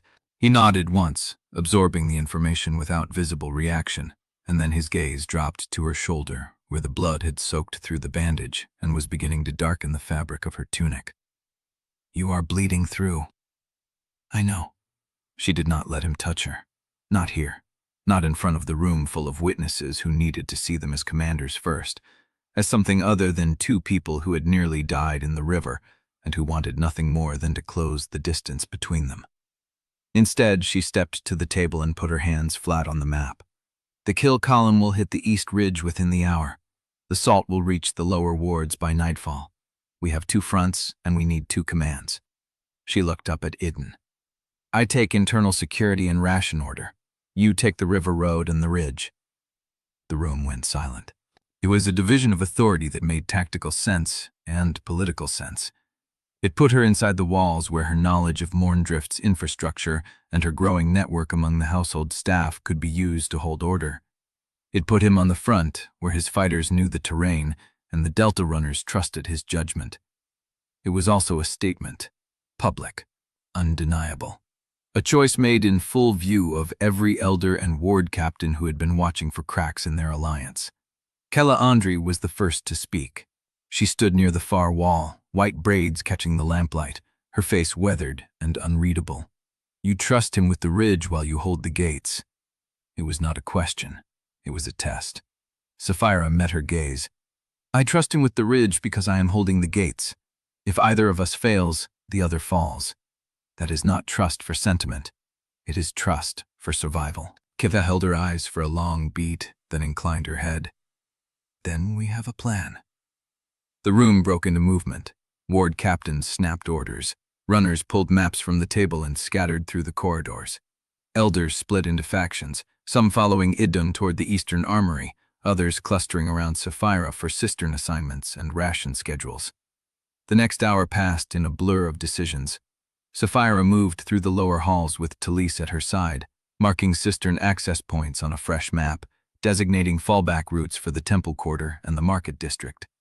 She assigned 2 runners to every granary to secure the remaining stores against panic theft.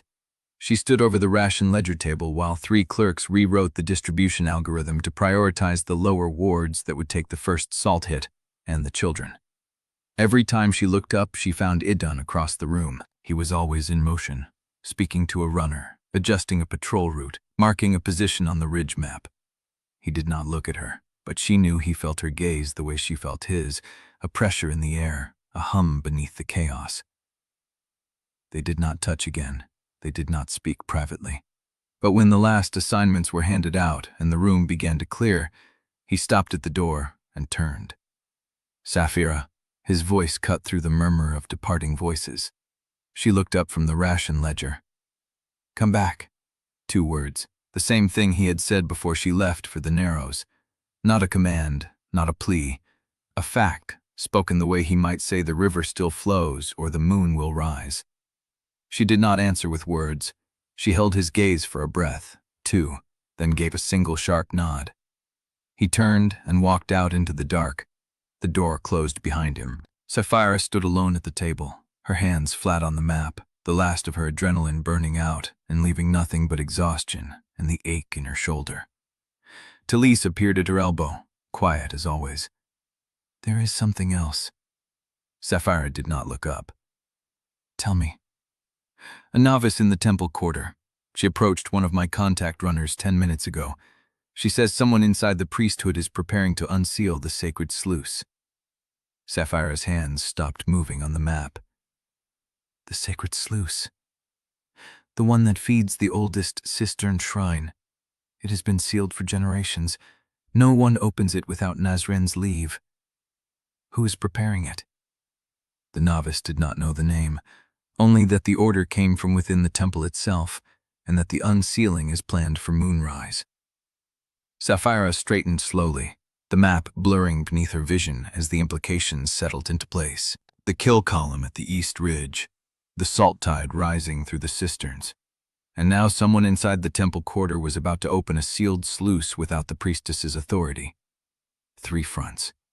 She turned toward the door Idun had walked through, and for the first time since the Narrows, she felt the weight of how far apart they were about to be. Chapter 62. The corridor smelled of damp stone and the sharp edge of lamp oil burning low. Saphira moved through it with Talise half a step behind, the map of cistern access points still folded against her ribs beneath the bandage wrapping her shoulder. 3 fronts. The thought settled in her chest like a blade she could not pull free. She had left runners at every granary door. She had rewritten the ration algorithm herself, watched the clerks' hands shake as they copied the new numbers onto fresh read sheets. She had designated fallback routes for the Temple Quarter and the Market District, marked every cistern access point that could be sealed from within if the salt tide rose faster than the engineer's timeline. But she had not entered the Temple Quarter. Not yet. The novice who had brought the warning was waiting at the junction where the main corridor split toward the shrine steps. A young woman in undyed linen with a face too pale for someone who had spent years inside Nasrin's order. She pressed her palms together when she saw Saphira approaching, the gesture of a supplicant, not a messenger. "You are the Korrath bride. I am the one who needs to know who ordered the sluice opened." The novice's throat moved. "I did not see the face, only the note. It came through the acolyte slot after complying, sealed with river wax." "River wax," Saphira repeated. "Not the priestess's seal." "No, but the wax was genuine, old stock, the kind that takes the stamp of the oldest shrines." Talise moved past Saphira, her voice low. "You checked the wax against the shrine registry?" "I checked it against the novice roster. The seal was the one used for the sacred basin before the Drought Council sealed the lower chambers. I know it because I have carried offering bowls through those chambers for 3 years." The novice's hands were trembling now. She pressed them harder together to stop the movement. I opened the sluice cover. I did not unseal the channel, but I lifted the stone. Why? The novice looked up, and for a moment her face was not a supplicant's face at all. It was the face of someone who had already made peace with punishment. Because the priestess was not there to ask, and because the note promised that if the sluice was opened before moonrise, the highlands would not cut the upper channel. The water would keep flowing. The lower wards would not starve. Saphira felt the words land like a second blade, lodged beside the first. The note told you the highlands would spare Mourndrift if you opened the sluice. Yes, and you believed it. The novice's jaw tightened.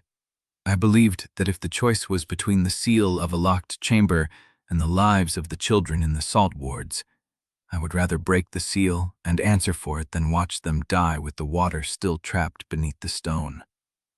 The corridor was silent. The lamp flame trembled in its bracket. Saphira looked at the novice for a long breath, then said, "How many others have seen the note?" "Only the acolyte who passed it through the slot. And me." "Where is that acolyte now?" The novice's face changed. The fear in it sharpened into something worse. "She did not come to compline. She did not sleep in her cell. When I checked her station before I came to find your runner, her alcove was empty, and the lockbox beneath her mat was open." Saphira's spine went cold. "What was in the lockbox?" "The ritual keys. 3 iron seals that open the oldest cistern shrines beneath the temple floor, and a map of the chamber routes that connect them to the channel below the council hall." The novice's voice cracked on the last words. The acolyte has been gone since before dusk. I did not know she was missing until I lifted the sluice stone and found the lockbox already empty." Saphira turned to Talise, who was already reaching for the message reed at her belt. "How long to reach the acolyte's station from here?" 7 minutes if we run. 12 if we move silent through the household corridors. Run." They took the outer colonnade, the one that skirted the ration store and cut through the service passage behind the shrine's eastern face. Saphira's shoulder screamed with every stride, the bandage wet against her skin, but she did not slow.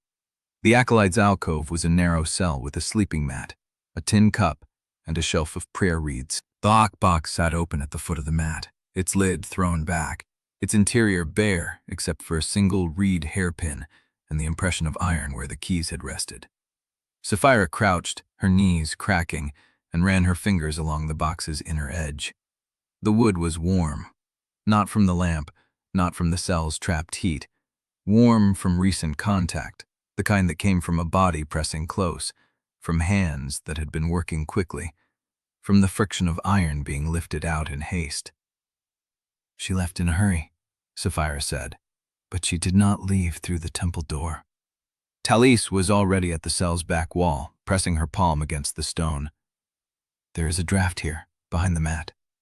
They moved the sleeping mat together, revealing a seam in the stonework so fine it would have been invisible without the draft moving across Saphira's damaged shoulder. The seam ran from floor to ceiling.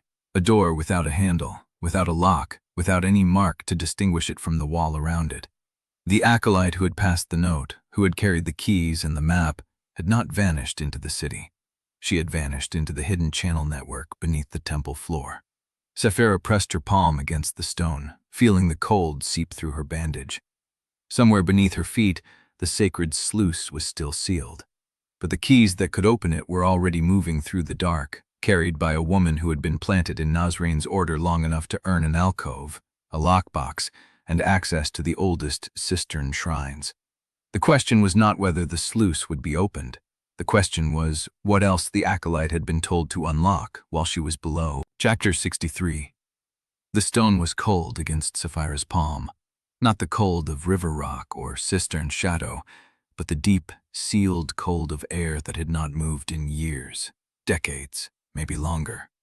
Behind her, Talise's breath caught. That seam was not there 3 days ago. I checked this cell when the acolyte first took her vows. The back wall was solid.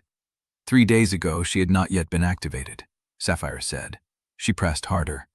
The stone did not give, but the draft grew stronger, threading through the invisible seam like a living thing searching for exit. "We need Nasrin." Talis was already moving toward the door. I will find her. No, both of us. If the acolyte has already opened something below, I do not want you in these corridors alone. They found Nasrin in the lower chamber of the temple archive, seated before an open ledger with her gray-streaked hair uncoiled and her hands flat on either side of the page. She did not look up when they entered. She looked at them, past them, as if she already knew what they had found. The acolyte is gone, Nasrin said, not a question. Saphira stopped at the table's edge. You knew she was missing. I knew she had not come to compline. I knew her lockbox was empty. I sent the novice to find you before I ordered the search, because I needed to know which direction you would choose before I decided which secret to break open. Nasrin's hands did not move from the ledger. Her voice did not tremble. The hidden door in her cell leads to a passage network that was cut before Mourndrift became a city, before the Ondrey raised their first cistern wall, before the Korrath carved their moon temples into the upper terraces. It was built by the people who lived here when the river still ran through the canyon floor, not through channels and valves and locks. Talis stepped forward. You knew about the passage and did not seal it?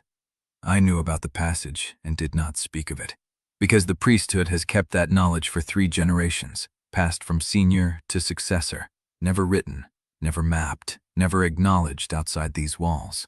Nasrin finally raised her head. Her eyes held Saphira's without blinking. The passages connect every building in Mourndrift that was built before the Canal district was sealed. The council hall, the garrison, the granaries, the oldest cistern shrines, and the chamber beneath this temple, where the sacred sluice has been sealed since before I took my vows. Saphira's shoulder throbbed beneath the bandage. She did not shift her weight. How many of those passages does the acolyte know? All of them, because I taught her. The silence that followed was the kind that settled into bone. You taught her, Saphira said slowly. The woman who has stolen the ritual keys and vanished into the dark beneath the temple floor. You trained her to navigate the one system that could open the entire city from below. Nasrin's jaw tightened. Just once. The first crack in her composure. She was my successor. I chose her 3 years ago, watched her through every test, every vigil, every night she spent kneeling in the shrine while the rest of the order slept. I believed she was loyal to the river, not to any court, not to any bloodline. I believed she understood that the priesthood's power comes from standing apart from the wars that feed on this canyon. And you were wrong. I was wrong, Nasrin said it flatly, without self-pity. Someone reached her before I did. Someone who knew what the passages were worth and planted her where she could learn them from the only person who still carried the full map. Saphira felt the shape of it settle over her. The acolyte had been placed long before the current crisis, before the salt, before the kill column, before Yrsa's letter. Someone had been building this infiltration for years, waiting for the moment when Mourndrift would be vulnerable enough to fall. Who planted her? I do not know, but I know who she is reporting to now.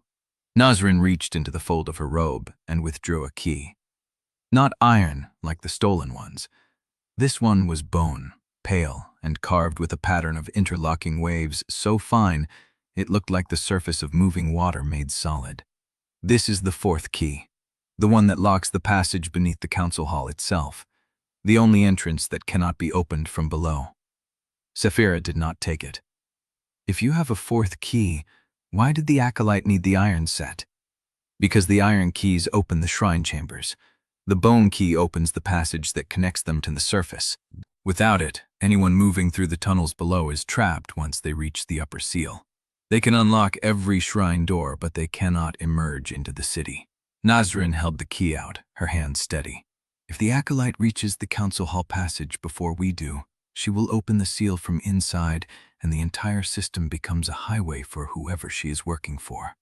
Soldiers, assassins, saboteurs. They could reach any room in Mourndrift without touching a single guard post. Saphira took the key. The bone was warm against her palm, lighter than it looked. And the sacred sluice? Nasrin's expression did not change, but something in her posture shifted, a weight settling that had been carried for a long time. The sacred sluice was sealed because it feeds the oldest shrine beneath the temple floor, a chamber that predates every structure above it. The water that flows through it is not channeled from the river. It comes from a spring that was here before the canyon was carved, before the river found its bed, before any wolf court claimed this ground. Saphira's fingers closed around the key.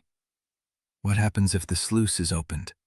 The water that rises will not be the water that flows through Mourndrift's cisterns. It will be older, salt, but not the salt the highlands poured into the intake, the kind that comes from deep stone, from places the river has not touched in centuries. Nasrin's voice dropped. It will flood the lower shrine chamber within hours. It will reach the passages. It will rise through the great floors of the temple quarter before dawn. And if the passage beneath the council hall is open when that happens? Nasrin met her eyes. Then the water will not stop at the temple. It will flow into every corridor, every chamber, every hall that connects to the old passage network. The council chamber, the garrison barracks, the granaries, the rooms where the children of the salt wards are being sheltered at now. The lamp flame trembled. Tallies made a sound that was barely audible, a breath that caught and held. Saphira looked down at the bone key in her palm. How long do we have before the acolyte reaches the council hall passage? Less time than it will take to cross the temple floor, Nasrin said. She has been in the tunnels since dusk. She knows the routes. She will not hesitate. Saphira turned the key over. The wave pattern caught the lamplight, shifting as if the bone itself remembered water. Then I go alone. No! Tally's visual was sharp. You do not know the tunnels. You have never walked them. Neither have you. I have maps. I have rites that were drawn by people who traveled these passages before the Ondrey sealed them. My brother spent 2 years mapping the lower channels before he was taken. Titi stepped forward, her dark hair catching the lamp glow. If you go into that dark without someone who knows what it contains, you will not find the acolyte before she opens the seal. You will not even find the passage. Saphira held her gaze for a long breath, then she nodded. Nasrin rose from the table, her gray-streaked hair falling loose over her shoulders. She did not reach for it, did not bind it back. If the shrines are profaned to save the city, the priesthood's authority may break with them. The river oaths will lose their weight. The sacred seals will mean nothing. The court that holds Mourndrift after this night will hold it by blood and steel alone, not by the trust that has kept the cisterns flowing for 3 generations. She looked at Saphira, and for the first time something raw moved behind her eyes. I am giving you the last key that locks the old passages. I am giving you the choice of what the priesthood becomes after this night. Saphira did not answer. She turned toward the door, the bone key pressed against her palm, Talise already moving to match her stride. Behind them, Nasrin's voice followed, quiet and steady. The acolyte will reach the council hall passage before moonrise. You have 90 minutes to stop her. Saphira stepped into the corridor. The dark of the tunnel entrance at the acolyte's alcove was waiting. Chapter 64. The tunnel swallowed them within 3 paces. Saphira counted steps against the stone, the bone key warm in her palm, her wet boots leaving prints that would tell anyone following exactly where they had gone. Behind her, Talise moved with the same heel-toe roll she had taught in the bride's quarters weeks ago, barely audible on the worn floor. The passage sloped downward at a steady angle, the walls changing from cut stone to rough bedrock within the first 50 feet. No torch brackets, no marks, nothing but the dark and the smell of ancient water rising through the stone. Left fork ahead, Talise breathed. My brother's map shows a junction at 200 paces. The right branch dead ends at a collapsed cistern. How far to the council hall passage? The quickest route is through the old shrine chamber. If she took the direct path, she will have passed through it already. Saphira pressed forward, her fingers trailing the wall for guidance. The stone was damp but not wet, cool but not cold, as if the rock itself breathed at a temperature that predated the surface above. The left fork came exactly where Talise had predicted. The passage narrowed, forcing them into single file, and the air changed. Sharper, colder, a current moving from somewhere deeper. Saphira stopped. Do you smell that? Talise went still behind her. A breath. 2. Oil. Lamp oil. Her voice dropped. Not the kind we use in Mourndrift. Thinner, more refined, the sort that burns hot enough to spread on water. Saphira moved forward again, faster now, following the scent through the narrowing passage until the walls opened into a chamber that stopped her cold. The room was not large, perhaps 15 feet across, but it had been prepared. Stacked against the far wall were 6 clay jars, each sealed with wax and marked with a symbol she did not recognize. Beside them, bundles of birch bark torches tied with leather cord, enough to light 100 hands at once. And spread across a low stone table in the center of the room, a map. Not a military map. Saphira crossed to it and saw the streets of Mourndrift drawn in careful ink, every market bridge, every public cistern, every square where citizens gathered for ration distribution. But the markings were wrong. Lines traced through the lower wards that did not follow supply routes. They converged on the council square from 3 directions. Riot routes. Talise moved up beside her, her breath catching as she took in the stockpile. This is not sabotage for water. This is sabotage for panic. Saphira's hand hovered over the map. The lines were fresh, drawn within the last day, the ink still slightly raised where it had dried. She was not supposed to stop at the sluice, Saphira said slowly. She was supposed to light the lower wards first, drive them toward the council squared in chaos, then open the passage while everyone was fighting above. And the acolyte? She is the ignition. Saphira turned from the map. She carries the keys. She knows the routes. Whoever planted her did not need her to fight. They needed her to move faster than anyone could follow. They left the stockpile untouched. There was no time to dismantle it, no way to secure it against the dark. The only move that mattered was reaching the acolyte before she finished her run. The passage beyond the chamber dove deeper still, the walls sweating moisture, the floor slick with a film of water that had not seeped from above, but risen from below. Saphira's bare soles slipped against it, and she slowed, one hand on the wall, her wolf fighting for dominance in the narrow dark. Talise stopped ahead of her. "There," she whispered. "Light." A faint glow bled around a corner 30 feet ahead, not steady, moving, the kind of light that came from a hand-held flame. Saphira killed her own lamp, pressing the wick into the damp stone until it hissed and died. The dark rushed in, absolute, and then the glow ahead became the only reference point in the world. They moved toward it together, silent now, each step placed with the precision Tali had taught her.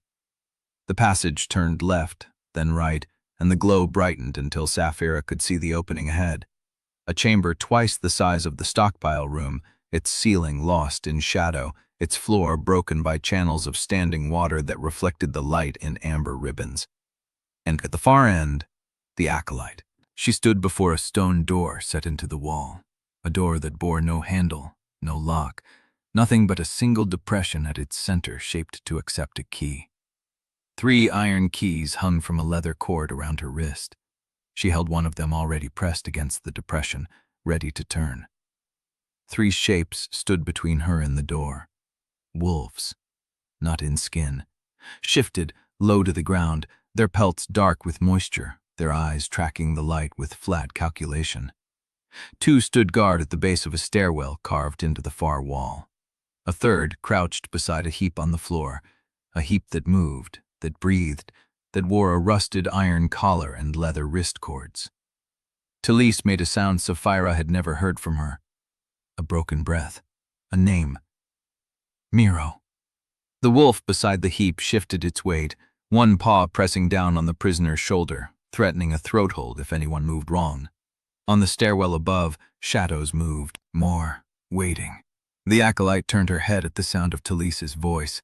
She was young, younger than Saphira had expected, with dark hair cropped close to her skull and eyes that held no fear.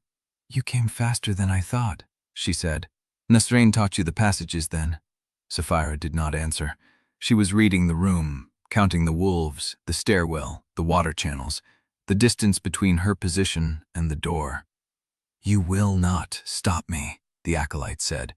"The seal will open, the passage will fall, and when the water rises through the council hall floor, the panic you saw on the map will become a flood that no guard in Mourndrift can contain." "Who sent you?"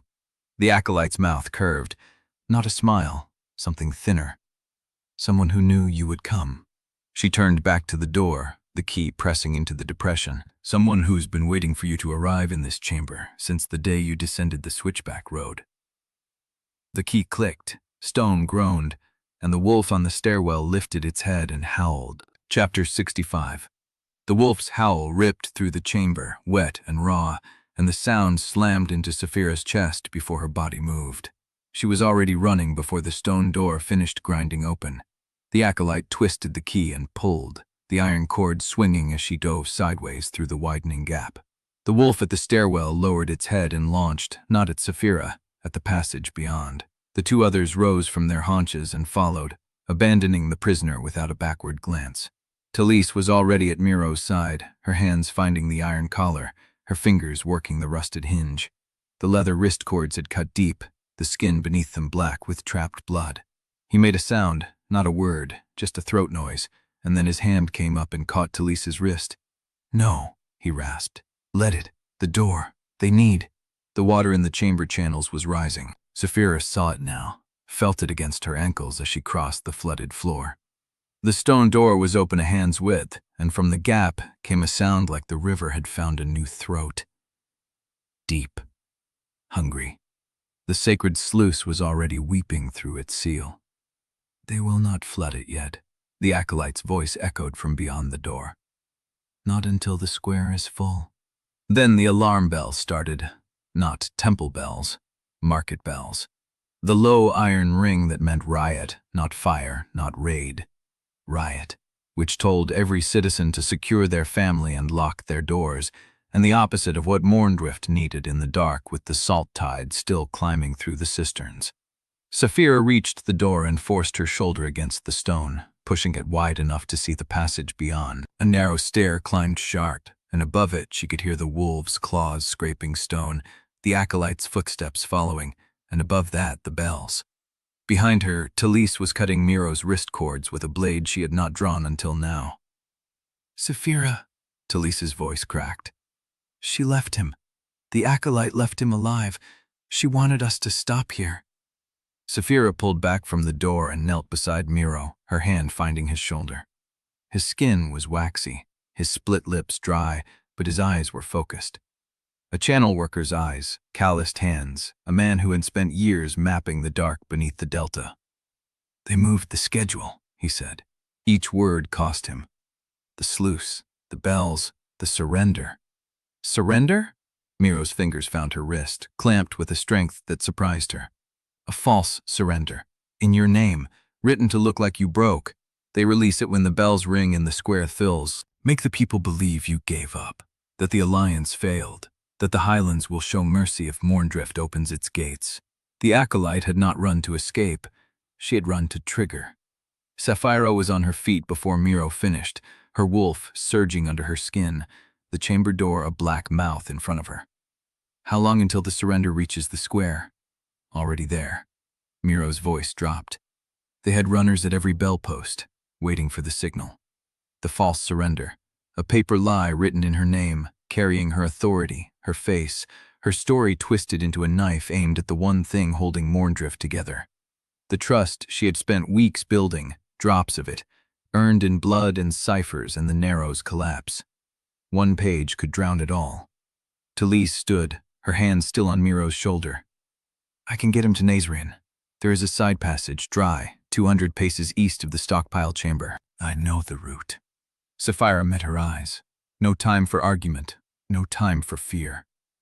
"Go, get him above. Tell Nasrin about the surrender. Tell her I am going to stop it." "And the acolyte?" Saphira turned toward the stairwell. "The acolyte is the match. If I cut her off before she reaches the square, the surrender dies with the signal." She climbed. The stairs spiraled up through raw stone, water weeping from the walls, the sound of the bells growing louder with every step. The passage smelled of night air and wet wool and the sharp chemical edge of refined lamp oil. The acolyte had doused something on the way up. A trail. A fuse. Saphira burst through a wooden hatch into a narrow alley between two tenement walls. The sky above her a dark violet shot through with the amber glow of torches. The market square was 3 streets east, and she could hear it. Voices. No panic yet, but confusion. the low murmur of people who had heard bells and did not know which way to run. The acolyte was nowhere, but the wolves were. They stood at the end of the alley, 3 of them, their pelts dark with tunnel water, their eyes reflecting the torchlight in flat, amber discs. They were not shifting. They were waiting, guarding the route to the square. Saphira did not slow. Her wolf rose, silver-gray, and she met the first one mid-leap, her claws finding its throat before it could lock its jaw on her arm. The second came low, delta-trained, aiming for her legs, and she twisted, rolled, came up with her blade in her hand and drove it into the space behind its shoulder where the spine met the skull. The third did not attack. It watched her for a heartbeat, then turned and ran toward the square, its howl cutting through the bell noise like a blade through silk. The signal. Saphira ran after it, her bare feet slapping wet stone, the buildings blurring past, the crowd noise swelling as she rounded the last corner and saw the square. It was full. Hundreds of them. Families, merchants, guards with uncertain hands on their hilts, all of them pressed together in the space before the council hall steps. And on those steps, a figure in undyed linen holding a page aloft, the paper catching the torchlight as a voice that was not Nasrin's began to read. By authority of Lieutenant Saphira Korrath, surrendered into the protection of the Highland Court, all resistance is to cease at once. The gates of Mourndrift are to be opened before Moonrise, and no citizen will be harmed who lays down their arms. The crowd murmured, shifted, a sound like stones grinding together. Saphira stopped at the edge of the square, her chest heaving, her blade still wet, the words hitting her like a physical blow. She had not written that, had not signed it, had not surrendered. But the crowd did not know that, and the woman reading from the steps lifted her pale eyes and smiled, because she had been waiting for Saphira to arrive exactly here, exactly now, in front of the one thing that could break Mourndrift faster than any blade or siege frame. A bell told the half hour. The crowd began to turn toward her. Chapter 66. The crowd had not yet decided. Saphira felt it in the weight of 500 stares, the suspended breath of merchants who had not lowered their shutters, guards whose hands rested on hilts without drawing. They had heard the words from the council steps. Surrender. Cease. Open the gates. They had seen the paper raised in a pale hand, and they were waiting for her to confirm it or deny it. She walked forward, not running. Running would look like desperation, and desperation looked like guilt. She walked through the edge of the crowd, her bare feet leaving wet prints on the stone, her blade still dark at her side, her chest still heaving from the climb. People parted around her. Some pulled children closer. Others stepped back as if she carried a fever. The woman on the steps read on. For full amnesty for all Delta households who lay down arms. The Island Court has agreed to honor all existing water rights contracts. The words were wrong. Saphira had never authorized amnesty, had never offered water rights. The paper in that woman's hand was a fiction, written by someone who knew exactly which promises would sound true enough to swallow. She reached the base of the ration tower. It rose 12 feet above the square, a wooden frame of lashed beams and rope pulleys used for grain distribution. No one was on it now. The market bells had driven the quartermasters inside. Saphira grabbed the first crossbeam and climbed. She heard the shift in the crowd's noise as she rose, the way the murmur changed from confusion to something more focused. She was giving them something to watch. A single figure rising above the square, visible to every eye. The acolyte's voice faltered for half a breath before resuming, and that half breath told Saphira everything she needed to know. The woman had not expected her to climb. Saphira reached the platform and turned. The square spread below her like a map of broken trust. 500 faces, torchlight glinting off wet cobbles, the council hall steps where the acolyte stood with her paper and her pale eyes. The woman was still reading, but fewer people were listening now. They were looking up. Saphira let the silence hold. She had learned this in the Highlands. Let the absence of words press harder than words ever could. Let the crowd feel the weight of what had not been said before filling it with anything else. I am Saphira Korrath, her voice carried. She had not shouted. She had pitched it low and hard, the way she had been trained to address troops before a breach. I am the Lieutenant Saphira Korrath sent to marry Idun Ondrey. I am the woman who stopped the salt poisoning at the east intake. I am the woman who climbed the Narrows to disarm the diversion charges while a kill column marched toward this city from the canyon's south road. She paused. That paper is a forgery. The crowd shifted. A man near the front called out, "Your seal is on it!" "It is not my seal." Saphira did not look at him. She kept her eyes on the far end of the square where the street opened toward the river road. "The Highlands forged it. They have known my name, my face, and my signature cipher since I was 12 years old. If Saphira Korrath wanted a document that looked like mine, she would have the scribes to produce it before I finished descending the switchback." The man did not answer. The woman on the steps raised the paper higher. "She lies to save herself. The alliance is broken. The gates are the only path to—" "You do not speak for Mourndrift." The voice came from the edge of the square. Saphira turned. Idun stood at the mouth of the river road, his shirt dark with blood, his face cut at the temple, his hand wrapped around a blade he had not sheathed. He was breathing hard. He had not stopped moving since she last saw him. The crowd parted for him the way water parted for a stone. He walked to the base of the ration tower and looked up at her. The torchlight caught the blood on his jaw, the exhaustion in his shoulders, the set of his mouth that said he had seen worse than any of them tonight and was still standing. "I told you to come back." His voice carried the same way hers had. Low, hard, certain. "I told you the same." A sound moved through the crowd. Not laughter, something thinner. A release of breath that had been held too long. The woman on the steps had stopped reading. Idun did not look at her. He kept his eyes on Saphira. "The kill column is broken at the south road. Teren Valak turned 2/3 of the flanking force. The rest are retreating toward the canyon narrows." The square stirred again, but the tone had changed. News of a victory, even a partial one, was currency the crowd could spend against fear. "The salt contamination has not reached the central cisterns," Idun continued. "Amon Rusk is opening the upper channel valve. We will have clean water before dawn." He had told her nothing she did not already know or could not have guessed. But he had told them.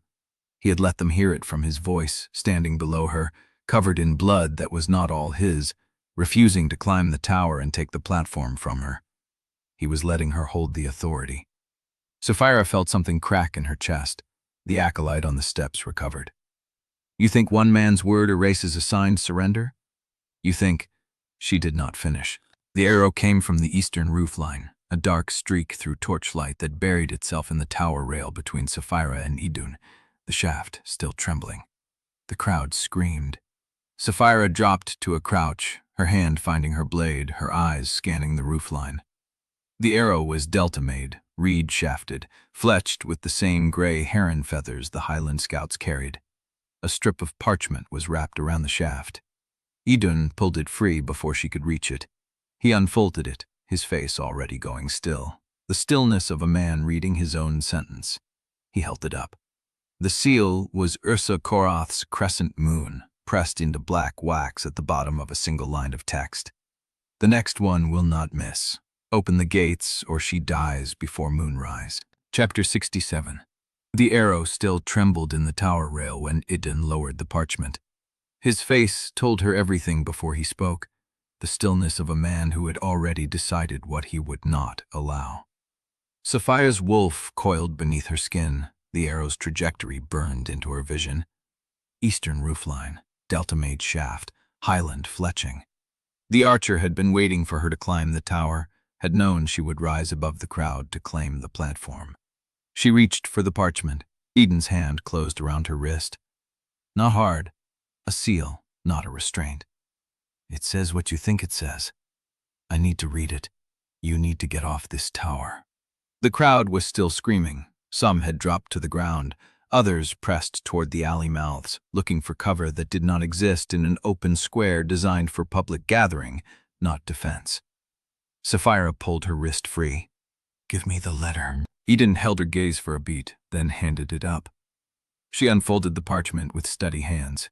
The crescent moon seal was fresh, the wax still brittle at the edges. The text was Ursa's own hand, not a scribe's. The angular characters she used only for orders that required her personal authority. The next one will not miss. Open the gates or she dies before moonrise. That was all. No negotiation, no explanation, no acknowledgement of the years, the blood, the daughter she had shaped into a weapon and then discarded. Saphira read it twice. She had expected something more, a justification, a claim of maternal grief, a list of grievances that would prove Yrsa believed herself righteous even in this. But there was nothing. Only the demand, clean and absolute, delivered through an arrow meant to miss by inches rather than hit. Because Yrsa had not wanted her dead. Not yet. Yrsa wanted her to choose. Saphira folded the parchment and tucked it into her belt. Open the gates or she dies before moonrise. The gates. The eastern gate opened onto the canyon road that led past the half-collapsed narrows, past the diversion charges, past the kill column's retreat path. If she opened them, Asur's forces would have a clean approach into Mourndrift's lowest ward. The salt contamination had not reached the central cisterns yet, but it would not matter if an armed column could march through the gate unopposed. If she did not open them, the archer would put the next shaft through her throat, and Idun would watch her die in front of 500 citizens. The square had gone quiet, not calm. The silence of people waiting for the next violence, the way a forest went silent before a fire crested a ridge. Saphira looked down at Idun. He had not moved from the base of the tower. His hand rested on the rail where the arrow still stood. The reed shaft splintered at the point of impact. He was not looking at the arrow. He was looking at her. "I am not going to trade you for a gate," she said. "You do not get to make that choice alone. The choice is not yours to share." His jaw tightened. "You think I will stand here and watch? You will stand here and hold this square." She let the words land, let them sink between them like a blade laid flat on a table. "The square is the threat," she said. "The acolyte with the forged surrender, the oil stockpile in the tunnels, the crowd waiting to break for the wrong word." She nodded toward the eastern Ruvaline. "That archer is not the weapon. The weapon is what happens to Mourndrift if I make the wrong decision under pressure." Idun's breath went slow. She watched him work through it, the same way she had watched him work through every tactical puzzle since the first negotiation.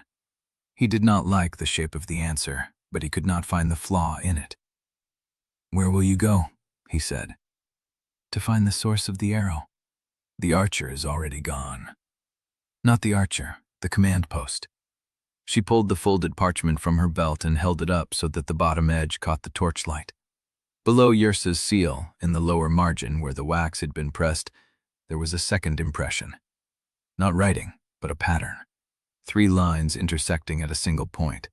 A route marker used by Highland scouts. Her brother had taught her that pattern. They had used it to mark rendezvous points during their last joint patrol, a language of chalk marks and stone arrangements that no one else in their unit had been taught. Yrsa had not meant to include it. The seal had been pressed over the impression, hiding it from anyone who did not know to look. But the wax was thinner over the lines, and the torchlight caught the difference. The intersection point was the half-collapsed narrows, the survivor camp where her brother's former sergeant was still disarming charges. Yrsa was there, not in the highlands, not at a safe distance.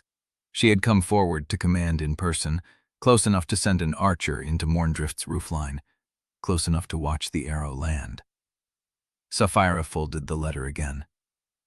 "I am going to find her," she said. Idun did not argue. He did not ask if she was sure, did not tell her it was a trap, did not offer to come with her. He looked at her for a long moment, then stepped back from the tower. "How long do you need?" "Until moonrise." "You have less than an hour."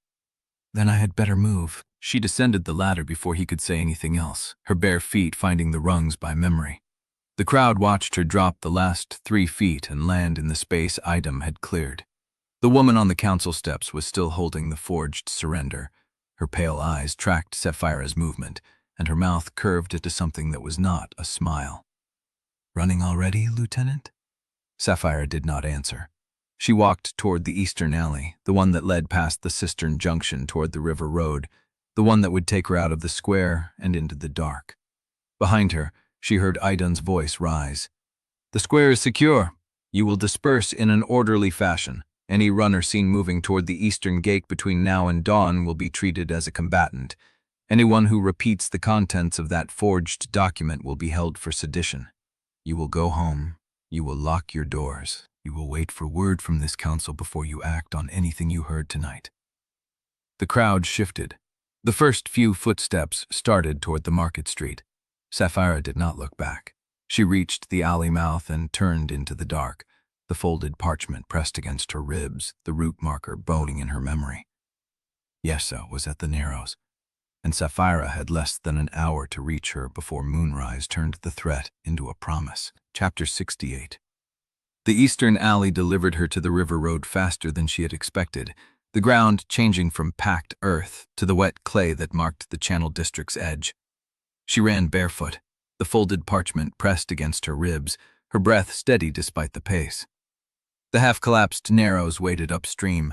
Yrsa waited beyond them. But the route marker burned in her memory with a different question, 3 lines intersecting at a single point.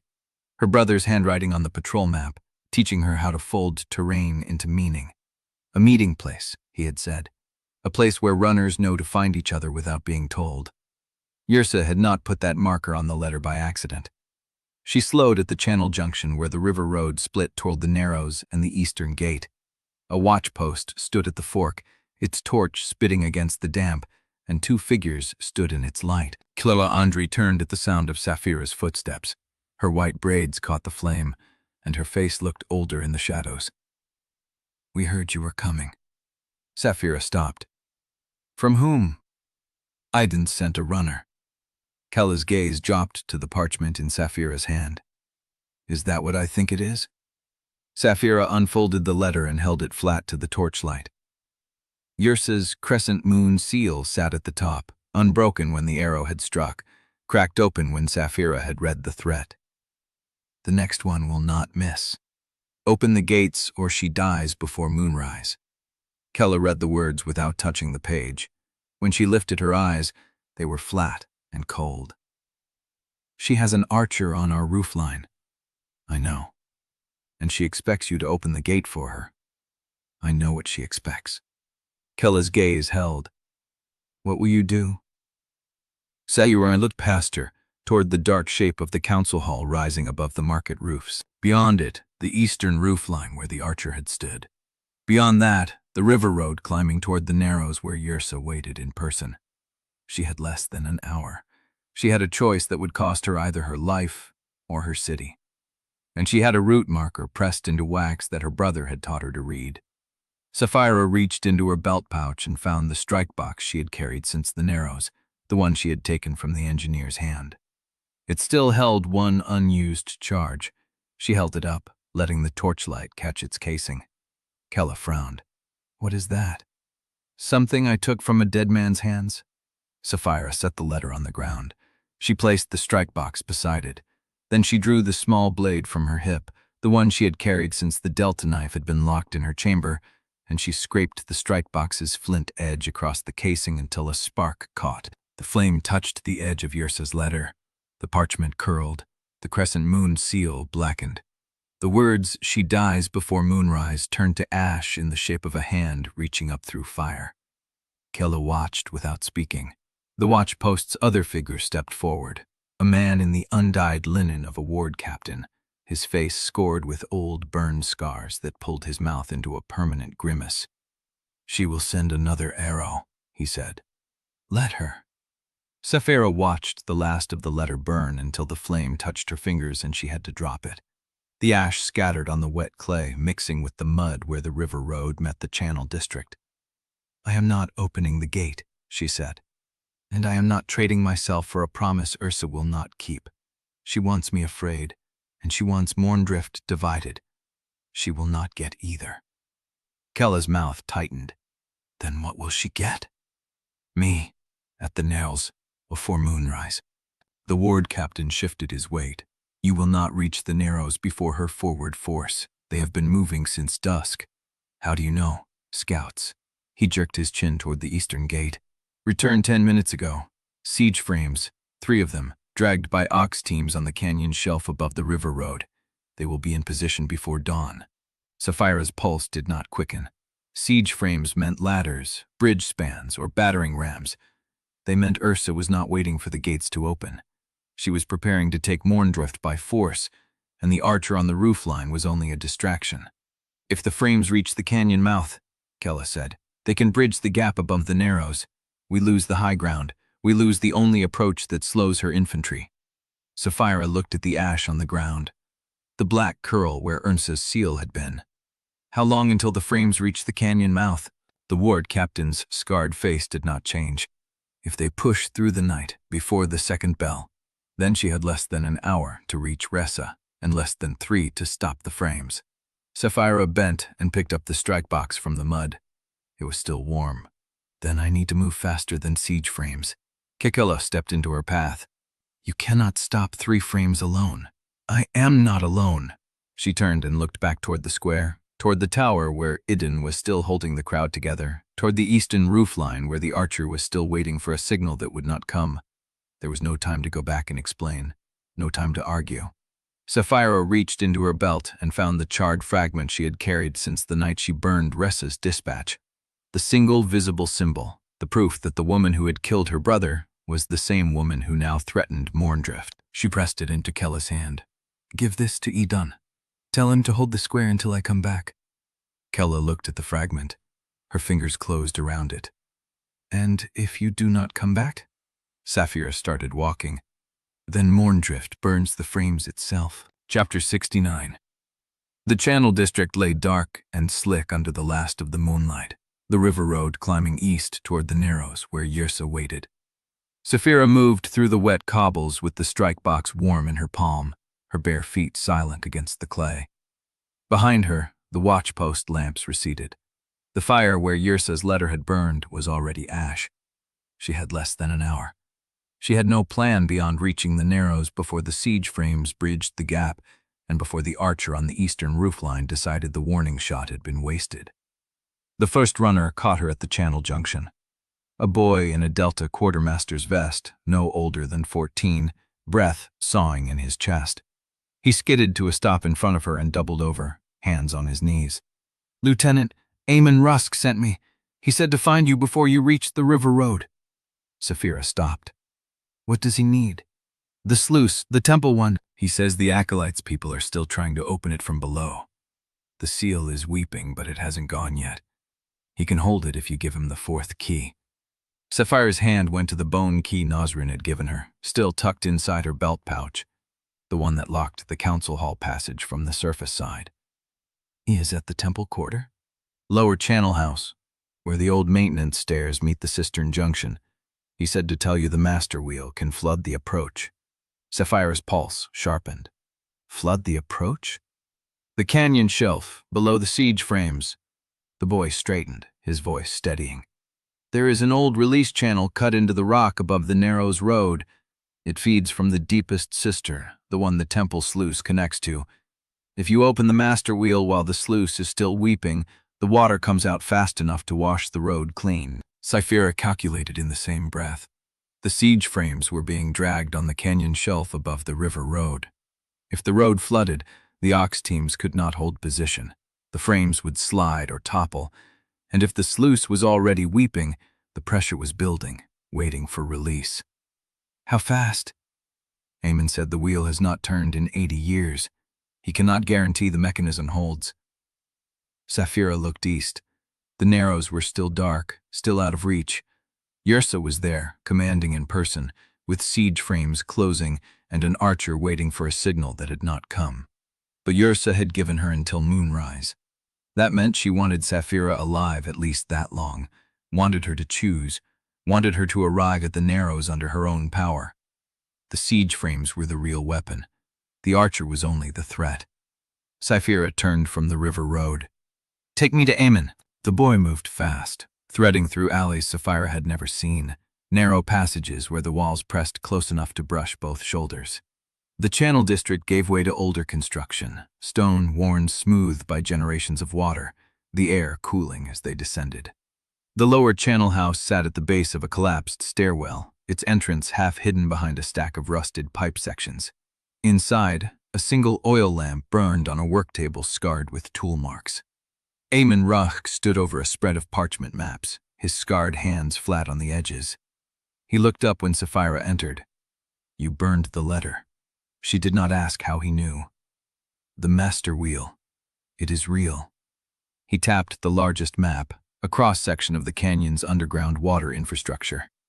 The release channel was cut when the old canal was built, to flush debris from the Narrows Road during flood season. It has not been used in 80 years because the river dropped and the sluice was sealed. "Eamon, can it still work?" He looked at her for a long moment. "The wheel is at the bottom of the cistern junction, past the temple shrine, through the passage the acolyte unlocked. The mechanism will be rust-locked and the chamber may be flooded." "Can you turn it?" "No," he shook his head. "I am too old to reach it in time, but you are faster." Saphira's jaw tightened. The Narrows were east. The cistern junction was west and down. Choosing the wheel meant delaying the confrontation with Ressa, trusting that the siege frames were the greater threat, trusting that Ressa would keep her word to wait until Moonrise. If she chose wrong, Mourndrift burned. If she chose right, she might still be too late. "The archer," she said, "is still on the eastern roofline." "I know. Ressa will not wait forever. She will wait until Moonrise." Eamon's voice was flat. "She wants you to arrive. She wants to see your face when she tells you she won. If you flood the approach now, you take away her frames, and she has to face you without her siege advantage." Saphira stared at the map. The release channel cut through the canyon shelf like a scar, emptying onto the river road at a point where the canyon narrowed to a single pass. It could work, but only if she reached the wheel before Yrsa realized what she was doing. "How long to reach the cistern junction?" 20 minutes through the passages, less if you run. 20 minutes down, 10 minutes to turn the wheel, 15 minutes back up. She would reach the Narrows with minutes to spare before Moonrise, or she would be trapped underground when Yrsa sent the archer's second arrow. Saphira turned to the boy. "Go to the square. Tell Idun I am with Eamon, that I am going for the wheel, and that he needs to hold Mourndrift until he sees the water rise." The boy's eyes widened. "The water?" "The Narrows Road will flood. Tell him to pull the eastern guard back to the market line. Anyone on that road when the release channel opens will not survive." The boy ran. Saphira looked at Eamon. "Show me the passage." They moved through the lower channel house into a maintenance corridor Saphira had not seen during her earlier descents. The walls changed from dressed stone to rough-cut granite, the floor sloping downward at a steep angle. Water dripped from somewhere ahead, a steady percussion against stone. Eamon walked with a limp she had not noticed before, his weight favoring his left leg. "How long have you known about the master wheel?" "Since I started mapping the old canals. 30 years. He did not look at her. "I never told Nasrin because I did not trust what she would do with the information. And now? Now it is the only play left." They reached a junction where 3 passages met. Eamon stopped at the center, pointing to the left fork. 200 paces down, then a ladder. The cistern junction opens below. The wheel is on the far wall above the waterline. "The waterline?"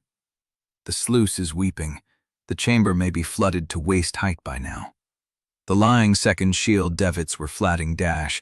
"I only love a specific fists, Wilmley board sconespallis attention opening who breathe the out-minded listed nature or aimer whose dependent flas major.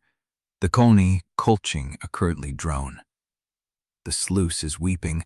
The chamber may be flooded to waist height by now. Saphira moved past him into the left fork. The passage narrowed. The dripping grew louder, became a constant hiss of moving water. The air thickened with mineral smell, ancient stone and salt, and the cold breath of deep cisterns. She reached the ladder. It was iron, rust-pitted, bolted into the granite with bolts the size of her fist. Below, the chamber opened into darkness, punctuated by a single point of light reflecting off black water. The water was waist-high, as Eamon had predicted, probably higher in the center. Saphira descended. The ladder groaned under her weight, but held. She dropped into the water and felt the cold climb her thighs, her hips, her ribs. The bottom was silt and loose stone, treacherous underfoot. Across the chamber, the master wheel rose from the wall like a skeletal sun, its spokes black with rust, its hub sunk deep into the mechanism housing. Saphira waded toward it. The water pushed against her, current pulling from somewhere beneath the surface, from the sluice that was already weeping, already building pressure. She reached the wheel and set her hands on the rim. The metal was rough with corrosion, flaking against her palms. She pulled. The wheel did not move. She set her feet against the wall, braced her back, and pulled again, throwing her weight into the turn. The spokes groaned. A sound like bone grinding on bone came from the housing. Then nothing.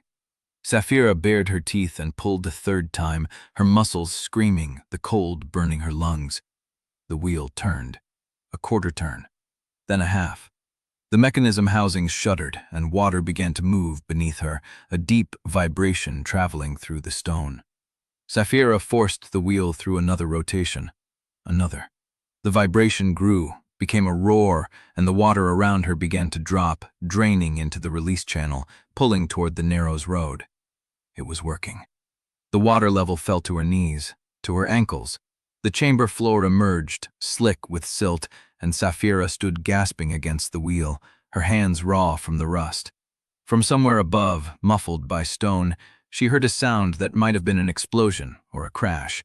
The siege frames, or the sluice opening fully, or Yursa Archer releasing the signal she had been waiting for all night. Saphira let go of the wheel and turned toward the ladder. She had to reach the Narrows. She had to reach Ursa. She started climbing, the roar of the release channel still thrumming through the stone, and as her head cleared the passage floor, a new sound reached her through the dark. Boots. Multiple sets. Moving fast, descending the maintenance stairs toward her. Chapter 70. She reached the passage floor and kept moving, her breath ragged, her hands already bleeding from the rust-flaked ladder rungs. The boots were closer now, maybe 20 paces above, descending fast with the heavy rhythm of soldiers who knew the ground. She ran. The passage curved left, then right, following the contour of the cistern wall. The air changed again, colder, carrying the mineral bite of deep stone and the faint salt tang of the weeping sluice. Eamon had said 200 paces from the junction. She had covered maybe half that when the passage opened into a wider chamber, the ceiling rising into darkness, the walls slick with condensation. The master wheel stood on the far wall. It was larger than she had expected, nearly chest-high, its spokes crusted with rust so thick it looked like barnacle growth. The hub disappeared into a stone housing that had been mortared shut at some point, the seal broken recently by chisel marks that still showed raw stone beneath the dust. Someone had been here before her, recently, preparing. Saphira crossed the chamber, her boots echoing on the wet stone. She set her hands on the wheel rim and felt the corrosion flake against her palms. The metal was rough, pitted, cold despite the chamber's damp warmth. She pulled. The wheel did not move. She reset her feet, braced her back against the wall beside the housing, and pulled again, throwing her weight into the turn. The spokes groaned. A shudder ran through the mechanism housing, a deep vibration that traveled up through the stone and into her arms. Then nothing. The wheel held.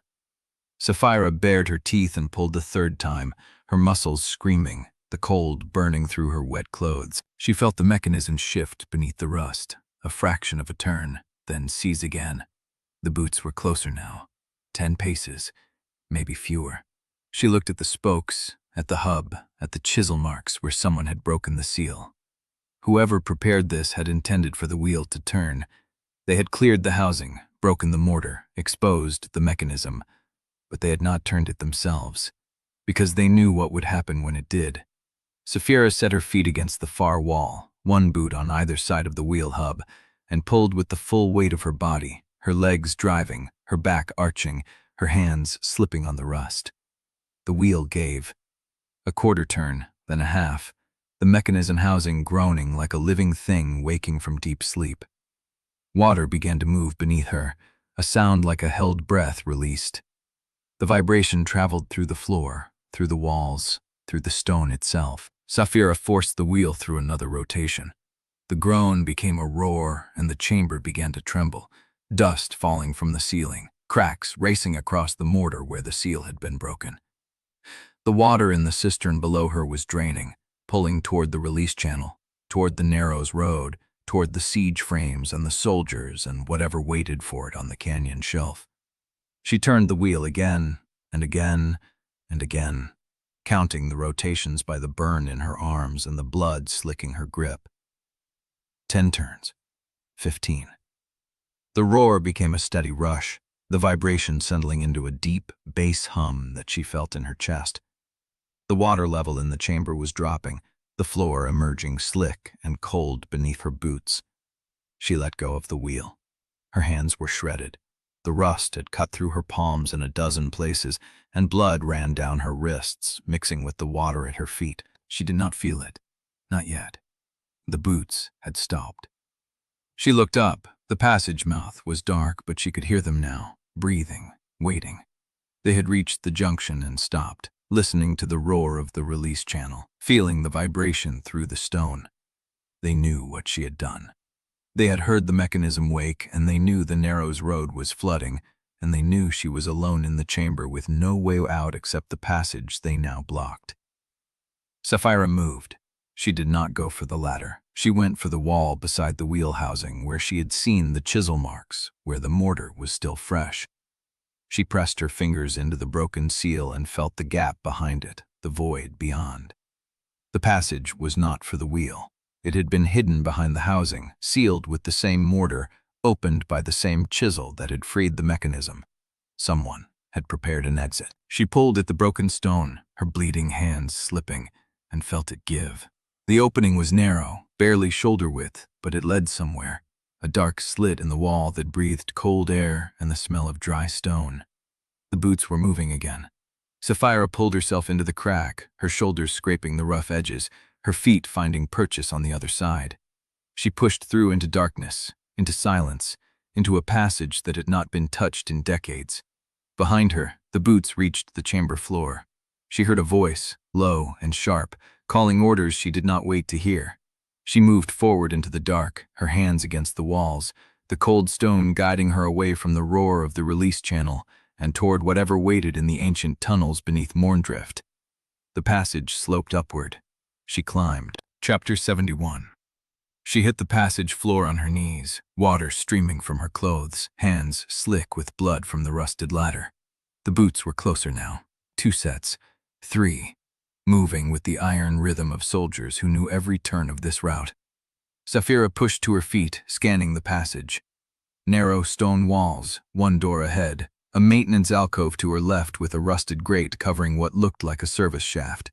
The release channel had opened. She had felt the water drain through the master wheel's gate, but the sound above had been wrong. Too sharp for siege frames, too final. The soldiers rounded the corner. 4 of them. Highland gray. Korrath sigils on their collars, blades drawn, eyes locked on her with the cold precision of men who had been told exactly where to find her. The lead soldier stopped 10 paces out. "Lieutenant Korrath, by order of Matriarch Yrsa, you are to be taken into custody for treason against the Highland court. Surrender your weapons." Saphira's hand moved to her belt. Empty. The strike box was gone, lost somewhere in the flooded chamber or the ladder climb. She had nothing but bleeding hands and the wet clothes clinging to her body. "I'm not your lieutenant anymore," she said. The soldier's jaw tightened. "That's not how we see it." He took a step forward. The others fanned out, blocking the passage in both directions. No escape route, no cover. 4 trained Korrath soldiers against 1 unarmed woman who had just spent the last of her strength on a rusted wheel. Saphira set her feet. The first soldier lunged. She caught his wrist, used his momentum to pull him past her, drove her elbow into the back of his neck as he stumbled. He went down. The second came in low, blade aimed at her ribs. She twisted, felt the steel graze her side and slammed her palm into his throat. 3 and 4 hesitated. That hesitation cost them. A shape dropped from the maintenance shaft behind them, silent, fast, familiar. Idun hit the ground already moving, his blade taking the 3rd soldier across the arm before the man could turn. The 4th spun, but Idun was faster. his strike clean and disabling. 30 seconds, 4 soldiers down. Idun straightened, breathing hard, blood on his sleeve where a blade had caught him. His eyes found hers across the passage. "You were supposed to send word," she said. "You were supposed to wait for backup." "I never wait." "I know." He moved toward her, glancing at the stain spreading on her side. "How bad?" "Surface." She pressed her palm against the cut. It burned. "The wheel turned. The release channel is open. I heard the water hit the Narrows road from the square. The siege frames are gone. Resistance forward force is scrambling." "Then why are you here?" Idun's jaw tightened. "Because the acolyte opened the sacred sluice." The words hit like a second wound. "When?" 10 minutes ago. The seal broke. The water is already moving through the lower passages toward the council quarter. He paused. "Nasrin is trying to slow it, but she can't hold it alone. She needs the bone key." Saphira's hand went to her belt again. Empty. The bone key was still in her pouch. Still, she pulled it free. Pale carved bone, warm from her body. The 4th key that locked the council hall passage from the surface side. "Then we move," she said. They ran. The passage branched twice. Idun knew the way, pulling her left at the first fork, then through a narrow arch that opened into a wider corridor lined with old river carvings. The air grew wetter, colder. Somewhere ahead, Saphira could hear water moving. Not the steady flow of the release channel, but something faster, hungrier. The sacred sluice. They reached the council hall passage door just as the first surge of salt water hit the lower chamber. The door was a solid slab of carved stone, sealed for generations, with a single key depression at its center. The bone key fit perfectly. Saphira turned it, felt the mechanism shift, and the door swung inward. Beyond it, the passage descended into darkness and the sound of rushing water. "How deep does this go?" she asked. "To the oldest cistern shrine, the source, the saltwater spring." "Yes." They descended together, the water rising as they went.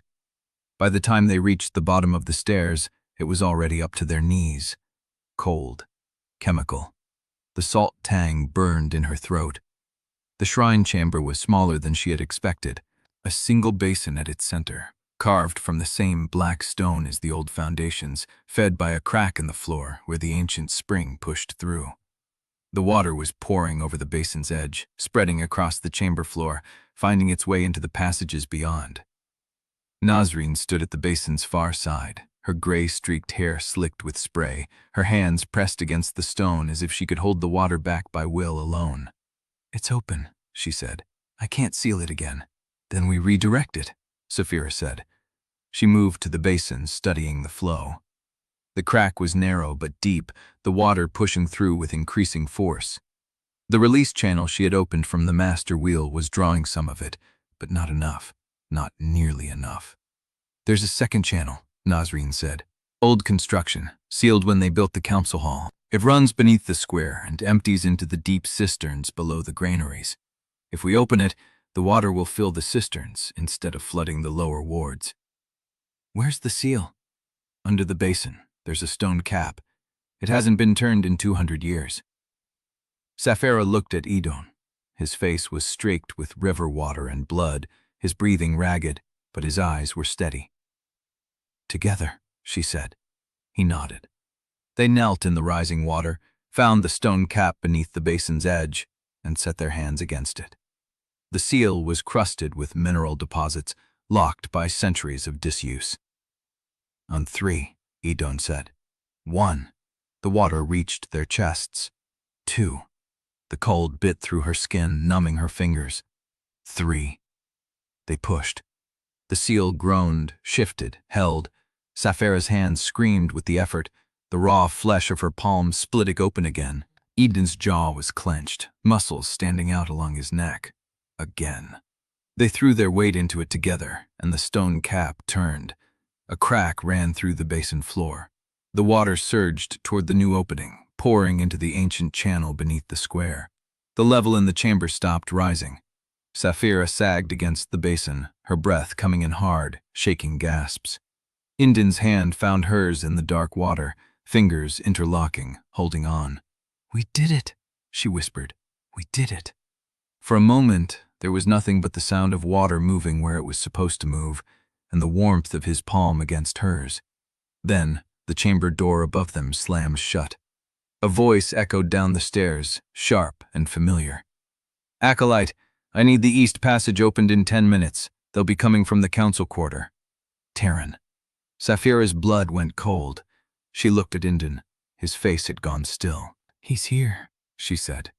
"He's been here all along." The water swirled around them, salt and stone, and the weight of a long-prepared trap closing at last. Chapter 72.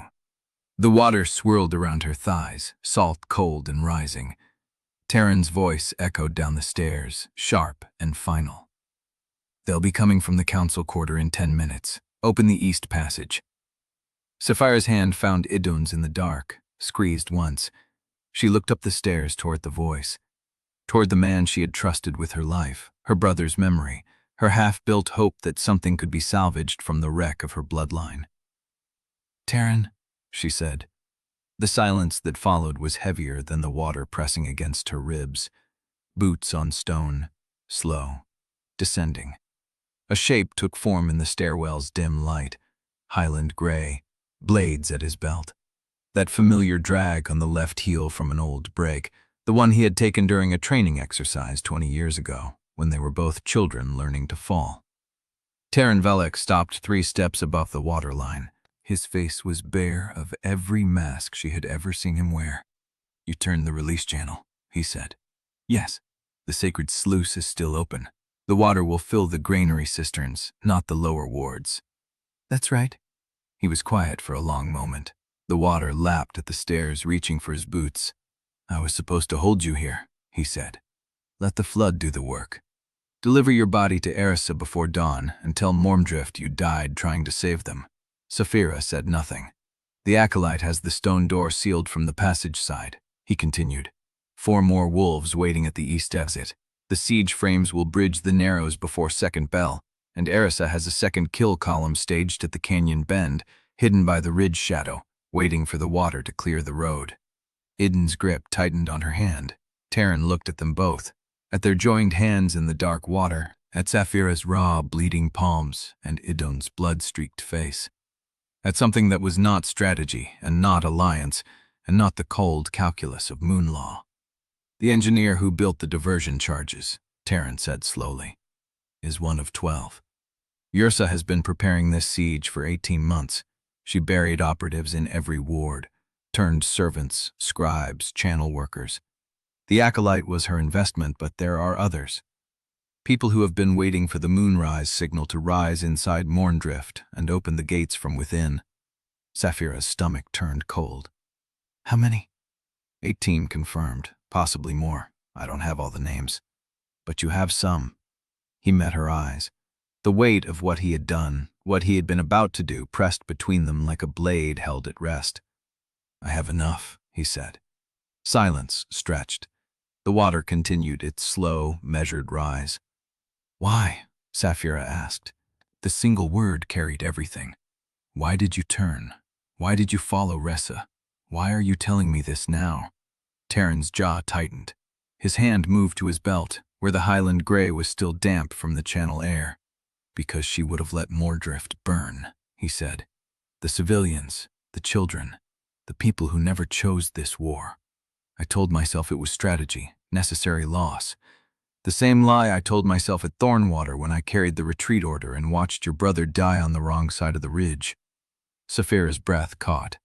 "I was the one who handed the riders the route paper," Teren said. His voice cracked. "I believed Yrsa when she said it was a supply manifest.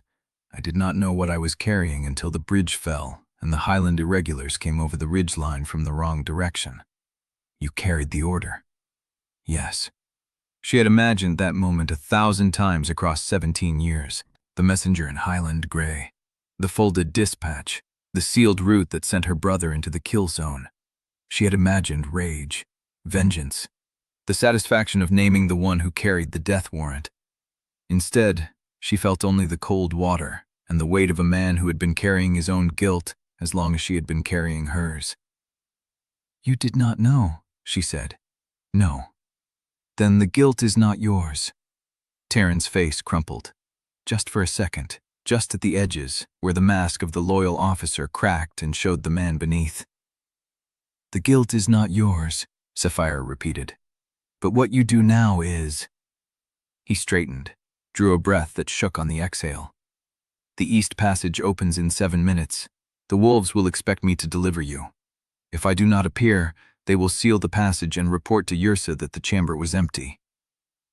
"Then we need to be gone before they check," Idun said. Teren nodded. "There is a maintenance shaft behind the basin, unmapped. It connects to the old channel house where the master wheel junction is.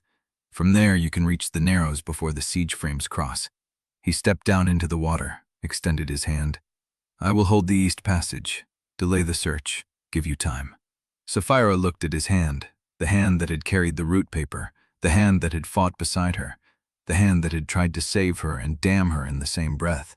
She took it. He pulled her up the stairs. Idun followed. They emerged into the maintenance corridor, dripping and shivering, the cold salt water clinging to their clothes. Teren pointed to a rusted grill set into the far wall. "That shaft descends 3 levels. At the bottom, take the left branch. The channel house is 100 paces east. The master wheel junction will be unguarded for another hour. They are all watching the East Passage." "Come with us," Saphira said. He shook his head. "If I vanish, they will know. I can cover your trail for 1 hour. That is all I have left to give." "Teren," he met her eyes. In the dim light, his face was older than she remembered, lined by years of carrying orders he had not fully understood. "What kind of future are you trying to build?" he asked quietly. The question stopped her. Not what victory looked like, not which court would win. What kind of future? She thought of Idun's hand in hers in the dark water, of Nasrin pressing against the basin with her bare hands, of Talise leading her brother through the passages, of Aemon turning a wheel he had kept secret for 30 years, of the engineer who had believed lies for a decade and still chosen to stop the charges. "One where no one has to carry a death warrant they did not choose," she said. Teren's breath left him in something that was nearly a laugh, nearly a sob. "That is a future worth fighting for," he said. He turned and walked toward the East Passage. Saphira watched him go, watched the highland gray disappear into the dark, watched the man she had trusted, lost, and nearly killed, choose something other than obedience for the first time in his life. Idun's hand touched her arm. "We have an hour." She turned from the empty corridor and followed him toward the maintenance shaft. Chapter 73. The maintenance shaft descended in darkness so complete that Saphira felt it pressing against her eyes. She counted steps. 43, 51. The rusted rungs gave way to packed earth, then to dressed stone that held the cold of deep ground. Idun's breathing came steady behind her, close enough that she felt the warmth of him through the damp air. At the bottom, the left branch opened into a passage that smelled of old water and older stone. She stopped at the junction, listened. Nothing moved ahead, no boots, no voices, no sound but the slow drip of condensation somewhere in the dark. "The channel house," Idun said. It was not a question. "East, 100 paces." They moved. The passage widened after 50 paces, the walls shifting from rough-cut stone to mortared block that bore the mark of Delta builders. Saphira's hand found the wall at a turn, feeling the grooves where flood marks had been carved into the stone by generations of river keepers. The highest mark stood at chest height, older than Mourndrift, older than the courts. They emerged into the channel house through a grill that had not been moved in years. The rust screamed as Saphira pushed it open, but the room beyond was empty. Gutted machinery, a dry basin, dust that had settled in undisturbed layers. And through the eastern window, the first gray of false dawn.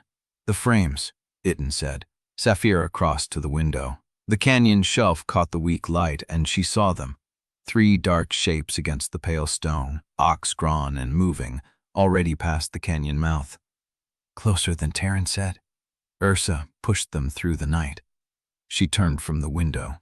The channel house had 3 exits, the passage they had come from, a door to the eastern quay, and a maintenance stair climbing toward the council quarter. She needed Nasrin. She needed Talise. She needed the evidence and the witnesses that would force Yrsa to answer for what she had done in front of soldiers who still believed in Moonlaw. "We need them here," she said. "The engineer, the fragment, Teren's testimony." Idun's jaw tightened.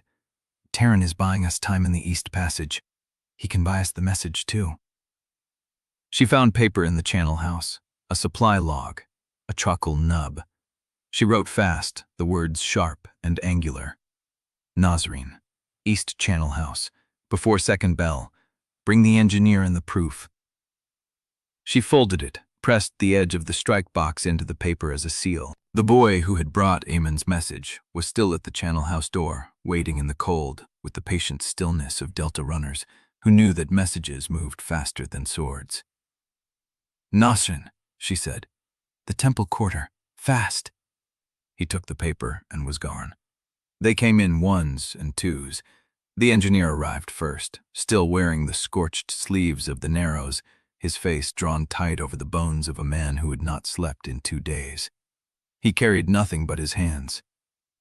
"I disarmed the last charge," he said. "The secondary fuse, too. She has no more surprises at the Narrows." "She has 18 operatives inside Mourndrift," Saphira said, "and a second kill column at the canyon bend." The engineer's face went still. "I did not know about the second column." Yrsa compartmentalized. "You were one node in a network you never saw whole." Nasrin came through the Isidra door with Talise and Miro behind her. The priestess wore undyed linen and carried no staff, no ritual mark. She had come as a witness, not a cleric. "Eamon is holding the granary cisterns," she said. "The redirected water bought us until midday. After that, the sacred sluice will need to be permanently sealed, or the entire temple quarter will flood." "Midday is long enough," Saphira said, "if we stop Yrsa before the siege frames cross." Miro stepped forward. The iron collar was gone, but the marks remained, a band of raw skin circling his throat. He moved like a man who had forgotten how to stand without chains. "She brought the archive case," he said. The room went still. "What case?" Nasrin asked. "The original raid archive, from Thornwater, the one she kept locked in her personal strongbox. I saw it when they moved me through the Narrows camp, a leather-bound case with the old Moon Temple seal.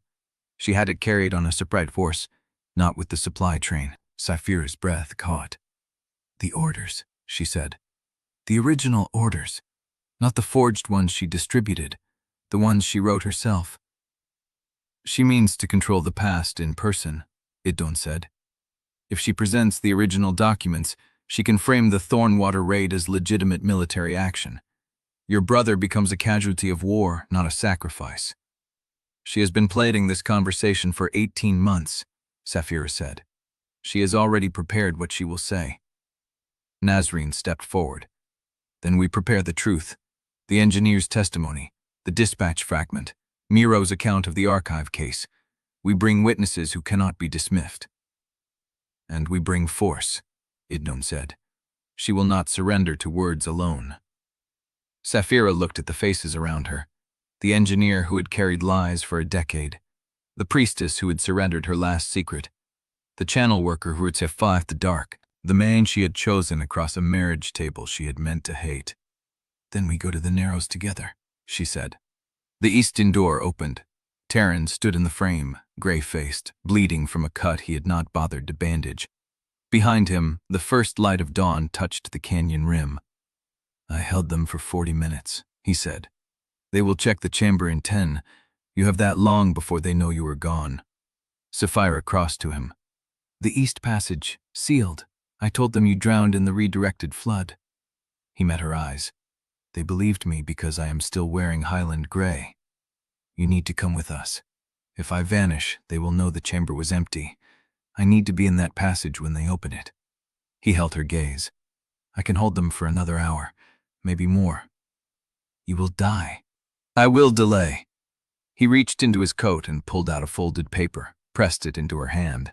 "The second kill column's approach route, the canyon bend where they are staged. If you reach the Narrows before the frames cross, you can cut the ridge path and collapse the trail behind them." Saphira looked at the map. The route was marked in Teren's hand, precise and steady, a man who had finally stopped carrying lies. 1 hour, she said. 1 hour. She did not thank him. He did not expect it. He turned and walked back through the eastern door, and the gray light swallowed him. The Channel House was silent. Then the siege bell began to ring from the Narrows. Chapter 74. The Channel House door closed behind Teren, and the siege bell kept ringing. Saphira folded the map into her belt. The paper was still warm from Teren's body. She looked at the faces around her. The engineer with his scorched sleeves, Nasrin in undyed linen, Talise with her brother's hand clamped in hers, Idun watching her with that patient stillness she had once mistaken for weakness. "We ride," she said, "before the frames cross." They moved through the Channel district while the first light bled across the canyon rim, gray and gold mixing over the wet stone.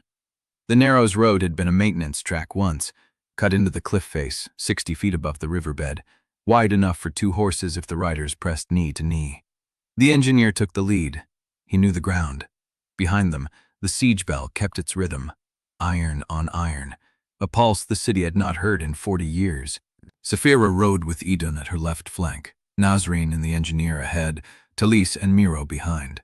The group was too small for a war party, and too large for a parley. She had chosen it that way, witnesses who could not be silenced, testimony that could not be dismissed. The Narrows came into view around the canyon bend. The siege frames had stopped. 3 ox-drawn towers of raw timber and iron stood on the canyon shelf above the broken road, their wheels chalked with stone. The animals stood in harness, heads low, steam rising from their flanks in the cold air. Someone had ordered a halt 200 yards from the Narrows gap. Yrsa stood at the edge of the shelf. She wore no armor, no sigil. White hair wound in its severe braided coils, the crescent brand visible at the base of her throat, the missing tip of her right ring finger catching the dawn light. She had traveled light and fast, leaving her command tent behind, bringing only what she needed.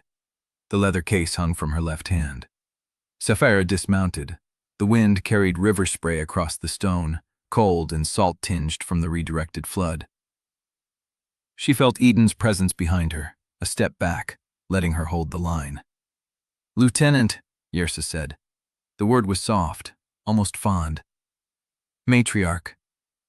Yrsa's gaze moved past Saphira, scanning the group with the patience of a woman who had been reading battlefields longer than Saphira had been alive. She lingered on Nasrin, on the engineer, on Miro's scarred throat. "You brought witnesses," Yrsa said. "Good. I would have been disappointed if you had come alone." "The Thorwater archive," Saphira said. "I know you have it." Yrsa smiled. It was not a cruel expression. It was almost proud. "I have carried that case for 18 months, she said. "To every negotiation, every counsel, every lie I told to keep this court from tearing itself apart. Do you know what it cost me to hold that silence? I know what it cost my brother." Rhesa's smile faded. She looked at Saphira the way she had looked at her across training yards and war councils for 17 years, measuring, calculating, waiting for the flaw she knew was there. "Your brother was a soldier," Rhesa said. "He died serving the highlands. That is the truth I will present to every court, every priest, every grain merchant between here and the upper terraces. The documents in this case prove the Thornwater raid was authorized by legitimate military command, carried out under rules of engagement that were standard for the time, and recorded in good faith by the officers who executed them. You forged those records. I preserved them." Rhesa's voice did not rise. "The difference between forgery and history is who lives to write the next page." Saphira felt Idun shift behind her, a breath of movement that said he was ready. She did not look back. "The engineer will testify," she said. "The priestess, the channel worker you kept in chains, the dispatch fragment proving you ordered the raid yourself, using false intelligence routed through dead officers." Yrsa tilted her head. "And who will believe them?" "The truth does not need believers," Saphira said. "It only needs one person who refuses to bury it." The silence stretched between them, filled by the sound of the redirected river cutting through the canyon below. Yrsa set the leather case on the stone at her feet. "Peace is not made by truth," she said. "It is made by power. I am offering you a place at the table while the table still exists. Kneel, and the archive stays sealed. Your witnesses keep their tongues. Mourndrift keeps its water. The alliance continues under terms that favor neither court, but serve both. And if I refuse? Yrsa's face did not change. She raised her right hand, the missing fingertips stark against the gray sky. The archers rose from the ridgeline above the narrows, 20 of them, spaced along the canyon wall, bows drawn, the morning light catching the points of their arrows. They had been lying flat against the stone, hidden in the shadow of the overhang, waiting for the signal. She prepared for this conversation, Idun said low. Saphira did not answer. She was watching Yrsa's hand, still raised, the gesture that could send 20 shafts into the group below. The archive opens either way, Yrsa said. The only question is whether you survive to answer it. Chapter 75. The sky above the narrows held the pale gray of early dawn, salt mist rising from the redirected flood below. Saphira stood with her weight balanced, watching Yrsa's raised hand, the signal that could send 20 arrows into her chest before she took another breath. The archers held their draw, waiting. Yrsa's face remained unreadable, the crescent brand catching the thin light, her missing fingertips stark against the gray. The moment stretched into something that felt like glass about to shatter. Then the first Korrath soldier lowered his bow. It happened at the far left of the ridgeline. A man in highland gray, young, his hands trembling slightly as he let the arrow tip drop toward the stone. The soldier beside him turned his head, spoke something Saphira could not hear, and then that soldier lowered his bow too. Yrsa's hand did not move.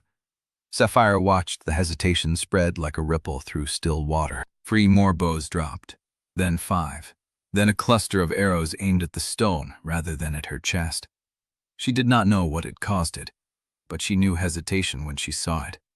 Behind her, Idun breathed a single word, low and sharp. Now. She moved. Saphira crossed the distance to the leather case in 4 strides, her boots finding purchase on the wet stone. Rhys's hand came down, but the archers had already broken formation, some still holding their draw, others letting their arms fall, the rhythm of the command lost in the fracture. Saphira reached the case before Rhys could lift it. She pulled the leather flap open. The papers inside were dry, preserved with the care of someone who knew exactly what she was carrying. Saphira's hands found the top folio, and she pulled it free. The handwriting was angular, precise, Rhys's personal script. The same hand that had written every order Saphira had obeyed for 17 years. Route orders for the Thornwater raid. Saphira read the first line, then the second.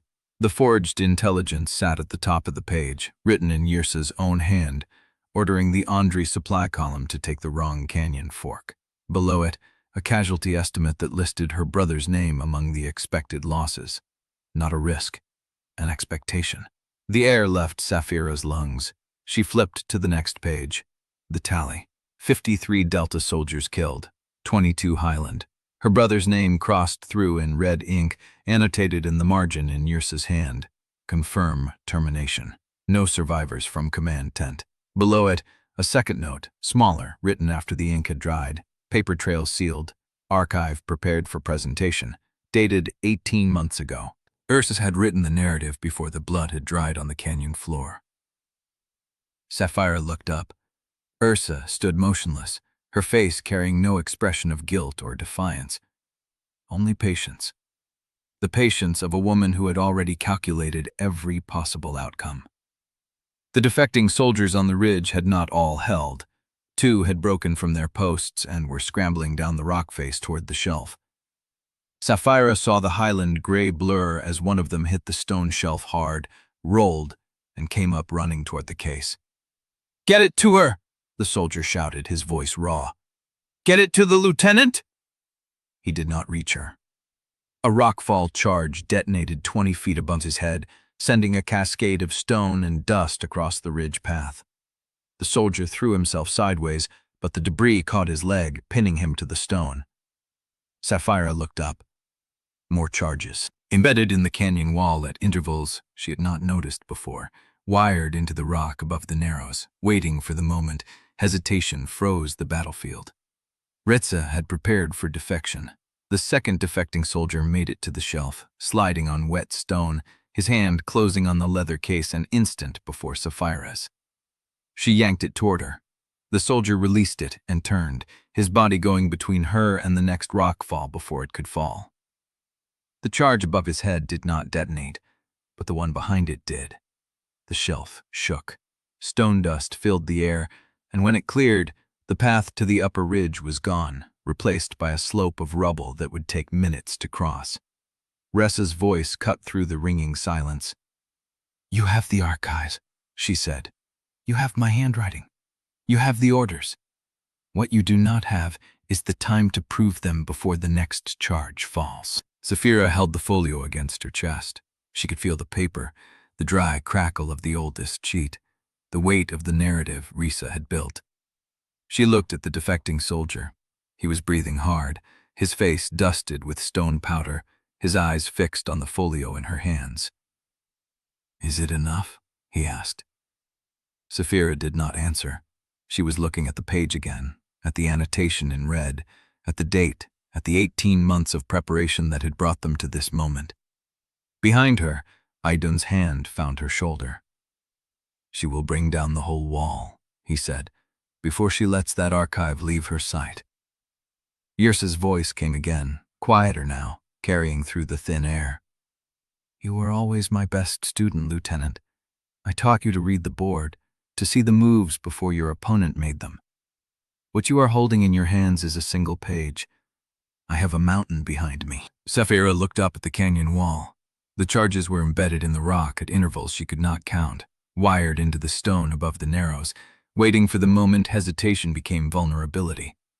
She felt the weight of the paper, the weight of the truth, and the weight of the mountain above her. The defecting soldier was still watching her face. "Lieutenant," he said, "what do we do now?" Saphira closed the folio. She looked at Rissa, standing alone on the shelf, her face carrying the patience of a woman who had already calculated every possible outcome. And she heard the first crack of stone above her head. Chapter 76. The first crack of stone above her head was not a warning, it was a beginning. The shelf shifted under Saphira's boots, a deep shudder traveling through the rock like a breath drawn before speech. She did not look up. She held the folio against her chest, the paper warm from her body heat, Yrsa's ragged annotations seared into her memory. Confirmed termination. Another crack, louder. The sound of stone tearing from stone, a sound she had heard only once before, in a training collapse on the upper terraces, when 3 recruits had been buried before the rescue teams reached them. "Move!" Idun's voice came from behind her, his hand already on her arm, pulling her toward the canyon wall. "She is bringing it down." Saphira looked at Yrsa. The matriarch had not moved from her position on the shelf, her gray robes still as the stone around her, her face carrying the same patience she had worn through 18 months of preparation. She raised her right hand, palm flat, a signal that was not aimed at the archers. It was aimed at the mountain. The line of charges embedded in the canyon wall detonated in sequence, a wave of sound and stone that rolled from the narrow's gap toward the upper pass. The ridge above Saphira's head fractured along a fault she had not seen, a crack spreading like a wound opening, the rock splitting along the same lines Risa had wired months ago. The shelf beneath her feet tilted. Saphira threw herself sideways, the folio still pressed to her chest, her shoulder hitting the stone as the ground lurched. The defecting soldier who had shielded her was not fast enough. The crack swallowed his leads, dragged him down, and the only sign he had been there was the highland gray of his sleeve, still visible through the dust. She heard Idun call her name. The sound came from her left, from the direction of the ledge where the wounded soldiers from both sides had been lying, the ones who had lowered their bows and watched the defection spread. The ridge was not collapsing. It was being carved. Yrsa had wired the canyon at specific intervals, not to destroy the narrows but to cut it, to separate the board into pieces she could control. Saphira scrambled onto the broken shelf, the folio tucked under her arm, her bleeding hands finding purchase on the fractured stone. The dust was thick enough to choke. She could not see the ledge. She could not see Idun, but she could hear the wounded. The sound came from the ledge below her. 15 feet down the fractured slope, where a pocket of stone had held against the fall. Voices. Low. Desperate. The sound of people who knew the next charge would find them. She looked up. The upper pass was still intact at the highest curve, the path narrowing into the canyon shadow where the siege frames had stopped. Yrsa was moving. Saphira saw the gray robes disappear into the gap, carrying nothing but herself, leaving the mountain to finish what she had started. The wounded were still calling. Saphira looked at the pass. Yrsa was 30 seconds ahead, maybe less, moving into the upper canyon where the siege frames waited and the second kill column was staging. If she followed now, she could catch her. The folio was proof, but Yrsa was the source. The folio could be copied. Yrsa could not be replaced. The wounded called again. Saphira turned. She did not think about the choice. She did not weigh it, calculate the cost, measure the distance between revenge and survival. Her body moved before strategy could speak, scrambling down the fractured slope toward the ledge, the folio still pressed to her chest, her boots finding holds on stone that had not existed 10 seconds ago. The ledge held 3 soldiers, 1 Korrath, 2 Delta. They were pressed against the canyon wall, their faces dusted with stone powder, their hands raised to shield their heads from the next fall. One of the Delta soldiers had a leg pinned under a slab. The Korrath soldier was holding a compress against a wound on his own side, blood seeping through his fingers. Idun was at the edge of the ledge, his body between the wounded and the drop, his hand extended toward Saphira as she descended. "There is rope," he said, "in the supply cache above the ledge. The charges may not have reached it." Saphira did not ask how he knew. She was already climbing past him, pulling herself up the fractured rock face, her hands screaming from the weight, the rusted cuts opening again. The supply cache was wedged into a crevice above the ledge, untouched by the fall, a coil of Delta hemp rope packed against the stone. She grabbed it and dropped back to the ledge. The rope was thick, rough, strong enough to hold 3 men and a woman descending into the narrows basin where the water still ran from the redirected flow.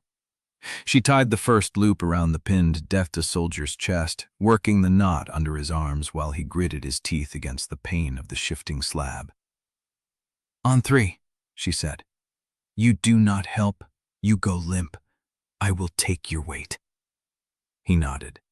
His face was young, younger than her brother had been. Saphira counted. "On 3, she pulled. The slab shifted. The soldier slid free, his leg dragging, his breath catching in a sound that was not quite a scream. She lowered him over the edge, the rope burning through her hands, feeling his weight hit the basin below where the water broke his fall. She did not stop. The second Delta soldier went next, then the Korrath, then Idun, climbing down as she held the rope taut, his weight familiar against the hemp, the rope steady in her shredded hands. Then she went last. The basin was cold, knee-deep, the water dark with stone dust and the salt of the sacred sluice. The soldiers were standing, bleeding, watching her with eyes that had not expected to see the next hour. Idun's hand found her arm. "You let her go." "I know. She will reach the upper pass before the siege frames can move. She will have time to regroup." "I know." Saphira looked at the folio in her hands. The paper was damp, the ink smeared from the water. But Ressa's handwriting was still legible, the annotations still visible, the red ink still holding the shape of her brother's name. She had the proof, she had the witnesses, she had the choice she had made, written in the same stone that had nearly buried them. Ressa had escaped, but she had also shown her hand. The charges were not infinite, the mountain could not collapse forever. And the folio held a name, a date, and a margin note that could not be explained away. Saphira looked at the basin, at the rising water, at the soldiers who had followed her into the collapse and come out alive. "Can you walk?" she asked the Delta soldier with the pinned leg. He nodded. "If I have to." "You have to."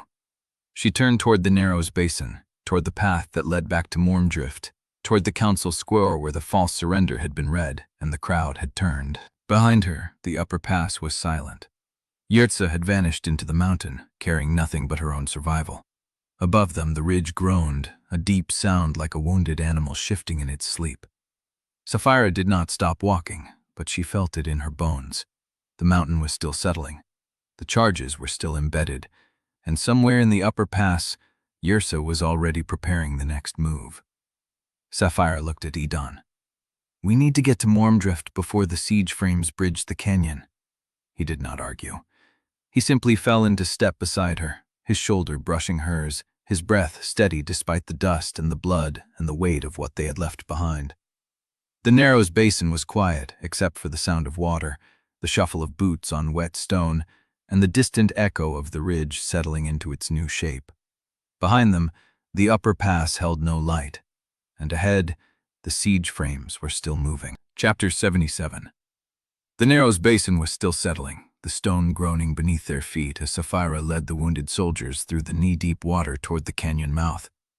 The folio was pressed against her ribs, the damp paper chilling her skin through the torn fabric of her tunic. Behind her, the ridge groaned again. A shower of small stones rattled down the slope, skidding into the water with soft hisses. Idun was at her left, his hand on the elbow of the Delta soldier with the pinned leg, guiding him around the deeper pockets where the redirected sluice water had carved new channels.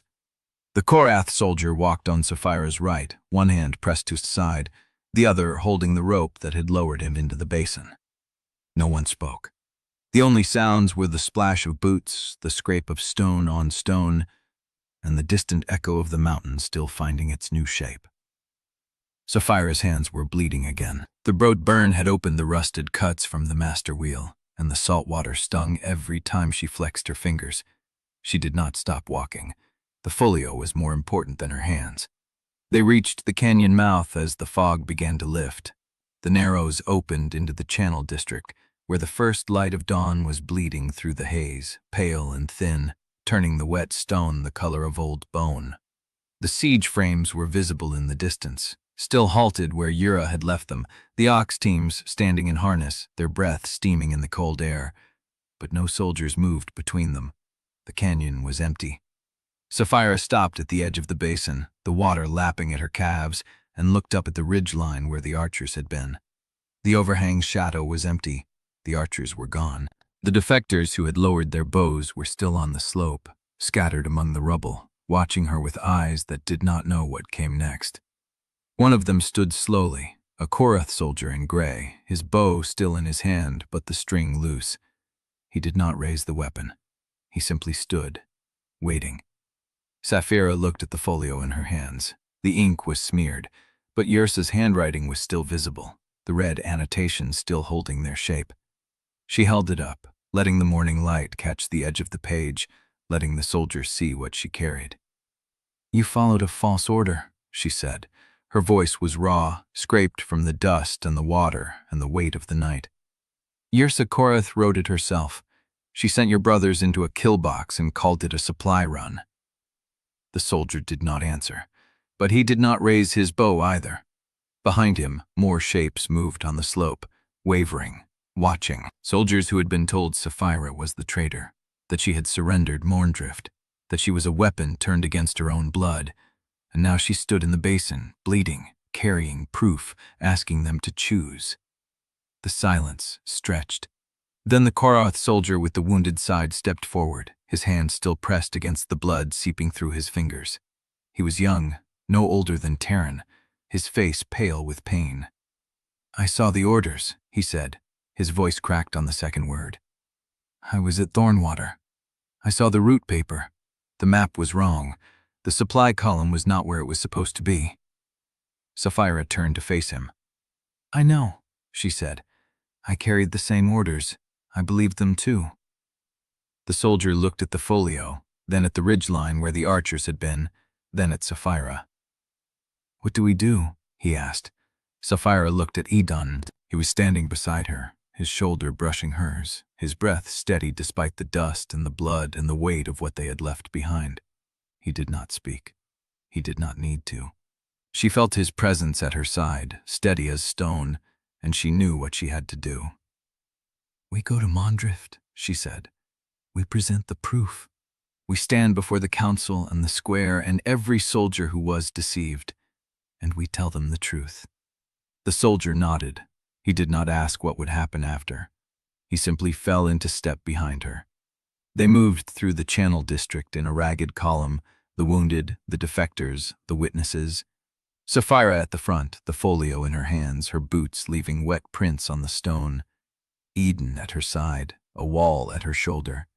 The rescued soldiers behind them, limping, silent, watching the shadows for movement. The fog lifted slowly, revealing the walls of Mourndrift ahead, the council tower rising above the low roofs, the market square still holding the echo of the false surrender. Saphira did not slow.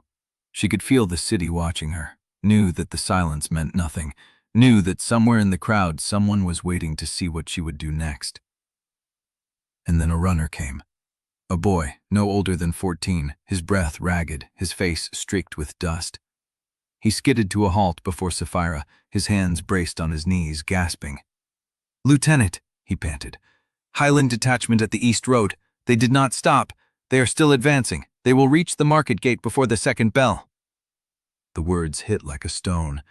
The detachment had not received the signal. Or they had, and they did not care. Saphira looked at Idun. His face was unreadable, but she saw his jaw tighten, saw the calculation in his eyes, the weighing of time against distance, of wounded soldiers against fresh forces, of a single folio against the weight of a war that had already started. "How many?" she asked. 40, maybe 50, riding fast. Saphira looked at the folio in her hands, at the defectors behind her, at the wounded soldiers who had followed her out of the collapse. The ceasefire was not a ceasefire. It was a pause, and the pause was ending. She turned toward Mourndrift, her hands steady, her voice quiet. "Then we have until the second bell to make them believe." Chapter 78. They ran. Not the controlled pace of soldiers pacing themselves for a long march, a flat sprint through the Channel district, boots striking wet stone, breath ragged, the folio pressed against Saphira's ribs like a second heart. The boy runner kept pace at her shoulder, his young legs working to match her stride. "East Road," he gasped between breaths. "They passed the old watchpost, not slowing." Idun pulled ahead, his longer legs eating distance, his hand already reaching for the council tower door before Saphira caught up. The square was different now. The fog had burned off, leaving the morning raw and exposed. The crowd that had gathered for the false surrender had thinned, but not scattered. They stood in clusters, watching the council tower, watching the eastern gate, watching Saphira as she crossed the wet stone with the folio raised. She did not stop. She climbed the council steps with Idun at her side, the defectors spreading behind her in a loose arc, the wounded soldier still pressing his hand to his side. Nasrin met her at the top. The priestess's face was stone, but her hands were moving, already reaching for the folio. "You have it?" Saphira placed the leather case in her palms. Her handwriting, her orders, her annotation confirming my brother's death. Nasrin opened the folio, reading in silence, her gray-streaked head bent over the pages, and for a long moment the only sound was the wind moving through the square below. Then she closed it. "Get inside," she said. "Both of you. We have minutes, not bells." The council chamber was nearly empty. Idun Ondrey stood at the head of the table, her white braids stark against the gray morning light. Two elders flanked her, their faces drawn. A scribe sat in the corner, ink drying on an unfinished page. Saphira crossed to the table and placed the folio flat. "Saphira Korrath wrote false orders," she said. "She sent my brother into a kill box. She annotated the casualty tally with confirmed termination. She prepared the false narrative 18 months before the raid ended." Kella did not touch the folio. She looked at Saphira, her cracked clay face unreadable. "You brought proof. I brought the truth. It is not the same thing." Kella's gaze moved to Idun, then to the wounded soldiers standing at the chamber door. "The detachment on the East Road will not stop for truth." "No," Saphira said. "They will stop for orders. Risa's orders. But Risa is not with them. She is in the upper pass, regrouping. The detachment is running on momentum, not command." Idun stepped forward. "If we reach them before the second bell, if we show them the folio, the defectors, the testimony, they will still outnumber you 4-1, Kella said. "Then we do not fight them. We stopped them. Kella was silent. Then she turned to the scribe. Sound the tower bell. One long strike. Hold signal. The scribe ran. Saphira looked at Idun. His jaw was tight, his eyes fixed on the eastern window where the light was climbing. She reached out and touched his wrist. Just a brush. Just enough. He turned, and for a moment, the rest of the room fell away. We will not lose this city, she said. We will not lose it, he repeated. Then the door slammed open. Talise stood in the threshold, her dark hair wild, her face streaked with ash. Behind her, Miro was half running, half limping, his scarred throat working as he tried to speak. The temple sluice, Talise gasped. They are opening it again. Saphira was already moving. She crossed the chamber in 4 strides, catching Miro's arm as he nearly fell. Who? The acolyte. The one who held me. She came back. His voice was a scrape, barely audible. She has 3 others. They are at the lower valve chamber. They promised food to Wendell's factors if the wards burned first. Idun was at her shoulder. The factors are still active? His network is not dead. It went underground. The acolyte is the link. She knows the passages. She knows the sluice. She will drown the temple quarter and blame the highland detachment. Saphira turned to Nasrin. Can the sluice be sealed from below? Nasrin's face was pale. Yes, but not without someone inside the chamber. The valve wheel has to be turned against the pressure. It takes 2 people, and the door seals behind them. Then we go. Nasrin shook her head. Saphira, if the door seals and the pressure shifts... I know. She looked at Idun. He did not argue. He did not ask if she was sure. He simply stepped closer, his voice low, meant only for her. Together. She nodded. They moved through the passage network at a dead run, Miro leading, his memory of the lower channels guiding them through turns that would have swallowed anyone else. Talise followed at his back, a blade in her hand, her eyes scanning every shadow. The lower valve chamber was damp and cold, the air thick with the smell of salt and rust. The wheel stood at the far end, massive, iron, crusted with decades of mineral deposit. The acolyte was already there. She stood beside the wheel, 3 figures behind her, their faces hidden in the dim light. She did not run when she saw Saphira. She smiled. You came, she said. I knew you would. Saphira did not answer. She crossed the chamber in silence, her hand on her blade, her eyes fixed on the acolyte's throat. The acolyte did not flinch. Wendell's factors promised food, she said. Grain that was never stolen, grain that has been waiting in sealed stores beneath the East Market for 6 months. They wanted the wards to burn. They wanted the temple quarter to drown. They wanted Mourndrift desperate enough to accept their terms. And you believed them. I believed the food was real. The rest was the price. Saphira stopped 3 paces from the wheel. The detachment will be at the gate before the 2nd bell, she said. If you open that sluice now, you will drown the temple quarter, yes. But you will also flood the east road approach. The detachment will not cross. You will save the city by destroying it. The acolyte's smile faltered. The chamber fell silent. Then the tower bell rang. 1 long strike. Hold signal. The 2nd bell was not yet tolling. They still had time. Saphira looked at Idun. He was already moving toward the wheel, his hands finding the rusted spokes, his weight settling. She crossed to the opposite side and took hold. The iron was cold and rough against her palms, the mineral crust sharp enough to draw blood. She did not let go. On 3, she said. The acolyte did not move to stop them. She stood watching, her face unreadable, her hands empty at her sides. Saphira counted. 1. The wheel shifted, a groan of metal older than either of them. 2. The pressure built, the vibration traveling up her arms, through her chest, into her teeth. 3. She pulled. The wheel turned. The water stopped rising. Saphira stood at the valve, her hands raw, her breath coming in short, sharp gasps. Idun was beside her, his chest heaving, his palms bleeding. The acolyte was gone. Saphira had not seen her leave. She looked at the chamber door. It was still open. And from somewhere above, she heard the 2nd bell begin to toll. Chapter 79. The second bell did not stop. It kept tolling, bone-deep and relentless, the sound pouring through the valve chamber door, through the passage walls, through the stone beneath Saphira's feet. She stood with her hands still pressed to the iron wheel, blood and rust mixing in her palms, and felt the vibration travel up through her arms and into her chest. Idun was beside her. His breathing was ragged, his knuckles split, but he had not let go of the wheel either. "The detachment," he said. She nodded. They emerged from the lower chamber into a city that had already changed.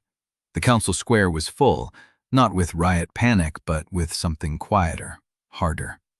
Citizens stood in clusters, Delta families and market traders, river guards and temple attendants, and scattered among them the Korrath defectors who had followed her out of the Narrows. They stood apart from the crowd, not trusted, not attacked, watched from every side.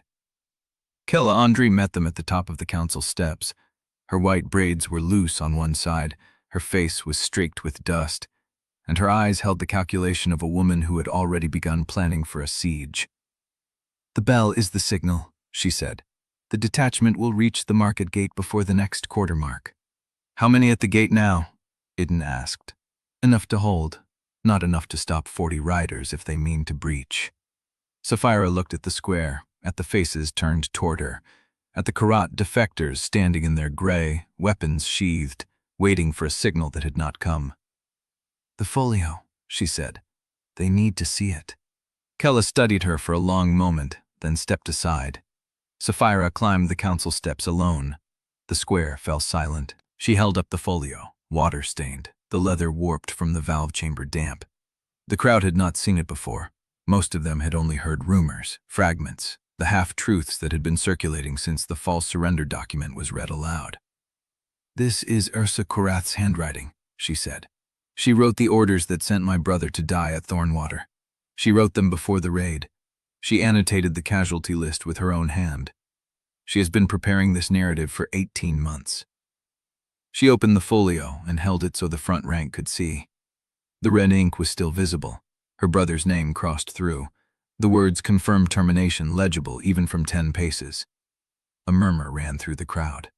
Not shock, something closer to recognition, the settling of a truth that had been suspected but never spoken aloud. Idun climbed the steps to stand beside her. He did not take the folio. He did not speak.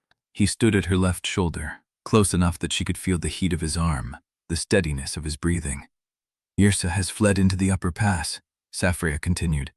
"The siege frames are halted but not destroyed. The detachment is approaching the gate because they have not received a countermand.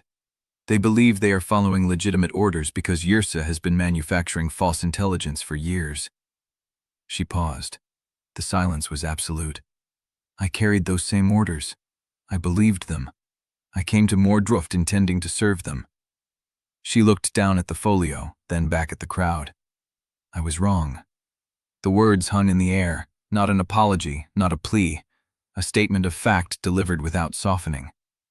"I cannot undo what Yrsa Korrath has done. I cannot bring back the dead. But I can stand here with this evidence and tell you the truth. The alliance was built on a lie. The war was engineered by one woman who has been feeding both courts false information for years." She turned to face Kella directly. "I am asking for temporary joint emergency rule. The combined Delta and Korrath survivors under a single command until the Highland detachment can be given true intelligence and the siege can be stood down." Kella's face was unreadable. She looked at Idun, then at the Korrath defectors, then at the crowd. "The council does not have quorum," she said. "Idun Ondrey is in custody. 3 elders are in the upper terrace still deciding which side to claim. But I have standing to act for the Ondrey bloodline in crisis." She paused. "I will authorize joint emergency rule until dawn, not because I trust Korrath, because I trust Idun, and Idun trusts you." She looked at Saphira. "Do not make him wrong." The crowd shifted, a mass of held breath and waiting bodies. No one cheered. No one left. They stood in the square, watching, waiting for whatever came next. Saphira turned to Idun. He was watching her with an expression she had not seen before. Not the careful neutrality of the betrothal table, not the sharp calculation of the tunnel fights. Something stripped, something open. "The council steps will do," she said quietly. "I do not need a temple." A ripple of understanding passed through the front rank. Someone stepped back, then another, clearing a space at the top of the steps where the morning light fell across the worn stone. Idun understood before she finished speaking. "There is no rite," he said. "No priest, no witness required. I know. You have already chosen. Everyone in this square knows you have chosen. Knowing is not the same as hearing."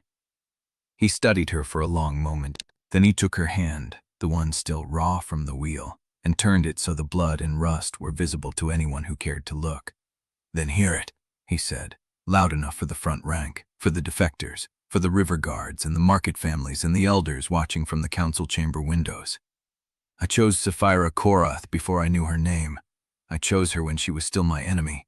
I chose her when every chord in Tesseract told me she was poison." He lifted her hand so the light caught the marks of what they had done together. "I will choose her when the next war comes, and the next, and the next." The square was silent. Saphira did not look away from him. "I came to Mourndrift to destroy this alliance," she said. "I came believing Idun Ondrey had killed my brother. I came carrying orders that would have let this city burn." Her voice did not break. "I was wrong about all of it.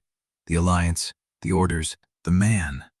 She turned his hand so her palm pressed flat against his, blood and rust and calluses meeting. "I am choosing him now, not because the bond demands it, not because the alliance requires it, because I have seen what he does when no one is watching, because he held the line when it cost him everything, because he trusted me before I had earned it." She looked at the crowd. "If you want a ruler who stands when the sluice opens and the walls fall, he is the one." Idun's jaw tightened. "If you want a commander who will tell you the truth even when it destroys her," he said, "she is standing on your council steps." The silence stretched. Then the young Korrath soldier who had testified at the Narrows stepped forward. He did not kneel. He did not raise a weapon. He simply stood in the open space before the steps, his hands at his sides, his eyes on Saphira. "I've followed Saphira Korrath for 6 years," he said. "I will follow you." Behind him, the other defectors moved. Not as a unit, not in formation, one by one, each stepping into the open space. Idun Ondrey watched them. Then she turned to the river guards. "Hold the gate." The order rippled through the square. Saphira stood on the steps with Idun, her hand still pressed to his, the folio against her ribs, the second bell fading into silence above them. The detachment had not breached the gate, the stand-down held, but the ache in her chest had nothing to do with the war. She looked at Idun, and he looked at her, and for a moment the crowd, the council, the approaching riders, all of it fell away to the single point of contact where their hands met. One day, she thought, one day of this. Then Yrsa's voice came back to her. "The archive opens whether you live or die." The ache sharpened. She turned her head to the east, toward the market gate, toward the ridgeline where the highland detachment had been sighted. A rider was approaching through the Channel district. Not a detachment, a single horse moving at a walk. Saphira's blood went cold. The rider was small, lean, wrapped in a gray cloak that did not quite hide the shape of a leather case strapped behind the saddle. The same leather case she had taken at the Narrows. The rider stopped at the edge of the square. The cloak fell back. Saphira Korrath looked up at the council steps, at the folio in Saphira's hand, at the defectors standing in the open space, at Idun. She was smiling. "You kept the first folio," she said. "I kept the rest." Chapter 80. Yrsa sat her horse at the edge of the square, the leather case resting against her hip, her smile a thin blade in the morning light. Saphira did not move, the folio pressed against her ribs. The defectors stood in the open space. Idun Ondrey watched from the council steps with river guards at her back.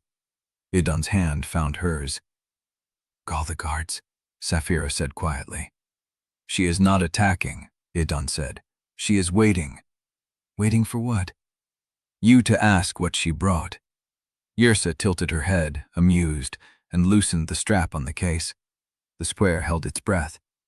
Saphira descended the steps one at a time, her boots loud on the worn stone, Idun half a pace behind her. It would have been a long walk across the cobbles. She did not know then what the next few hours would cost. What she learned in the narrow channel of that afternoon. Brissa carried not one archive, but 3, each covering a different season, a different bloodline, a different betrayal. The first folio Saphira had taken was the Thornwater record. The second held the salt contamination orders signed under a dead officer's name. The third was a sealed register of every Korrath operative buried inside Mourndrift's merchant houses, servant quarters, and cistern watchposts, names Saphira had never known. Wissa did not ask for anything. She did not threaten. She simply offered the case to Idun Ondrey, dismounted, and walked into the council chamber as if she owned it. She would be held under guard, she said. The evidence must be examined. The truth must be told.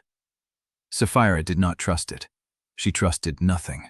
But the square was still standing when the sun reached its height. The highland detachment had not breached the gate. The second bell had come and gone without a single arrow.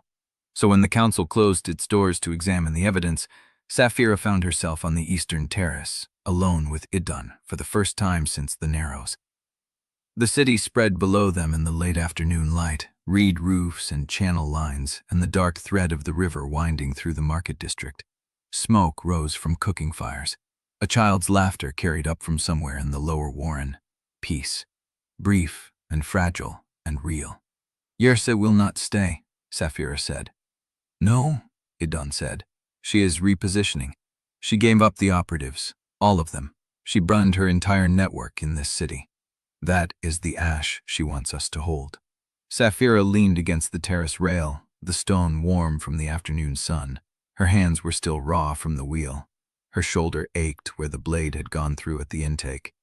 Every part of her hurt. I do not know what she is planning, she admitted. Neither do I. That should terrify me. It does. She looked at him. He was watching the river, his jaw set, his stillness the kind she recognized, the kind that cost effort. Idun. He turned. I do not know what happens tomorrow, she said. I do not know if Ursa burns this city to the ground or walks free from the chamber. I do not know if the council will hold or fracture before dawn. She pressed her palm flat against his chest, over his heart. But I know I chose you.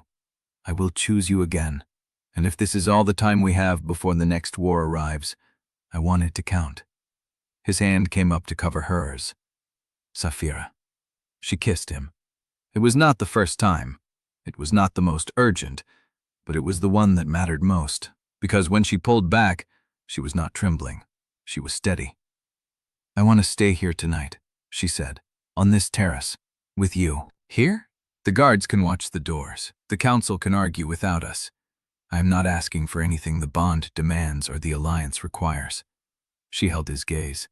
I am asking for one night where I am not a lieutenant and you are not a lord, where we are just the two people who turned the wheel and chose each other. Idun's breath caught. One night, he said. One night. They sat on the terrace as the sun set, legs hanging over the edge, shoulders brushing. The river mist rose from the channels below, curling around the reed roofs and the market awnings.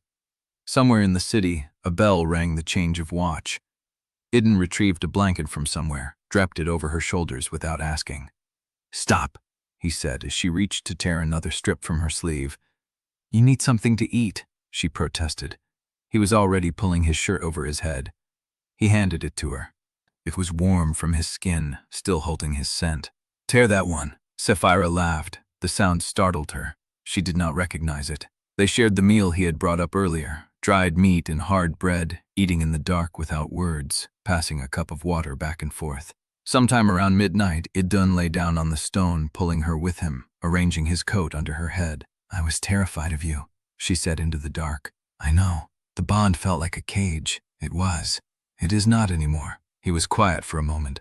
What is it now? She pressed her face into his shoulder, breathing him in, feeling the slow rhythm of his pulse under her hand. A door, she said. One I do not have to walk through unless I want to, but I already chose to. His arm tightened around her. Good. They lay in silence. The stars wheeled above the canyon rim, colder and sharper than any she remembered from the high terraces. Dawn came gray and damp. Saphira Korrath to a hand on her shoulder, a voice she did not recognize. "Lieutenant." She was on her feet before her eyes fully opened, blade in hand. The messenger stood 3 paces back, a girl with a runner's leathers and a red band on her wrist. "Council summons," the girl said. "The Highland scout, madam. He came in at first light." "Which scout?" "Soren, from the upper pass. He says the forces behind the Narrows are regrouping, not retreating, regrouping, and the track where Korrath was held overnight is empty." Saphira lowered the blade. Idun was already standing, pulling on his shirt, his face unreadable. Saphira turned toward the council chamber. Behind her, the first bells of the new day began to toll. She did not look back at the terrace, but she did not regret the night either. She could not afford to. The war had already arrived. She simply had not been fighting it alone before. Now she was. She caught Idun's hand as they descended the stairs. "Together," she said. "Together." The mist swallowed them before they reached the bottom.